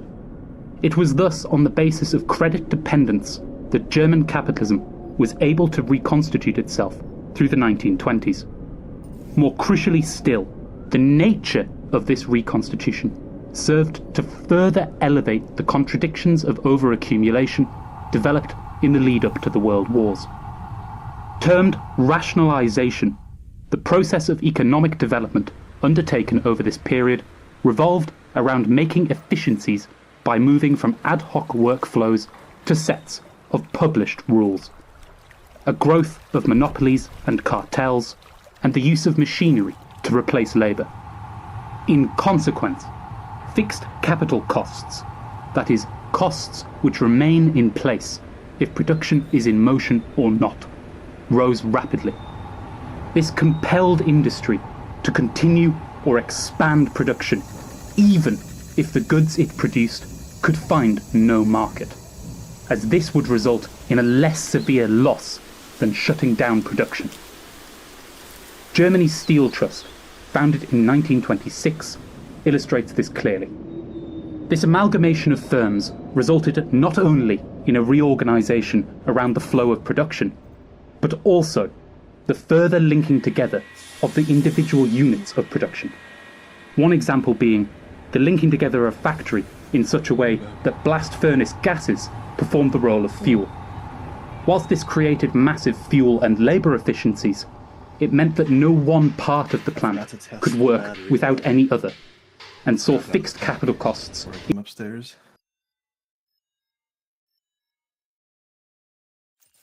What happened, Jared? I wanted to get a battery, and I forgot to test it before I came back upstairs, and it was dead. Increase inordinately. In essence, therefore, the debt-fueled rationalization undertaken in the 1920s represented the realization of Marx's understanding that capital's battery. Oh, man. I got a new mouse.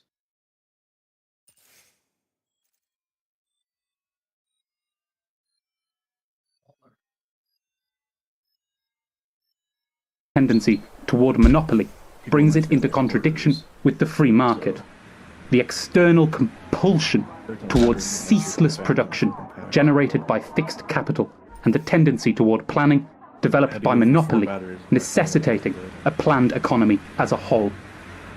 These contradictions would prove to be crucial for fascism.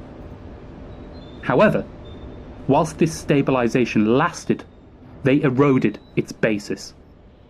The Nazis virtually disappearing from public concern as coalitions of liberals and social democrats ruled over the fading Weimar Republic.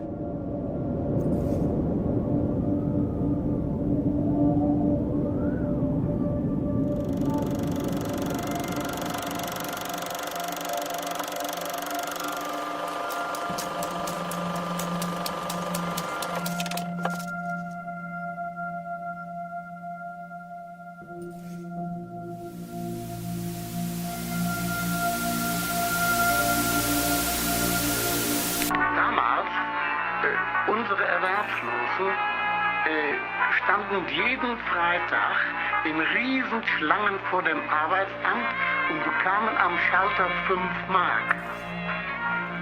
Nicht, das ist eine völlig neue und andere Situation. Da waren viele bei, die hatten ganz einfach nicht die Mittel, um ihr Essen zu kaufen. Aber sonst war das sagen wir mal, ein trostloses Schien mit den Menschen, die mit Löffel in der Tasche spazieren gegangen sind, weil sie zum Mittagessen bekamen sie ein Essen mit einer Maske. Das war ja unmöglich.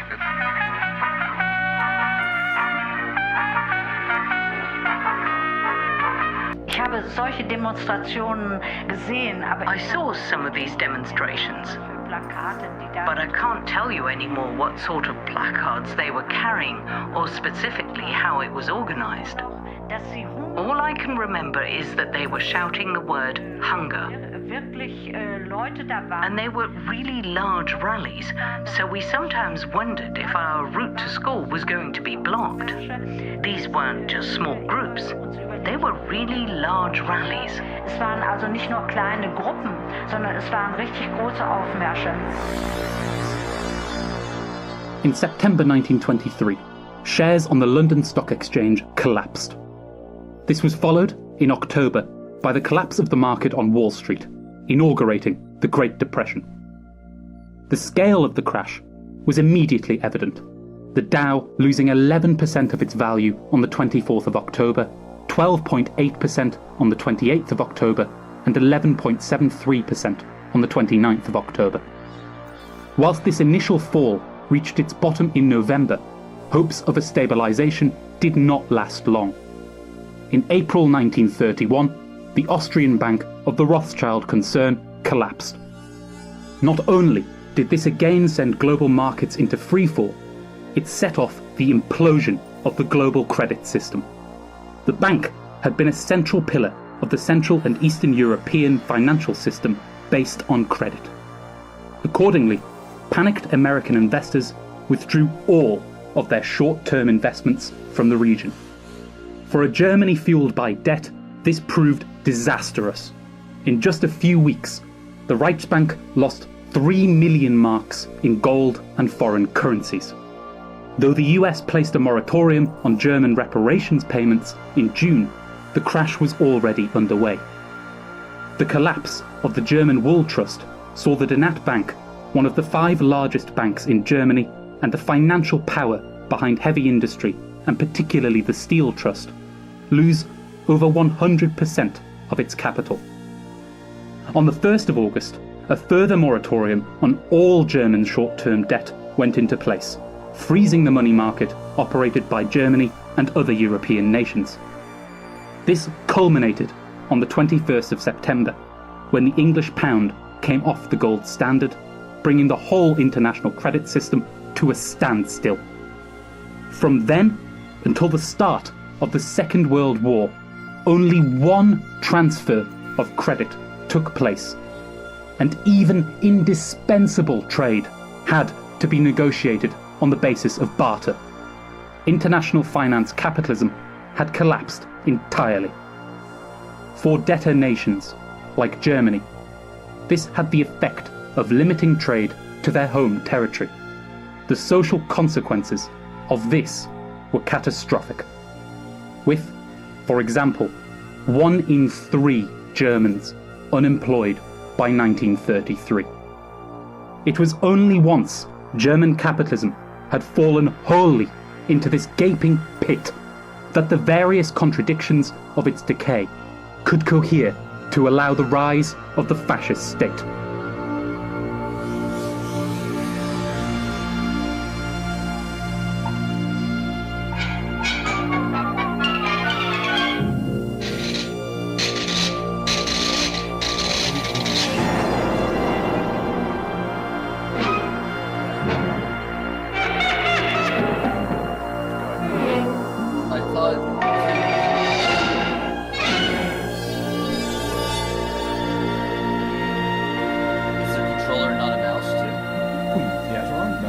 Prior to the Great Depression, the class composition of the Nazi Party was limited to the embittered counter-revolutionary military culture from which it had emerged, and sections of the petty bourgeoisie facing proletarianization, their savings wiped out in the hyperinflation of 1923. Over 1931 to 1932, this composition underwent dramatic change with the formation of a new power cluster around Hitler. The first clear political expression of this process came in the form of a meeting of the so-called National Opposition at the Harzburg Spa on the 11th of October 1931. This brought the Nazis and other petty bourgeois political forces into an alliance with a considerable faction of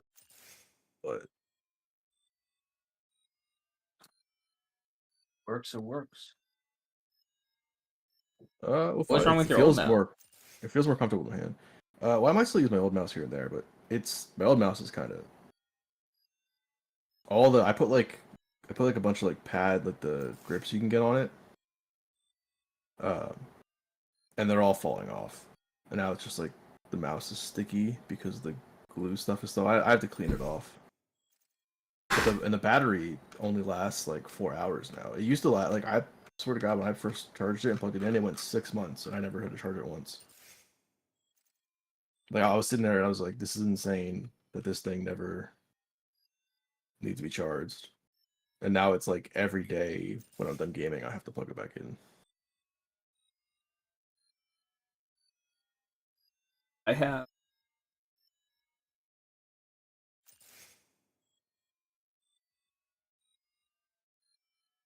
of Germany's monopolists.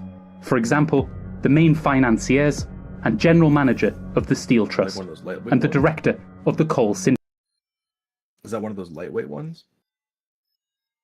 Kind of like it has like the bottom is all cut out on it. I'm underneath. Oh. Syndicate. To fully grasp these developments, it must be understood that these forces represented one side of a split in German monopoly capital. The other allied around the conservative Brüning government, which had taken power in 1930. The essential question at hand in this split lay in a struggle over different policies of imperialist expansion. Those allied around Brüning in favour of a conciliatory policy in relation to the victors of the First World War, and the Harzburg Front, as they came to be known, favouring a confrontation. The material basis for this divergence is found in the competitive positions of Germany's various monopolies. Siemens is typical of those in the Brüning camp. Reliant upon the world market, and particularly upon infrastructure contracts in the oppressed world, as well as credit, the firm's economic interests lay in maintaining its participation in the global economy on favourable terms with its financiers and those likely to dominate infrastructure investments. As with the majority of the industries in the Brüning camp, the sheer scale of the company allowed it to maintain this strategy even in the face of deep decay. In contrast, those monopolists in the Harzburg Front were now in a subordinate competitive position, and following the rationalisation of the 1920s, incapable of operating within the logics of the market. Only rearmament could provide the drive to allow their plants to function without cessation, and for them to reassert themselves as viable competitors. This required both war and dictatorship. Each side of this split also found an alliance with a section of the German agricultural classes. The Harzburg Front allied with large aristocratic landowners, remnants of German feudalism that the failed bourgeois revolution of 1848 had been incapable of dislodging. The Brüning camp sided with small farmers. From this polarization, the final stages of the Nazi ascendancy were set in motion.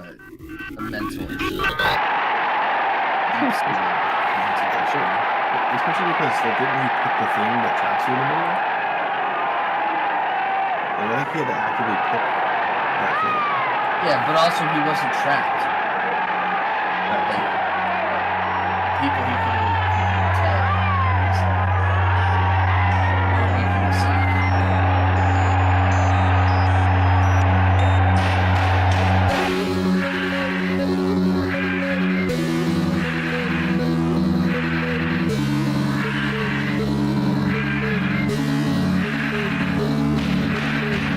As the Great Depression developed, the Bruningkamp's position became untenable.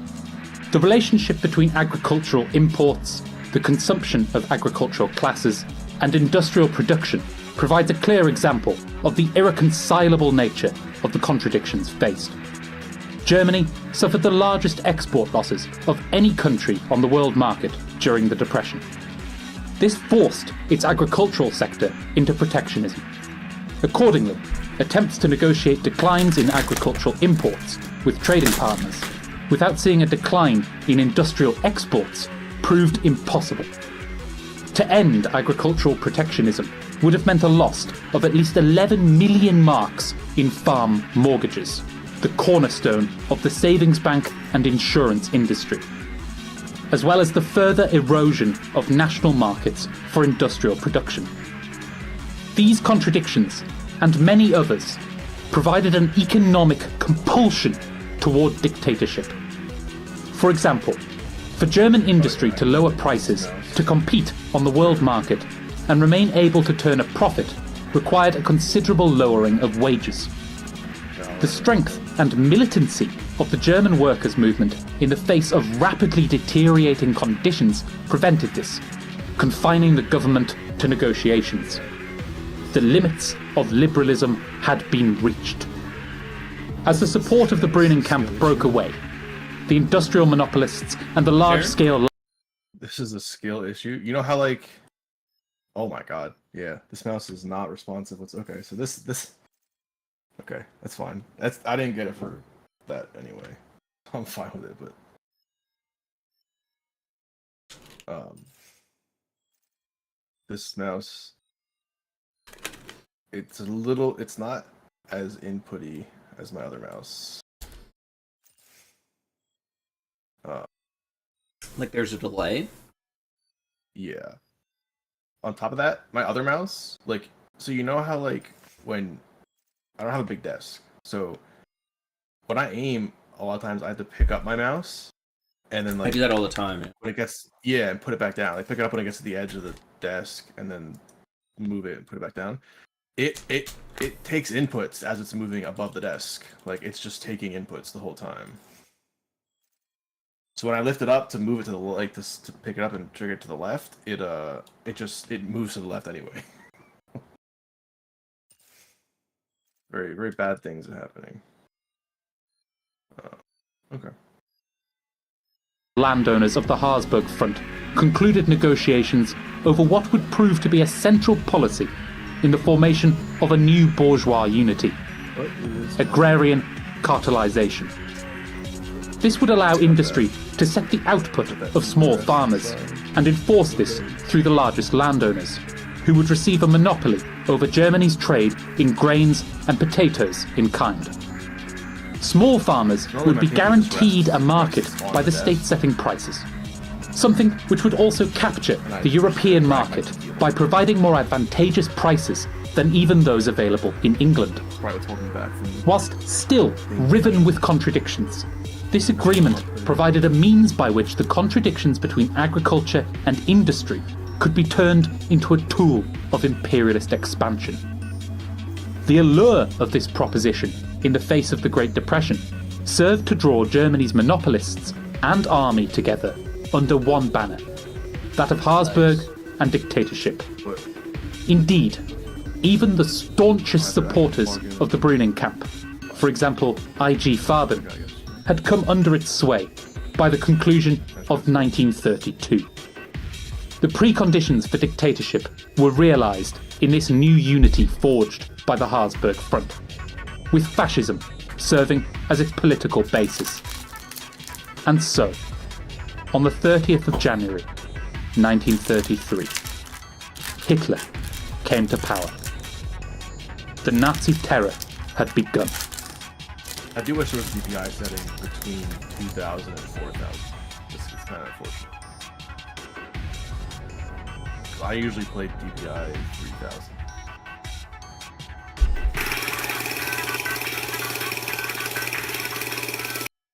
That's really high. Yeah.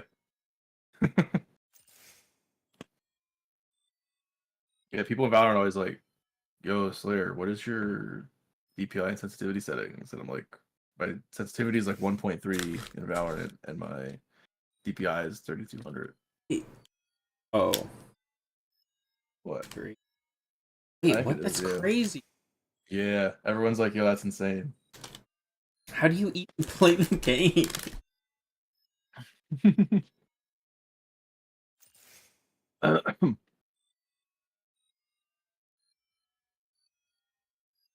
Like Destiny, I play on like a.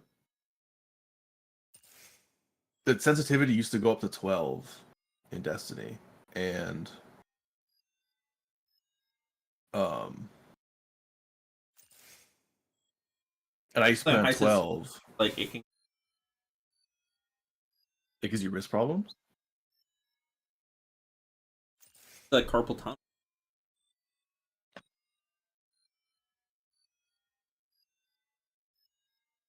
So you're supposed to play on high. You're supposed to play on lower sensitivity. Well, Tom taught me about that. Yeah. But yeah, you play with like a lower sensitivity, and then you aim with your arm.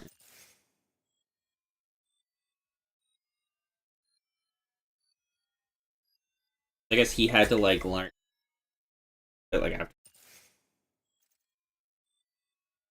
Oh, he got carpal tunnel. Oh, but like he broke all his bones.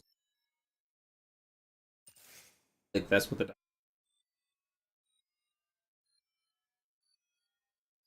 I mean, I lowered. I used to have like super high sensitivity, but I turned it way down now. And I play with like a giant mouse pad. Yeah, I don't have a huge amount of desk space for like a big mouse, but like I think my DPI is like. My sensitivity is.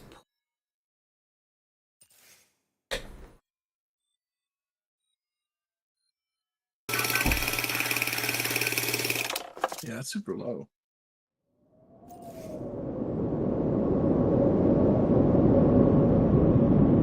But I do notice that, like, we may now my draw wrist some doesn't provisional conclusions from our examination thus far Like, of if I the was economic playing all basis day, of or facts. sometimes, like if I'm all day, like it would wrist.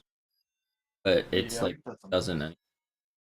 My strategy is I just don't try very hard, and then it's not a lot of exertion. And then it's not your problem. Nothing gets Wait, this is the sore. mouse you got, Chair? Yeah.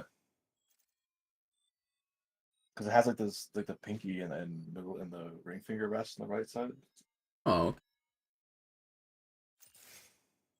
It's a wide mouse, dude. It is huge. I don't know how those mouse come with like thumb rest. Like I don't need a thumb rest. My thumb's always on the button. You know. I think the very first mouse I got. But I prefer like the ambidextrous that aren't like good for one. They're just like Do you use both hands on your mouse? No, I like the way it feels better. I don't like it when it's angled right hand.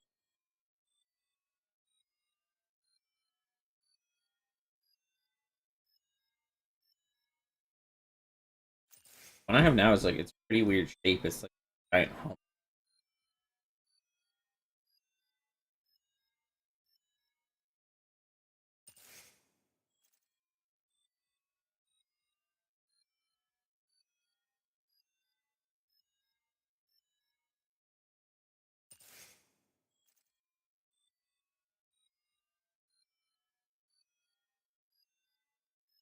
They are not the kind of full-throated left-wing stuff that they're accused of being.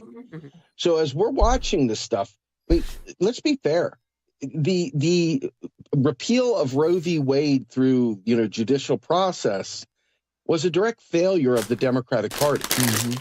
So the idea that they can somehow or another win on that issue in Florida, it requires a whole different kind of, I don't even know what, different kind of version of reality.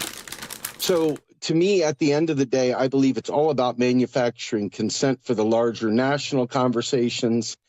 And I believe that all of this stuff is a lot of hand-wringing to give credence, to give kind of validity to a process, not simply to advance a narrative that's beyond the duopoly, that it's extended beyond the electoral process. Guys, we have to reinstate sanctions on Venezuela to appease Venezuelans in Florida. Exactly. Yeah. Exactly. Exactly. Democrats also appear to be increasingly worried about RFK Jr. His poll numbers are now steady at 13.5%. That's according to 538 today. 13.5% is very significant. The DNC and MoveOn.org are working hard and spending a lot of money to derail this campaign, and they're doing a couple of dirty tricks. But Republicans seem to be a little bit worried too, with Donald Trump earlier this week calling RFK a radical leftist, which of course he's not. The Democratic position is that RFK is taking what would otherwise be Biden votes. Do you agree with that? Or, I'm wondering if people who are supporters of RFK otherwise wouldn't vote. Well, you obviously have a third party / anti-establishment kind of contingent, but that contingent has been there for Jill Stein. She's never gotten more than like 1%, et cetera. Right. I think what you've got here really is, what has Biden been doing? What is he actively out there saying? That they're out there seeking to win over the Nikki Haley Republicans. Yes. They're not even worried about the left. So who supports RFK Jr.? I assure you it's not the left. No, it's not. It is that right-wing libertarian that Millier is doing great things by pegging the pegging the currency to the dollar. The idiot that is, this is a guy who's a Zionist, who's an unapologetic genocidal maniac. So he's really competing with Biden in that right-wing space. The left doesn't want either Biden or RFK Jr. And so this is all about the James Baker crew. This is all about that the old coalition that they used to talk, the Bush team, the Reagan, the old Reagan bots, bringing them all back together, so to speak. And, again, I believe a lot of this is manufactured consent. I believe that we are in a significant rightward push. And if you look, I know this is going to seem unrelated, but I am a dialectical person that assesses things with multiple threads. I'm looking at that third body problem, and I'm looking at the new movie Civil War, and I'm seeing a lot of converging narratives that are trying to create a play off of the January 6th quote unquote insurrection and everything else. So what you're dealing with is, once again, the clamping down of society, using these events and using these images to bring about fear that once again brings about a reaction to manufacture consent. But Biden and RFK Jr., the only thing that they have, in my opinion, that is remotely different is RFK Jr.'s highly unscientific vaccine perspective and his overarching idea about Bitcoin. Beyond that, they're birds of a feather. Yeah. And, and let me just say one more thing, too. First of all, I know that this is probably an unpopular opinion with some, but I absolutely despise RFK Jr. for a host of reasons that almost parallel with why I despise Biden. And that is because RFK Jr. is using austerity politics that play well in the libertarian space. Right. The most corrosive, ridiculously illiterate and wrong-minded beliefs about economics. And as a result of that, he's taking the young people, those young kids, the young Hispanics that are disenchanted with the world and disenchanted with what's going on. And I understand because I'm right there with them. The problem is the solution they're putting forward is bleeding the patient. We're talking about putting leeches on the patient, that kind of backward stuff. And if you go back to that third body problem that I was telling you about at the beginning, you look at the very beginning of that series. If you haven't seen it, I recommend going out there and getting your heart aflutter and watch it. Mm-hmm. And it's literally the most anti-intellectual thing in power. Like they're warning you, by the way, folks, you know, if this happens, you'll be run by a bunch of morons, a bunch of people that are ignoramuses that will literally drive. And you know what? RFK Jr. represents that.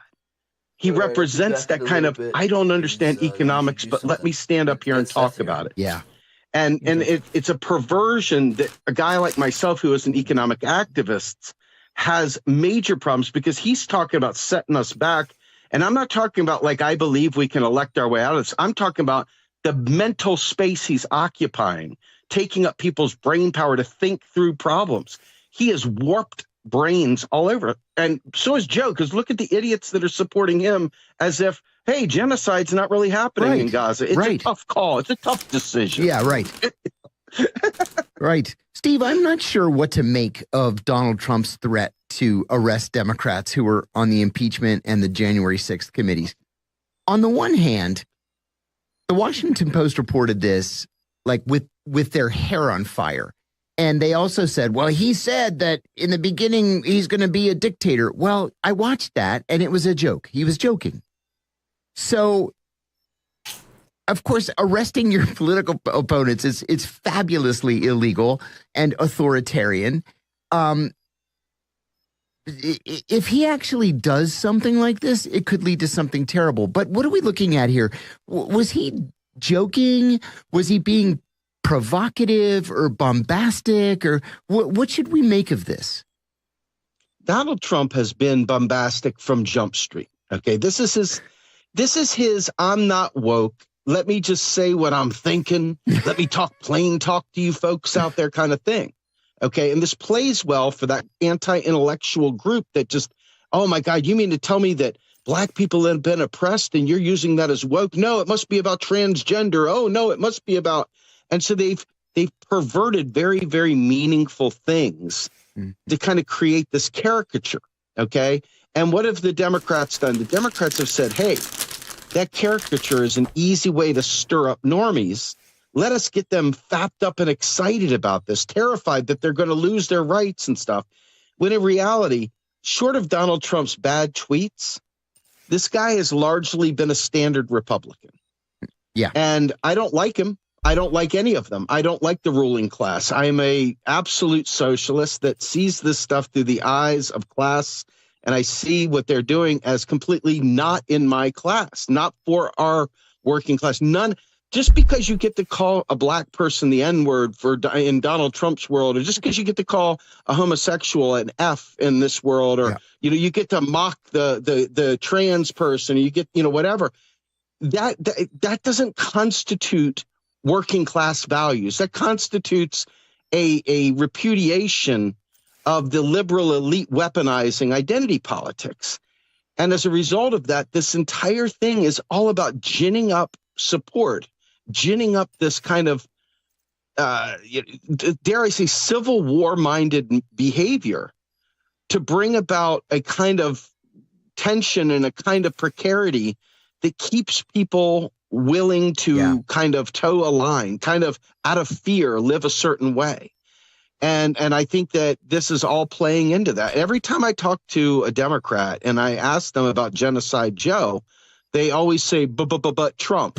Right, and exactly. I say, but Trump is not killing 15,000 children in Gaza. Now, that doesn't mean Trump won't carry on the fight, because this is not, you have to recognize there is a hidden class, an ownership class of the world, people that are far beyond the monetary system, that have always had money and generational money, and they probably have inbred too. Yeah. And these people literally pull the strings. So it doesn't matter if Trump's in office or if it's Biden in office. The deal is to keep the people at each other's throats to absolutely ensure that they never come together as a real legitimate force and take back their own power. And that's kind of my critique of electoral politics right now. Is it's a show to manage people from ever realizing their true power and staving off an actual, a real honest to goodness revolution, which they try to paint that insurrection as this thing. And it's all meant to allow for laws that will clamp down on us all as they institute austerity, as they reduce budgets, as they cut spending. I mean, I'm talking to people now that think that, quote unquote, a rise in crime is just because people have gotten bad. Reality, let me tell you, the Biden team is telling everybody what a great, wonderful economy we have, and they're showing you all these aggregates. But when they look at the stratification and look at how there's huge layoffs going on right now in the tech industry, people are without jobs again. We're starting to see the results of some of the negative externalities that come from this kind of high-minded, business-first approach. And you know what? It's going to be really painful, and people are going to be scared because they're not going to know what to do. You are absolutely right. And so, and these two parties aren't going to save us. Hell no. Let me go a step further, and I know this will rub the third-party friends of mine the wrong way. I don't believe a 700th party will work in this system. I believe this system is literally a placebo to get us all feeling like we have agency, to get us feeling like we have a stake in this thing, when in reality, look at how Biden has literally continued to provide weapons to Israel in spite of outrageous anti-Biden sentiment, even from his own party, and he still does it. How could somebody in an election year do that if it wasn't part of a mission higher than them? If it wasn't something that goes beyond an electoral, because you clearly see we don't have a democracy. And if you don't, allow me to put some toothpicks in your eyes to open them up to see it. Seriously. This is outrageous what's going on. So do I think that we can elect our way out of this? No. Do I think we can even fundamentally influence it? No. Because what'll happen is they'll shift the goalposts ever so slightly. Right. You'll get excited over a 1 degree change when there's another 359 degrees of that circle. And you're literally going to get so excited about that 1 degree of change that you'll go to the ends of the earth to defend and support whatever that is, while simultaneously sucking on a placebo that gets you absolutely nowhere. Yeah. And now, am I right? I believe beyond the shadow of a doubt I'm right. Does that mean I'm right? No, it doesn't. But I believe that I am right. And I believe that everything that I'm watching and everything that I see tells me that you can vote all day long. You can vote twice on Sundays. And nothing is going to fundamentally change. And I believe that from the actually, I think it's getting worse. And I'm not sure the exact reasons why they're allowing it to get worse, but there's definitely a tightening down, a clamping down. I mean, the interest rate hikes as a result of giving some money away to people during the pandemic. Well, they had to get the ownership class a break on that. So what they do, they raised interest rates to give them a fat old check through their interest income channel as payola for allowing them to survive during the crisis. But now that it's over, now we're going to start turning the screws on. Now we're going to start reducing the deficit. Now we're going to start reducing spending. What's going to happen? You're going to see crime rise, and you're going to see people hating each other and pointing at each other and see. And this is going to give fuel. And Donald Trump and the others will be able to go up there on stage and say, I'm here to protect you from all those evil people out there that are going to break in your home and steal your food. Not, hey, let me go ahead and feed those people so they don't break in your home. Yeah. It's, I'm going to protect you from those evil ne'er-do-good folks over there. If we don't wake up and rise up and realize this is real, we're going to end up pretending like Biden and Trump and RFK Jr. and Marianne Williamson really are going to do what we ask them to do. I mean, they may in their mind think so, but I'm telling you right now, the evidence says, I mean, there was a Princeton study that showed no matter how much we think we're impacting policy, nothing we say or do impacts policy. Yeah, that's true. It's ridiculous. So what do you make of that? John, to me, and Michelle, I mean, to me, what I'm hearing and seeing is an absolute clarion call for us to rise up, to organize, to fight back, and to stop looking at this electoral system as a real meaningful pathway to progress. But instead, it's a placebo, and we need to build outside of that and let this damn system crumble on its own merits. That's my take. Right. Well, I want to ask you also about Nebraska. Trump went to Nebraska a couple of days ago with and met with the governor of Nebraska, and they tried to force a measure through the Nebraska legislature, which interestingly enough is unicameral. There's just one body called the legislature. It doesn't have a House and a Senate. It's the only state in America that has just one legislative body. But they've got this odd electoral law that is not winner take all. The idea is that if Biden is able to win Pennsylvania, Wisconsin, and Michigan, and he loses the other 4 battleground states, but hangs on to that one district that constitutes Omaha, he'll win the Electoral College 270 to 268. That's what Trump is supposedly afraid of. What are your thoughts on this? The Nebraska legislature turned him down. They have a very short window for legislation. They're going out of session soon. They just said, no, we're not going to do it. And so the electoral law is not going to change. But is Nebraska really that important? Is this race really that close?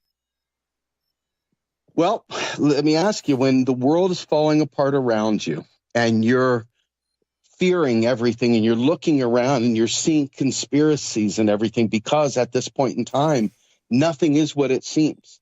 Everything that we think is right is wrong and upside down. And then this is just a distraction.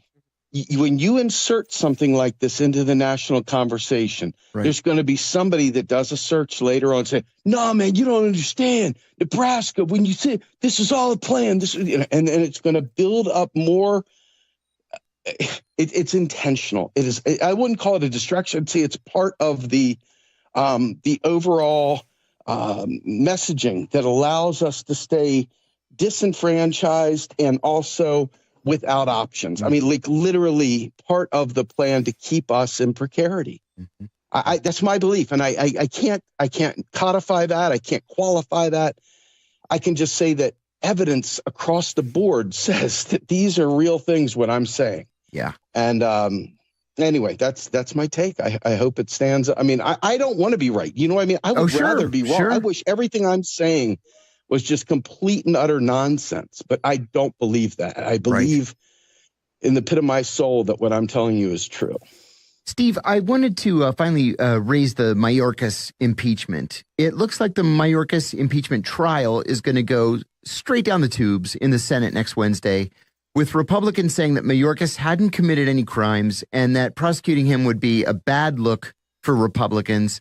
We said that all along. House Republicans had policy differences with Joe Biden. They took it out on Mayorkas and they impeached him.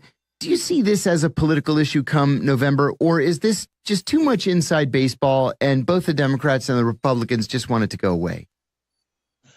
You know, this is like when you have a little tiny group of people that care about this thing and everybody else on the outside is like going, what? Who? My what? Mayorkas? I mean, this is a big nothing burger, but it's a something burger in circles where this stuff matters. Yeah. I don't see this having any impact on the elections whatsoever, except for possibly somebody, you know, the rotating villain come out and remind everybody about Mayorkas, and maybe it does something for some small group of people, but I can't see a use case where that's true. Yeah. Well, thanks for joining us, Steve Grumbine. Steve is the founder and CEO of the nonprofits Real Progressives and Real Progress in Action. He's also host of the podcast Macro and Cheese and a leading activist for modern monetary theory.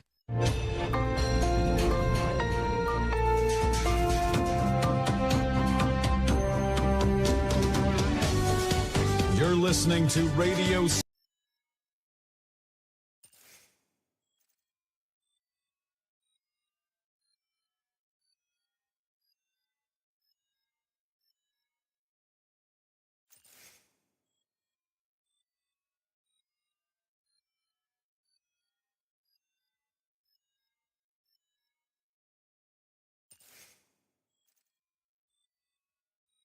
Man, this week was exhausting, but at least it's finally Friday.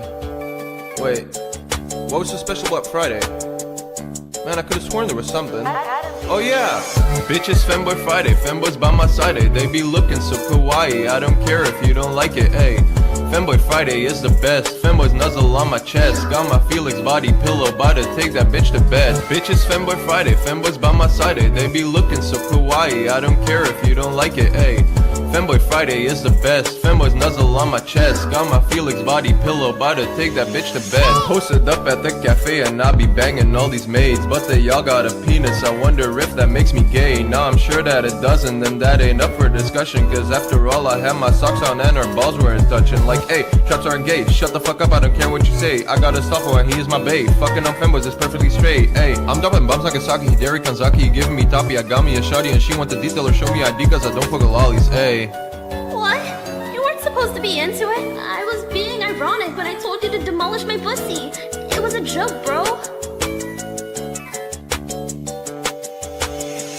Bitches Femboy Friday, femboys by my side. They be looking so kawaii. I don't care if you don't like it, ayy. Femboy Friday is the best.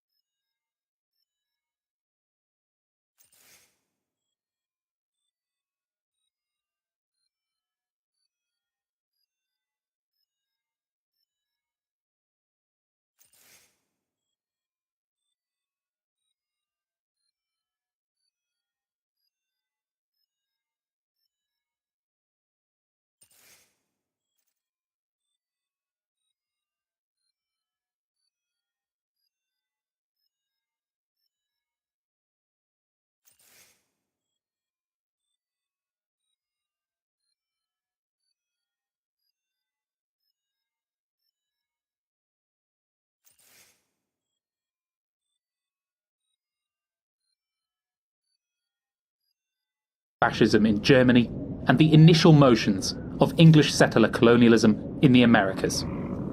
Firstly, it is clear that Dutt was correct in his assessment that fascism was an expression and an organisation of capitalist decay. This is evident from the initial class basis of the Nazi Party in an embittered petty bourgeoisie, the virtual disappearance of the party during the relative stability of 1924 to 1929, and in the new bourgeois unity formed around fascist dictatorship in 1933. All other options for capital having evaporated. Arguments which situate the motive forces of fascism at the point of ideology cannot account for this, nor can those which attempt to argue that fascism is distinct from capitalism.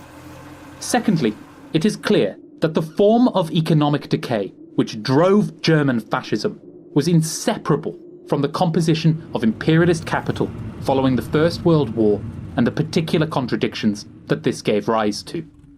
Though this may sound like a somewhat banal observation, it provides a clear refutation to arguments which present fascism as a supra-historical process, present in all periods of capitalist history. A typical presentation of this type of argument looks at the genocidal violence exercised by the European empires in the processes of colonization, and then, owing to similarities between colonial white supremacy and fascism's modern articulation of racial supremacy, draws a line causally connecting the two. Whilst it is certainly true that fascism took inspiration from the European genocides in the colonies, the American and British eugenics movements, or the racial quote-unquote science used to justify these processes. To treat the phenomena as a political identity or a direct continuity of the same process is to treat both in a fundamentally unserious way. As we have seen, the economic basis of settler colonialism and fascism differ enormously.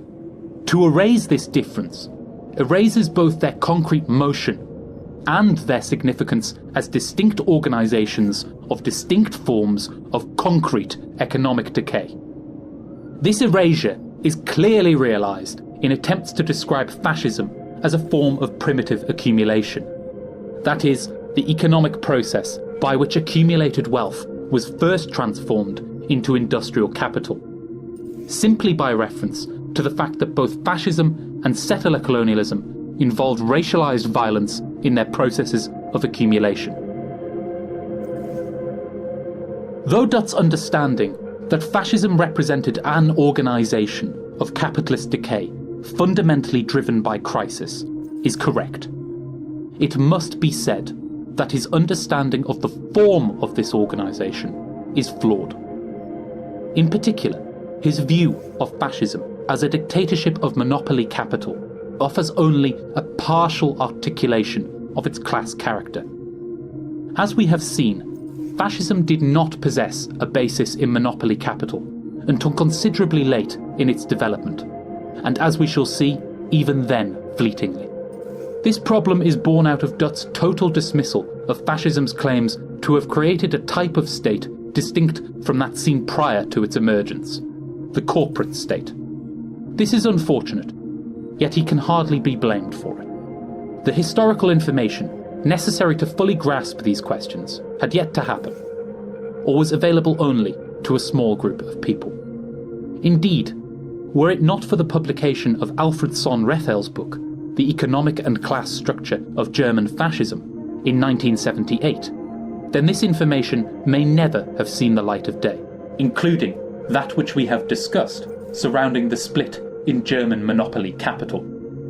As a young Marxist, Sohn-Raphael worked as an assistant to the MWT, a key institute of German monopoly capital, from which the Habsburg Front operated, and the setting in which the policy of agrarian cartelization was negotiated.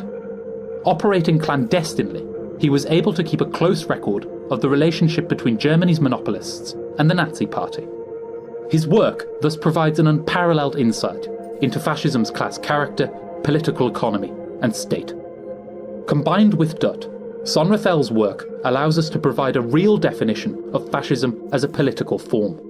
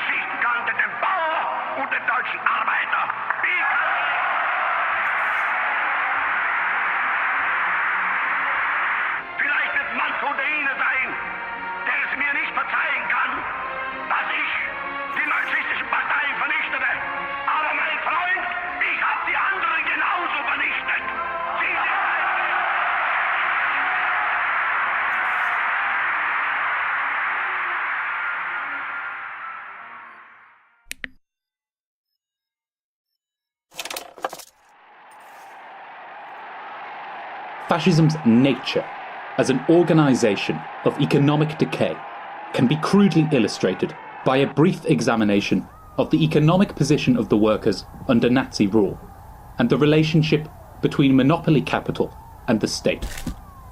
This first element is relatively straightforward. Through the exercise of naked dictatorship, justified under a haze of propaganda following the Reichstag fire on the 27th of February 1933, the Communist Party was banned and unions dissolved. Social democracy, which had performed the role of securing a mass base for capitalism, negotiating for short-term interests of sections of the German working class, but siding with the forces of reaction against communism, was also smashed.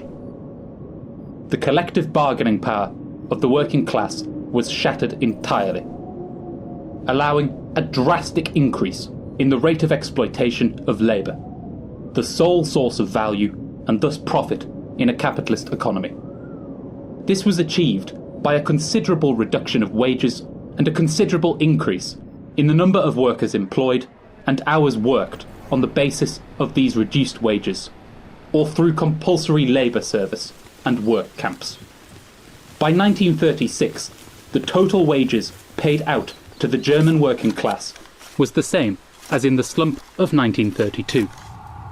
But the total number employed had risen from 12.5 million people to 17 million people, representing, for example, an increase of 84% in the total hours worked in industry.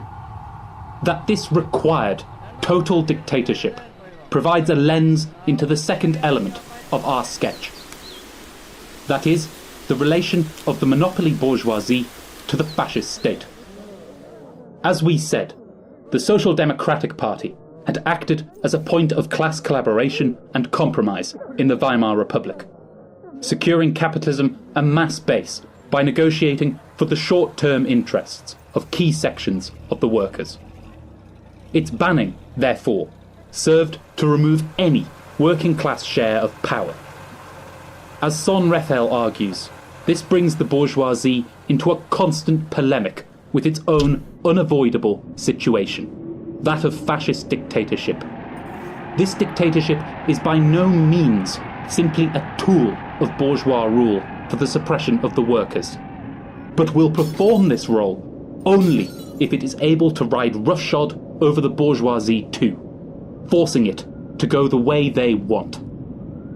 This was achieved by the Enabling Act of March 1933, which formalised the transition to dictatorship, then consummated in the Nazi purges of June and July 1934, and Hitler's appointment of himself as Führer that August. Economically, this bestowed the state power over the entrepreneurial and managerial functions of capital, the dictatorship determining what is produced, how, import and export quotas, wage levels, credit distribution, and so on, whilst leaving profit and capital itself private. This allowed the state to construct the planned economy necessitated by the needs of fixed capital in Germany, but upon a private basis, something clearly evident in the programme of agrarian cartelisation and the 4-year plans of rearmament which built the Nazi war economy. Though this often contradicted the interests of many sections of the monopoly bourgeoisie, they were unable to summon any opposition to this process. This is not simply a matter of force. For example, the German army could have been mobilised to smash fascism at a word early in the dictatorship, but rather results from the insolubility of the contradictions faced by German capitalism, the necessity of dictatorship for accumulation. From this, we may offer a clear summary on the nature of fascism as an organisation of decay. On the one hand, it represented an absolute and terroristic dictatorship over the masses. On the other, it represented a dictatorship of the fascist state over capital. Fascism is a dictatorship of and over monopoly capital. Diese Revolution macht nirgends Halt. Sie hat das politische Leben umgestellt und eine Reform der deutschen Nation an Haupt und Gliedern vorgenommen. Adolf Hitler ist der Träger dieser Bewegung. Die Zeit, die wir durchleben, ist von historischem Rang. Wir durchschreiten in Deutschland eine Umwälzung von unabsehbaren Ausmaßen. Die Revolution hat sich siegreich durchgesetzt.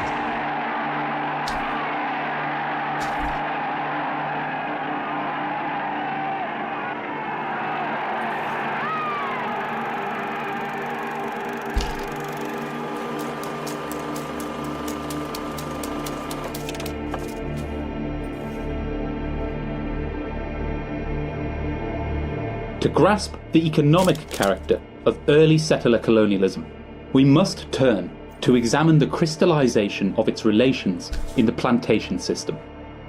As is well known, these enterprises were run upon the basis of slave labour from the African continent and the indigenous populations of the Americas. This second source of indentured labour further developing the vicious expansion of the colonies seen in Virginia. Chattel slavery, that is, slavery in which the slave is a commodity, purchased on the market and owned by the buyer, was established before the establishment of Jamestown.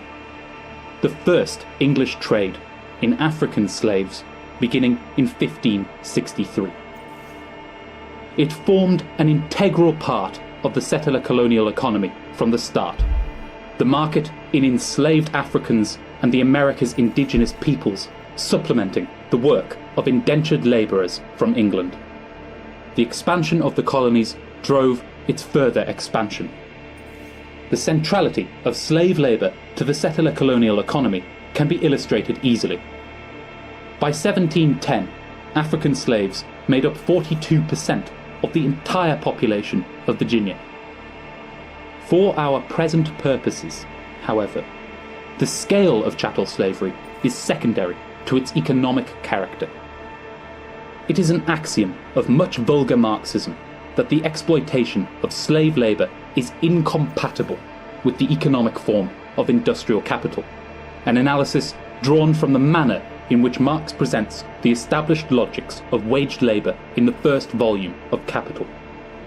As the Marxist historian Jairus Banerjee argues in his seminal essay, Modes of Production in a Materialist Conception of History, this fundamentally misunderstands Marx's view of industrial capitalism, reducing the character of production to the form of labour exploitation it deploys. In every other element, the plantation is an enterprise of industrial capital. Monocrops of tobacco, later cotton, coffee, and so on, were produced not for subsistence or for the consumption of a feudal baron, but for sale on the market at a profit. Plantations were owned by capitalist investors, and labour had to be purchased by further capital. This is exactly the logic which underpins Marx's understanding of industrial capital, which he defines as the production of surplus value. The plantation emerges as a capitalist enterprise, and chattel slavery as a distinct capitalist form of slave labour in which the slave figures as fixed capital, that is, as an instrument of production. In the grand arc of history, the establishment of the plantation system represents one process of the primitive accumulation of industrial capital, establishing the logics of surplus value production as formally dominant in the Americas. As Marx says, capitalism was born of blood and fire.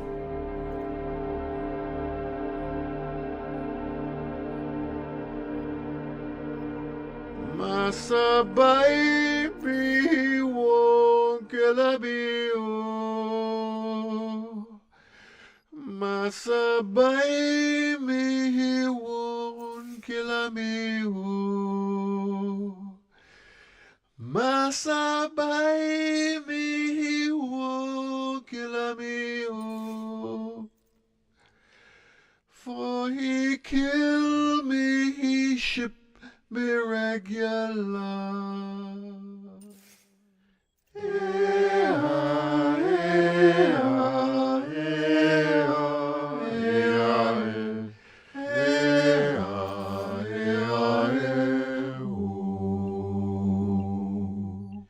Tell you the truth, when I think of it today, I don't know how I'm living. Been slaves all our lives, and mother was a slave, sister was a slave, father was a slave. They know enough about reading right. All that I know, they teach you to mind your master and your missus. The army told the chiefs, you come here and sign this paper, we're going to educate your kids, they're going to learn, you know, it's like we were pagans, we were savages. And they said, no, you have to learn society. You have to learn to be civil. If they didn't, they were hung. I did 2 boarding schools, one in Wapton Indian School in Wapton, North Dakota, and the other one is Flandreau Indian School in Flandreau, South Dakota. It took me away from all of that and punished me for talking that. It was my first language, I didn't know any other language. So whenever I talk, it came out. scream would come out, and whenever I talk, I get hit. I got hit so much I lost my tongue. I lost my native tongue. The only thing I remember was my Indian name.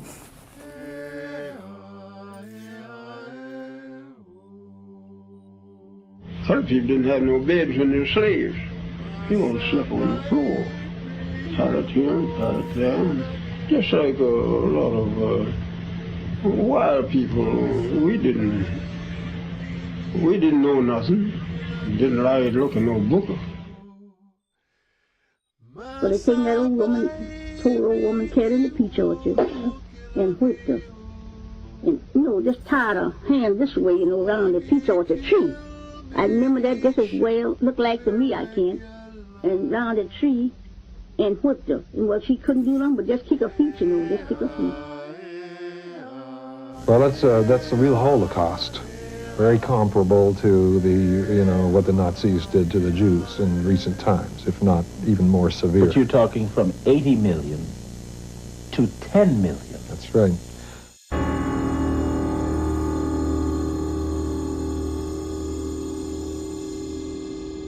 Son Raphael argues that the fascist economic system represented the transformation of a productive economy into a destructive one.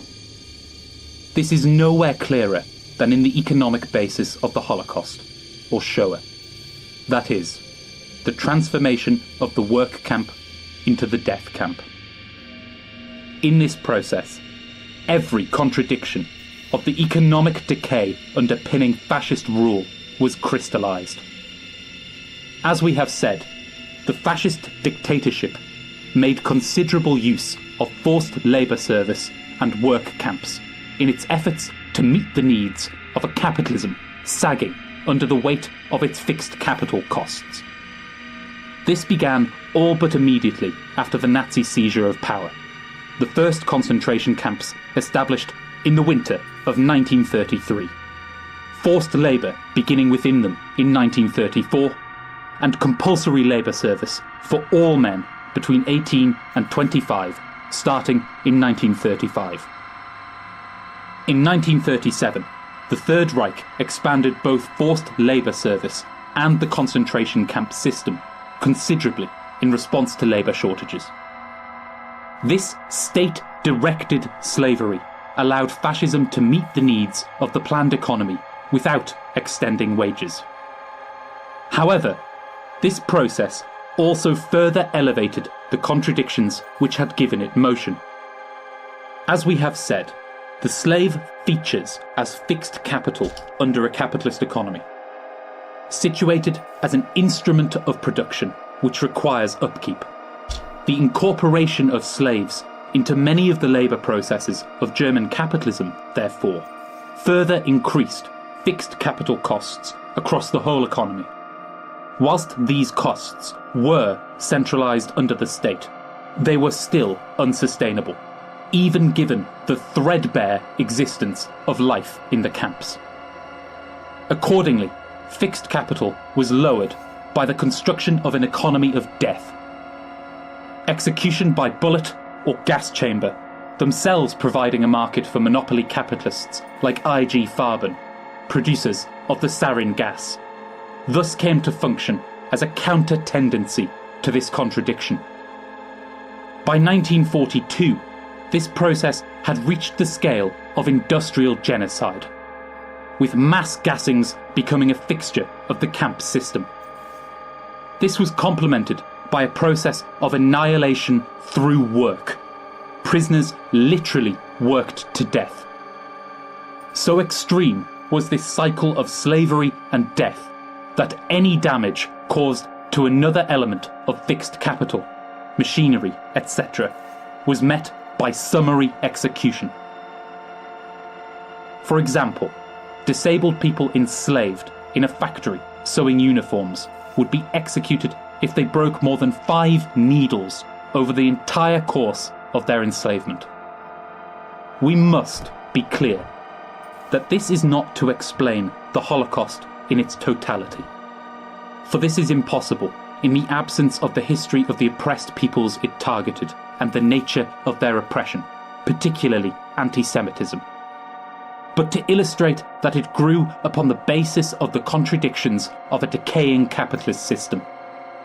The 16 to 17 million Jewish, disabled, Slavic, Roma and LGBT people lost to the Nazi inferno were, in the final analysis, lost to contradictions both natural and particular to industrial capitalism in its monopoly phase. The Holocaust was a modern, capitalist, imperialist genocide.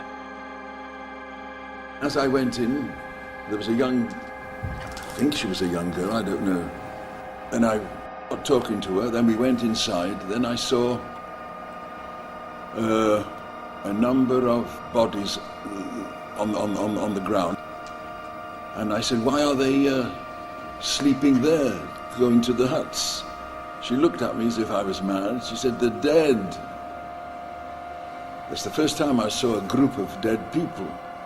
And then she took me forward. Then I saw nearly as high as this ceiling, about 24,000 bodies, all dead. And then I spoke to a number of women. One lady was with her back to me. And all the others went like this, as if indicating that she was semi-mad. Then I learned the terrible story. Her child was thrown up into the air.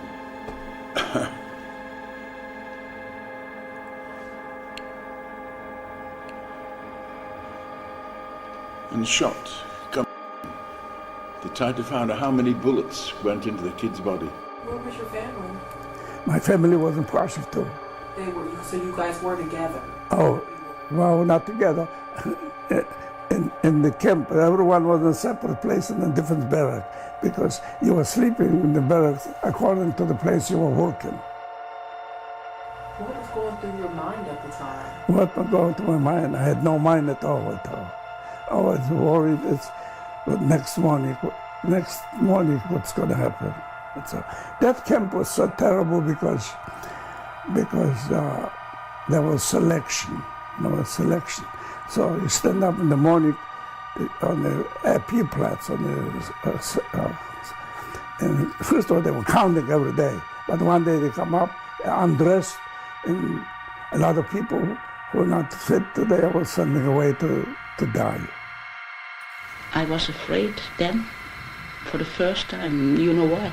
There were flames until the sky, and a strange smell. The smell I remember from home when my mother burns on Friday a chicken. The second day I asked, when am I going to reunite with my mother? And they took me in the arm and showed me the chimney, and they said, when you go out the same way. We were next to the gas chamber and crematoria, and we learned how to sleep. You smelled the blood all night, and we learned how to sleep. I always feel guilty. I said, why me? Why me? We took an oath there as I was burying the people. I said, never again. Never, never again.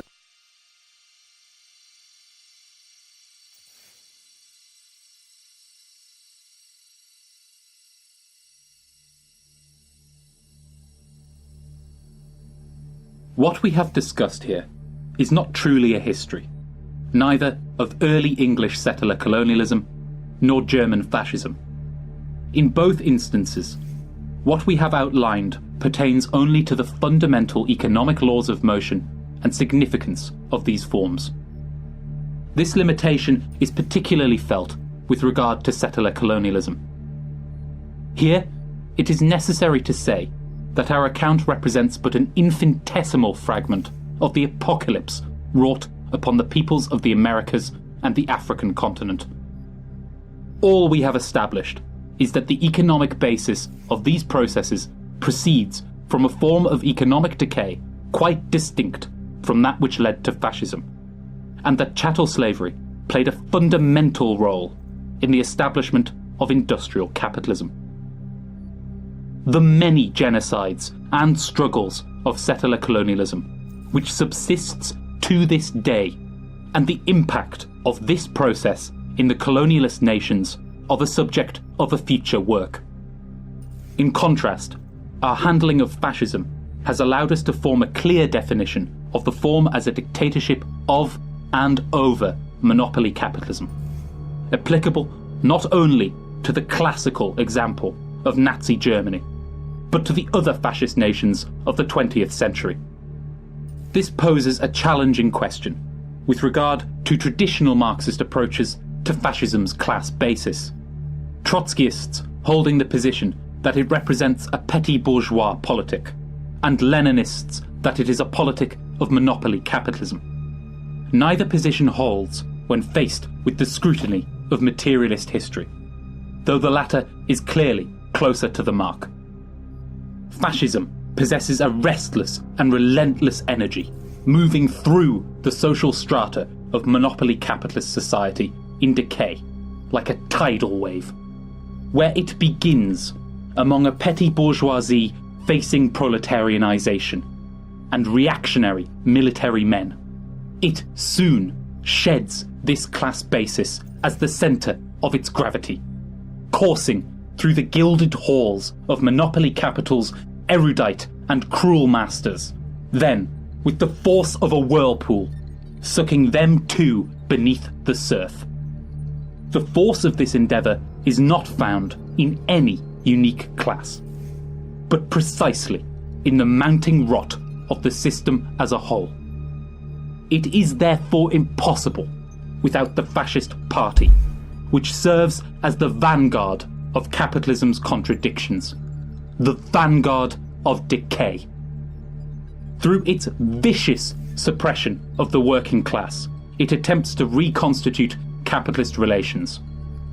As our examination of the Holocaust illustrates, even by the institution of slavery, this proves impossible.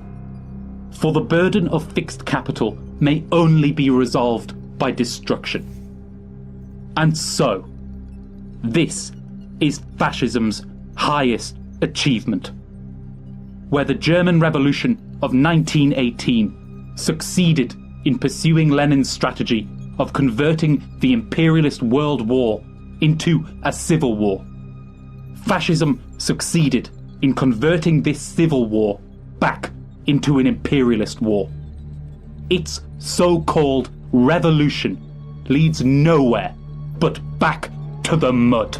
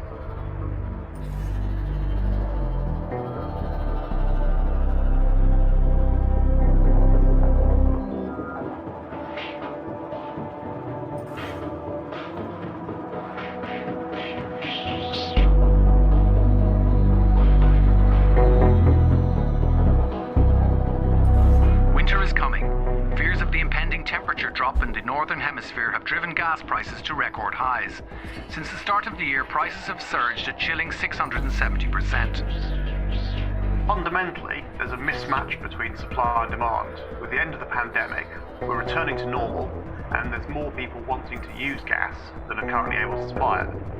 Natural gas is the key raw material for making fertilizers like ammonia, urea and nitrates, but prices have already almost doubled in the space of a single year.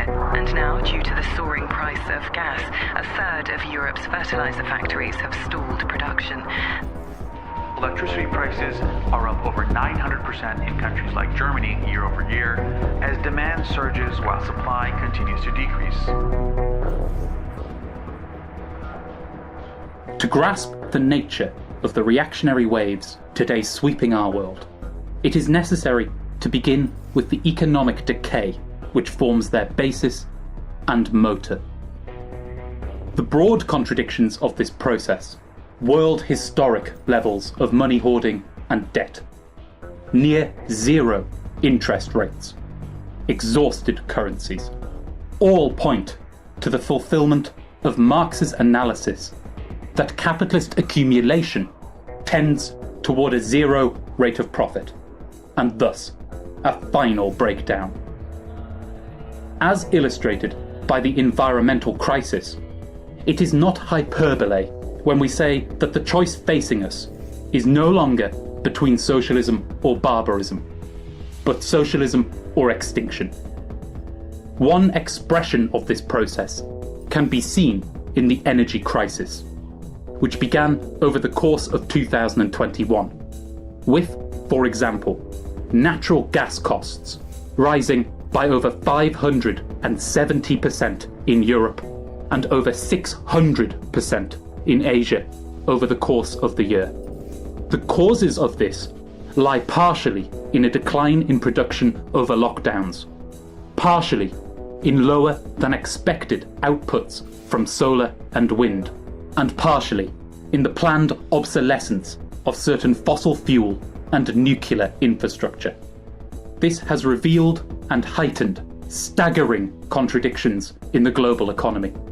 Prices for many raw materials have skyrocketed, and this has further fueled the general inflation seen through 2021, with inflation rates in the US, the EU, and Britain reaching levels not seen since the crisis of the 1970s by December. The run-on impact upon food production is marked, with natural gas accounting for up to 80% of the productive inputs of some fertilizers. Their prices have risen across the board by between 100 and over 200%. The impact on food prices globally will be unbearable. Even the production of fossil fuels themselves have been hit by the crisis, with refineries in Europe, Asia, and America slowing production. This is due to an increasing reliance upon unconventional fossil fuels, which require greater energy inputs to refine.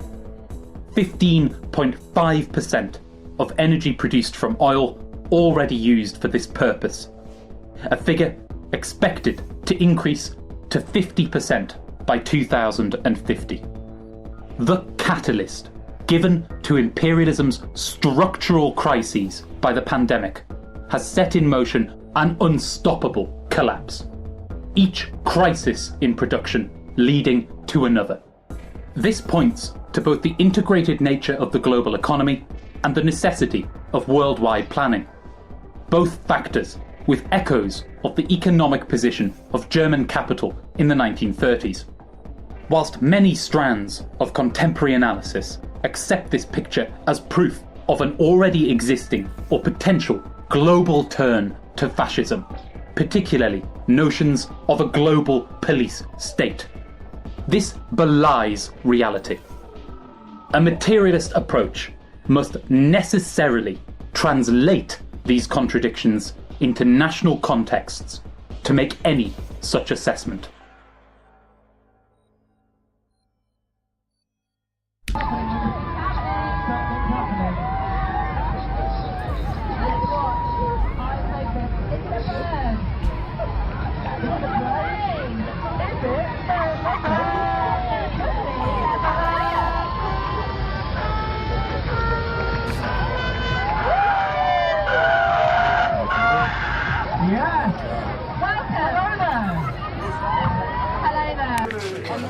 Johnson, while you have 5 minutes, you're live on Good Morning Britain. Could you talk to Piers and Susanna for me? I'll be with you in a second. Yeah, I have an earpiece here in my hands, ready to go. Right, he's been taken inside, into the freezer. He's gone into the fridge. There's a bunker. It's very heroic work, had so far, isn't it? That was heroic work. What was the minder saying to you? Closed. It is time for real change, and I can't wait for December the 12th.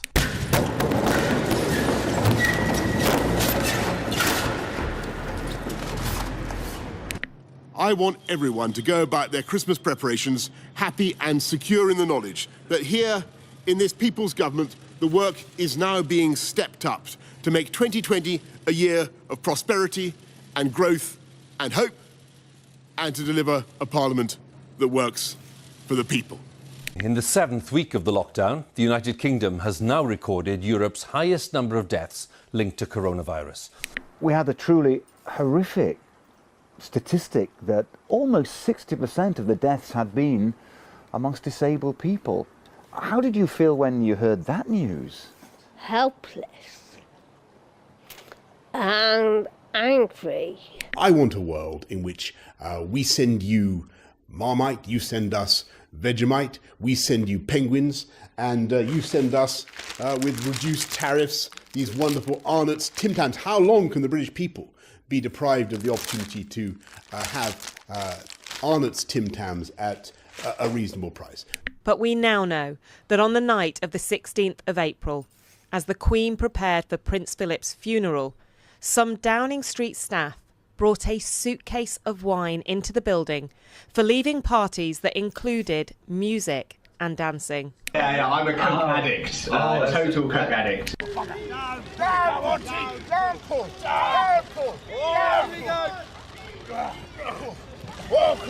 It was not a premeditated, organised party in that sense that the Prime Minister himself decided to have sent out. Well, he, as far as I can see, he was, in a sense, ambushed with a cake. Whether they were deliberate lies or not has yet to be established, but he's clearly said things to the House that were not true. The Prime Minister tells the truth. Like many on these benches, I spent weeks and months defending the Prime Minister against often angry constituents. I've reminded them of his success in delivering Brexit and on the vaccine and many other things. But I expect my leaders to shoulder the responsibility for the actions they take. Yesterday, he did the opposite of that. So I'll remind him of a quotation altogether too familiar to him of Leo Amery to Neville Chamberlain. You have sat there too long for all the good you have done. In the name of God, go.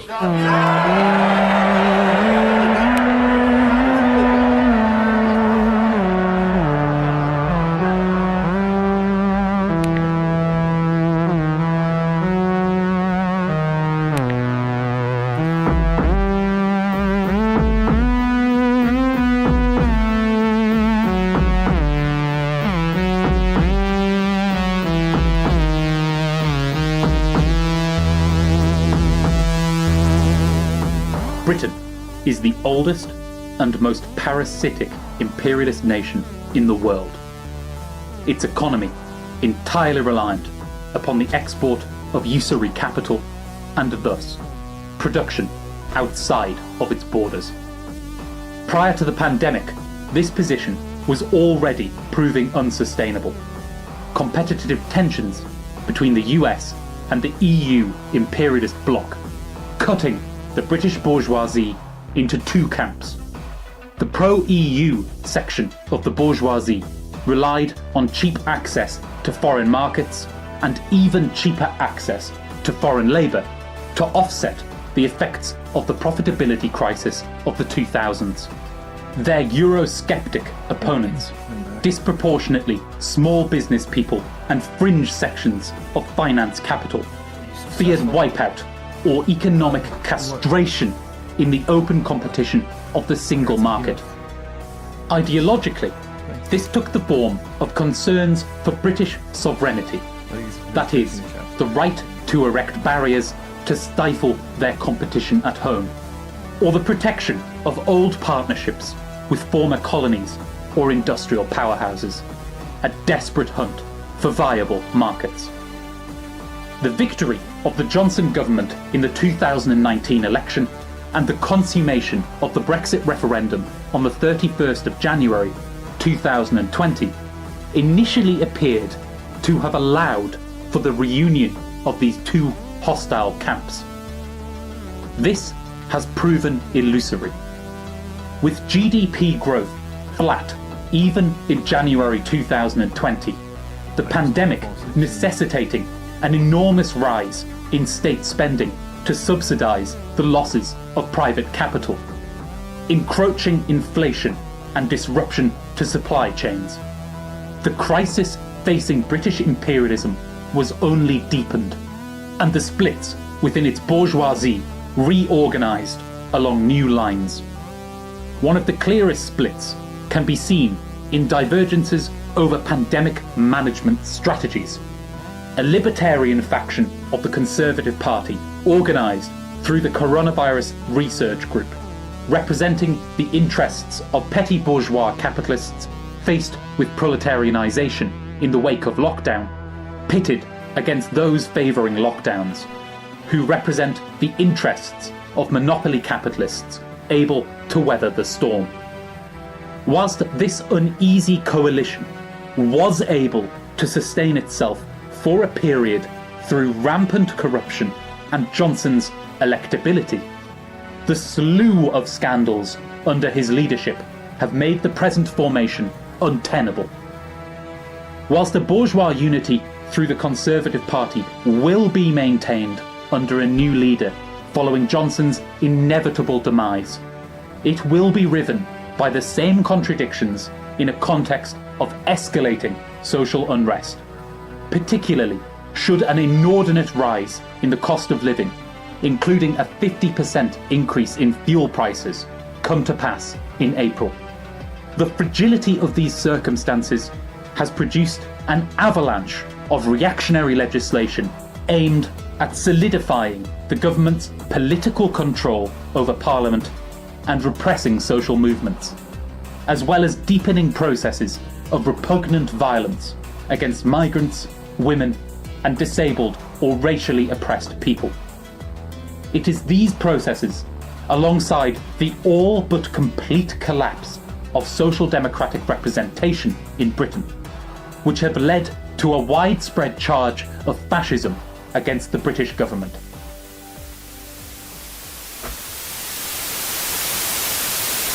The scenes at Mr. Speaker in Bristol yesterday were utterly shameful. We saw criminal thuggery and disorder caused by a minority who put lives at risk. It is our duty to fight for our freedom! It is our duty to fight for our freedom! It is our duty to win! It is our duty to win! Shame on you!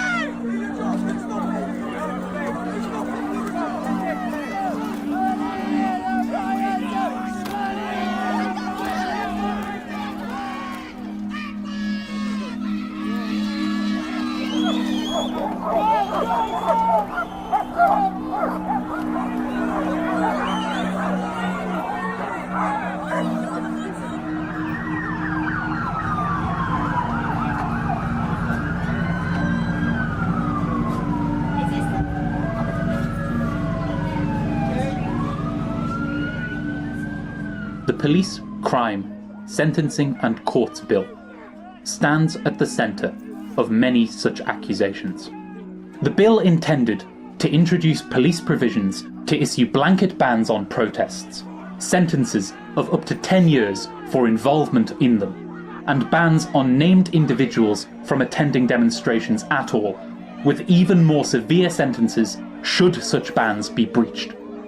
In response, this produced a lively resistance movement focused on the defence of the right to protest following the murder of Sarah Everard by Officer Wayne Couzens of the Metropolitan Police, and the subsequent violence of his comrades in the Met to women at a vigil in her memory. Having survived a blitz of propaganda and the shock and awe tactics deployed against it by the police, this movement has achieved a considerable victory.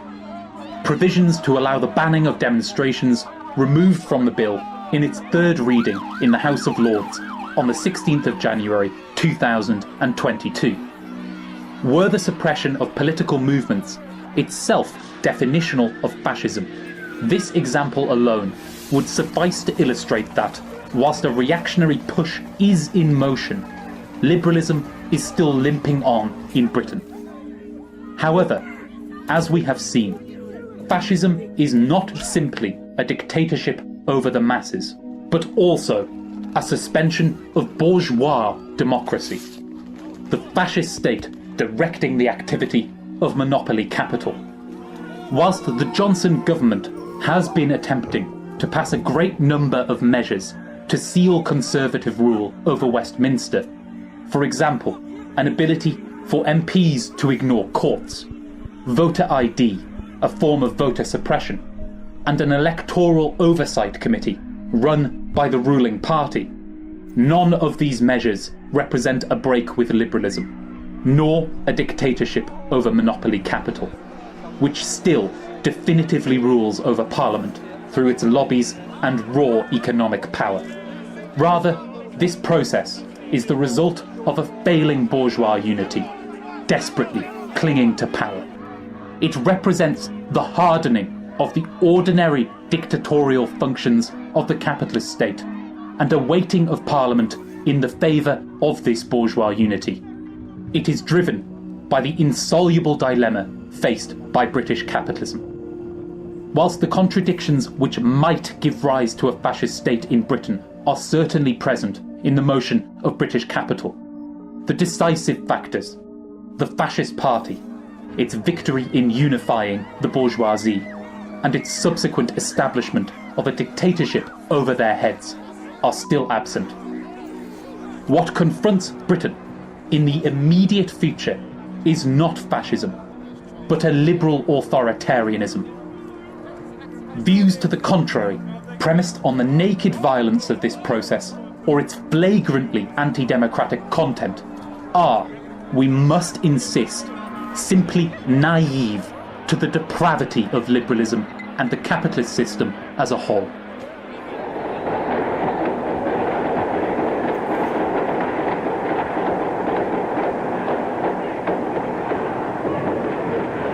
Everyone was ordered out of the area, and the battle went on sporadically.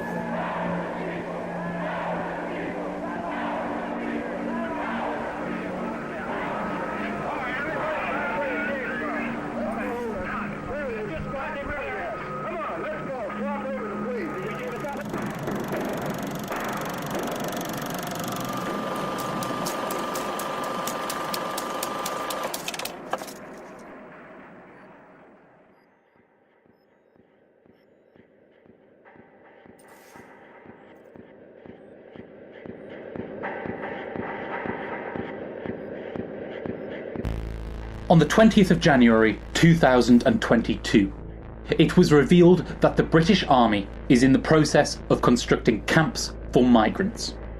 2 days later, the Home Office announced that any male migrant arriving in Britain by sea will face detention. This naked persecution represents the further development of Britain's venomous immigration laws, which under Theresa May's stint as Home Secretary were already explicitly aimed at creating a hostile environment for migrants. A requirement that paperwork be produced for access to housing, healthcare, driver's licenses, and many other necessities, effectively producing a segregation of immigrants.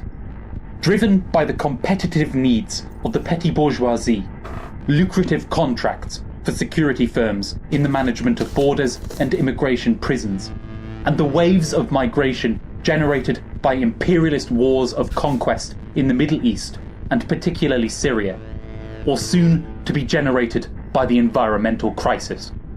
This escalating violence is by no means unique to Britain. The role of Frontex in the horrific repression of migrants across the EU's borders for profit, or the role of G4S and Serco in operating Australia's island immigration prisons make this clear. Nor is Britain's turn toward the use of the army in managing these contradictions a unique escalation in this respect. Rather, it represents a further realization of the processes of global imperialist breakdown. To grasp this, we first need to understand that this breakdown is producing the conditions for a third imperialist world war. The world wholly divided between blocks of imperialist capital and tensions rising in kind.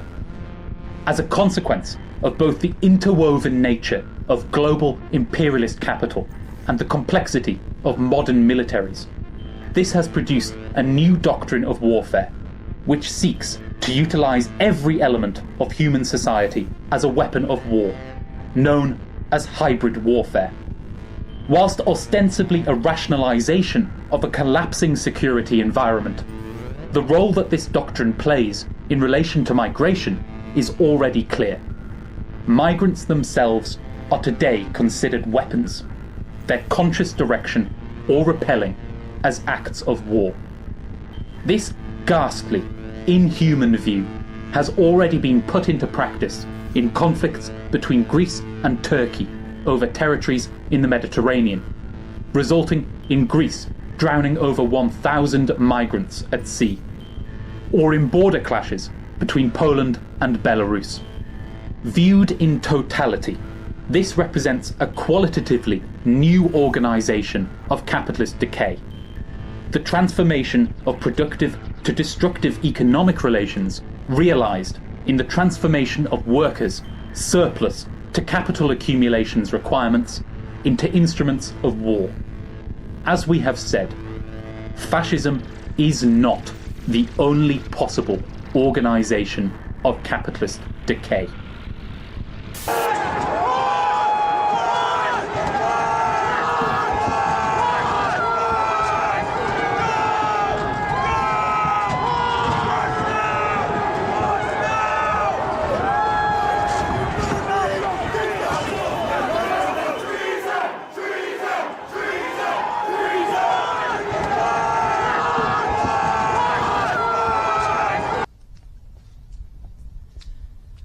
God bless America, land that I love.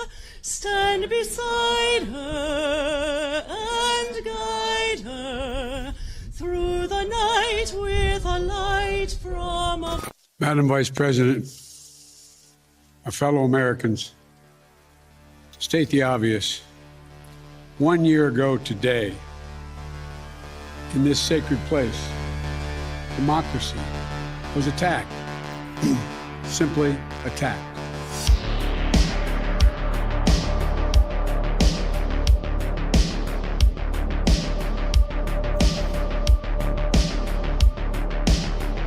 If we have shown that the decay confronting us does not axiomatically result in the formation of fascist dictatorship, then it remains for us to illustrate the political consequences of claims falsely evoking that such a dictatorship has already been attained. With this in mind, we return to that land with which we began our sketch. Throughout Trump's presidency, it was a popular position to refer to his administration as fascist, a charge often backed by reference to the horrific violence of the US border, his misogyny, his naked racism, or his rampant corruption. Though we are clear that Trump himself was a fascist, and his presidency cultivated a slew of reactionary policies, the United States clearly did not abolish bourgeois democracy under his rule. The reasons for this inability to, as Son Raphael says, ride roughshod over the bourgeoisie are starkly revealed in the failed insurrection of the 6th of January 2021. Though Trump was able to unleash fascism's traditional blend of petty bourgeois and competitively disadvantaged monopoly capitalists on the US Capitol building with a blustering wind of rhetoric. This produced little but a strange form of tourism. Insurrectionists wandering the halls of power with no idea what to do.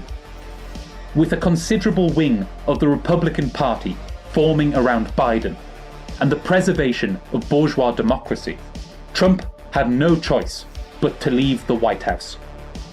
The absence of a fascist party organised to take power scuppered the attempt.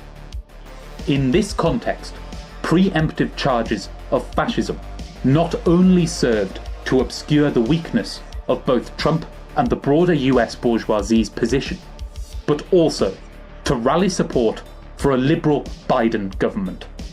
His campaign relying on a hidden alliance with NGO activists under the rubric of a united front, and the massive calls from opportunists on the left to vote blue, justified under the siren song of fighting fascism. Since assuming office, Biden has deported more people than Trump did in his entire presidency, expanded the system of camps so derided under the former president, and continued the trajectory set by Trump in drawing the world ever closer to global war. This has been met by a broad silence. Whilst an account of the future direction of the US is beyond the scope of this film, it is clear that Biden is pleasing no one with his own flavour of liberal authoritarianism. Whether a future resolution will take the form of a continuation of a crisis-ridden bourgeois democracy, the institution of a fascist dictatorship via the emergence of a fascist vanguard among the US's militias, or the fascisation of the Republican Party, or a dwindling into social collapse, is impossible to say. As Trump was so fond of saying, all options are on the table. Thank you. That's a great asset. More inflation. What a stupid son of a...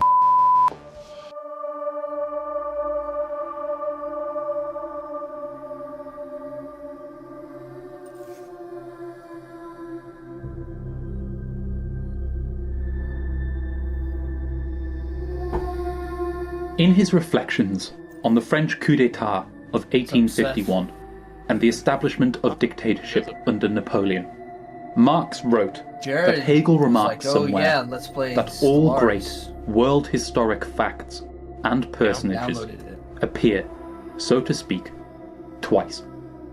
He forgot to add he actually downloaded it. the first time as tragedy, like a week ago. the second time as farce. Doesn't have it downloaded? Nowhere else have Marx's words been so abused in quotation. His meaning here is not simply that history repeats itself in increasingly bizarre iterations. Let's play Solaris. No. Are you gonna quit this time? No. Well, I mean, eventually I'm gonna fucking go to bed.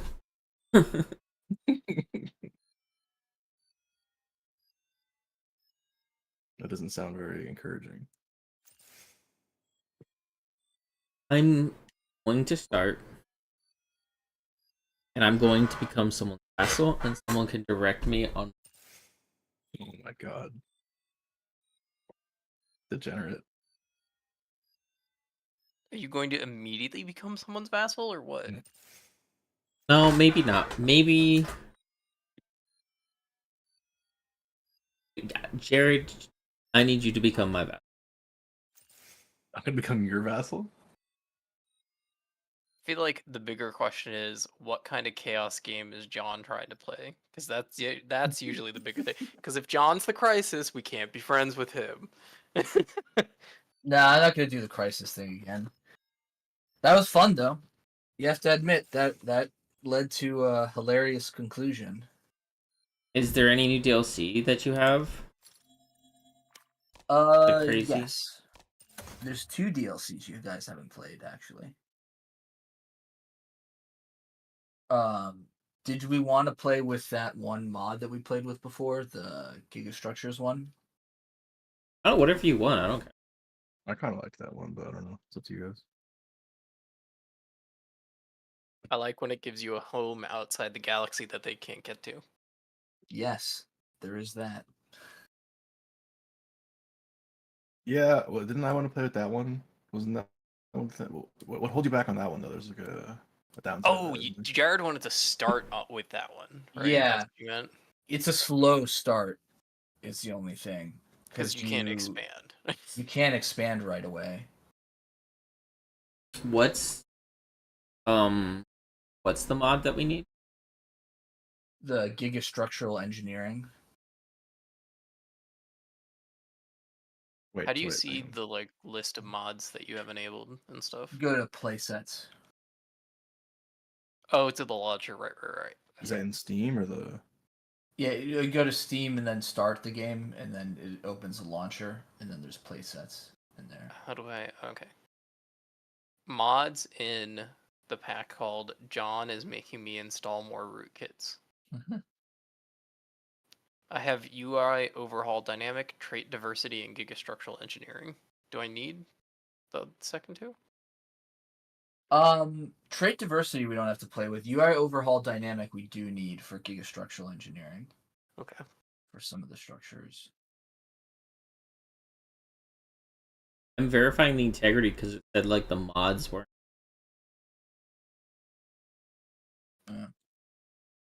So it's in that sequence though. You said gigastructural engineering. Then the UI overhaul. Then UI overhaul. Okay, we have to all have it in the same order. Did I make an account or did I not make an account? You probably didn't because I haven't made an account and I played for 1,000 hours. Okay. So I would just not make an account. Okay, I'm gonna see if my game loads because, as we know, the first thing that needs to be done takes the longest. Oh, I have the installed mod still? Yeah, probably. I mean, I deleted it and wiped my entire computer. Oh, I mean, when you reinstalled Stellaris, it probably reinstalled them. Yeah, it just kept the mods for me. Yeah, it remembers what ones you subscribe to on Steam, at least. We'll have to make the playset. So gigastructures and then UI overhaul. Yeah, those are the only two I have. I don't have my old playset. Oh, it went away. That's fine. It's just those two in that order. It's the nice motherfucker made me download more shit. I just disabled the third one, John. That's fine, right? I don't have to yoink it out of the... No, I don't think so. Okay. Is there a way to cancel verifying integrity? Taking a long time. Oh. How many mods do you have installed? I don't know, whatever the one. It's probably just a bunch of small files. How far is it? 9%. About 1%. Yikes. That's bizarre.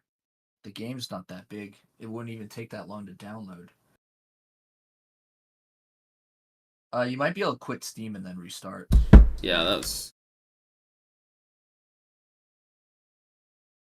Sixth largest constellation in the sky, Eridanus represents the celestial river flowing from the waters poured by Aquarius.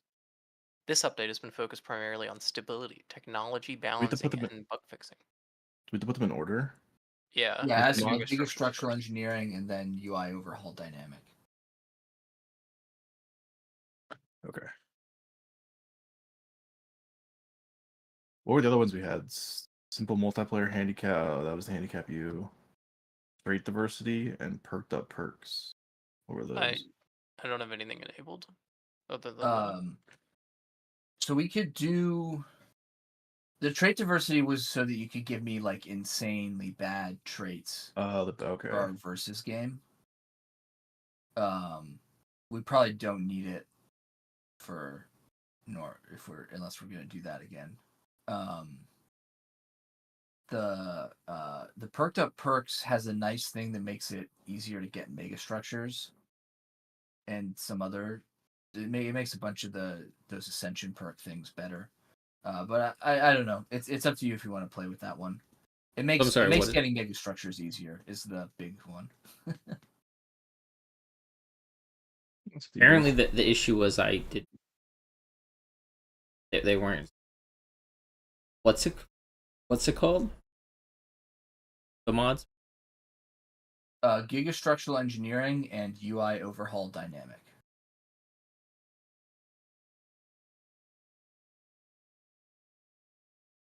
We already lost Jared to Cookie Clicker. I'm guessing it's just because he rebooted Stellaris. Yeah, I'm just waiting at the start menu. I didn't earn any cookies while I was away. Which things did you pick, Jared? Which what's I pick? Mods, just the two, right? Yeah, I just picked the two that you guys were saying. Okay. Let us boot up. Wait, what is this narrative expand? What the heck is?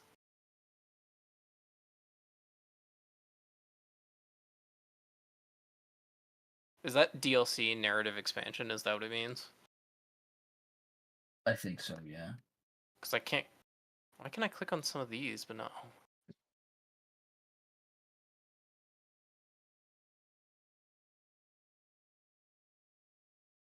Do I have to disable Horizon Signal content? No. When you join a game with me, it'll everyone gets all the DLCs basically. Yeah, but it means I can't read the other ones. Oh, I guess I can hover over them.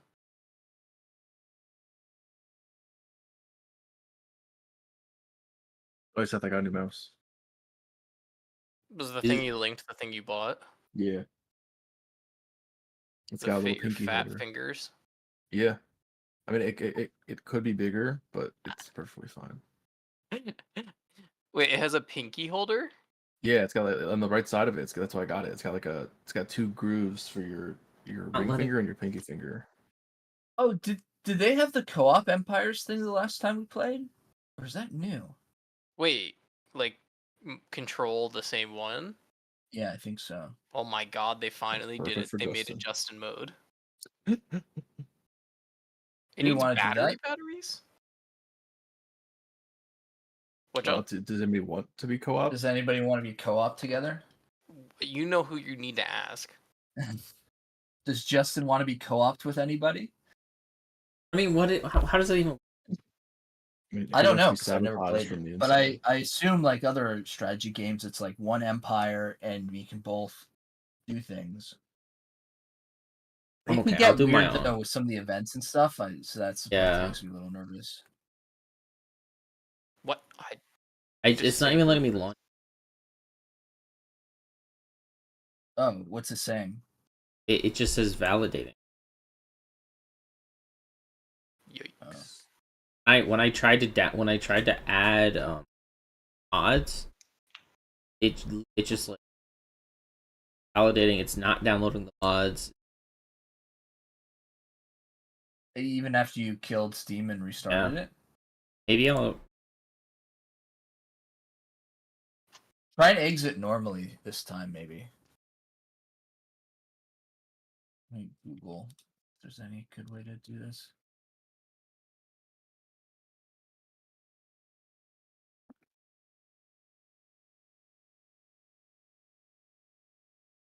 What are gateways again? Are those the things that let you fast travel? Justin has AIM Labs downloaded. What are the things that let you fast travel between systems? It's funny. I would never have noticed. Gateways? Are they gateways? The ones that you can travel to any other gateway in the galaxy? No, that's that. Okay, yeah. What's the other one though? That it's just like hyperlane thing. You mean hyperlanes? You mean Is the it called lines hyperlane? between the systems? Yeah, that one. Okay. Yeah, those are hyperlanes. Okay. I'm I just was reading. gonna the uninstall and Galactic Force reinstall. stuff. Yeah, that might be faster. Like 15 gigs.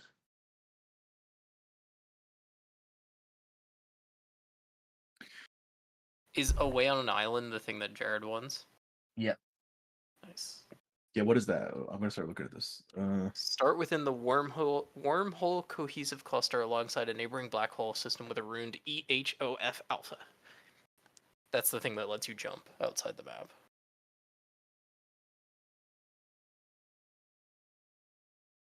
Oh.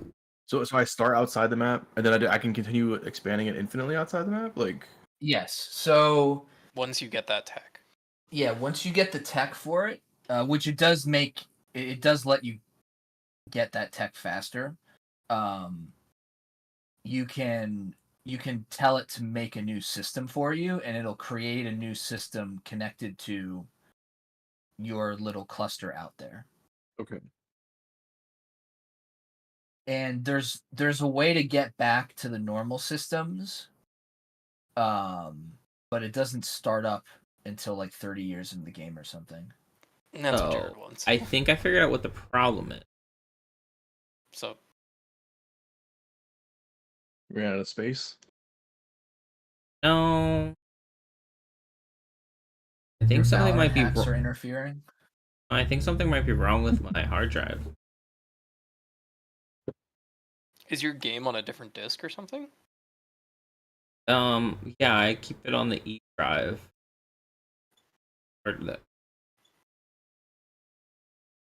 Yeah. But it's at 100% and it's reading at like 50 kilobits per second. kbps. 100% full? No, it's at like 100% like here.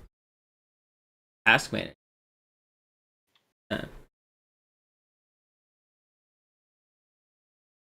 But it's only like reading like that. It's still trying to verify. Well, no, now I'm re-downloading.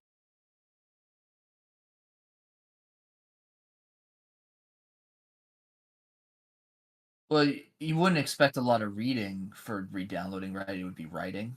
Yeah, but even when I was trying to verify it and it was reading, it was like reading at like 100.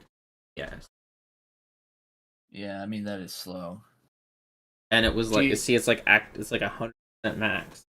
How much free space do you have on that drive? Half full. It's 5 terabytes. Oh. When's the last time you defragged it? Never. Yeah. But if it's half full and it's only ever been half full, then the only thing on it is games that I don't play. It's only...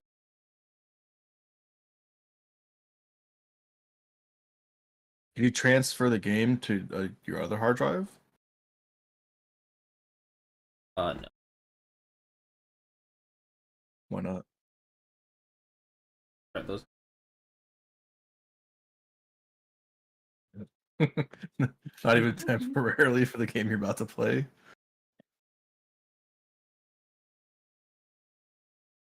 I mean, it's downloading. It's downloading faster than it. Write speed 60, 100, 20, That good. 80. For a hard megabytes? disk, yeah. Megabytes. Yeah, it's megabytes. yeah, that's fine. For a hard disk, that's fine.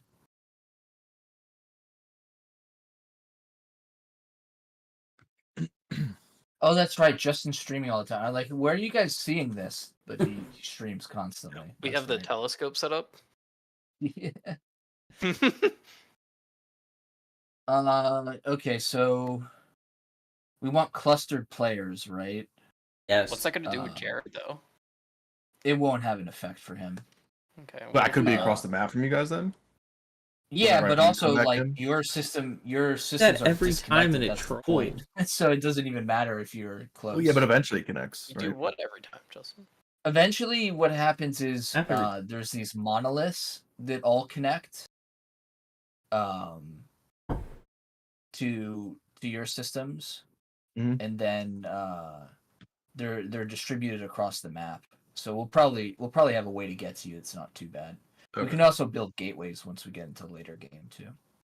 John, what's the farthest we've ever made it? Like in terms of like late game, mid game. We've beat the Crisis before. Okay, I was not a Galaxy part of that. beat the Crisis. Well, not at the end you weren't. I've never successfully got to the end.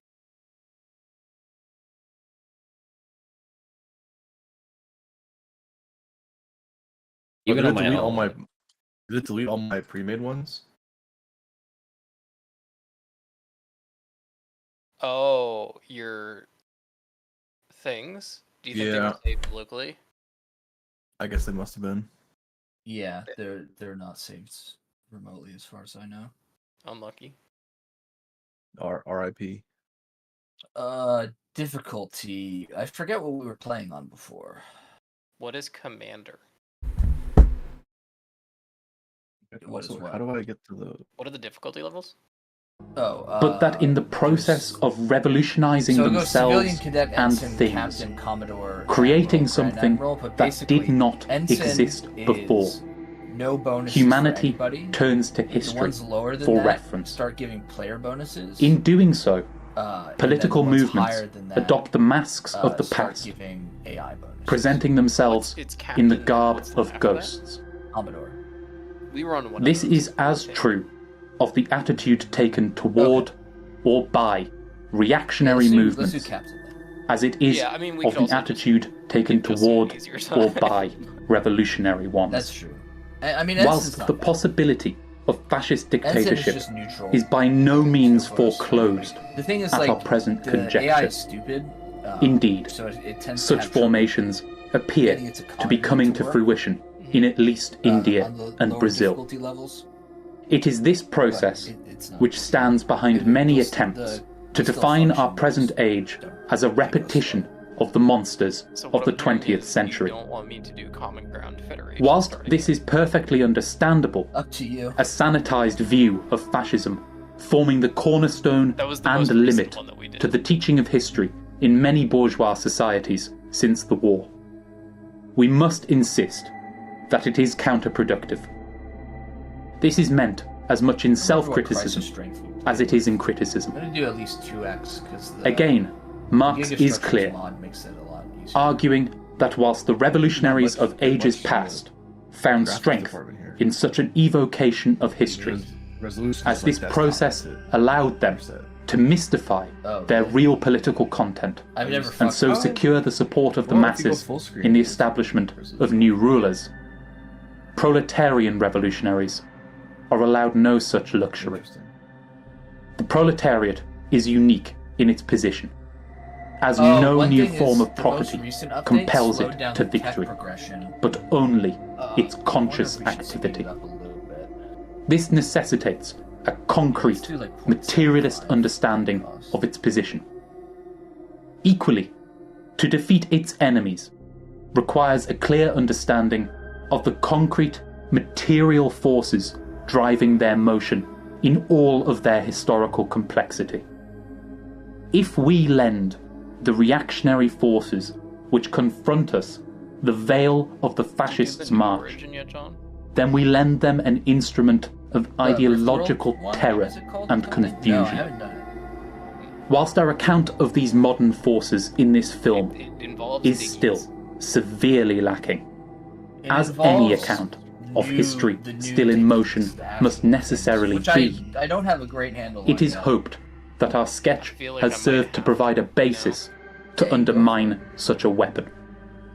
This is to say whatever you enjoy, that our intent seems throughout like this big work has not been Yeah, to just provide don't let me do definitive freaking answers on the character tech crap of the again. forces confronting us, Maybe this fixed my problem but with simply not ever the receiving basis messages for better questions. for whatchamacallit stuff. Oh, like the partnerships and stuff? Yeah, I remember like I wasn't getting those messages anymore because of the message popped up and I was like, I don't want to see things like this again. Oh, I have the game up, by the way. If, I think you should be able to join through Steam friends or something.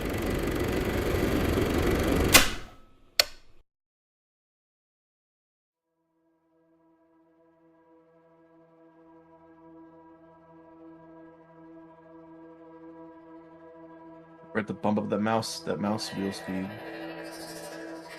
Bump that shit up. That shit's way too slow. Is there a password? Yeah, it's fuck shit or shit fuck. I forget which one. I already forgot. Fuck shit. Okay. Was? Mistake! I misclicked! Nine! Gold, any gold, any gold, any gold, any gold, any gold, any gold. That's the best! That's the best! Because China! How much, how much, how much? 50, 50 at least, 50 at least, 50 at least. It's Yeah! funny that two of the Was? Mistake! I misclicked! Nine! Gold, any gold, any gold, any gold, any gold, any gold, any gold. That's the best! That's the best! Because China! How much, how much, how much? 50, 50 at least, 50 at least, 50 at least. Like OP. Yeah! Broken. Was? Mistake! I misclicked! Okay, and then You stand ju- against you the just wall. start with a and just fully stand up. working Yeah. mega structure. Make sure all the way against it. All the way? I'm not gonna hit my head on this? Yeah, yeah, you're good. No, stop on that wall. Stop on that wall. Levy. Did you put two smokes there? This is insane. Vulnerable. Let me drone and then leave towards B. Leave towards B. What do you want to start with? Do not peek! Do not peek! No. What do I want to start? What do Or how's your download going? It's done. Now it's actually verifying what it's like. I feel like I have to do the new one, John. Go for it. But is there It's gonna something be that's fun. better? Are we doing cooperative? Are we doing... Up to you guys. What does Justin want to do? I think we should be friendly. Okay. I think we should eliminate Justin as fast as we can. And especially so we you can guys say should he be actually friendly played the with game me. out. It just wasn't his choice. It's not his fault. It had to be. I feel like that's mean. He says after.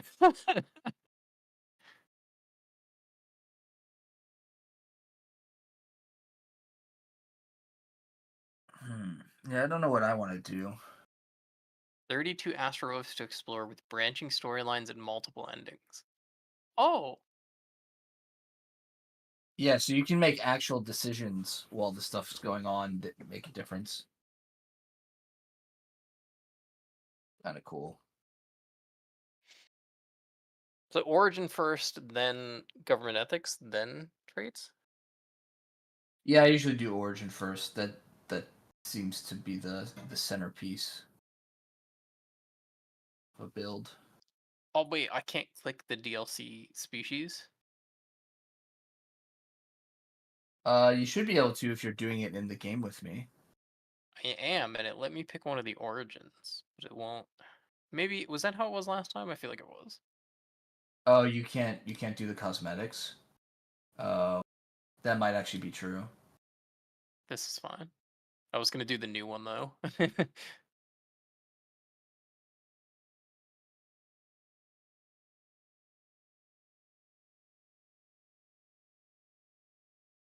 So I know I've done the purple people eaters builds with you guys, the necrophage people, which was funny. But I just love that you can do migration treaties as them, so you can get people that will freely migrate to your planet so that they can get eaten. What is the name of your server? I think it's just Heavy Light or something. If you like just go to that. multiplayer, it was like the only one there for me.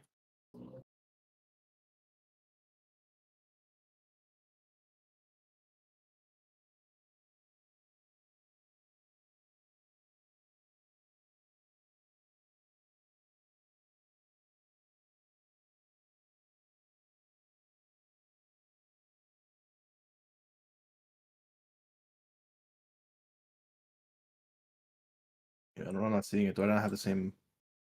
Oh wait, hang on. Maybe.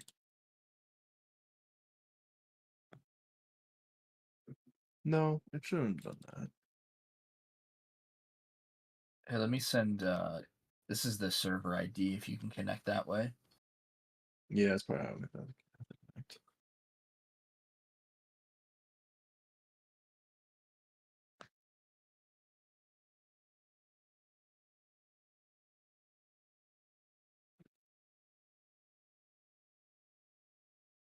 Need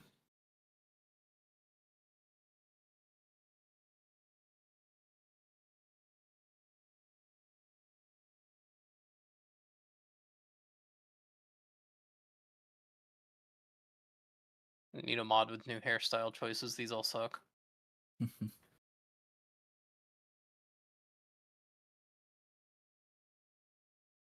you're doing the Rift World Origin? Yeah, I think so.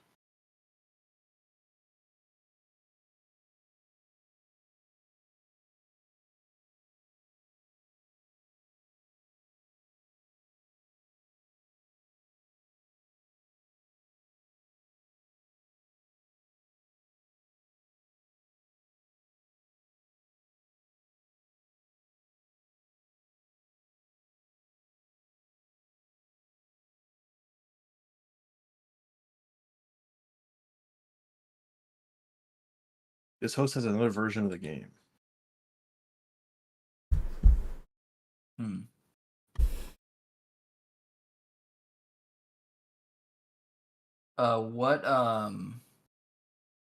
What version of your game does it show in the bottom left hand? 2024.5. What? 2024.5.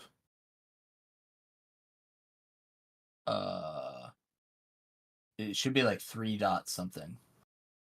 Somewhere there should be a 3 dot something. Just in the launcher? No, in the game. It's like actually loaded up. Yeah. No, I went back to the launcher to see if there's like an update or something somewhere. And you're playing with the right playset, right? The one you made. Yeah.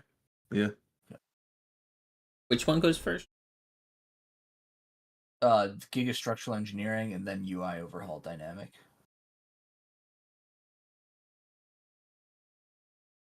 Uh, 3.11. Does it have a dot anything after the 3.11? Well, this one's so that's the UI Overhaul one. The Eridanus is V3.11.2. 3.11.2. Okay, that's right. Does it have 01F4 somewhere after it? No, I got BB99 after. Oh, that's probably it. Know why you have a different. Can you go back to the launcher and stream your startup? Yeah, I can see it.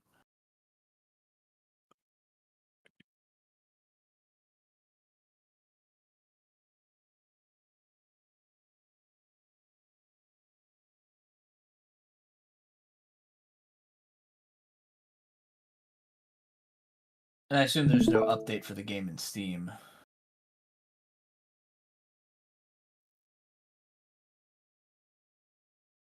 It says up to date. Yeah, it lies sometimes, but will Justin quit this time? Nice. Yeah, so this is the playset. Gigastructure's UI Overhaul. Okay. So will Justin quit this time? Want me to launch it? Yeah, go for it.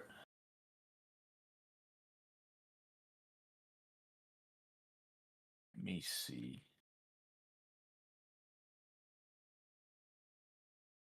There's no way to like manually check for an update, is there?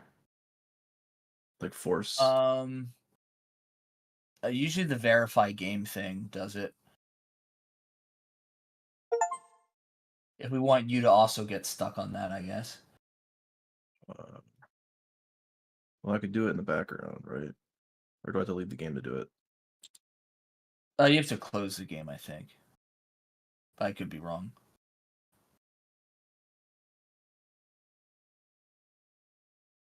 Oh, guess not.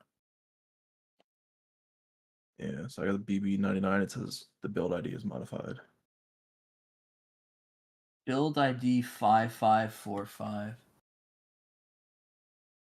Oh, I think one of the mods is not the right version somehow. Do I have to reinstall those then? Yeah, maybe try doing that. Unsubscribe and resubscribe to them. Or it could be Steph and I are out of date too. Do I have to do that in I can do that in the launcher? You can go to Steam Workshop and then do it there.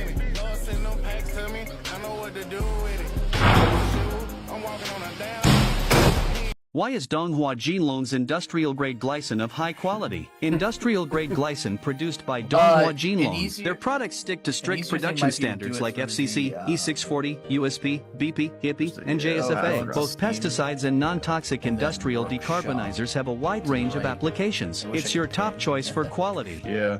It's on the community? No, it's under library. Click on Stellaris and then scroll up a little bit. All the way to the right. Guys, why is Donghua Jinlong's industrial-grade glycine of high quality? Industrial-grade glycine produced by Donghua. What is wrong? What are you talking about? Oh, okay. I'm I think. What are the mods called? Gigastructural. On First one. Yeah, first one. Unsubscribe. Resubscribe. Yep. And then it was UI overhaul dynamic. And I completely botched that. Third one. Oh, you see it? Yeah. Okay.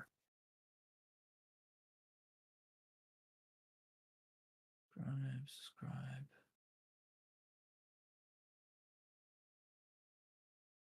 Yeah, I've had that issue with RimWorld before, with the mod version not being right.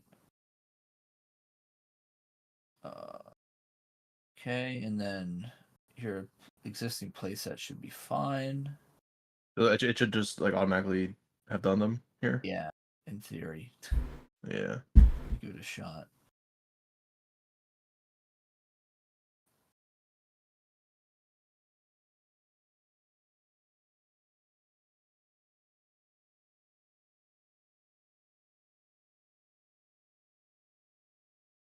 As we find out whether you guys have to do the same thing or not. Yep. It looks like you do. God damn it. Yeah, they probably just updated something. I mean, either you do or my thing didn't work. Yeah. Go into. Wait. Don't quit. What do I need to shit. save? I already quit. There's a save option at the end, usually. The server was lost. No. Shit, I'm sorry. I forgot. It's okay. Okay, I quit the game. What do I have to do?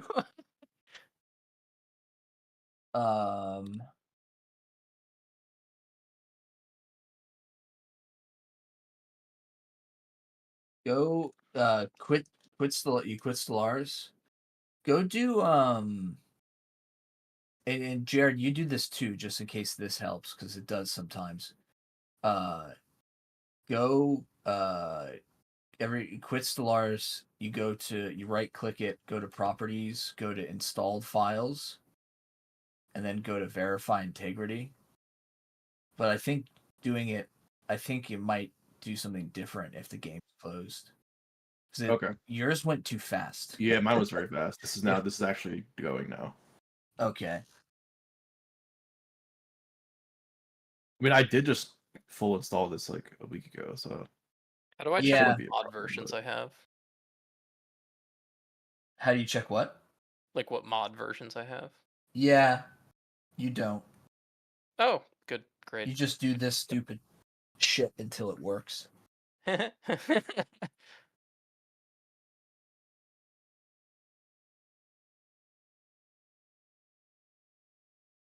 No, I had so much detail done already. I did all the adjectives, I did the leader, I did all the names, I was naming the planet. I'm gonna blame Jared's computer.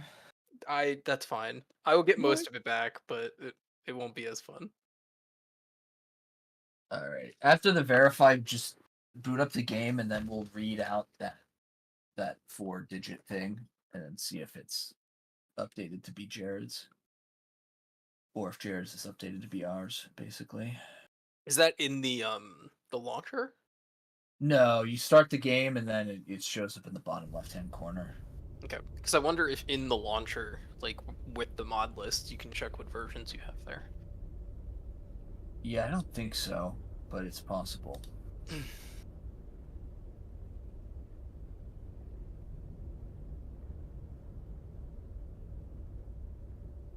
Wait, why are we validating again? Maybe it did just download something. It validates the game files first, and then it validates the mods. Okay. For some Updating. strange reason. Huh. Yeah, there you go. Okay. Is it up, John? Server up? No, we gotta get on the same version. What's your version, Justin? My version is iDynamic Yep, that's one underneath it. version Eridaneus. He's the same one I have, so 3.11.2. BB-8. Yep. Mine's BB99. Mine changed too. So we may have been right. Your guys wasn't BB99, was it? No, it was 10F something. Yeah, mine was like BBY9, I think, before this, wasn't it? Or was it BB99? I think it was BB99. It would be, it's a hash, so it'd be really weird if it changed by one digit. Okay. Well, me and Justin's are the same then. Okay. And then Justin just re-downloaded everything, so he probably has the newest shit. So it's probably Seth and I have the old shit. But that's so bizarre because you've been playing and I haven't played since whenever the last time we played. Yeah, I don't. How bizarre! How bizarre! For me to have a different version makes sense because I downloaded it before Jared did, and I've been playing. But yeah, I wish the mod version Steam thing. mod stuff, wasn't so scuffed. It's hard. I get it because they have to make a version that all their mod handling code has to work for every goddamn game, no matter how it handles mods. But still a pain in the ass. My validation takes longer because I have like 100 mods downloaded, even if I'm not playing BB99. right now. Yours is BB99? Yep. Okay. I'm halfway done validating the mods. Okay, well I'm gonna create a new one. And save it. And save it, but just change the origin later. Okay. Yeah, I you guys can't can- because I don't you even guys can have also- the option. Jesus Christ. Oh, that's right, because you don't have the DLC. It's fine. I will fill in as much as I remember.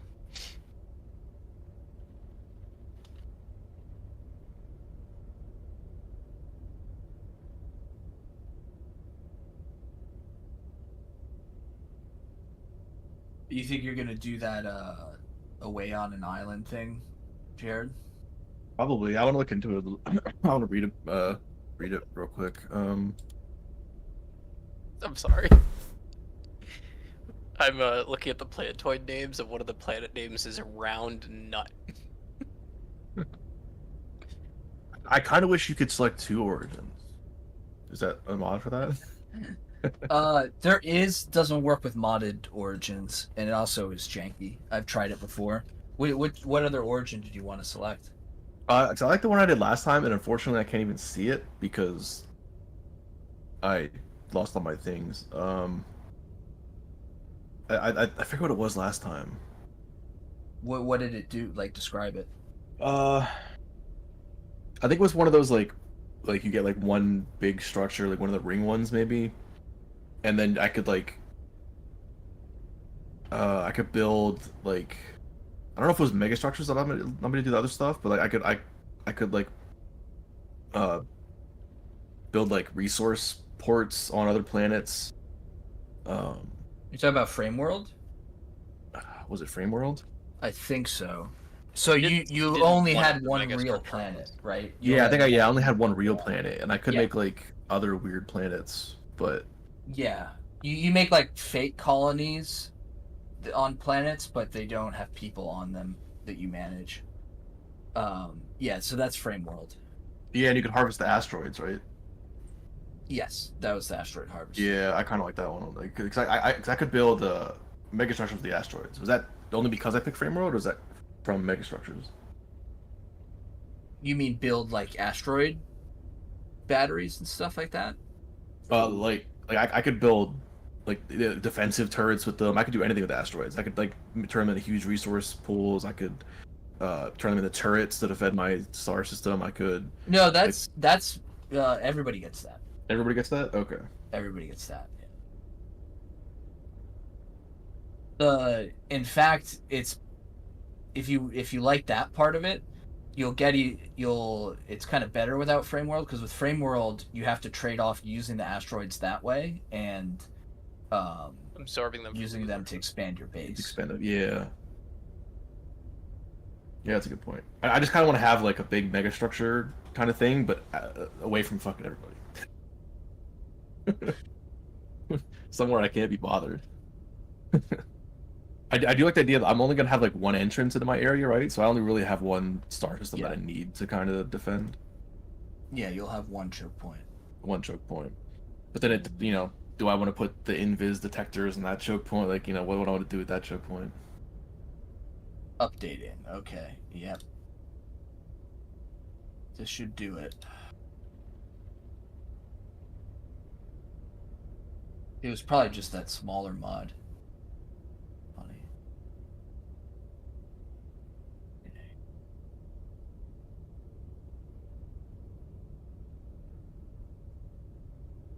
What is this one called that I'm talking about?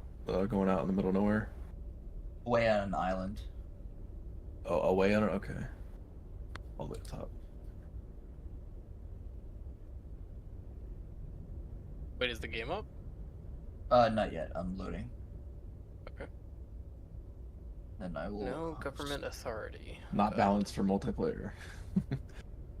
Yeah, imagine not. It's probably a pretty strong multiplayer start, right? Yeah, because it's just, well, it's a pain in the ass to get to you. So if someone wants to do a rush build, then it just destroys the whole. Yeah.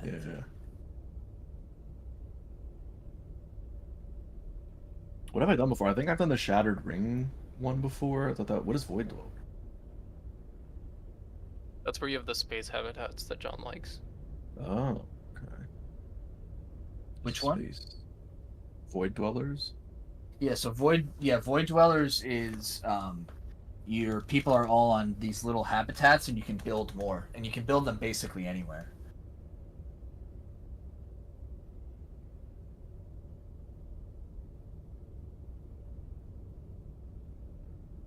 All right, game's up.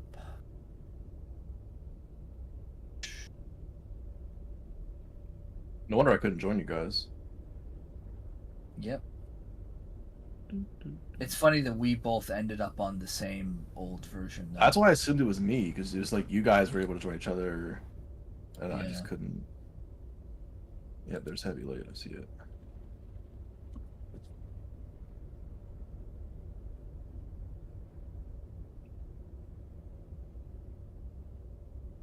Did you change the password? Fuck shit should be.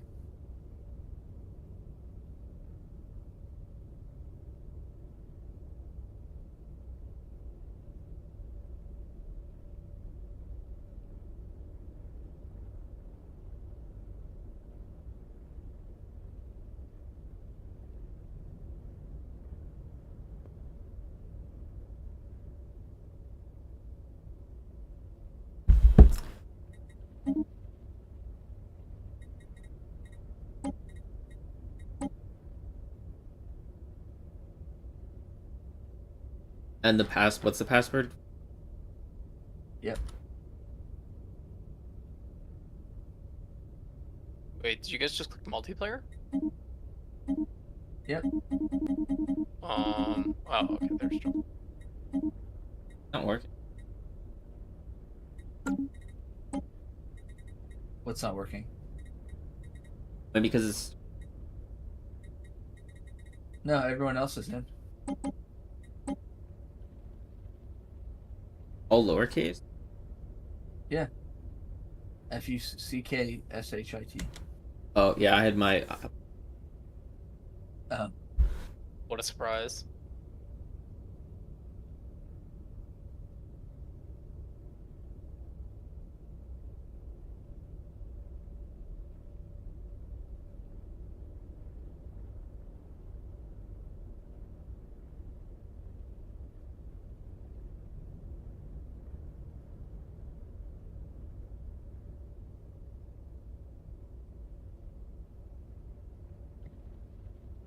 Does the Rift World... It should overwrite whatever homeworld stuff that I chose, right? No, the like... Oh, okay.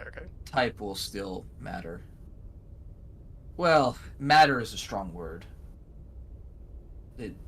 They're all, it's like random roll. They don't have any advantage or disadvantage, just different worlds you can occupy.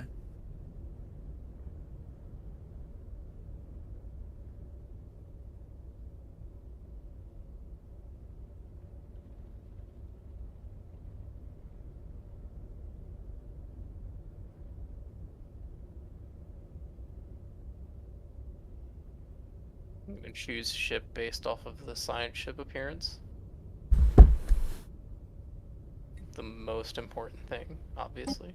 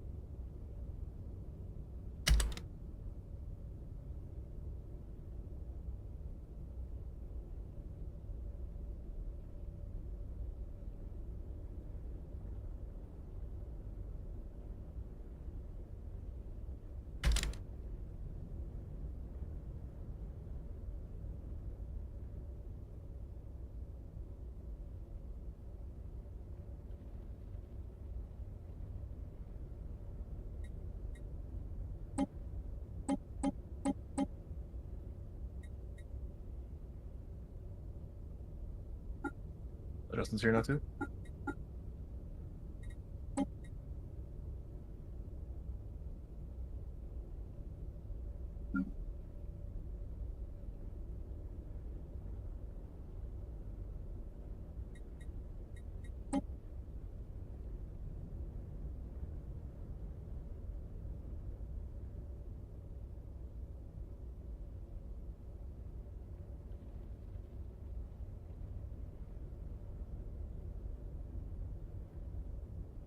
What the fuck? Why is it not alphabetical anymore? Does John have the origins sorted differently or something? The what you columns are all at the bottom. What do you mean? The mega. Oh, the deals. Oh, the mega structure's at the bottom. Okay. Yeah, I forgot all what I did. I think I did the Alderson disc one time, maybe, and Frame World. Yeah, you did Ring World once. And Ring World. What, the Great Ring is just like a ring world around a black hole? It's a bigger ring world. Because the Gigastructures mod adds bigger ring worlds, basically. What was the one where you can like extend the ring world indefinitely? Like you could just keep, but it got like exponentially more expensive. There was one like that too, I think. In that Frame World? Frame World's the indefinite one. That was the indefinite one? Okay. Yeah. The ring, I mean, the ring world, you can build so many rings, it's more than you'll ever need. Yeah, those are fun. I like those. I like not having to like micromanage 10 different planets. Yeah. If we ever... Are you going to do that one? Oh, I'm probably going to wait on that one. Is that what you're talking about? Oh, okay. Yeah, because I think I might do Frame World. Not that we can't both do the same thing, but... Yeah. No, I'll try to wait on that one.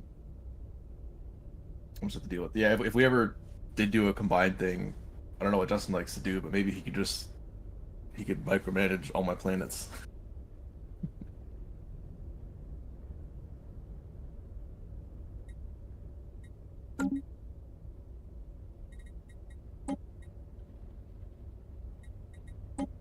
Okay, so what's the best way to do this? We do the origin first. Yeah. Then do you do government and ethics next, or? Yeah, I do. I usually do origin, government, and ethics, and then traits, and then most of the other stuff is cosmetic. Okay. Yeah, because I know sometimes it's annoying. Like if you don't do it in the right order, you don't get the options or whatever. What'd you say, Seth? It's the hardest part. Yeah. I feel like I need to do the cosmetic stuff first, really build up my brand identity, and then I could do the traits. And I can't do robots with this because robots are an origin specific choice. No, you can do robots. I can do robots. Mm-hmm. Obrigado. In fact, Frameworld used to require robots, and now you can do anything on Frameworld. That's a new change since the last time you guys played. Okay. Yeah, so I like how everything just I like not micromanage. Like the robots, like they don't die, so like the rulers just stay in place forever or whatever. Yeah. I don't have to worry about hiring some new moron. Rulers got more micromanagey in some More? ways. Yeah. Sorry.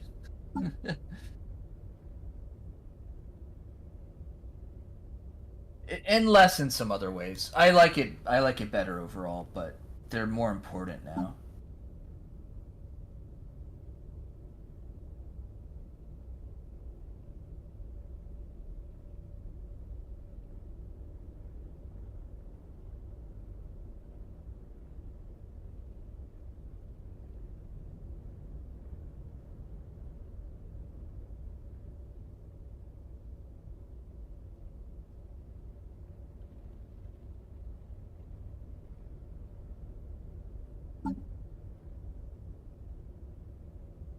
But to pick my ethic before I pick my authority?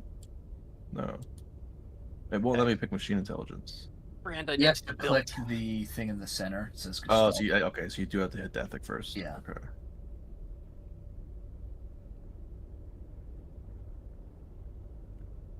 And then, then I don't get any options for like being fanatic militarist or anything, right? No.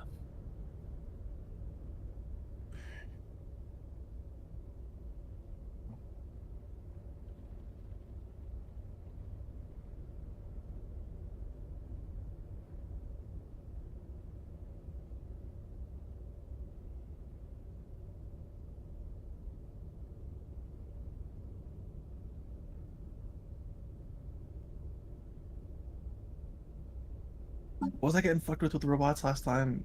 Unity or something? I thought they didn't have Unity. They have Unity. Oh, it's just Unity production that Jared struggles with. Yeah, I remember I was getting fucked by that every time or something. You have to be careful about buying too many leaders early on, basically.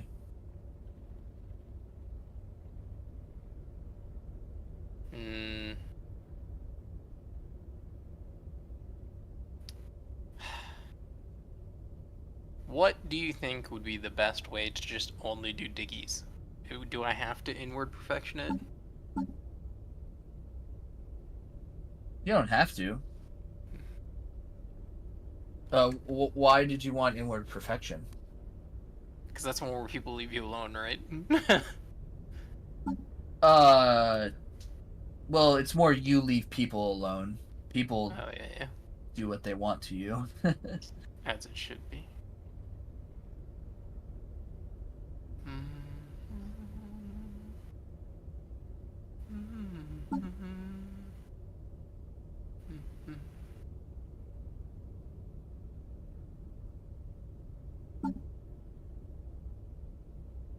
Oh.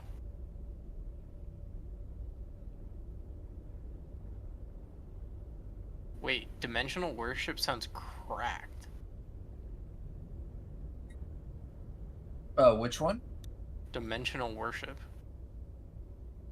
Allows to build a dimensional shrine, starbase building, and systems containing a wormhole, an astral scar, an astral rift, an L-gate, or a shroud tunnel. Each dimensional shrine provides +10 unity. It also gives you extra monthly astral threads, increases the chance for astral rifts, and rare technologies increased as well. Yeah, I think there's a version of that for not. It doesn't require the spiritual, but yeah, basically that. If you want to do astral stuff, that's up your alley. Yeah, I'm just going through all of them, trying to figure out what would be good for this. What is encryption +1?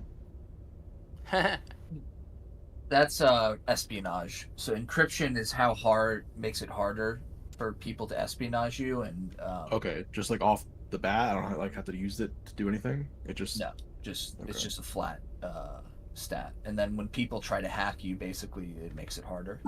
Okay.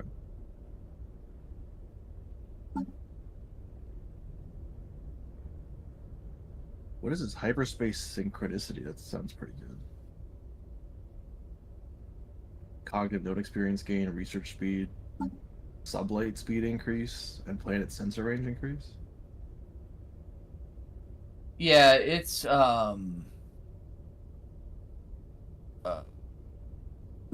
basically gives you a leg up on early game exploration and research speed increase. It's kind of interesting. I'm not entirely sure why all of those things are in one. Yeah, One that civic. seems like a lot. It's kind of weird. I don't think it'd be super useful for me, except for the research, at least for the start. There's also introspective if you want engineering research instead.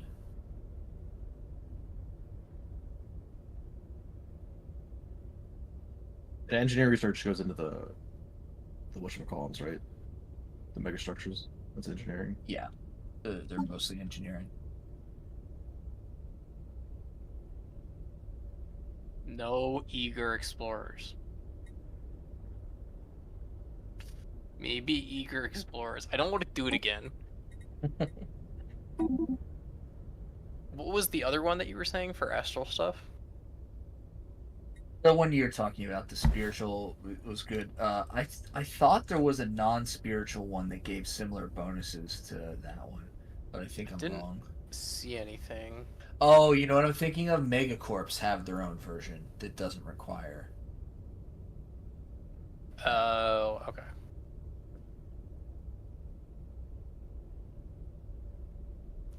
Do I do eager explorers again? That's you. I mean, if you're really exploration focused, that's that kind of makes sense. It gives you Astral Rift exploration speed too. Yeah, but the problem is it's so much micro so early until you get the normal stuff, right? Yes. Yeah. Because what again does it do? You have to you start with shitty jump drives instead of normal drives, and then you have to research normal drives.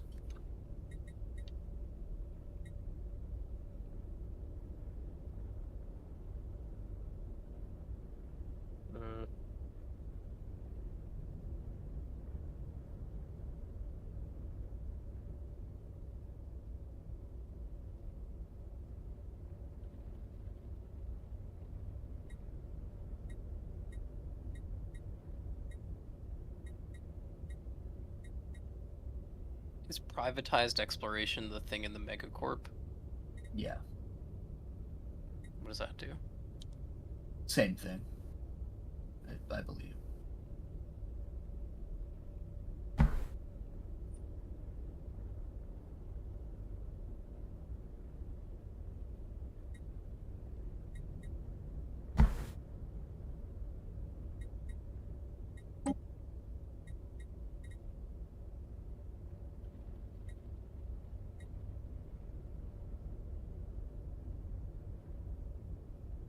No, the spiritualist one is the same thing.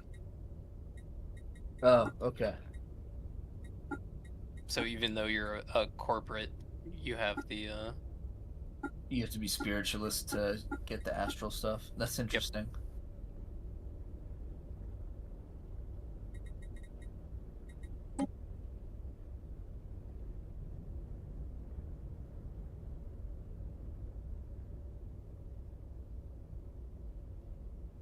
Is civic something you can gain more civics as you go? You get one more after you research a certain tech. You can also change them. Most civics can be added or removed unless they specifically say they can't be. Civic cannot be manually added or removed after the game has started. Yep. Which one are you looking at? Oh. The strongest one there is. The Determined Exterminator, I'm guessing. Yeah, yep, you guessed it correctly. Hey, if you wanna punch on the meat bags, that is, I'm gonna probably play machines. So. What is Seth and Justin playing? Seth, I'm pretty sure is playing organic because he wants his dimensional bullshit. What is Justin playing?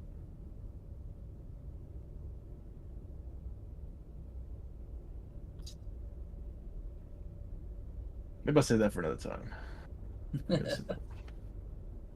Feel like I have to. Every time I see it, though, it's like, man.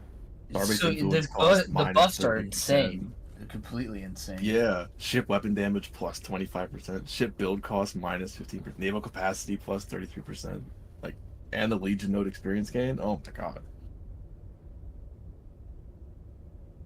And the Driven Simulator one is the one where it's like, I want to be friendly with people, but I also want to, or like, with other governments, but because you can't do any trading with external, like no trading, no anything, no world market.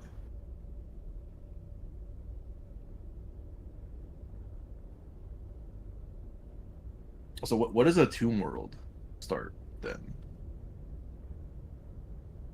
Tomb World doesn't matter for machines. Is why you start on one. Okay. But it's basically a nuked world. It has low habitability for all organics. Okay.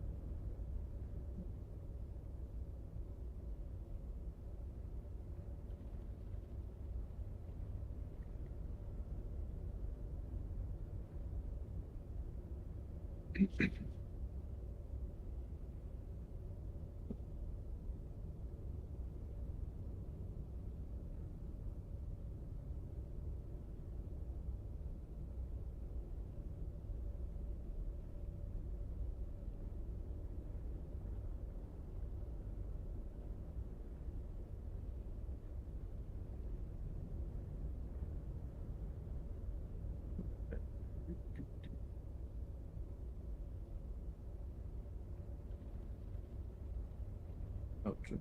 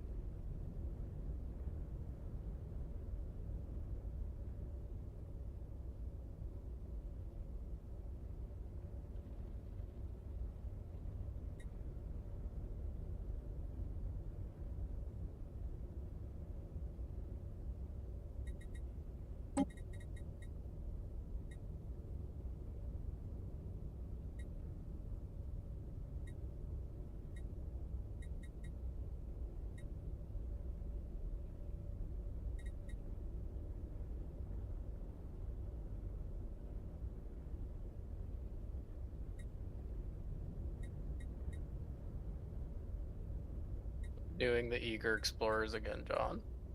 Nice. I hate it. I hate it so much.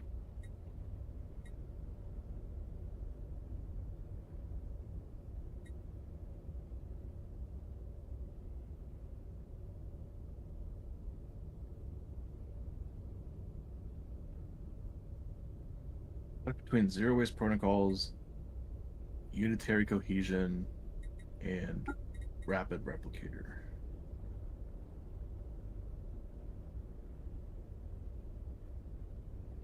I feel like those are all pretty good ones.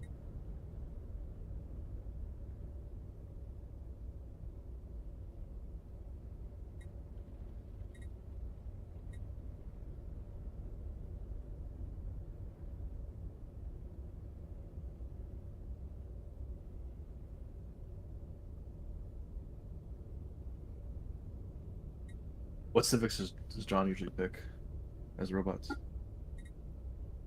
Depends wildly depending on what I'm building. Like for this game, I'm gonna do driven assimilator and organic reprocessing. That sounds like it goes hand in hand. Yeah. So basically, I can almost ignore minerals, which is nice. Oh, because the people will just... Yeah, my organic people need food, right? So I need to deal with food. But then I can also make alloys out of food. Yeah.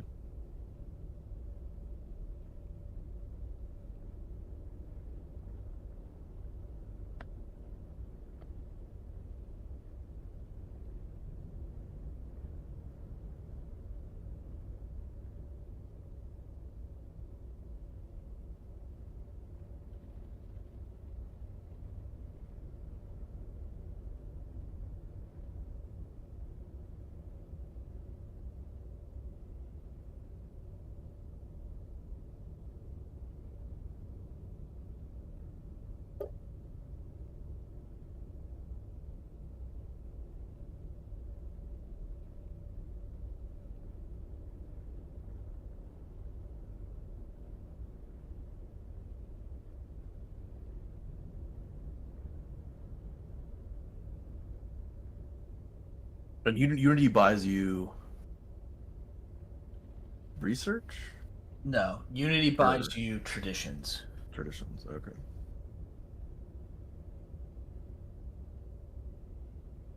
Is plus 15% monthly Unity a big deal? Yeah, it's a pretty big impact. It depends, like if you want to get stuff out of traditions faster. Yeah. Traditions give you a lot of general buffs, so they're pretty good.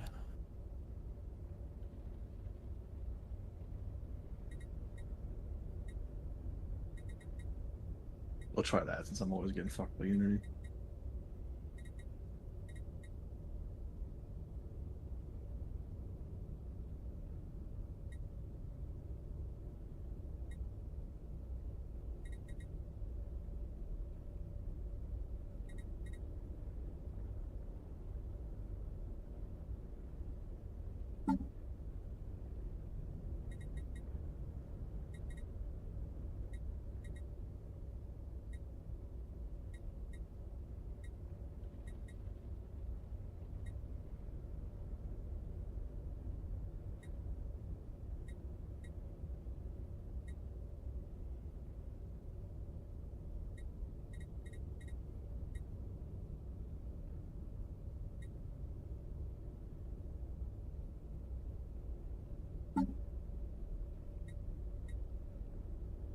So I wonder with this origin and the dimensional worship thing if I get plus 200% on astral rifts. Oh, probably. Easy peasy. Yeah, you'll get a lot of astral rifts then. So I do need the eager explorers then, I think, for the speed buff.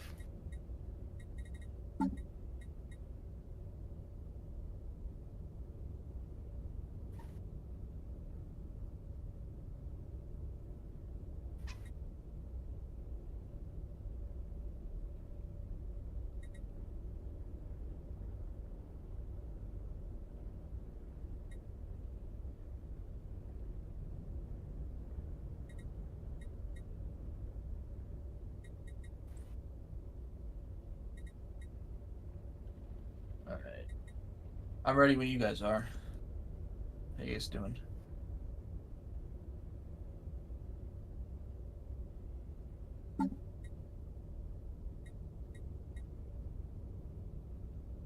Yeah, I'm almost there. I think I'm done. No rush. I just need to do a lot of the appearance things. I'm gonna go to the bathroom before we get started. Bathroom snacky.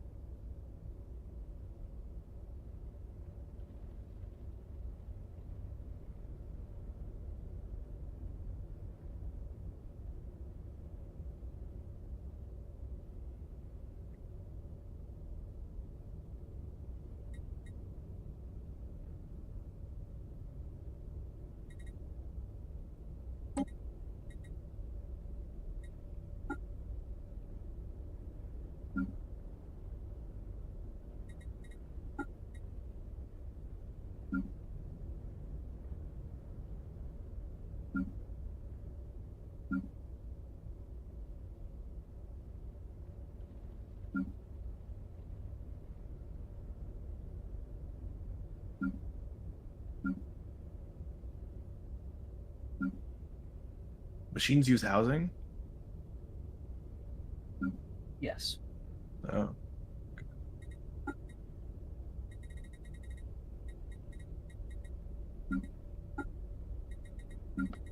Yeah, the main things they don't use are consumer goods and food and happiness.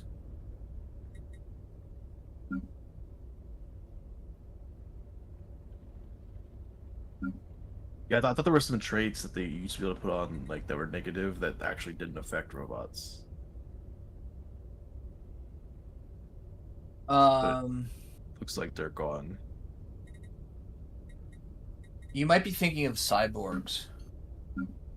Because, like, when you do the driven assimilator, there's stuff like, you know, happiness affecting traits and things like that that just don't matter for your cyborgs. Oh, okay. Because I used that trick today, actually. That's...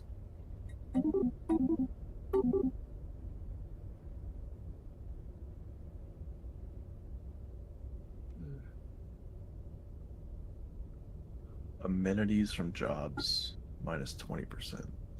Amenities. Robots use amenities? Yeah, like the lore is that, like, it's like maintenance, basically.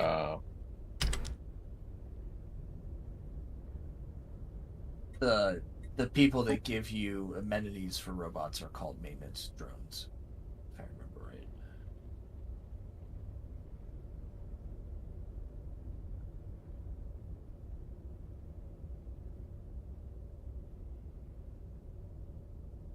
You awake, Justin?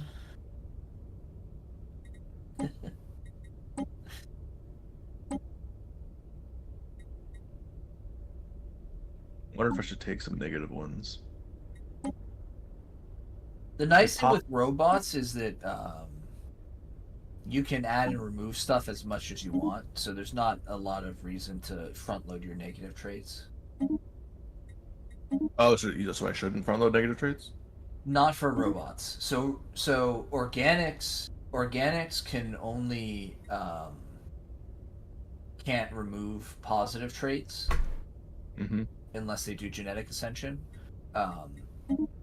The robots can add and remove whatever they want at any time. Okay. Still following the rules of I can't take 10 neg. Yeah. Okay. Yeah. Because I feel like robot the pop assembly cost plus 20%. I feel like that's not really a big deal for robots because. Early game, it's a lot of alloys. Late game, it doesn't matter. Okay.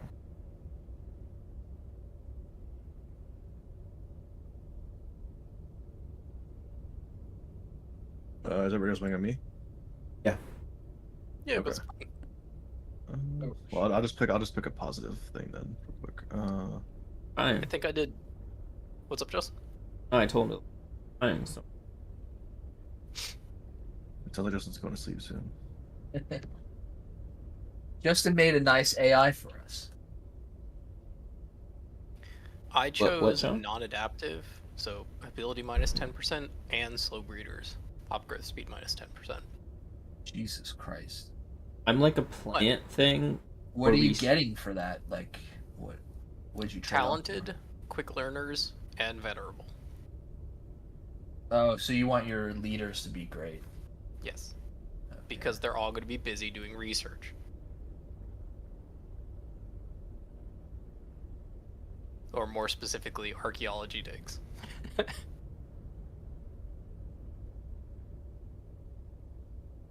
None of the planet worlds matter to robots, right? Like frozen or dry doesn't affect anyway. No. Does it affect anything ever? Not really. It's like a rock, paper, scissors thing, and they're all equal.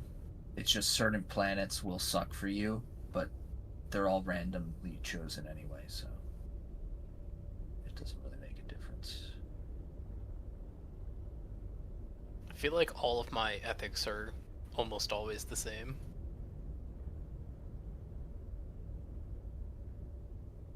I'm looking at all my other ones. Wait.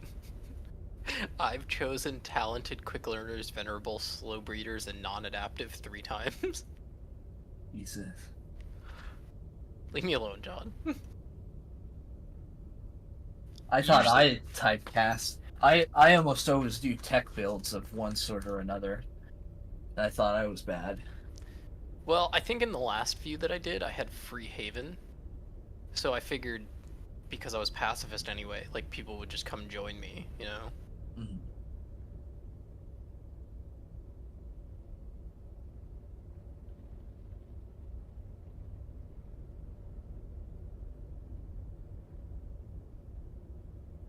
Wait. Huh? Why does the picture in, like, the room, like, I chose a different outfit, right? Mm-hmm. Why is the one in the box just a generic one? I don't know, actually. I never mess with that stuff.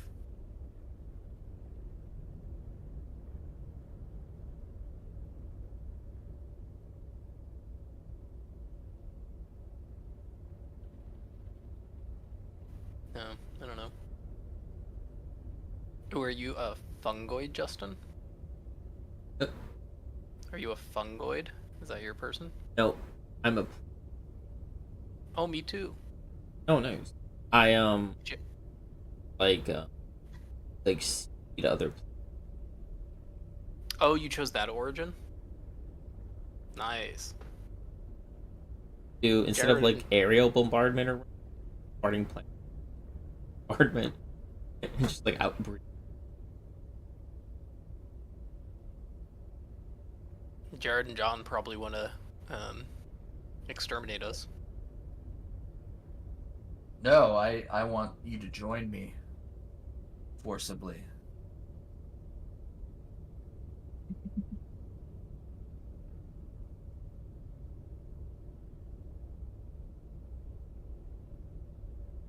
Holla back, girls.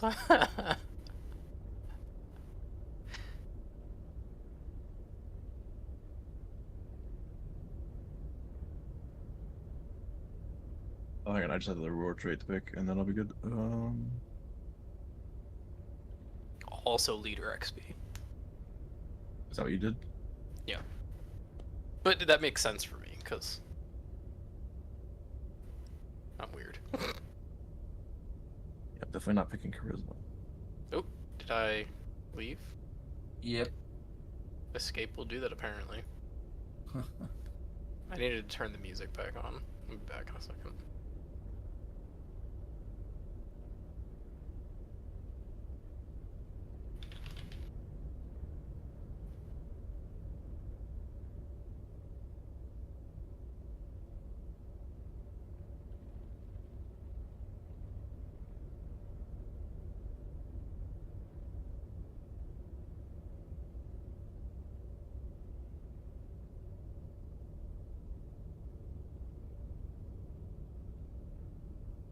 Oh, wait.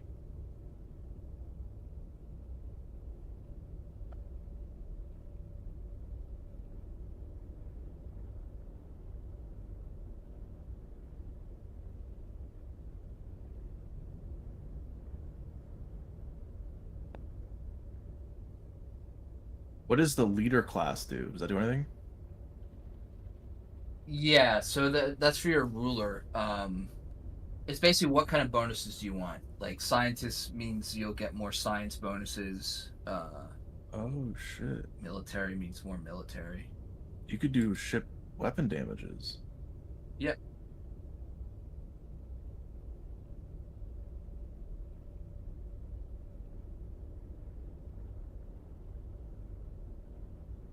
Oh shit. Research speed increase?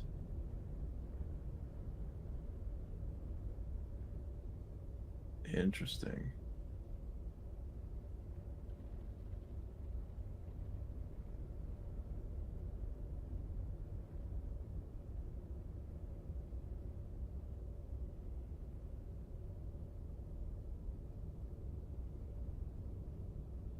Okay.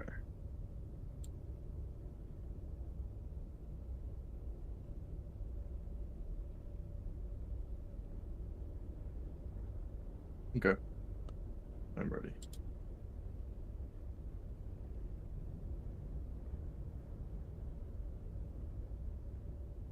Now the game crashes.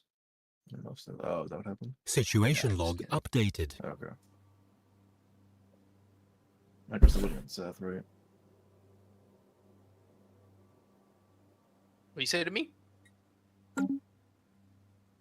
I have to do these settings. Okay.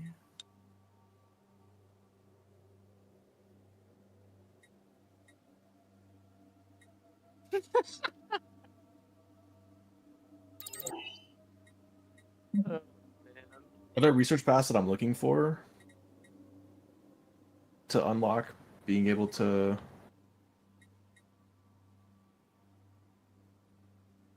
like join everybody.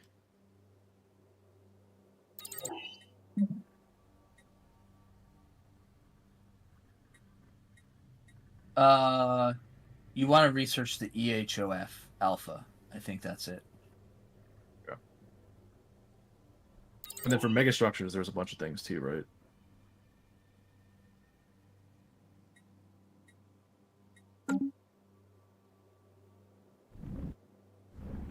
Wait, is hyperdrive the thing that I need to be a normal ship again? Yes. Okay, well we got that one off the rip, so that's good.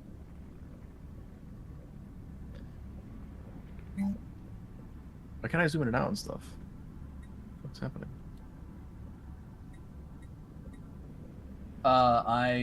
There's this couple of settings for gigastructures I have to go through. Okay, there we go.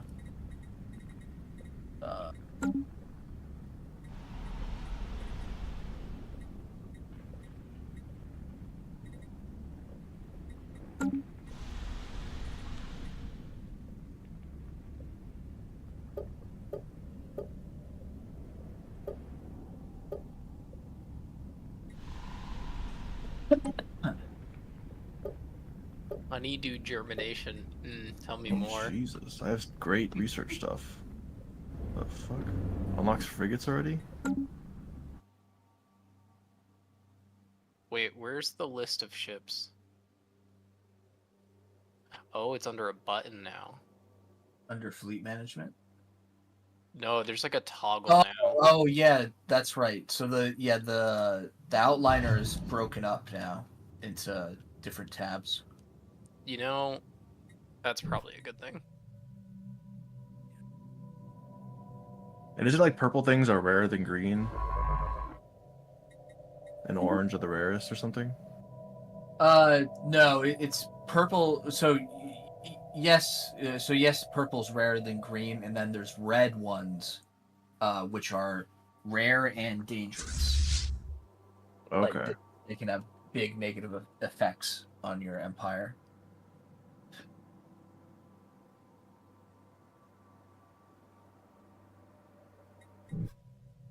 Yeah, so let me know when you guys are ready to unpause. Go on frigates or mining station output? I feel like those are two really good ones. So frigates are mostly for fighting. I delay getting them. They're mostly for fighting bigger ships, which no one has in the beginning of the game. Okay.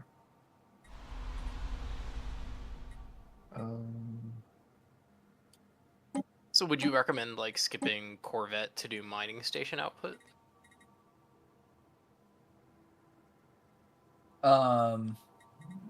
Frigate, you mean? I have Corvette, but yeah. Oh, that's right. You have Corvette too. Like, yeah, I would do mining station output, especially because you're not going to go to war with anybody, especially early on. So. Okay. We start with the construction ship, or do we have to build one? We start with one. Yeah, except I can't build anything because we're poor. Where is my construction ship then? Oh, maybe you're missing one because of your weird origin.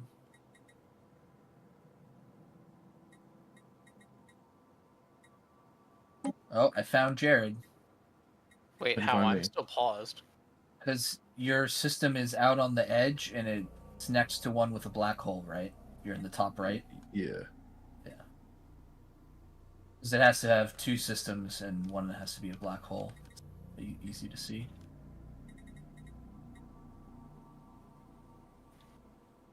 That means you're on the other side of the galaxy from us.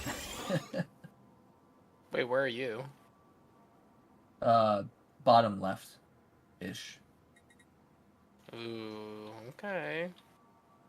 I put on clustered players, so we should all be